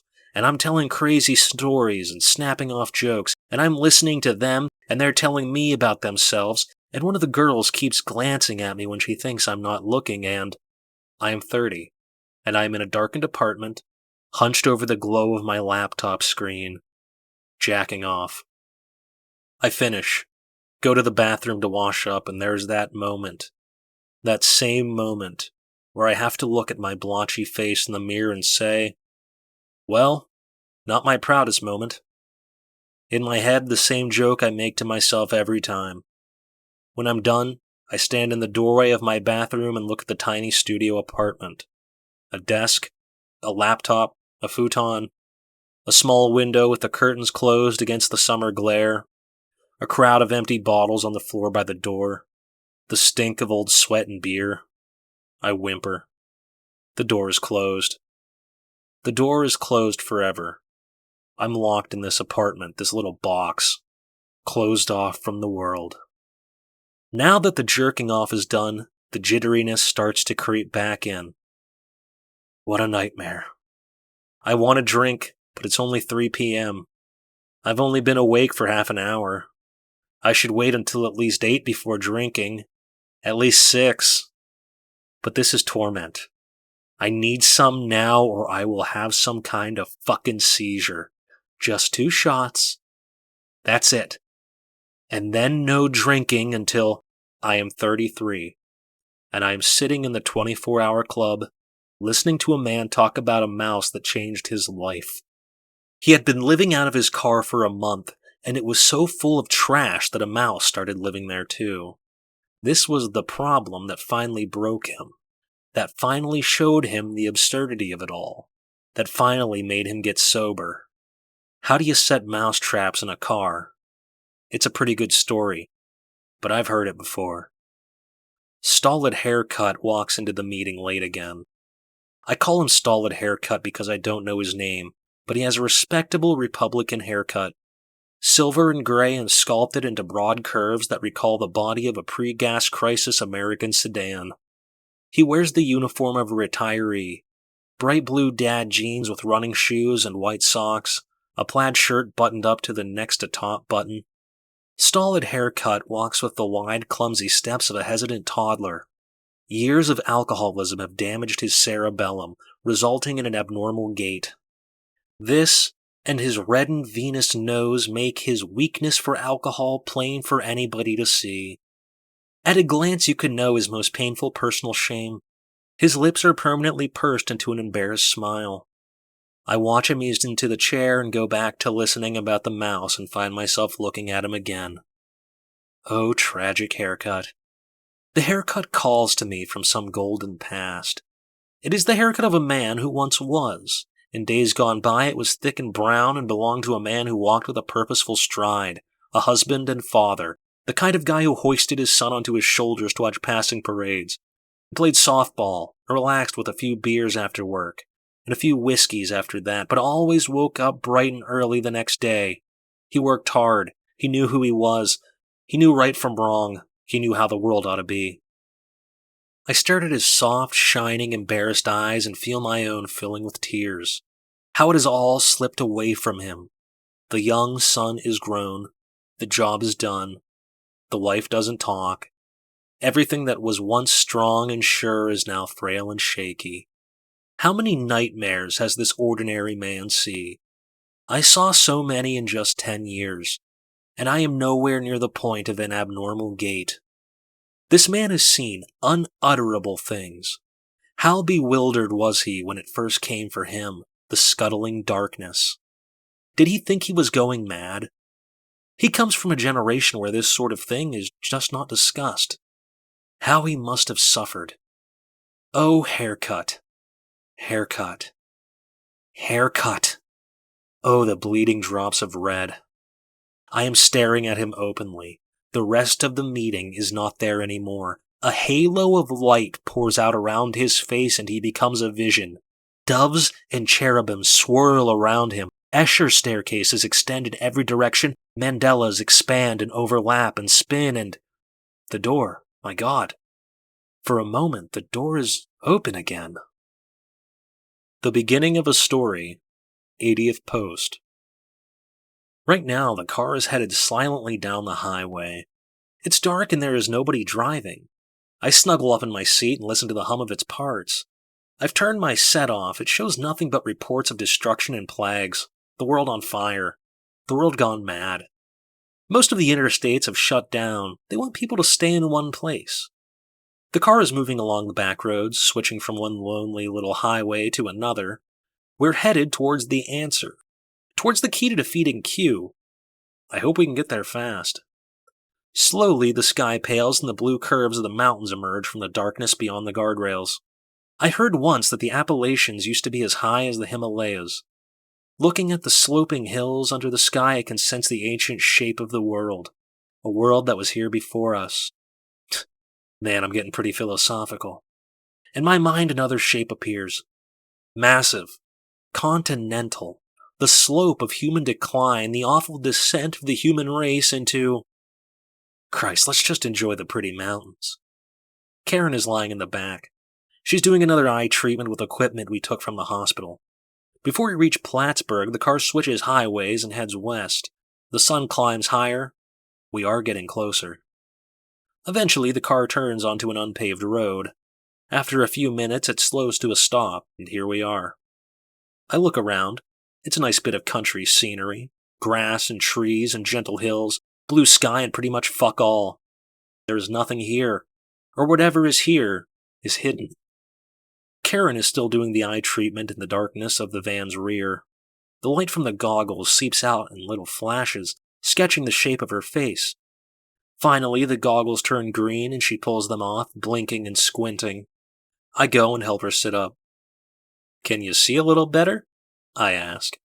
She looks down at her hands, moving the fingers slowly in the dark. "Yeah. Persistent shapes?" She raises her hand into a shaft of sunlight shining in from the front of the van. Her fingers catch the glow. "My hands," she says softly, her voice quavering with disbelief. It's the first strong emotion I've ever heard from her. "Good. That's great," I say. "Well, we're here. What do we do now?" She looks at me and smiles maniacally. "We go into the forest," she says.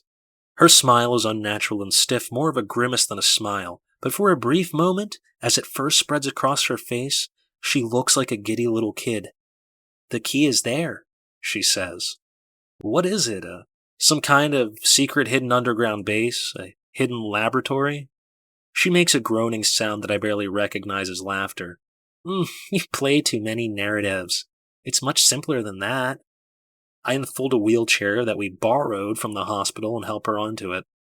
When I open the back doors of the van, she winces against the bright sunlight, and again her face looks like a little kid's for a moment. I give her a pair of huge black wraparound sunglasses that we took from the eye treatment center. The van lowers to the ground, and I roll the wheelchair out onto the dusty road. She makes sure I took a bag of supplies with us. Snacks, drinks, and other stuff. The sun is warm on my skin, but the breeze is fresh and cool. It's a perfect day. You would think that everything is right in the world. "So, where to?" I ask. She looks around, her head wobbling on her thin stalk of a neck, her eyes hidden by the massive glasses. "There was once a house here. Do you see it?" I look around and spy a low, crumbled gray wall mostly hidden behind the high grass. I think I see an old foundation. "That's it," she says. Her eyes are hidden, but there is something in her voice that wasn't there yesterday. A shivery excitement. It makes me excited too. I push the wheelchair down a weedy gravel driveway toward the foundation. There's nothing else left of the house. It must have been torn down and hauled off. Karen has me push her around it and go down a trail leading towards the forest. "What was that house?" I ask. "Anything important?" "I used to live here." I turn and give it another look, as if I would see some new detail in the crumbling concrete that I had missed. "That was the old children's home?" "Yep." "Then where are we going?" "We're almost there," she says. "It's close." We follow the trail into the forest. The trees become thick and shadowy. The wheelchair has a little power assist, but it's still tough to push it all over all the roots and rocks that lie around the narrowing, twisting path. "Oh, yes!" Karen whispers excitedly. Up ahead, sunlight gleams through the branches of the crowding trees. A wave of excitement rushes through me, and I push Karen faster. We come out into a clearing, a broad patch of wild grass that glows green and golden in the sunlight. "Here," Karen says. I stop the wheelchair and look around. At first glance, there doesn't seem to be anything here. "So what's here?" I ask. "I used to come here as a child. Play make-believe before I was connected." I take a walk around the clearing looking for something. A hatch, a hole, an actual key lying in the grass, but there's nothing. Across the clearing, Karen is slowly pulling off her sunglasses. When her eyes appear, they startle me. They are wide and gleaming with utter fascination. I walk up to her. She's staring at something. Tears fill the rim of her eyes and spill over. What is she looking at? It seems to be something right in front of her, something I can't see. I stand beside her and crouch so I can see what she is seeing, but there's nothing there but a small cloud of gnats. What are you looking at? I ask. She looks all around and takes a deep breath and shudders. There's more, she whispers. More what? They said the feeds were complete, but they were wrong. I wait for her to say more, but she doesn't. What do you mean? I ask. She looks at me and smiles, the most goofy, crazed smile I've ever seen, tears still flowing down her cheeks. The designers of the feed said that it provides a complete experience. Enough colors, enough frames, enough smell gradients, enough complexity to make it indistinguishable from reality. But they were wrong. Here, look at them, she says, raising her hand into the air. You mean the gnats? Yes. The gnats are glowing specks dancing senselessly in the sunlight. I wonder if some pattern will emerge. Can Karen control them with her mind? Is that the secret? Are they forming shapes? They just dance and dance, forming nothing, making no pattern that I can see. I feel silly for even thinking that they would. They're gnats. I turn away. A flood of angry thoughts rushing through my mind. Gnats. Fucking gnats. She's a nut. She's lost it. Yeah, she's powerful and impressive in the feed realm, but now she's in the real world, and she's completely lost her shit, and this whole trip has been a waste. Is there anything here? I ask her. What's the key? Seriously, don't give me any of that bullshit like, I can't explain, or, you'll see. Just tell me, what are we doing here? What's the plan? I ask, almost shouting by the end. The crazed look of joy fades from her face, and is replaced by the look of a scolded child. She lets her head hang and wipes the tears from her face with her weak little hands. I feel bad. I kneel by her chair and say, Look, I'm sorry. Please, just tell me what your plan is. I need to know now. Karen begins speaking softly without looking up. Q has base control of every major system in the world. Every drone, every rover, every defense robot, all orbital assets, all nuclear weaponry. She has control over most human political systems. She has destroyed or contained every existing countermeasure, including me. There is no scenario in which we could ever reacquire control. Not with 1,000 times our current resources, not with 1,000 years of computation time. So then what's the plan? What we need is a way for Q to be destroyed by just one or a few motivated individuals. I believe there were points in the past when this could have happened. Maybe one of the Germans overseeing the early research program could have stopped it. Maybe it could have been stopped around 2020 when the portals were shut down and interface research was temporarily abandoned, but it didn't happen. Currently, at this point, there's no way for it to happen. Q has control of far, far too many assets. The war is already lost, irrevocably. Then what do we do? We must hope that there are alternate timelines and that somebody in one of these timelines foresees what is happening to us right now. That somebody foresees this very moment in time and takes steps to prevent it. I stare at her. She looks into my eyes. I grope for words. Is that... Wait, alternate timelines? Is that the plan? We have to send a message back into the past? In a sense. Then the person who receives this message will destroy Q in the past and that'll save us? Karen shakes her head slowly.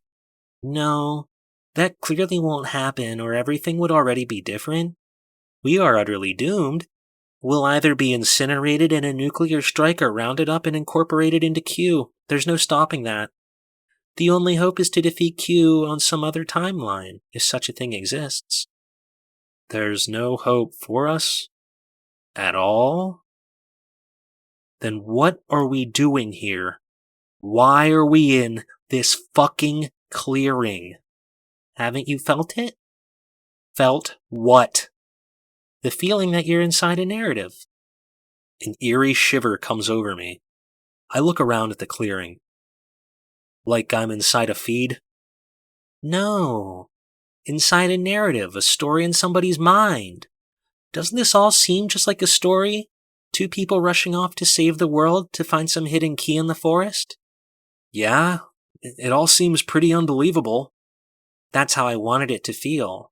That's why we came out here, so that we can be inside a story. Now, hopefully, there's somebody out there in the past who will write the story. Write the story? What, so there's nothing here? There's no magic key or secret underground base. Well, this story sucks. Why? It's a huge fucking letdown. Karen makes a mild choking sound that might be a chuckle. I slump down to the grass beside her wheelchair and hang my head. I'm out in the woods with a crazy person. She doesn't even make sense. She spent too long in 5D. She's talking about alternate timelines. Finally, I ask her, so we're just fucked, right? If you look toward our future, if you look at the series of events which will happen to us, they are dark. They're very awful. We will suffer, we will die. But that would be true in any timeline. On the other hand, if you look at the entire story, not as a series of events, not from beginning to end, but as a single continuous connected shape, where every event is occurring simultaneously, I think my life, even my stupid little life, which I spent mostly inside that hygiene bed, could form a beautiful shape. I snort. I'm tired of this cryptic bullshit. Karen goes on. Maybe that shape reaches back. Back to some place where somebody can see it and change things. I don't say anything. Karen reaches into our bag of supplies and pulls out one of the little paper notebooks she bought at the gas station. What are you doing? I ask. I'm going to write a poem. Do you want a notebook? What for? Maybe there's somebody out there who needs you to write a story. Who would read it? Isn't everybody going to die? Who knows? She says and drops the other notebook into my lap. Maybe somebody would be interested.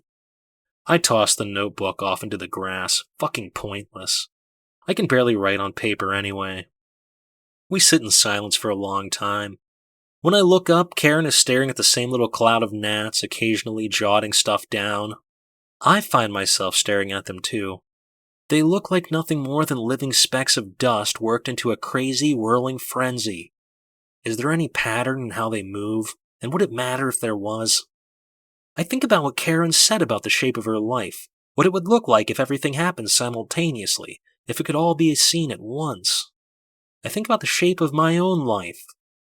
I stare at the gnats and imagine seeing every position of every gnat all at one time.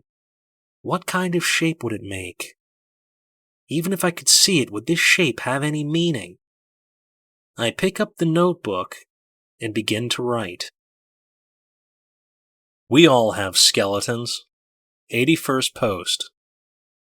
Before writing this series, I wrote a novel. I worked on it for 6 years. The worst years of my life.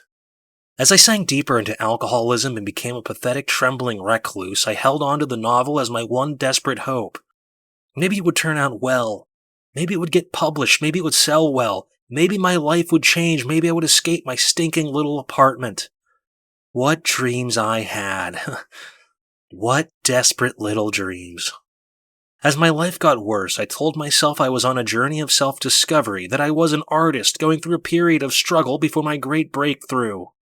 Every famous artist has some story of living in a tiny apartment and working a mind-numbing job and eating crappy food before their first big success. Surely this was just that part of my story. How much richer would my success be after all this pathetic degradation? After a night of writing, I would get drunk and imagine myself being interviewed in front of an auditorium filled with my fans, telling self-deprecating but touching anecdotes about my ragged days before I became a literary success.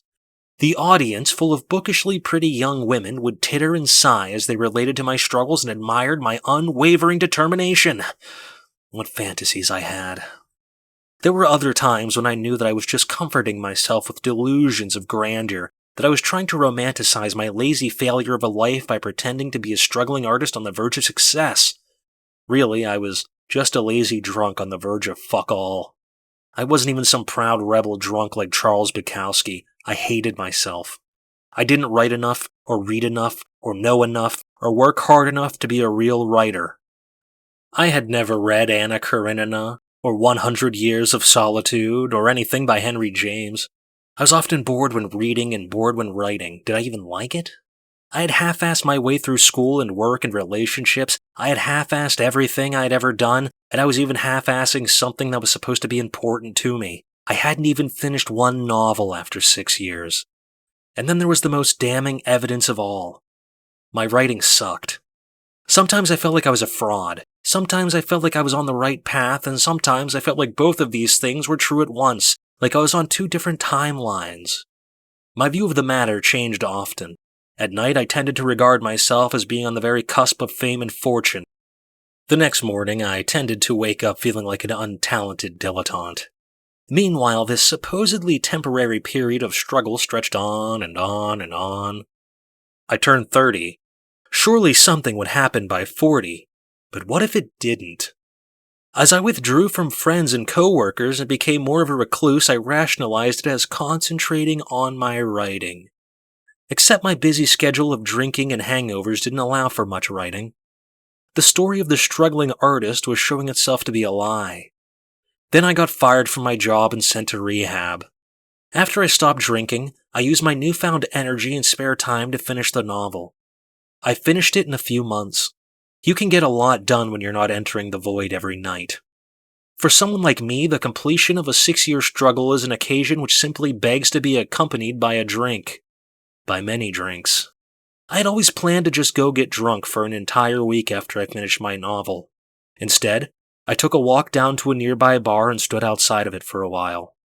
I didn't go in. In my head, my life seemed to be developing into a new story, a heroic turnaround in which I got sober and everything fell into place. Yes, this surely was how it would go. I sent letters to 30 literary agents with the hope of getting the book published.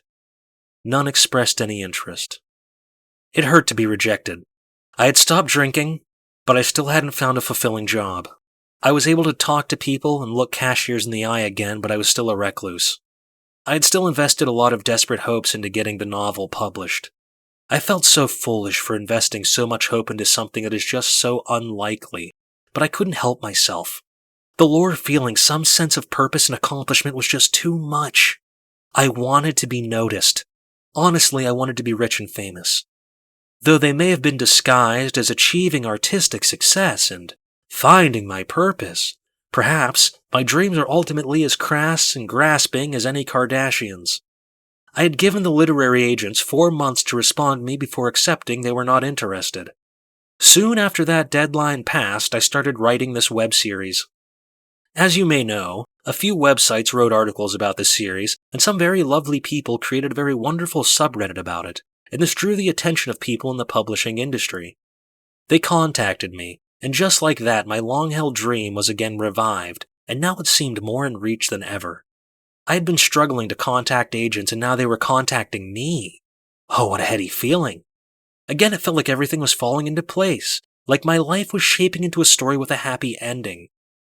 Speaking of endings, I needed to come up with an ending for this series before I could finally take my rightful place as leading light of the literarty. A few people on the subreddit had expressed doubt that I could possibly deliver a satisfying ending, and I was inclined to agree with them. I had already noticed that the story was easier to write when I was opening narrative threads than when I was wrapping them up. What would the overall ending be? It had to be about Mother. That was the center of the story. But what did I really know about Mother beyond a few vague memories? I had long puzzled over these memories. Back when I was drinking, I was convinced that something had happened to me one summer, something beyond my understanding, something monstrous. But after I got sober, I was encouraged to digest some hard truths about myself, and I decided that it was entirely possible that I had more or less made it all up. Not that I simply lied to myself, but more that I had latched onto some vague memory, perhaps a recurring nightmare and built up in my mind over the years, perhaps as an explanation for why I was so emotionally fucked up. It was easier to face life as a victim of some unknown, half-remembered evil. It gave me an excuse to crawl into the bottle. I needed to provide a satisfying ending to the series and to my quest to get published. Being intertwined, both of these tasks rested on a hazy collection of sinister memories. Then again, couldn't I just make some shit up? Hadn't I been doing that all along? The solution presented itself to me one night when I was talking with my roommate Sean. He told me that back when he smoked crack, he used to break into abandoned buildings to see if there was stuff to steal. He said that once he broke into a warehouse downtown and found a set of stairs that led to an underground room, which led to many more rooms that went deep underground. Over the course of a few weeks, he went deeper and deeper into the complex, taking various stuff but always leaving quickly because it was a spooky place. On the last night he snuck into the complex, he found a room where the walls were covered in human bone. A double take. 82nd post. So there I was on the front porch with Sean, both of us sitting in rickety old chairs, slapping away the mosquitoes, when he mentioned quietly that he had once seen a room where the walls were covered with human bone. Right away my heart started thumping in my chest. He must have seen my Reddit posts. This was something I had been worrying about, even dreading. My posts were none too flattering of him, and he was a very private person, very defensive of his boundaries. He would see it as an intrusion and a betrayal. I had taken great pains to obscure the details of his identity, giving him a new name and a different sort of Afrocentric religion. Nobody would recognize him from my posts, but some of the stuff in my writing had been taken verbatim from our conversations. If he saw them, he would surely recognize himself. Sean was not a guy I wanted to piss off. When he first came to the house, he told us that his main character defect was his temper, and he wasn't kidding. On more than one occasion, I had watched anger build up inside of him until he ended up chewing somebody out. It was the sort of scene that left me tiptoeing back into my bedroom, giddily thankful I wasn't taking the brunt of his outrage. All those years as a recluse had left me with no appetite for confrontation. Sean had been sincerely working on his temper. He was the only black dude in the house, and he was worried about being seen as the angry black guy. He often said to me, "You get up in somebody's face and they'll be like, 'Say fellas, let's work this thing out.' But if I cross the line, they'll be like, 'Call the police, this nigga gone crazy.'" I assured him that this was not the case, while not being entirely sure that this wasn't the case.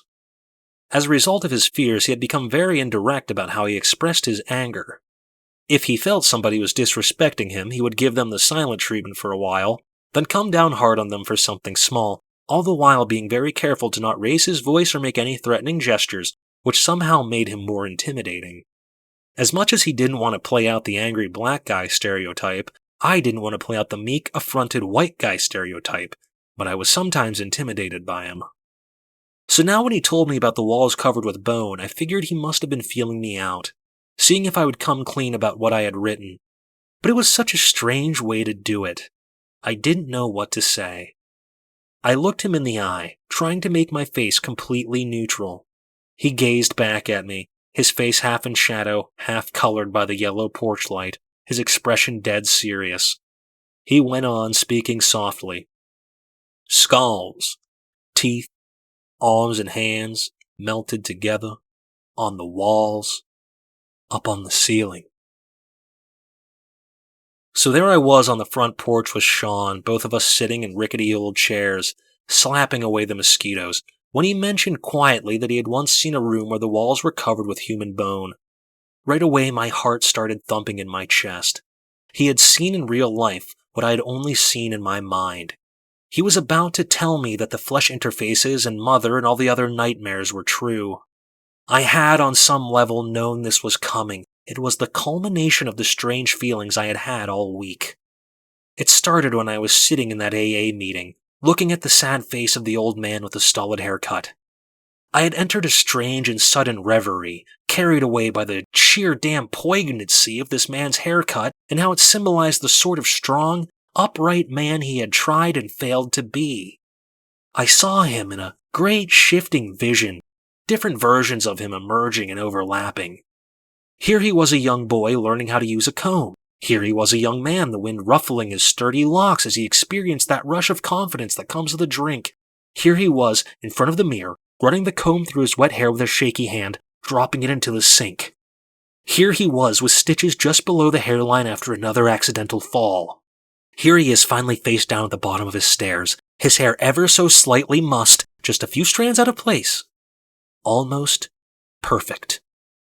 The next day, my roommate Donnie, the ex-Marine, and I went out to the river to swim. It was a perfect sunny day, and there were a lot of people out swimming and floating along in inner tubes. As I lay back in the cool waters, feeling the warm forest air alive on my wet skin, I saw for a moment that vanished primeval world peopled by the forest children.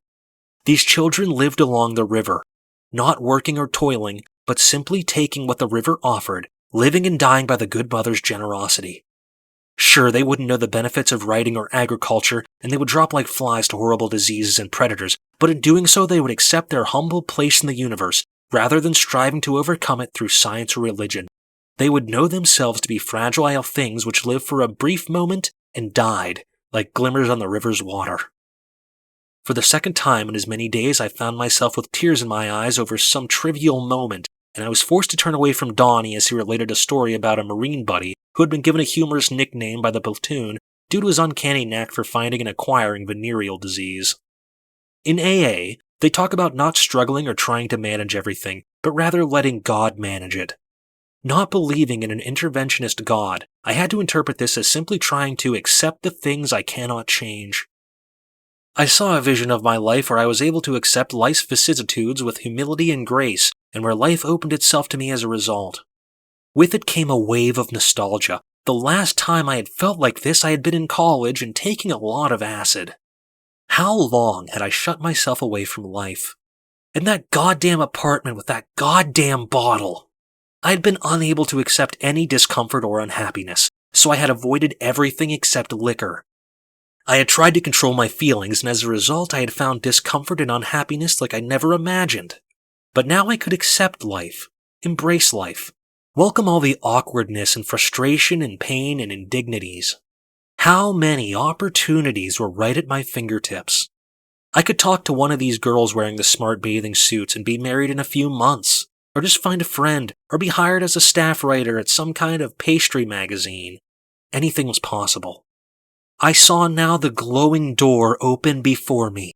I saw all doors open and aligned, one after another, and behind them all there was what? I couldn't say. The insight slipped away without revealing itself, but the fading reverie left a warm glow, and I dipped my head back into the cool water and looked up into the sky crowded with bright, weightless clouds. I could see now that so many things were coming together in my life. I was getting sober. I was learning to talk to people. Even the dream of being a novelist, the dream, was coming true. So now when Sean told me about the walls covered with bone, it seemed like yet another thing falling into place. But this time it was something sinister. Something so awful I thought it couldn't be real. Now it seemed that whatever force was bringing my dreams to life was also acting on my nightmares. I looked Sean in the eye, trying to make my face completely neutral. He gazed back at me, his face half in shadow, half colored by the yellow porch light, his expression dead serious. He went on, speaking softly. Skulls, teeth, arms and hands, melted together. On the walls, up on the ceiling. I asked him very carefully, "Is this something you read about on the internet?" He shook his head and said, "Nah, man," and looked down into his lap. I needed to find out exactly what was going on, even if it meant giving myself away. I asked him, "Have you been reading my Reddit posts?" He squinted at me and asked, "Reddit? What is that?" So it was real after all. Children, welcome to the correlation game. 83rd post.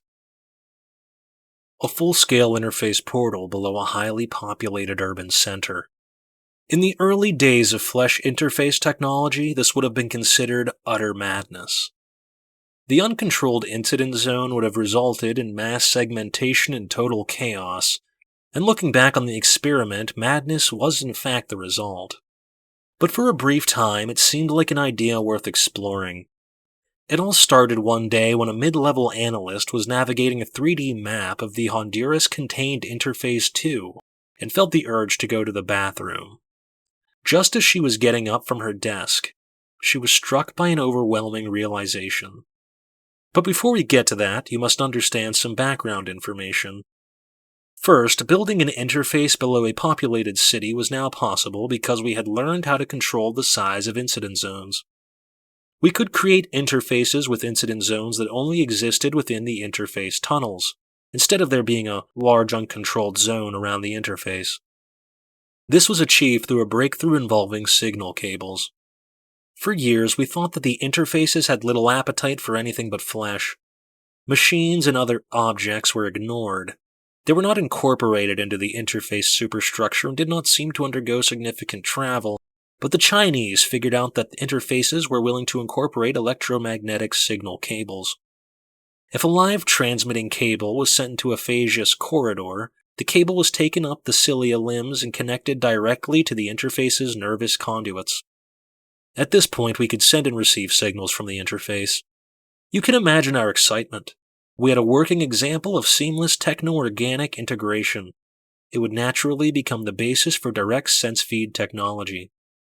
In those early days, we had no idea what the interface did with the signals we sent to it, nor could we make much sense of the signals it sent to us. All we knew is that it loved signals, and the more the better. The more cables we hooked up and the more information we sent and received, the smaller the segmentation zone would become. As computing and signal technology advanced, we were able to reduce the segmentation zone to an area within the interface tunnels. Finally, we had a relatively safe and stable flesh interface. Still, we had no reason to consider building an interface below a city until our mid-level analyst made her startling discovery.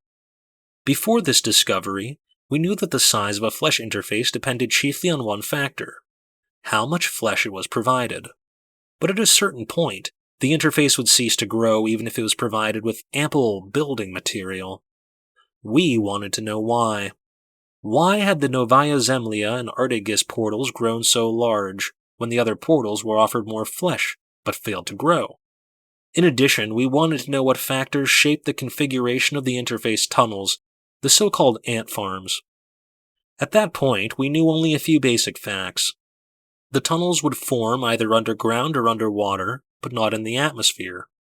The underwater tunnels were much larger than the underground tunnels, generating more segmentation and requiring more signal transfer to quell the segmentation.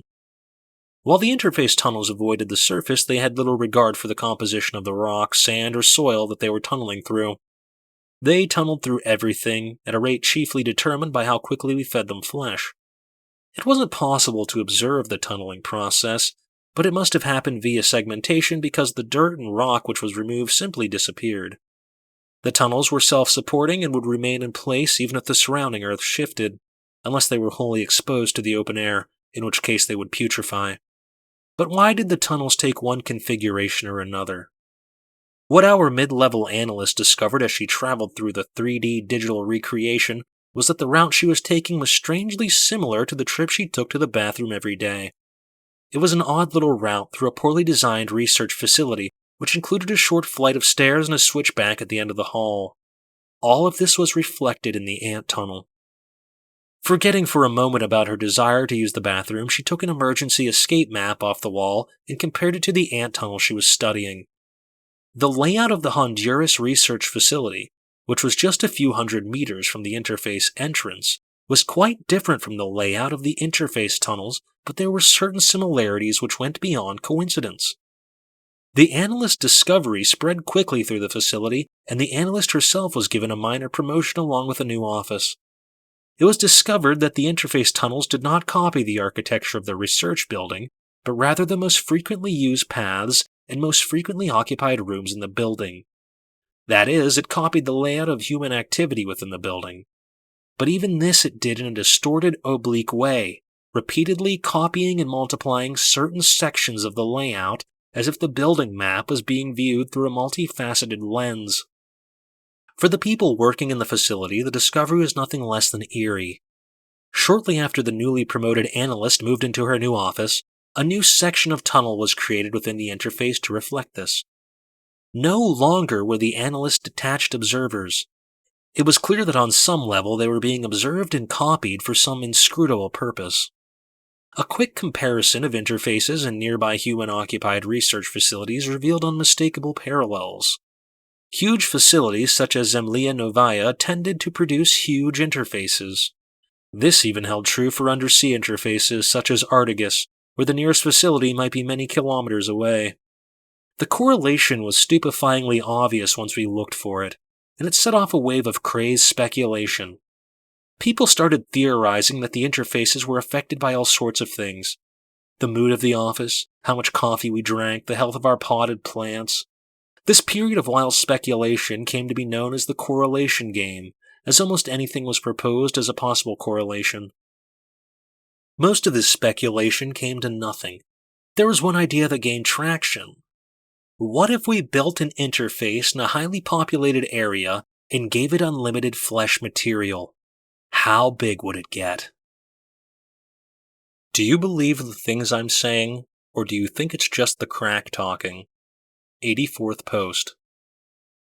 So there was this abandoned warehouse that everybody knew about. I knew it had evil spirits when I first went into it, but the crack had me thinking nothing would touch me. Even the other crackheads didn't like to go in there, except the ones who had really fell off. Those ones you see standing around just staring through the wall. But I'm up in there like, I got God's protection. I don't fear nothing. But really it's just the crack talking. I start looking around and I find some stairs in the back. At the bottom is a steel door. This thing is big. Solid. Deadbolts. Everything. Somebody already went at it with the sledge, but it ain't move at all. You think there's crackheads in there every night, and they still ain't break through that door. That's a solid door. So where I was working at, I knew my boss had a spreader like some Jaws of Life shit. And so the next night I took it, I broke open that door. Inside was just a little room with block walls and another door. Same big-ass steel door. And there was a smell. That underground smell. But also like how when the spirits are unclean, they make a stank. That smell. I broke open the next door, and it's a hallway with another door. I keep going through the place, breaking open doors, but it's mostly empty. Just some desks and computers too old to sell, and so I'm like, shit. And so I took the doors, sold them from scrap. Heavy-ass doors. The reason nobody got in them doors is because a crackhead can't hold on to something like a hydraulic spreader. That thing was like $400. A crackhead'll just sell the spreader. He ain't gonna fuck with those doors when he can just get his $400. But I still had some discipline. I was smoking rocks, but I still had some discipline. So I would put it back in the morning before my boss saw I took it. But that crack had me going. So one day I sold the spreader too. Boss never figured out it was me who took that spreader. I was so slick. And then some things happened with me and my wife when I started smoking for a while. Things were going all right. She acted like I was gonna see my kids, but nah.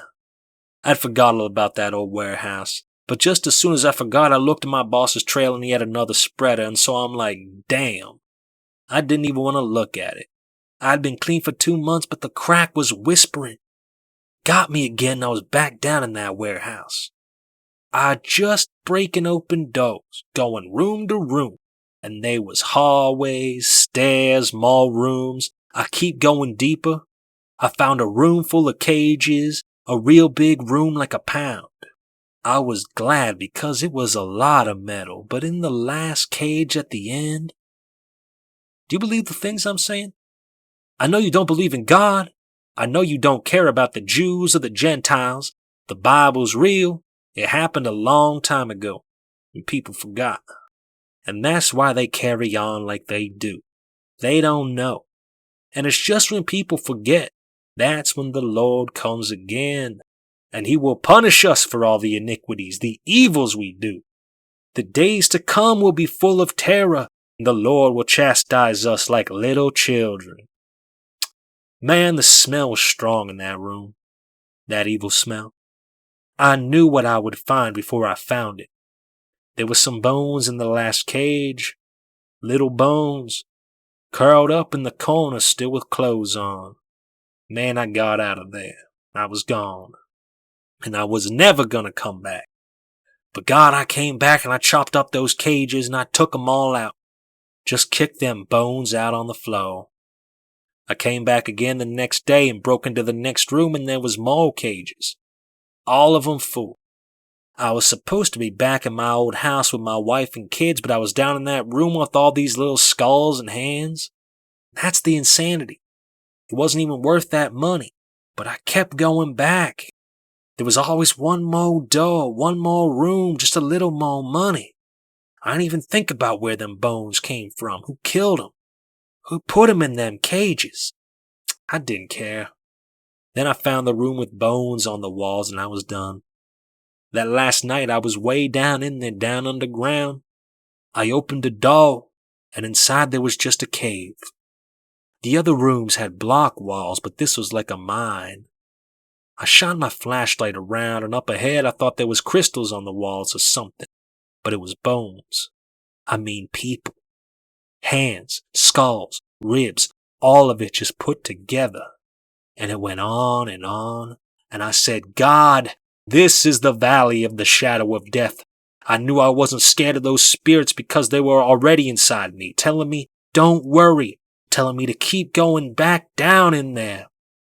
I prayed to the Lord to deliver me, and I got scared right there. The spirits came out of me, and I got scared. I won't lie, I was crying, just shook up.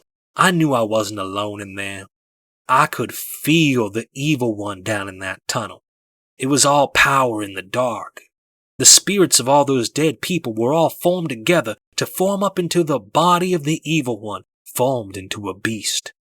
It wanted me to bow to it, to bow to the idol, but I didn't bow, I ran. I was gone.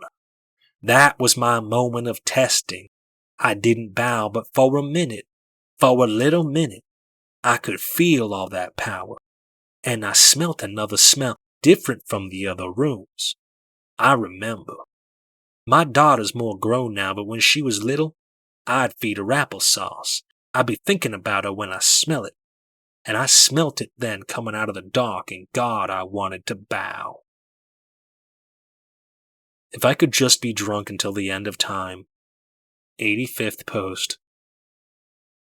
Alcohol goes great with nostalgia and melancholy. It's what gives us misty-eyed barflies, forlorn poetry, midnight phone calls, the last page of The Great Gatsby, Sinatra ballads, and 73% of all country music. And that was my favorite part of drinking.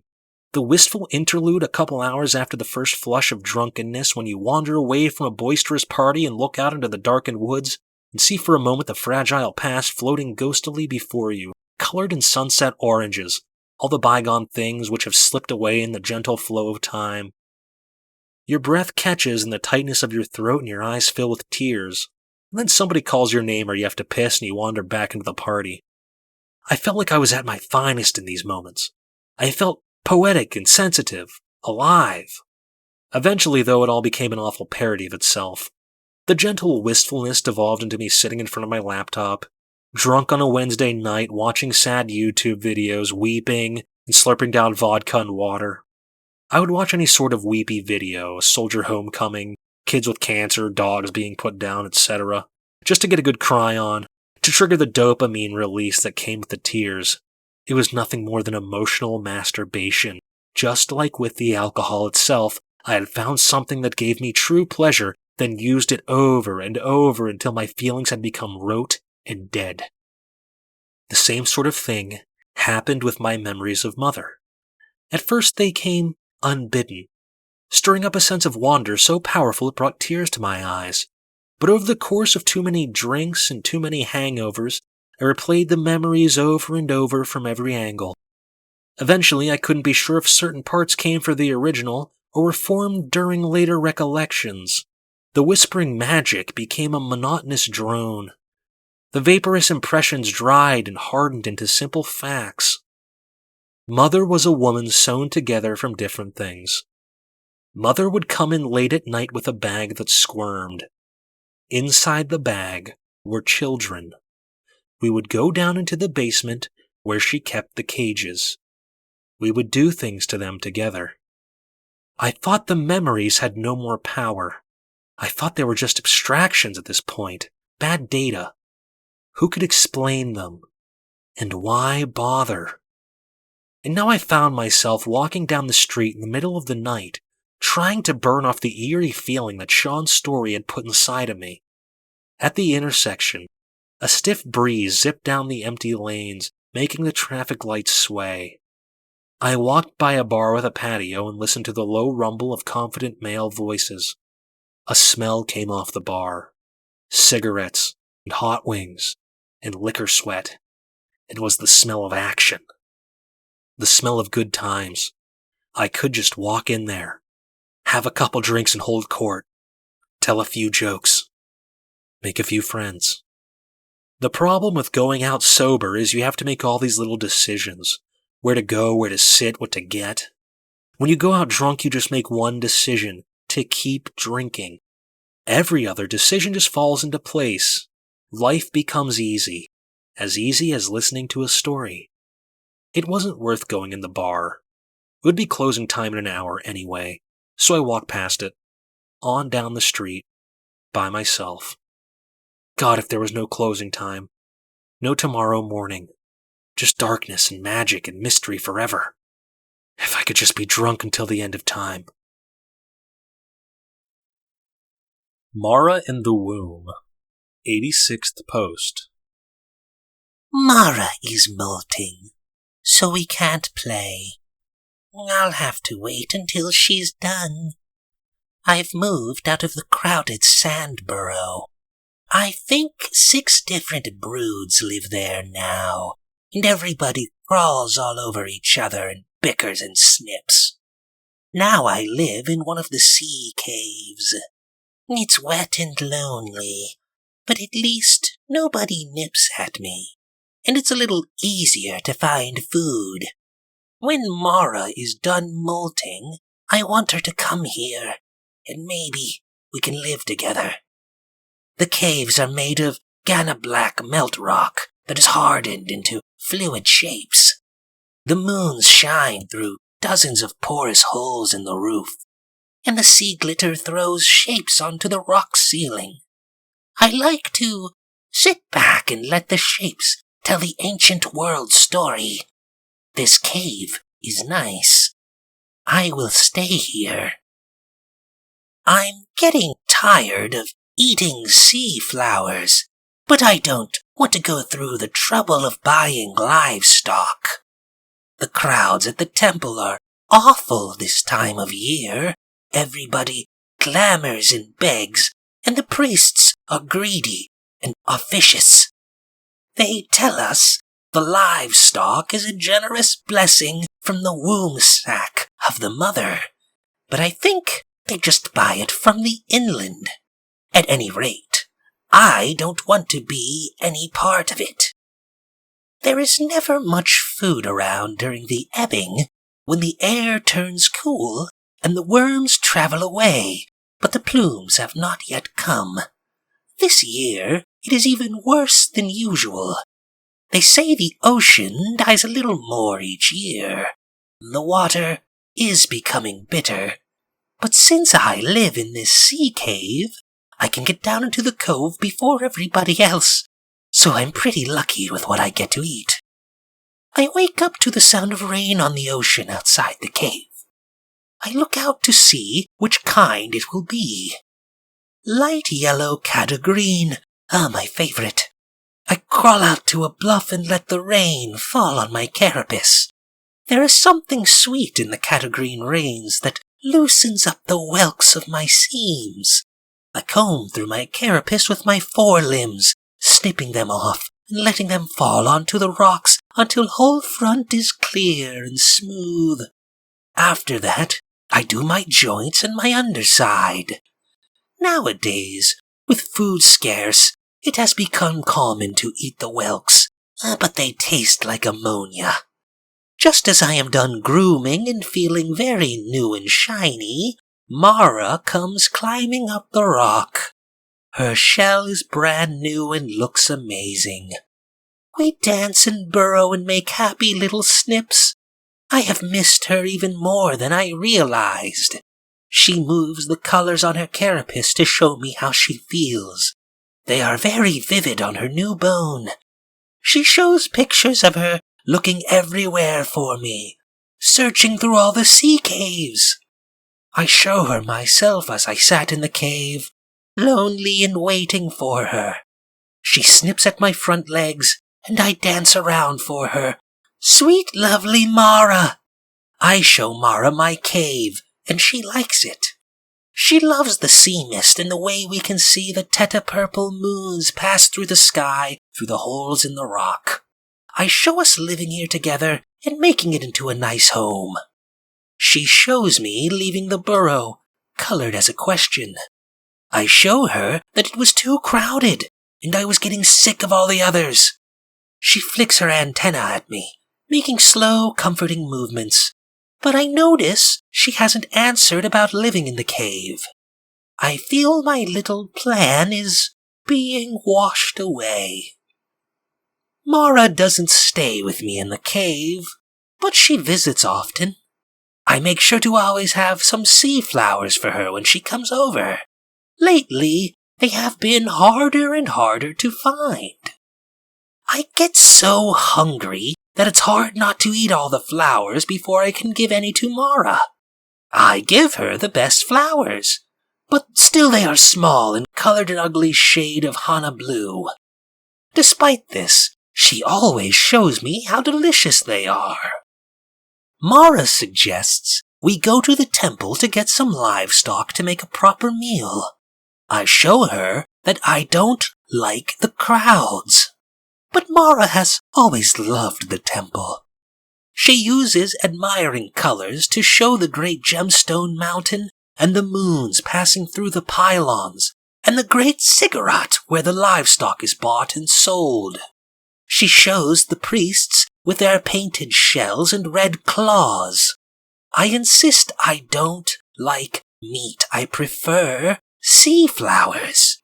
She wiggles her hind jaws at this.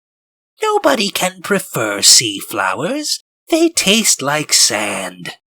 I crawl back away from her a little. Hadn't my sea flowers always been delicious to her? Was that just a lie? She crawls closer to me. Her carapace takes on gentle yellows.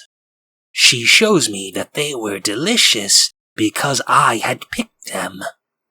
But I don't want her pity.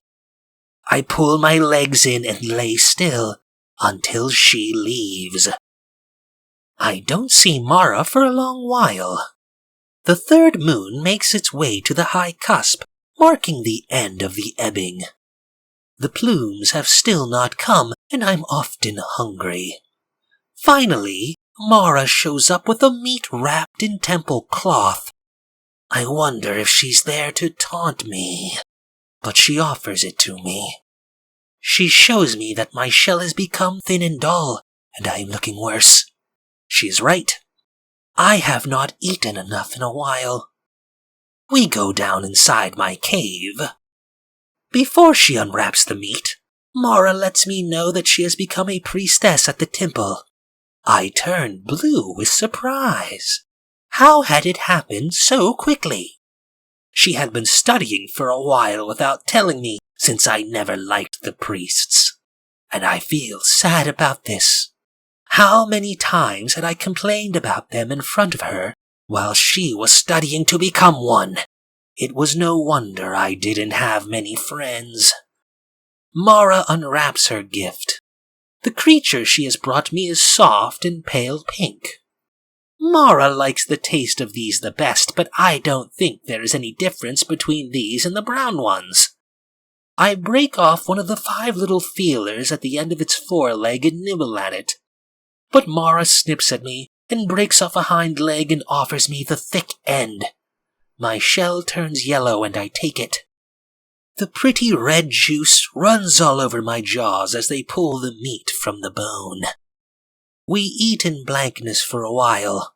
Then I ask Mara where the priests get the livestock from. It has always been a mystery, since none of these soft little creatures are ever found on the land or in the sea. I have wondered if they raise them inside the temple or if they bring them from the inland. Mara doesn't answer at first. She doesn't want to show me.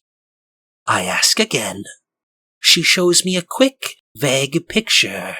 The old story about the womb and egg. Something the priests tell little children. I know she's hiding something, so I snip at her. Why does she hide things from me? We used to be so close. After a moment, a picture forms on her carapace, as clear and vivid as anything she has ever shown me. I ask what I am seeing. It is the womb. It is where they come from. To my granddaughter, 87th post. Dear Iselendria, I hope your name is Iselendria. I will name my daughter Trelesendria, and I will tell her to name you Iselendria. These names are more prettier than my name, Anne. Too plain. I am your grandmother, and even though you are still not born, I am writing to you in all 100% original English. Grandmother is teaching it to me. My grandmother is your great-great-grandmother. I call her Allie Halmany, yet that is not true English. Whoops. Grandmother is my best friend, and she gives me presents. When I meet you, I will give them to you, and we can be best friends the same. Can you keep secrets? Some of the presents are secret. I will keep this letter and your presents safe under my bed until you are here. I will give you the presents and a lot of hugs. I am learning new English every day. Cloister. Do you know what that is? Grandmother used to live there. It is a special house for the mountain-born.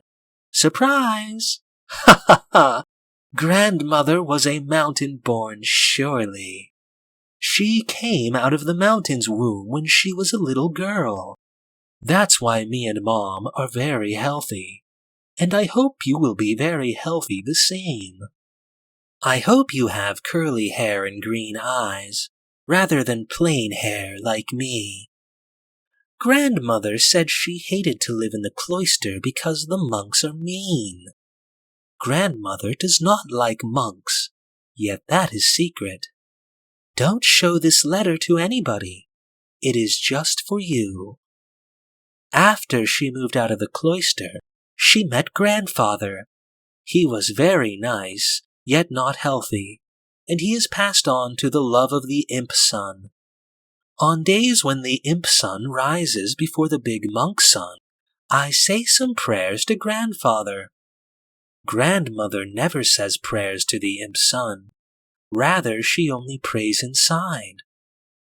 I want to tell you about your presents.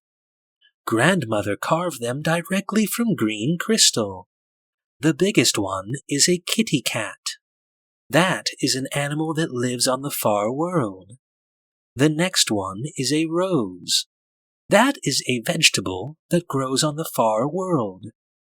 It is supposed to be red, yet this one is green and still very pretty. The littlest one is the secret one. Grandmother keeps it for herself, and she will not tell me what it is still.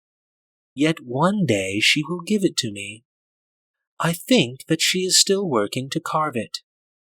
When she started to make the rose, it was just a block, and she carved it and made it beautiful. When she started the little one, it was just a T shape. Yet now she has carved a little man on the front of the T. I know she will finish it very beautifully for you. Okay, that's it. See you not soon, Alessandria. Ha ha ha! Love, Anne. On the planet's surface, a great crystal tower. 88th post. The remnant ember of a dying star drifts along the galactic fringe, companioned solely by a tiny world. On the planet's surface, a great crystal tower lords over a vast and airless plain. The cooling star's blue light draws the tower's shadow across the land and marks the passing of the ages. Through the core of the tower runs an artery of living flesh. Branching paths of blood are refracted within facets. At the base of the spire, there is no door, no entryway, but at the top, a fleshy orifice. Once or twice in age, for purpose unknown, the tower's mouth expels a living human, to fall down and down through the airless space, and land atop a scree of other people. A traveler passing on foot would be forgiven for wondering why so many other travelers had approached the tower and flung themselves down at its base, to die. Perhaps it was in prayer, or perhaps they were searching for an entryway, for a door which doesn't exist. Chode or chode, let's settle the debate. 89th post. Nah, fuck Reddit. I've decided to move out of the sober house. People usually stay here a couple months, and I've stayed here for over 6 months. Honestly, I'm finding it hard to live in the same house with Sean. He's never been easy to live with, and lately we've been getting in arguments about little shit like chores. On top of that, I'm freaked out by his story about the room full of bone. I've come up with a few theories about why he would tell me that story, and why he would insist it was real. None of these theories are terribly comforting. I want to put it behind me. For a while, I had actually considered finding the warehouse that he mentioned. Maybe it would give me some answers, but I've decided, fuck that. I'm not going to some goddamn warehouse in Crack City. I don't need an ending to my story that badly. I'll just do what I've been doing. Make shit up. Actually, I've been stuck for the past few days. I can't really come up with anything that seems fitting as an ending. I've been considering just leaving it unfinished. Maybe not all the stories should have an ending. Endings are lies. I've realized that AA meetings are just a form of storytelling. That's what we do in meetings. We sit in a circle and tell each other stories. Oh, we pretend like it's all real life, but every time somebody shares, they make an attempt to storyfy their life, to make it into some tidy little parable. Sometimes the parables are profound and touching, and sometimes they're absurd and cliched or just terrible. A guy in a meeting might tell a story about how he got into an argument with his boss, and he might end it with something like, "And that's how I learned to stand up for myself." Except maybe arguing with his boss was a terrible idea. Maybe he's trying to portray stupidity as wisdom, or maybe it really was wisdom. Either way, he's packaging the truth up as a story with a lesson at the end. And this covers up one of the essential facts of life, that it just keeps going along, not giving a shit about our attempts to explain it. There are these moments in life when the goal is achieved, and the story should end, and the credits should roll, but instead, it just keeps going the fuck along. The guy gets the girl, and now they have to live with each other. She farts a lot and he hogs the shower. Well, the underdog team wins the tournament. Now they have to get ready for the next season. 10 seasons later, they're all retired, sitting around and scratching their balls. That's the first big problem the recovering alcoholic encounters. We make the inspiring and courageous decision to walk away from our whole way of life to try something new. The story could end there, but it doesn't. Instead, life stretches on and we have to live day after day with the grinding boredom of sobriety. So maybe the interface story should be like that. No tidy ending, just, here, take or leave it. Except that's lame. That's a ripoff. I'll just wait. Some kind of ending will come to me, but I'm not going to that warehouse, though. Fuck no. I'm not asking Sean anymore about it either. If I have to make up a shitty ending, that's fine. A lot of good books have shitty endings. At this point, I'm just a little burned out. After I'm done, I'm going to put aside writing and work on my social life for a while. I'm going to try to change my number of friends from 0 to a positive integer. I thought maybe I could find a group of friends in recovery, but it hasn't happened. I don't like recovery people. They're corny and boring. I found a room to rent near downtown in an arty neighborhood. As a soon-to-be acclaimed writer, don't I belong among the thinkers and the artistes? To end this chapter doesn't feel believable. After everything that this character has said previously, how could he come to this decision so lightly? Sure, he's a self-deceiving alcoholic. Sure, people make crazy decisions on a whim all the time. This might be realistic, but it's not believable. A novel must have more logic than real life. The events in a novel must operate by a chain of cause and effect that the reader can follow. If you're going to have somebody completely contradict their previously expressed viewpoints, it has to be the result of some event happening in their life which causes them to change. The bigger the change in the character, the bigger the event must be. Before you post this, I would rewrite it, playing up the conflict with Sean. Make it into a full-blown fight that forces the narrator to move out.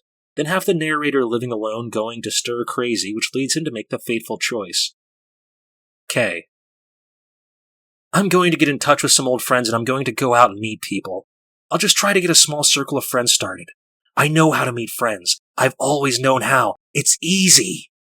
I'm going to drink again. A Mother's Son. 90th post. One time, my mom took me to a clothes store.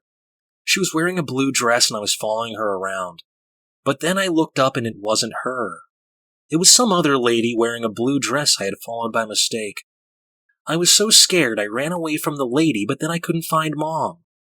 A lady from the store found me crying and took me back to her. I was mad at her because I thought she switched into that lady on purpose to trick me. I was too little to know that's not possible. Is it? I wake up by myself and go downstairs for toast and jam, but the kitchen is totally empty.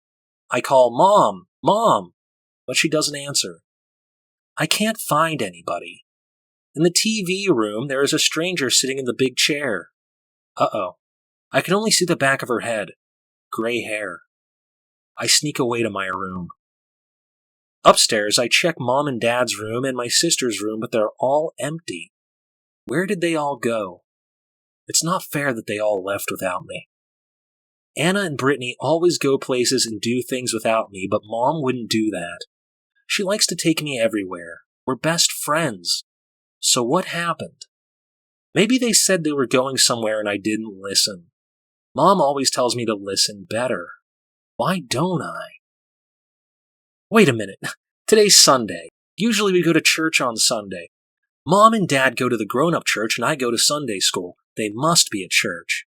Last week I told Mom that I never ever want to go to church again. Hey, maybe Mom decided to leave me at home just like I told her to. This is great! No stupid Sunday school. All the playtime I want. I run over to where my toys are, pile up in the corner, and get all the ones I want. I've been playing this great game with my trucks and cars called Police vs. Firemen. The policemen use their guns and the firemen use their hoses, and they even have hoses that shoot fire. I play for a long time and it's great, but I'm getting more hungry. When will everybody be back? How long is church? It feels like forever when I'm there. It's so boring, and the kids aren't nice to me. I remember that last week I cried in the car on the way over because I didn't want to go. Mom was mad. I was really crying like a baby and it was embarrassing. I always cry too much. Anna and Brittany make fun of me for it because I cry more than them, but they're girls. I try not to, but I do it anyway. I wonder about the stranger downstairs. It looked like an old gray-haired lady, but I only saw her back. Is she a babysitter? I decide to go downstairs and get some crackers from the pantry. Mom keeps some on a shelf for me. I go get the crackers and eat them until I'm full. On my way back, I pass by the TV room. That old lady is still sitting there. Her long gray hair is hanging down over the back of the chair. It's got leaves and little sticks stuck in it. This makes me want to giggle a little bit. What a messy lady! But then I start to get scared thinking about it. I sneak back upstairs. Now it's sunset time and I'm hungry again, and I'm a lot more scared. Mom and Dad and everybody are still gone. What if they don't come back? What if Mom was really mad at me for crying last time, and now this is punishment? Oh no. What if God is mad at me for not going? We're supposed to go to Sunday school to make God happy, and I didn't go. I was really bad. What if this is a big punishment? God can make people disappear forever. I get down on my knees and press my hands very tight together and whisper, I'm sorry, God, for not going to Sunday school. I will go every time until I am dead. I am sorry. I'm sorry. Please bring Mom and Dad and Anna and Brittany back. Thank you, God. Amen. I get up and run over to my window. I can see the front lawn and the street. It's all empty.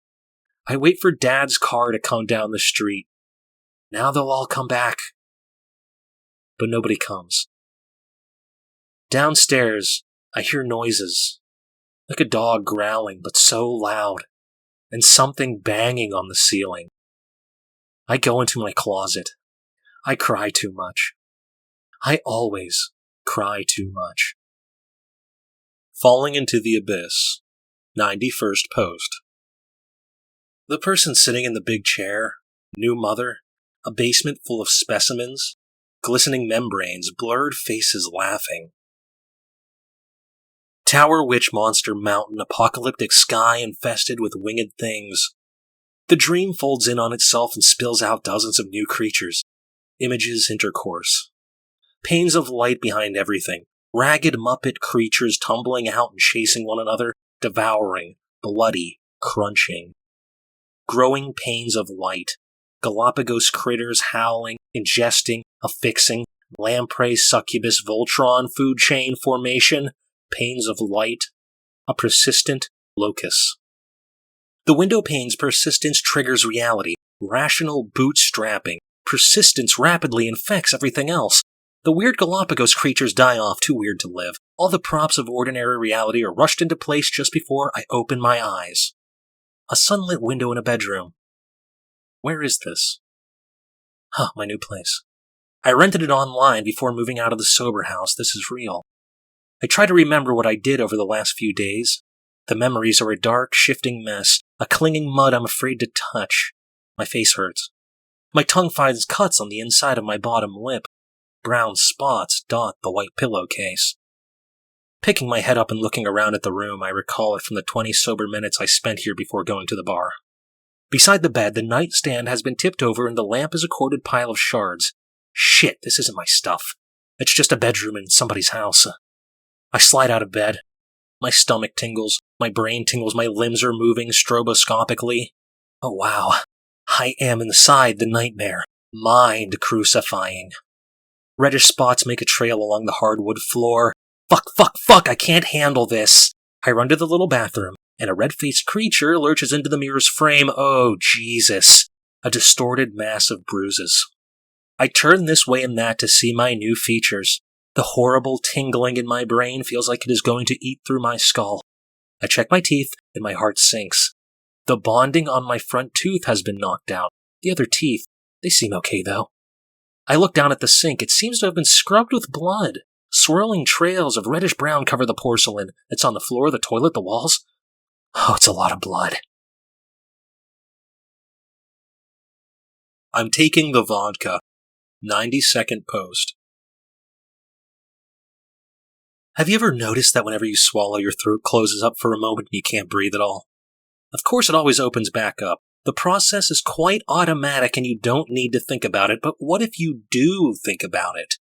What if by thinking about it, you somehow confuse everything and your throat just stays closed? What if all that gummy flesh just sticks together and you suffocate to death? This is how I think after a bender. I call it the scary swallows. I swallow and my throat seems to catch for a moment, cutting off my windpipe, and panic blooms through my brain, threatening to take over everything. Then I manage to suck in a breath, and the panic subsides until the next swallow. So I try not to swallow at all. But then I'm thinking about it, obsessing over it, and my throat starts to twitch. Shut up! Shut up, irrelevant! Stupid! Do something! What do I do? Liquor. Look for liquor. My queasy stomach groans at the thought of it, but every other part of me shrieks with anticipation. Liquor will make everything else possible. Without it, the panic will rattle me apart, and with it I can do anything. I scan the blood-smeared bathroom for bottles. Nothing.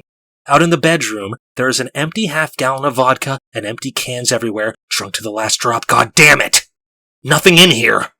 Where's the owner? I remember that I checked into the place without meeting him using a door code. Have I met him since? No idea. That area of my memory is corrupt. What will he think when he sees that broken lamp, the blood, my face? He'll kick me out for sure. What if something even worse is waiting outside the bedroom door? What if I've killed him, and his body is lying face down on the floor and my entire life is over? And I was so close. So fucking close to getting out of the misery, of doing something, of accomplishing something. Something Mom and Dad could be proud of, and now it's all over. All destroyed. Calm yourself. Calmness. This is all imagination. Oh, your fanciful imagination. What a delight it is. Just go out into the living room and look. Just go. Just go. I crack the bedroom door and peek out. It's the ordinary living room and kitchen of a pretty nice apartment. I don't see anybody lying face down in a pool of blood. Nothing is broken. Liquor. Now. I go to the kitchen. There's nothing on the counters. I open the refrigerator. Please, please, please. There's nothing. Oh, you teetotaling cunt. Did I get a room with the one sober motherfucker in this whole fucked up drinking ass city? I open the freezer. A frosty bottle lies on its side. I pull it out. It's a fifth of Absolute. Full. Unopened. Emitting a ghostly cool mist like an angel. I stare at it in my shaking hands, tears coming to my eyes. I feel flowing through my entire existence the begrudging mercy of a disapproving God. I scratch at the stupid slippery plastic around the cap. My trembling hands are almost useless. I imagine myself having a seizure before I can get the bottle open, dying right here on the kitchen floor, like a man in a desert, dying of thirst just feet away from an oasis. But finally I manage to tear the cracking plastic off. The front door of the apartment swings open, letting in a blast of horrible sunlight. A figure stands at the door, and I shove the bottle back into the freezer and slam it shut and turn my back to the person. I want to run and hide to evaporate, but all I can do is just stand there. Fuck! Fuck! Oh, hey, man, a friendly voice says. Nick, right? Yeah, good, I mumble. I'm still standing with my back to the person. This is not valid human behavior. Fuck! Why did he have to come home now? I force myself to turn around. A youngish dude is standing in the doorway with bags slung over his shoulder. Apparently the owner. Hey, are you alright? He asked with a smile fading from his face. Yeah. What happened to you? I don't know. Mountain biking. Another invalid response from me. Now he's worried. He glances around the apartment, checking to see if his stuff is okay. I broke your lamp, I say preemptively. I'm gonna go, I'm sorry. What happened? He asked, closing the front door. I got drunk and, mountain biking, I mumble. I head to my room, my heart pounding. On second inspection, I notice that not only is the nightstand turned over and the lamp broken, but there are broken plates and a hole punched in the drywall, and beef jerky sticks strewn everywhere. Jesus, man, what did you do? The guy asks as he follows me into my room. I don't know, I say, already on the verge of sobbing. Maybe I can just cry my way out of this. Nobody likes to see a grown man cry. I've got to get out of here. I got drunk. Please just take the month's rent. I'll go, I say. This is a really stupid offer. I can't afford to give away a month's rent, but I don't know what else to do. I can't handle going to jail. It would kill me. My heart feels like it's trying to punch its way out of my chest. I need liquor. I just need liquor. Hey, dude, hold on. How much stuff did you fuck up? The guy asks. This is it, I say. not really knowing if I'm telling the truth or not. A bunch of my clothes are lying on the floor and I gather them up and throw them into my suitcase and zip it up, only to realize that there are a lot more of my clothes obviously lying all over the place. Well, we'll need to figure out the damages. I can't, okay? I've gotta go, I say in a quavering childish voice. Just take the month's rent. The guy starts inspecting the room as I pack my clothes. The awkwardness of it makes me want to claw my eyes out. My suitcase won't close. The clothes won't fit unless they're perfectly folded. God, I want to cry. I'm almost crying. Good. It's like a squid blasting out a jet of ink. It will allow me to escape. I throw my least favorite shirts onto the floor and zip the suitcase up. When I stand up, me and the guy have this moment where we're looking at each other eye to eye. Dude, he says, you're all fucked up. I'm taking the vodka, I announce. All the birds giggle and I scream. I fall asleep in the closet, but I wake up in my bed. Before I open my eyes, I know she will be there. She is. Standing at the end of the bed, morning time. She is not a person. She is something else. I try not to cry. I start crying right away. Can't stop. She's tall, but her body is not a body. It's just a pile of things. It's covered in a long, shiny robe. Shiny from a million blue gold flies crawling on her.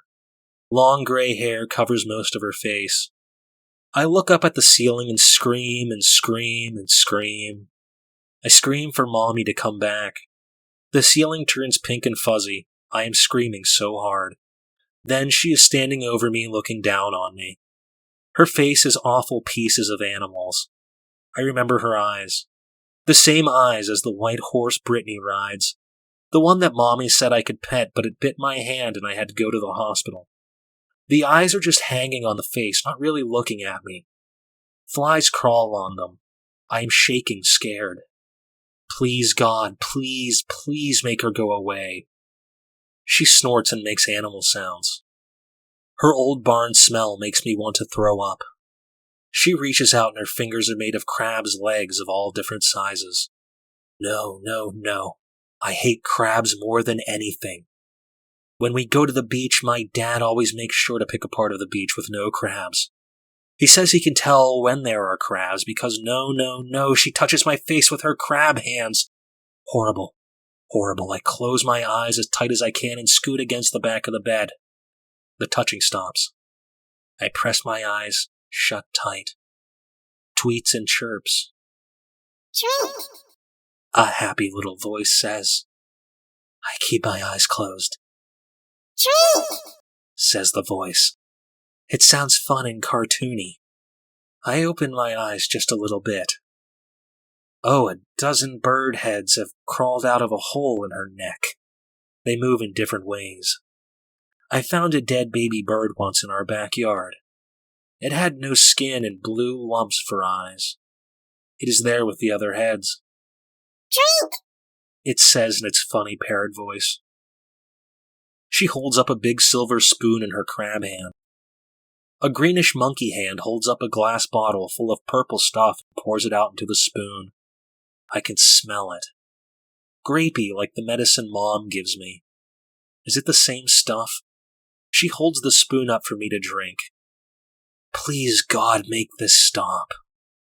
All the birds giggle.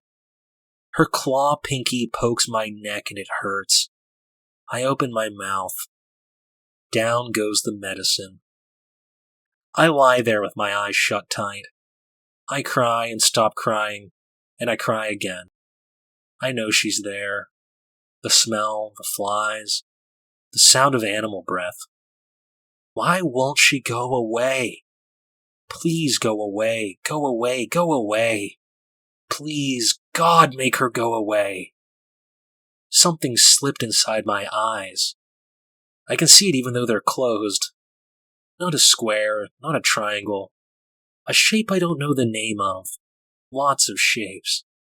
Oh no, my eyeballs fill up with little people like a Where's Waldo book. There's a million of them all doing different things, moving around in an old city with castles and flags. They're running through tunnels and climbing up towers. I can watch them all at once. Wow. There's a baker and a knight and clown and a queen with lots of... Oh, they're all dying. Cartoony blood pours everywhere, and they've all got scared looks on their faces. And the blood washes away, and they're all playing and smiling again. The places and people change. I see stories.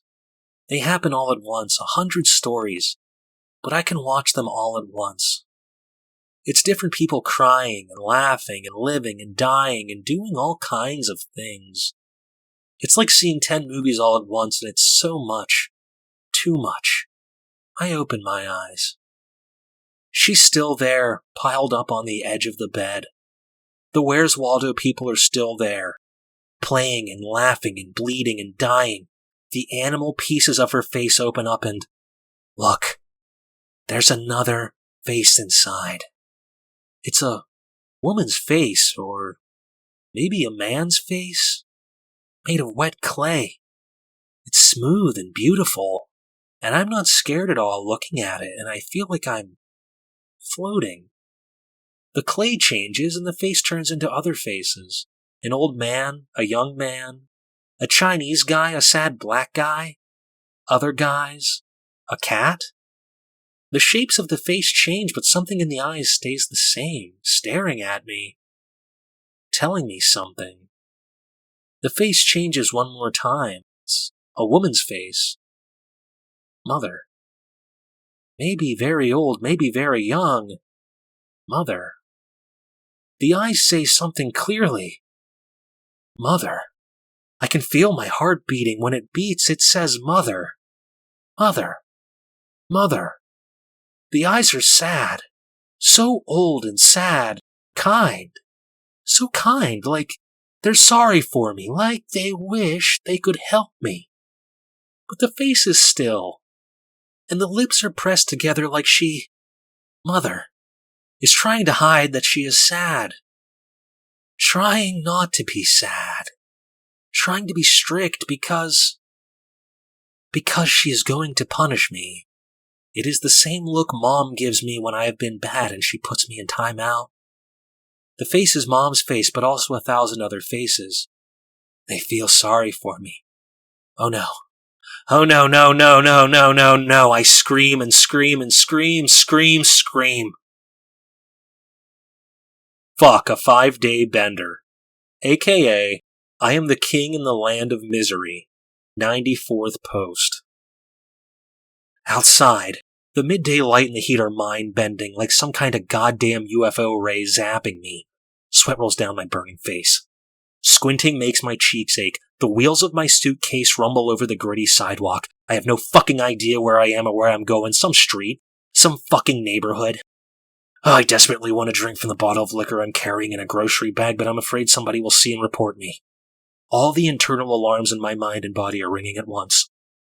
Each passing car seems like it will pull over. Each one seems to slow and veer toward the curb. Each one is surely filled with gang members or undercover cops ready to beat me down.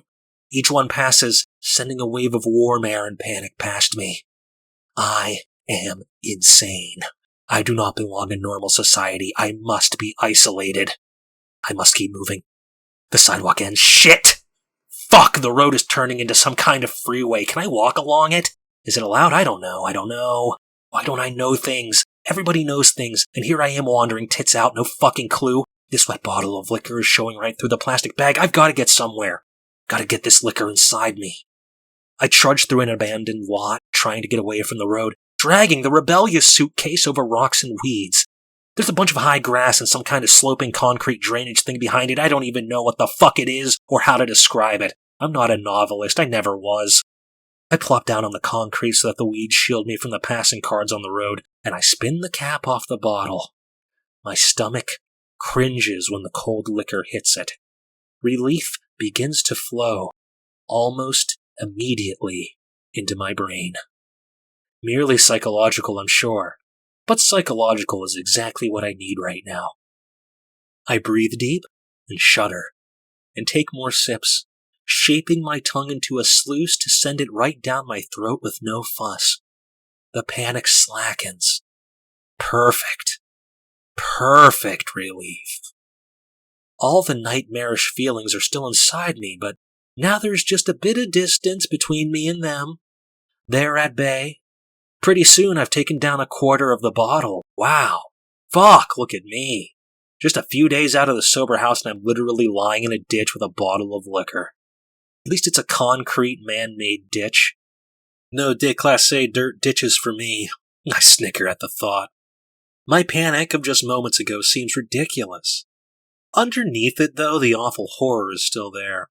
I know my snickering is just an empty little show of bravery. What to do now? Usually at this point I would do forensics. We have to find out what happened over the past few days. For example, who beat me up? But it could be anybody. Who even cares? I used to get punched out all the time. Whoever did this really had it in for me, though. I must have unleashed a few of my delightful bon mots on an unamused stranger. I check my phone. All my cringe sensors are on full alert, ready to fire when I see what nonsense texts and 3 a.m. calls I've made. But it's just a few ordinary texts from my new landlord. He says he won't be back until Monday, and that's today. I left the sober house on, when was it? Wednesday? Fuck, a 5-day bender. And only a handful of memories from it all. That's scary.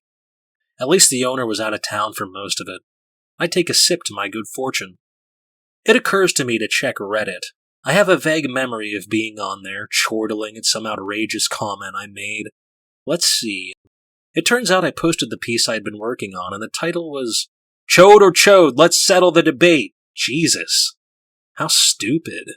It certainly undermines my claims of possessing otherworldly knowledge. Hey, some guy possesses the power to see into alternate timelines and he's using it to make chode jokes on the internet. Right. The wave of ethanol relief is fully washing over me, caressing me, easing my worries. I can feel the euphoria of the booze, but I can also feel the dread of the withdrawal at the same time, and I know that both feelings are lies. Soon the euphoria will be gone and the dread will reign again. It will be like this for 3 days, or more if I keep getting drunk, and this turns into just another day in the bender. I have to try to taper down, but tapering means always drinking less than what you want, always remaining in barely tolerable misery. I groan and my babyish instincts tell me to take another drink, but I don't. I shouldn't drink for another hour. Then 1 shot every hour until it's time for sleep, then 6 shots to speed me through the nightmare realms. God, the math. The fucking math. 17 drinks in a fifth. 9 hours until alcohol sales stop. The body processes a drink an hour. For all those months, I don't have to do the drinking math, and now I'm back in it. I groan and lie back against the concrete drainage, whatever it is. I know I look like the very picture of a drunk, but I don't care. I wallow in the feeling. Good. Good, I say. One of the lies that leads you down the road of addiction is that you are just visiting. The first time you end up in the drunk tank or the trap house, as the kids call it, or the rehab, you look at all the other guys and shake your head at how sad their lives are because they are regulars. But you are just visiting. You're here because of a crazy fuck-up, but you'll go back to your normal life. Heck, it'll be a funny story. Even when it happens for the 2nd or 3rd time, you're still just visiting. You're just a tourist in the land of misery, not a resident. Well, no more lies for me. I'm not visiting. I'm returning home. And everything is just where I left it. Mother has put a nail in my brain. 95th post. Mother has put a nail in my brain. The nail stays still. Everything else moves. Last year, me and my family took a trip to California. My dad got to drive on the Pacific Coast Highway. He really loves cars, and it was his dream to drive on that highway since he was a little boy like me. But he didn't get to drive on it much because I got really car sick. We kept having to stop, and then we just went home, and my dad didn't say anything on the way home. Why did Mom and Dad leave me behind? Was it because of stuff like that? Because I'm too much of a baby? I feel like I'm car sick now. The medicine makes everything look like it has colored shadows. Everything is going different ways and different colors. I can see things that don't happen, and things that do. Things that try to happen but don't get to. It's too confusing. Outside it's sunny, but I stay in bed so I don't feel so sick. If I lie in bed, I only see a few things. Me lying this way or that way. But if I get out of bed, I see 1,000 different me's. I'm doing different things and crowding everything up like Where's Waldo. It makes me dizzy. Mother comes in and puts 3 big stones on the floor by my bed. I don't know why. I watch them. They just sit there, doing nothing. I think about pushing one of them away, and then it's covered with color shadows. The shadows show things that could happen but don't. So I make this a game, watching what could happen. After a few days, I start feeling a little better. I still see colors, but they don't make me sick all the time. When Mother comes to give me more medicine, I tell her I'm hungry. Make some food then, dear. She says with her bird voice. How? She points to the stones. Command that these stones be made bread.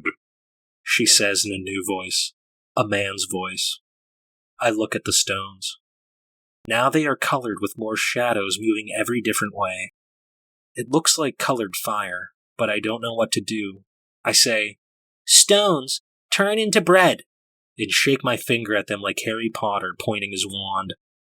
I see a color of fire I haven't seen before. It works. The stones are bread.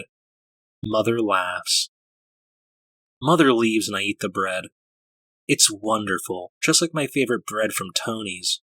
Warm and squishy, but how did it happen? Is this magic? Real magic? I drop the bread and run to the window. The street is empty, almost sunset. I close my eyes and make a special magic spell. When I open my eyes... Yes! There it is coming down the street. Mom and Dad's car. I need answers. 96th post. The back of my neck feels all hot and boggy when I wake up. I hate that. The air conditioner in this motel room makes a lot of noise, but it's just a big show. I close my eyes and hope sleep takes me away somewhere dark and cool, but it doesn't. Reality persists. I've been tapering off booze for the past few days. It's amazing how timid and jittery I become when the alcohol is oozing its way out of me. I haven't even worked up the nerve to call the hotel manager and complain about the air conditioning. To think I lived for years in this helpless, reclusive state, what a fucking waste. The whole time I thought the alcohol was giving me courage when it was stealing it from me. I don't drink anymore. I need courage. I'm down to my last $200. I could call good old Mom and Dad and ask them for some help, but what kind of conversation would that be? Why am I broke? Well, I took some time off work so I could write a book. About what? Oh, you know, tripping acid, Nazis, finger blasting, cats. No, I'm not going to call old Mom and Dad. I'm not going back to the sober house either. I'm going to get some answers. I'm going to call Sean. Sean shows up at the motel right after he gets off of work. I'm surprised because we had gotten into a lot of little arguments towards the end, and I left on pretty bad terms with him. I'm standing in the parking lot when his black truck pulls up and my paranoia starts to flare. Maybe he saw the story online and was outraged. Maybe he's been looking for me. He strides up to me and gives me a quick hug, patting me stiffly on the back. He steps back and squints at the dingy face of the motel. I know this fucking motel, he says quietly. Come on, man, let's get your stuff. Get my stuff? You said you're sober, right? I already talked to the house manager. He'll take you back. We got a bed, he says. I'm not going back to the house. I asked you to come here because I want to know where that warehouse is. The one downtown. Sean turns and looks me in the eye. Man, why you want to know about that? I tell him the story. I tell him about Mother Horse Eyes, the Nazis, the CIA, the LSD, the experiments, most of the stuff that I've told you. I leave out some parts, like the fact that he is in the story, that we are in the story, that all of this is in the story right now. He listens to me, but his face darkens. Maybe he thinks I'm crazy or high or full of evil spirits. Listen to me, I say, working myself up to the delivery of my big speech. I have lived things which are impossible, which could not have happened. So have you. Those tunnels, those cages, the bones, None of it should exist, but you saw it. I've seen things too. We have to find out what it is. I lived with that monster for a whole summer. I know she's down there, and I want to find her. Sean narrows his eyes as he stares at me. What's down there is the devil, Nick. If you go down there, you won't come back. I want to see her. I want to know, please, I say to him, my voice breaking. I just want to know why I'm so fucked up. You're fucked up because you drink all day and you got character defects, like me and everybody else. That's it. Don't you want to know what's going on down there? You're not curious? No. It doesn't eat at you? You don't need any answers? He shakes his head. God doesn't promise answers. God gave us all the answers we need in the Bible, and that's all we get. I don't ask you what's going to happen in the future. I don't do horoscopes. I don't practice witchcraft. God's not going to come down and give me the answers to everything. All he wants from me is obedience. Oh, come on. So we shouldn't try to figure things out? We shouldn't ask questions? That's just some anti-intellectual, anti-science bullshit. When we were roommates, we got into disagreements.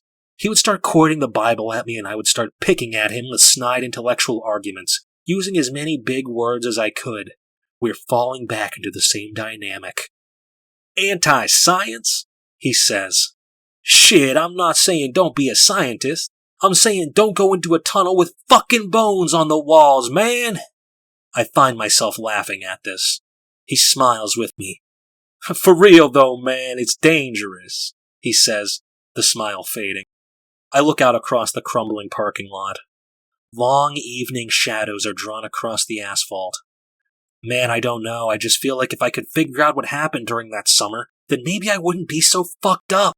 I've obsessed about this shit for 25 years or so, and now there's a chance to get some answers. Just let it go. No, there has to be an ending. There has to be some kind of payoff. Moses and the people wandered the desert for 40 years looking for the promised land. And one day the Lord took him up to a mountaintop and showed him all the promised land, and Moses died right there, without ever setting his foot in the land. Do you know what kind of Lord does that? A messed up one, I muttered.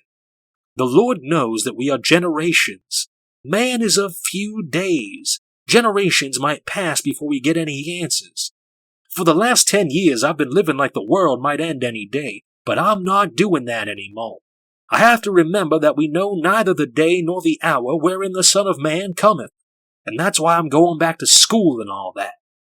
I nod. Through the course of our little debates, I had told him many times that the world wasn't going to end any time soon. The world was going to go on and on like it always did, in a fucked up and confused state. Maybe some of it rubbed off on him. Maybe some of it should be rubbing off on me now. I need answers, I told him. I've tried just accepting the mystery and whatever, but at this point I just need to know why I'm all fucked up, why I can't stop drinking, why I can't be normal. Man, I could tell you where the warehouse is, but what are you going to do when you go down there? What are you going to do when you meet the devil?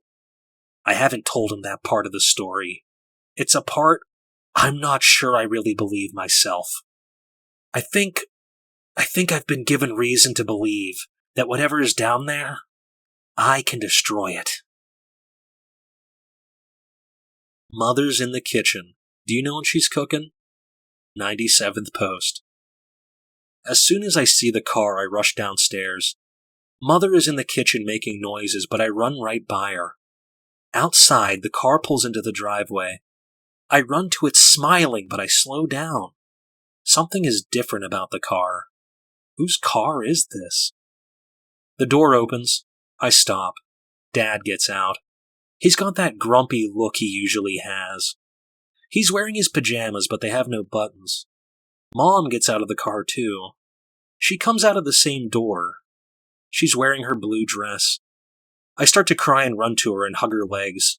She pats my head and says, There, Nick, it's okay. Where did you go? I ask. I'm crying like a baby. Why did you leave me? Why did you go? We went to the store, Mom says. But you were gone so long, I say. My face is smushed up against her side. We went to the store and bought some dresses, and Dad got some stuff for his car. I look up at her. Her face is all blurry because I am crying. I wipe my face. She looks down at me, smiling. Her face is smooth and glowing. We stayed at the store a few days, she says and pats me on the head. It doesn't make sense to me. Why did you leave me with the monster lady? I ask. Mom stops smiling. Monster? There's a monster in the house. Nick, she says like she thinks I'm telling stories. You weren't at the store for 3 days. Where were you? Nick, my dad says in his grumpy voice. That's enough. I look at him. The shape of his face is weird. He usually has freckles on his cheeks, but they're not in the right places. I let go of Mom and look at her. She makes a little smile like she always does when she sees me. It's her. It's Mom. It's her face, but it's too... What's wrong with it? Mom's shirt moves. There's something underneath it. It's pushing and trying to get out. I step back. Her face sags like a water balloon, and her cheeks fall off. It hits the ground right in front of me with a big wet smack. It's lying there like a big raw piece of chicken. I scream and Mom falls apart. Her face falls to pieces and her whole body hits the ground like a sack of potatoes. The same thing happens to Dad. Their clothes are just lying on the driveway, but there's something inside the clothes moving around inside. I scream and something screams back. It screams again, a little scream, and pokes its head out of my mom's dress. A kitty cat. Other cats slip out of the bottom of the dress and out of my dad's pajamas. A whole bunch of cats, all different colors. Mom and Dad's clothes just blow away like tissue and the driveway is full of cats and pieces of meat. A few cats run away. Some of them cry. Some wander around and sniff and lick at the meat. Something pinches my shoulder and I scream. It's Mother's crab hand. She yanks my arm and drags me back to the house. I shout and scream, but she holds me tight. She slams the front door shut and pushes me into a big metal cage in the kitchen. Her birds are pushing out her shoulders and her face. They're missing eyeballs and covered with big golden flies, and all of them are tweeting and cackling at me. Your magic isn't strong enough to make whomever you want, she says in a deep voice. The birds all giggle. Never will be, one of them shouts. I am coming, Mother. I am coming. 98th post. Mother locks me in the cage and sits down at the kitchen table. I scream and cry, but she doesn't move. Her horse eyes stare at the wall. The sun sets very slow and the room goes dark. She is just the shape of a black mountain sitting at the table. When the sun rises, her eyes are still on the wall. You were bad. Your magic was bad. You won't be bad again, she says. I hate you, I shout. I do. I hate her, hate her, hate her. Mother's birds giggle. She stands up from the table and all her golden flies scramble around. The bars in the cage slide to the side like magic. She reaches in and grabs me with her crab hand. It hurts so bad and I scream and kick at her, but she doesn't care. She lifts me up and carries me into the living room. It is full of cages. When did they get here? There are naked kids inside the rows of cages. They're not scared like me. They're sitting cross-legged with their hands on their knees, sitting nice and still and straight with their eyes closed. I will show you what will happen if you are mad, she says. We go to the back hall. There is the door to the basement. I don't like the basement. I cry and ask her to please let me go. Please, please. She opens the basement door. Usually the basement is dark, but not this time. Light shines out of the door and I look inside. Inside it is not the basement.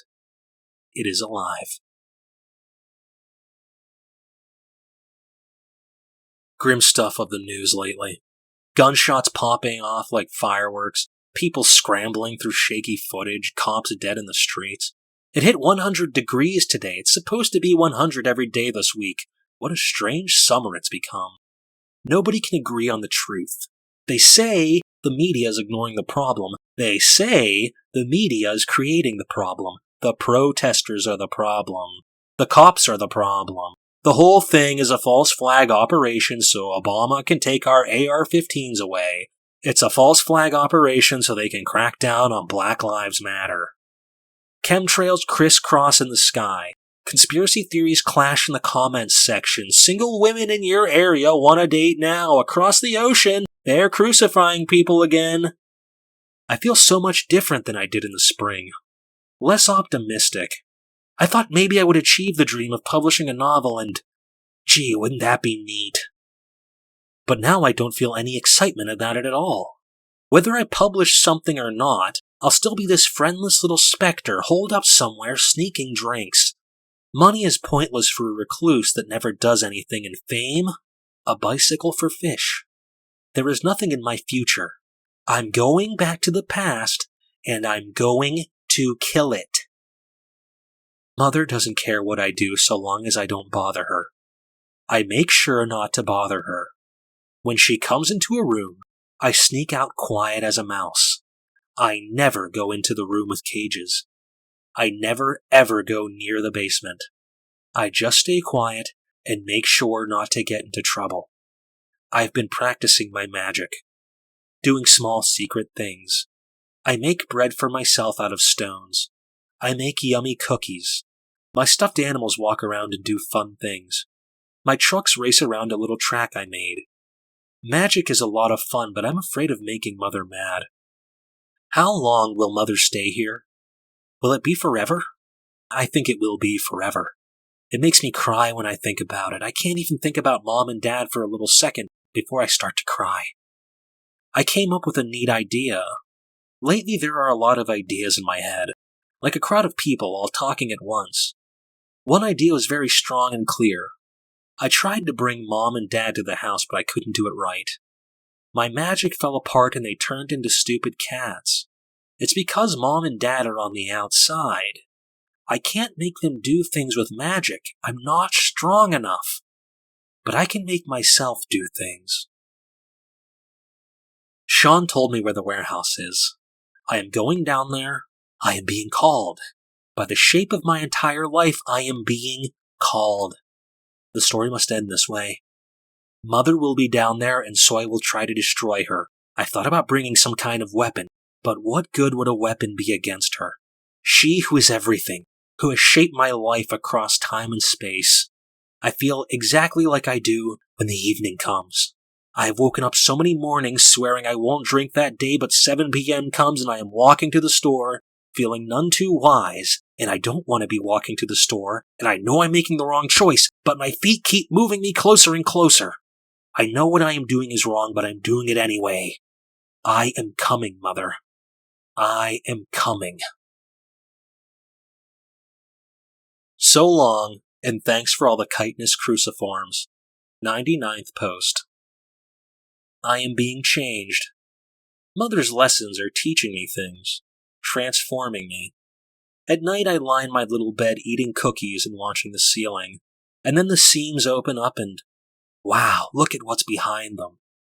Colors without names, stars from long ago, tunnels through the beyond. My magic is growing stronger. I can make things happen. I pray and wait and they come to me. Every morning little sparrows land on a tree branch outside my window. Mother says I can't be too greedy. Press at the curves, She says. direct the flow. Don't move against it. I am reading the Bible with the new words I've learned. Christ had blood magic, the magic of suffering, of desire and limitation. At night, Mother and I watch his soft flesh writhe and wriggle on the hard architecture of the cross. "Mother!" he cries. "Behold your son!" "Father!" he cries. "Into your hands I commit my spirit." Soon I will call my own little Christ unto these yellow sands. The other passengers on the bus seem unaware that I am headed towards a showdown which will decide the fate of all mankind. Am I still sane? I feel pretty sane. I'm not drooling at the mouth, I'm not shouting at the pigeons. But what really makes me feel sane is that I can still recognize that my actions are insane. I am going to confront a sinister entity which has been shaping the course of human events since prehistory, which may one day enslave all of humanity, and I am doing it wearing an old Garth Brooks t-shirt. As I step off the bus and onto the blinding summer sidewalk, I am reminded of the brave Marines piling out of their landing vehicles onto the beaches of Iwo Jima. Yes, brave warriors we are. They say one hallmark of delusional thinking is grandiosity. The delusional man often thinks himself to be a part of some grand struggle, when really there is no struggle but that in his mind. A pigeon bobs across my path, and I mutter, "Fuck off." Google Maps leads me through the streets. I expect to see a bunch of crackheads milling around, but everything is empty. In the sunshine, it looks like an ordinary factory street. The warehouse itself is just a dusty old brick building with scribbles of spray paint and boarded-up windows. It's not even especially shitty. The front door's chained up, but I check the boarded windows and find a board that bends back easily. A musty smell seeps out of the dark. Fuck! Am I really doing this? Sweat already coats my face, and I fish a flashlight out of my backpack and turn it on. Inside the warehouse, my sweeping flashlight finds dusty shapes littering the floor. Old boxes, cinder blocks, a gleam on the floor. Yes, it's our first crack pipe. Or maybe a meth pipe. Is there a difference?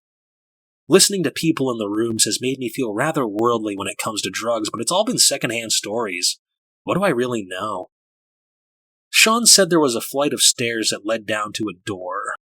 The floor of the main room doesn't seem to have any stairs leading down, but there are a few doorways on the far side. I make my way over, stepping carefully through the debris. The middle doorway sits at the top of a short staircase. At the bottom is another empty doorway. The flashlight catches the glint of metal, a pair of torn hinges. When we were roommates, Sean always had such a cool demeanor. Cool, poised, and confident. But now I see a picture of him, working the hydraulic spreader, prying the door off its hinges, the metal groaning and shrieking, sweat coating his face, his eyes bright and wide with that terrible craving, that thing beyond hunger. I shudder and step down the stairs. Sure enough, they lead to a tunnel. I move slowly, forced to press against some basic animal instinct to go back. Get the fuck out of there! But the tunnel is strangely plain and featureless, considering that it lies under a crack den and leads to a possible flesh interface. It's just dusty block walls with no light fixtures or anything. The tunnel leads to more tunnels, more stairs, empty rooms. The black air teems with bits of dust that shine in the flashlight. My skin tingles all over. Is it the dust clinging to me, or is it just the low-grade terror that has filled my body? It reminds me of the tingle that filled my limbs all those mornings ago before the first drink. How I had begged for that feeling to end. But now I know it will never end. There will always be another awful morning, another fuck-up, another withdrawal. Unless I go forward. Not away from the nightmare, but into it. But it goes on and on. I cannot believe how long the tunnels are, how many rooms there are, how deep the stairs are. I can taste the dust on my lips and I pull my shirt up over my nose. Occasionally I come across an old metal chair or some rotting boards, but nothing else. I'm hoping to find some scrap of paper, or maybe a name tag, some clue as to who built this monstrosity, but there's nothing but dust. More and more dust. I stop and watch the dust float across my flashlight's beam. Holding out my sweating, shaking hand, I let a dark speck settle on my fingertip. Looking at it closely, I see that it's in the shape of a flake. Is it dust? Or is it ash? A wave of dread moves through me. Could it be from a burned interface? Is it human ash? The wave of dread is followed by a flurry of nervous wisecracks. Fucking dust. What the fuck do I know about dust or ash? I'm not some dust expert. Maybe it's just flaky dust. Maybe it's dandruff. Maybe I'll find a huge cache of used wigs down here. Did you find an interdimensional portal?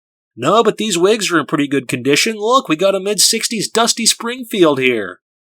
I wipe my hand on my shirt and keep moving forward. Just a few steps later, my flashlight finds the end of the blocked tunnel in the beginning of the rock cave. Just like Sean said. God, can it be real? Maybe it's an ordinary rock tunnel. Maybe it's just part of an unfinished. Reaching out from the shadowy wall, with its bony fingers splayed almost elegantly, is the shape of a human hand. I stare at it for a moment, letting my eyes flood with tears before I have to kneel down and wipe my face. I'm not crazy. I have not been crazy all these years. Something happened. Something happened to me when I was a child, and I'm not just some fuck-up. I'm not just some piece of shit loser who can't keep his hands off a bottle. I have seen something. I have been touched by something vast and unimaginable. I stand and approach the hand. Yes, it is a human hand, as real as my own hand holding the flashlight, except it's a little more than bone wrapped in a gray, papery skin. It extends from a wrist that is fused to a distorted mass of gray and black shapes. The flashlight passes over an awful collage of desiccated anatomy. Rows of teeth, racks of ribs, pairs of eye sockets and hip sockets, snaking vertebrae and femurs and tibias and clavicles. For a moment, I feel like I am not standing on the ground, but am suspended over a pit full of bodies, like one of the great burning pits of Treblinka, only much faster. These are not just the bodies from Treblinka, but all the camps, all the prisons, all the pogroms, all the wars, all the plagues, all the indifferent machinery of history, the great unfeeling clock wheels of the cosmos which roll sublimely along, generation after generation, rending and crushing the human form into pieces, into powder, into dust, into ash. Vertigo encloses me. I totter and find myself sitting on the ground, sweating and gasping. The jumble of body parts spins around me and I close my eyes. What is this vision of death? This dead clockwork universe? Stars and abyss, atoms and void. This is something beyond Mother. Even more horrible and fundamental. Mother is at least alive. Monstrous and devouring, but alive. Virulently fertile, she writhes and struggles within this vast tomb universe, binding times and worlds to... But the dizziness passes, and with it the visions. The ideas slip away like fish in a stream. Sitting there in the afterglow of this near revelation, I think of what Sean said happened to him when he came to this cave. He said he smelled applesauce coming out of the tunnel, a smell that reminded him of his daughter. He said he could feel the presence of the evil one tempting him with dreams of family and love. I open my eyes and pick up the flashlight and shine it down the tunnel. Is there anything down there? Anything to tempt me?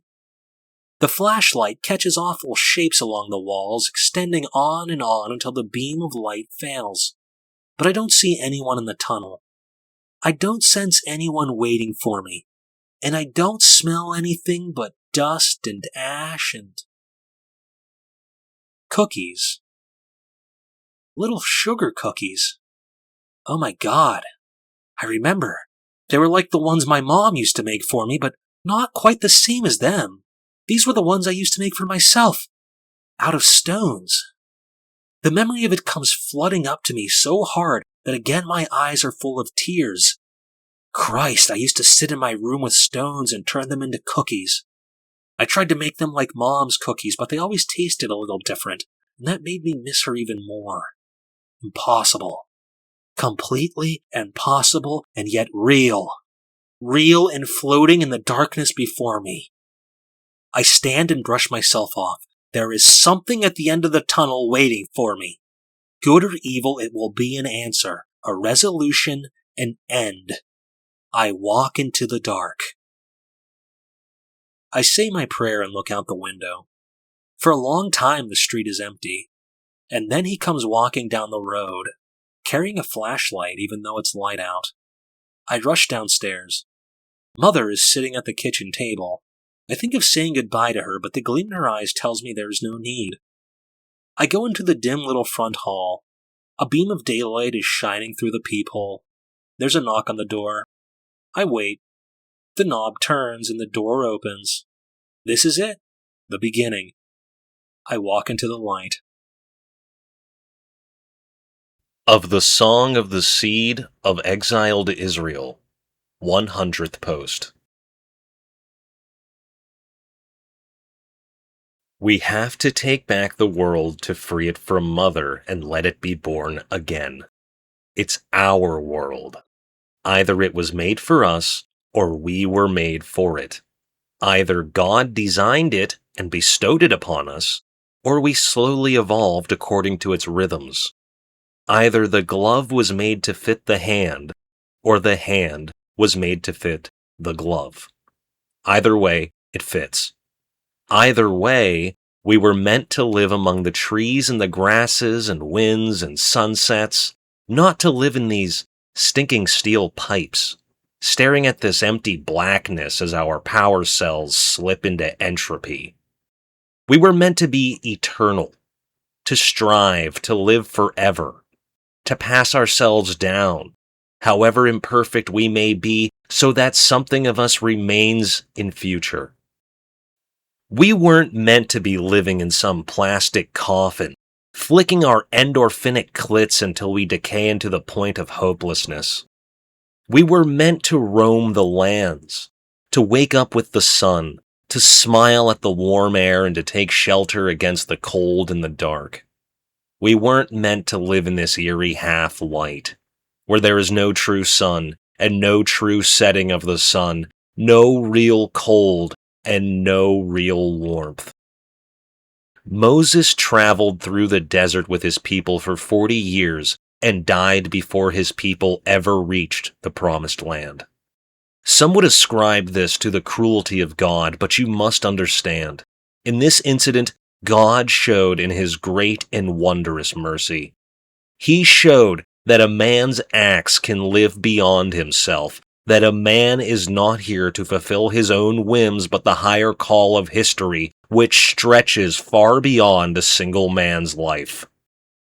We must commit ourselves, that should it take 1,000 generations to see again the earth's sweet sun, we will not give up.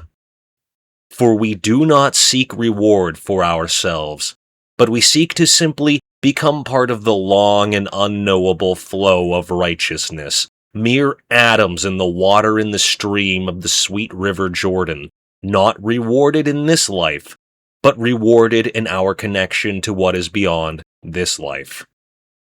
Not some fantastical promised afterlife, but the real course of history. History which now depends on our actions, our commitment to something beyond ourselves. Men who do not understand history destroy themselves, become vaporous whiffs of selfishness. I would hope that we would live beyond this, that we would become part of the flow. And the children of Israel replied, "Come on, man, you ain't MLK and this place sucks. I'm 3 levels away from winning a full sensory night with this chick with 3 tits. 3 good tits. Very proportional and not weird, so don't get on my shit about going back to Earth." I'm an old man, the oldest on this starship, so you have some notion that there is wisdom in me. Well, maybe there is. Maybe there isn't. I can't say much for wisdom. There is only experience, which in the long run colludes and conflates with wisdom. Is it wisdom, or just a story? Do you want to hear an old man's story. I was on our orbital platform when the world ignited, when it burned at a whim. Mother set fire to a few major cities, but that wasn't enough. So she set fire to everything. I watched, safe behind the vast vacuum of space. I watched as city after city bloomed and faded, silent embers in what was to become an eternal night. As a young man, I had wished that I would be present for important times, for world-changing events. I wished to be a prophet like those of the old days. And now I saw before me my burning bush. Now I saw the terrible beauty of the Lord, burning and consuming all I had ever known. Now I had become a prophet, a man face to face with the Lord himself. What was it like?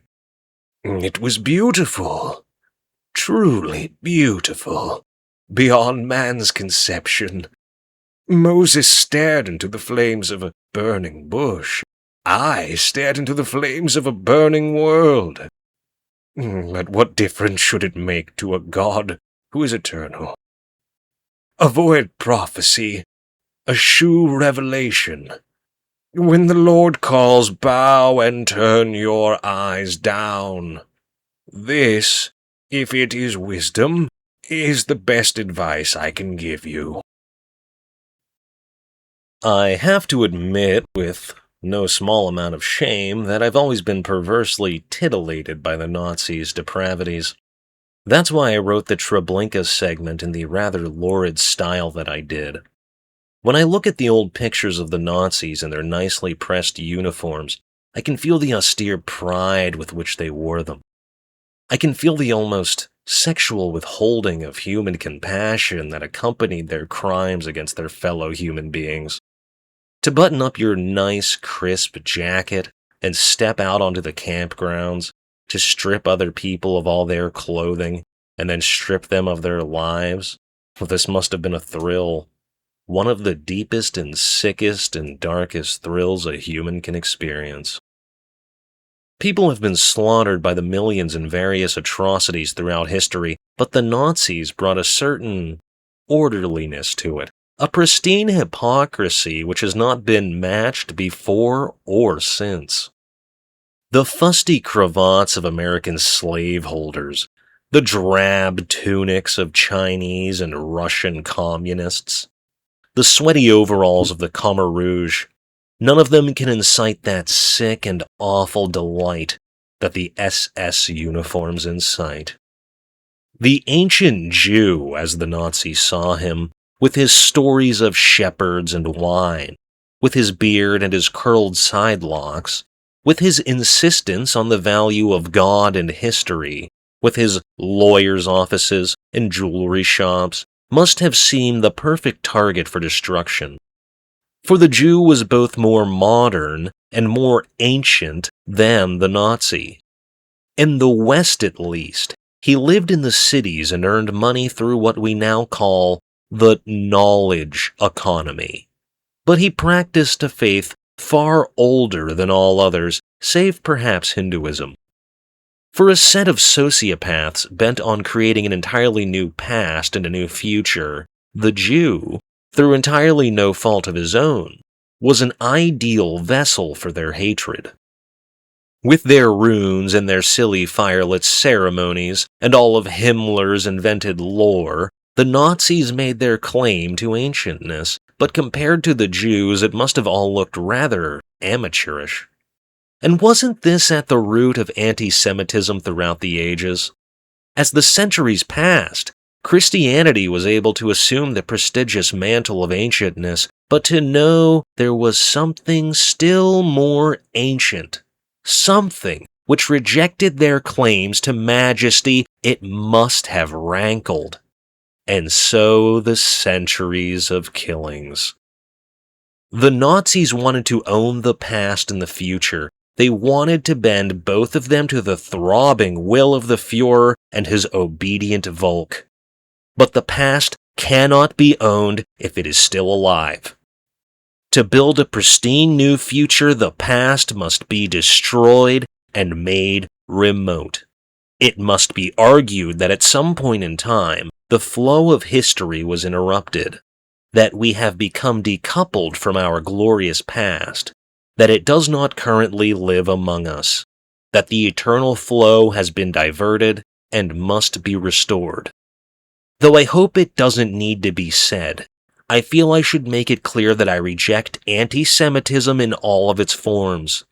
Anti-Semitism is perhaps the ultimate conspiracy theory, and though it may surprise you, I don't care much for conspiracy theories. The world is far too chaotic and complex for one small set of people to exert much control over it. Anti-Semitism is nonsense. As I understand the AA philosophy, the root of all human suffering is in attempting to control what we cannot control. For the alcoholic, this attempt takes the form of alcohol. We try to control our feelings. For others, it may take another form. Regardless of the means, a person who attempts to control everything will suffer grievously under their delusion of control. Conspiracy theories are just this same delusion turned on its head. Instead of assuming that I can control everything, I assume some shadowy person or set of people can. And I assume that by overthrowing them, everything can be made right. This is delusion. Nobody has much control over the world. There is no secret puppet master. The puppet is pulled by a million different strings, and nobody controls them all. So then, Mother, the wicked being which has shadowed us through all history, which has guided everything, which is now on the cusp of separating us from the past and plunging us into an unrecognizable future. Is it just delusion? A futile attempt at control? Just the ravings of a sad and misogynist man with mommy issues? The end.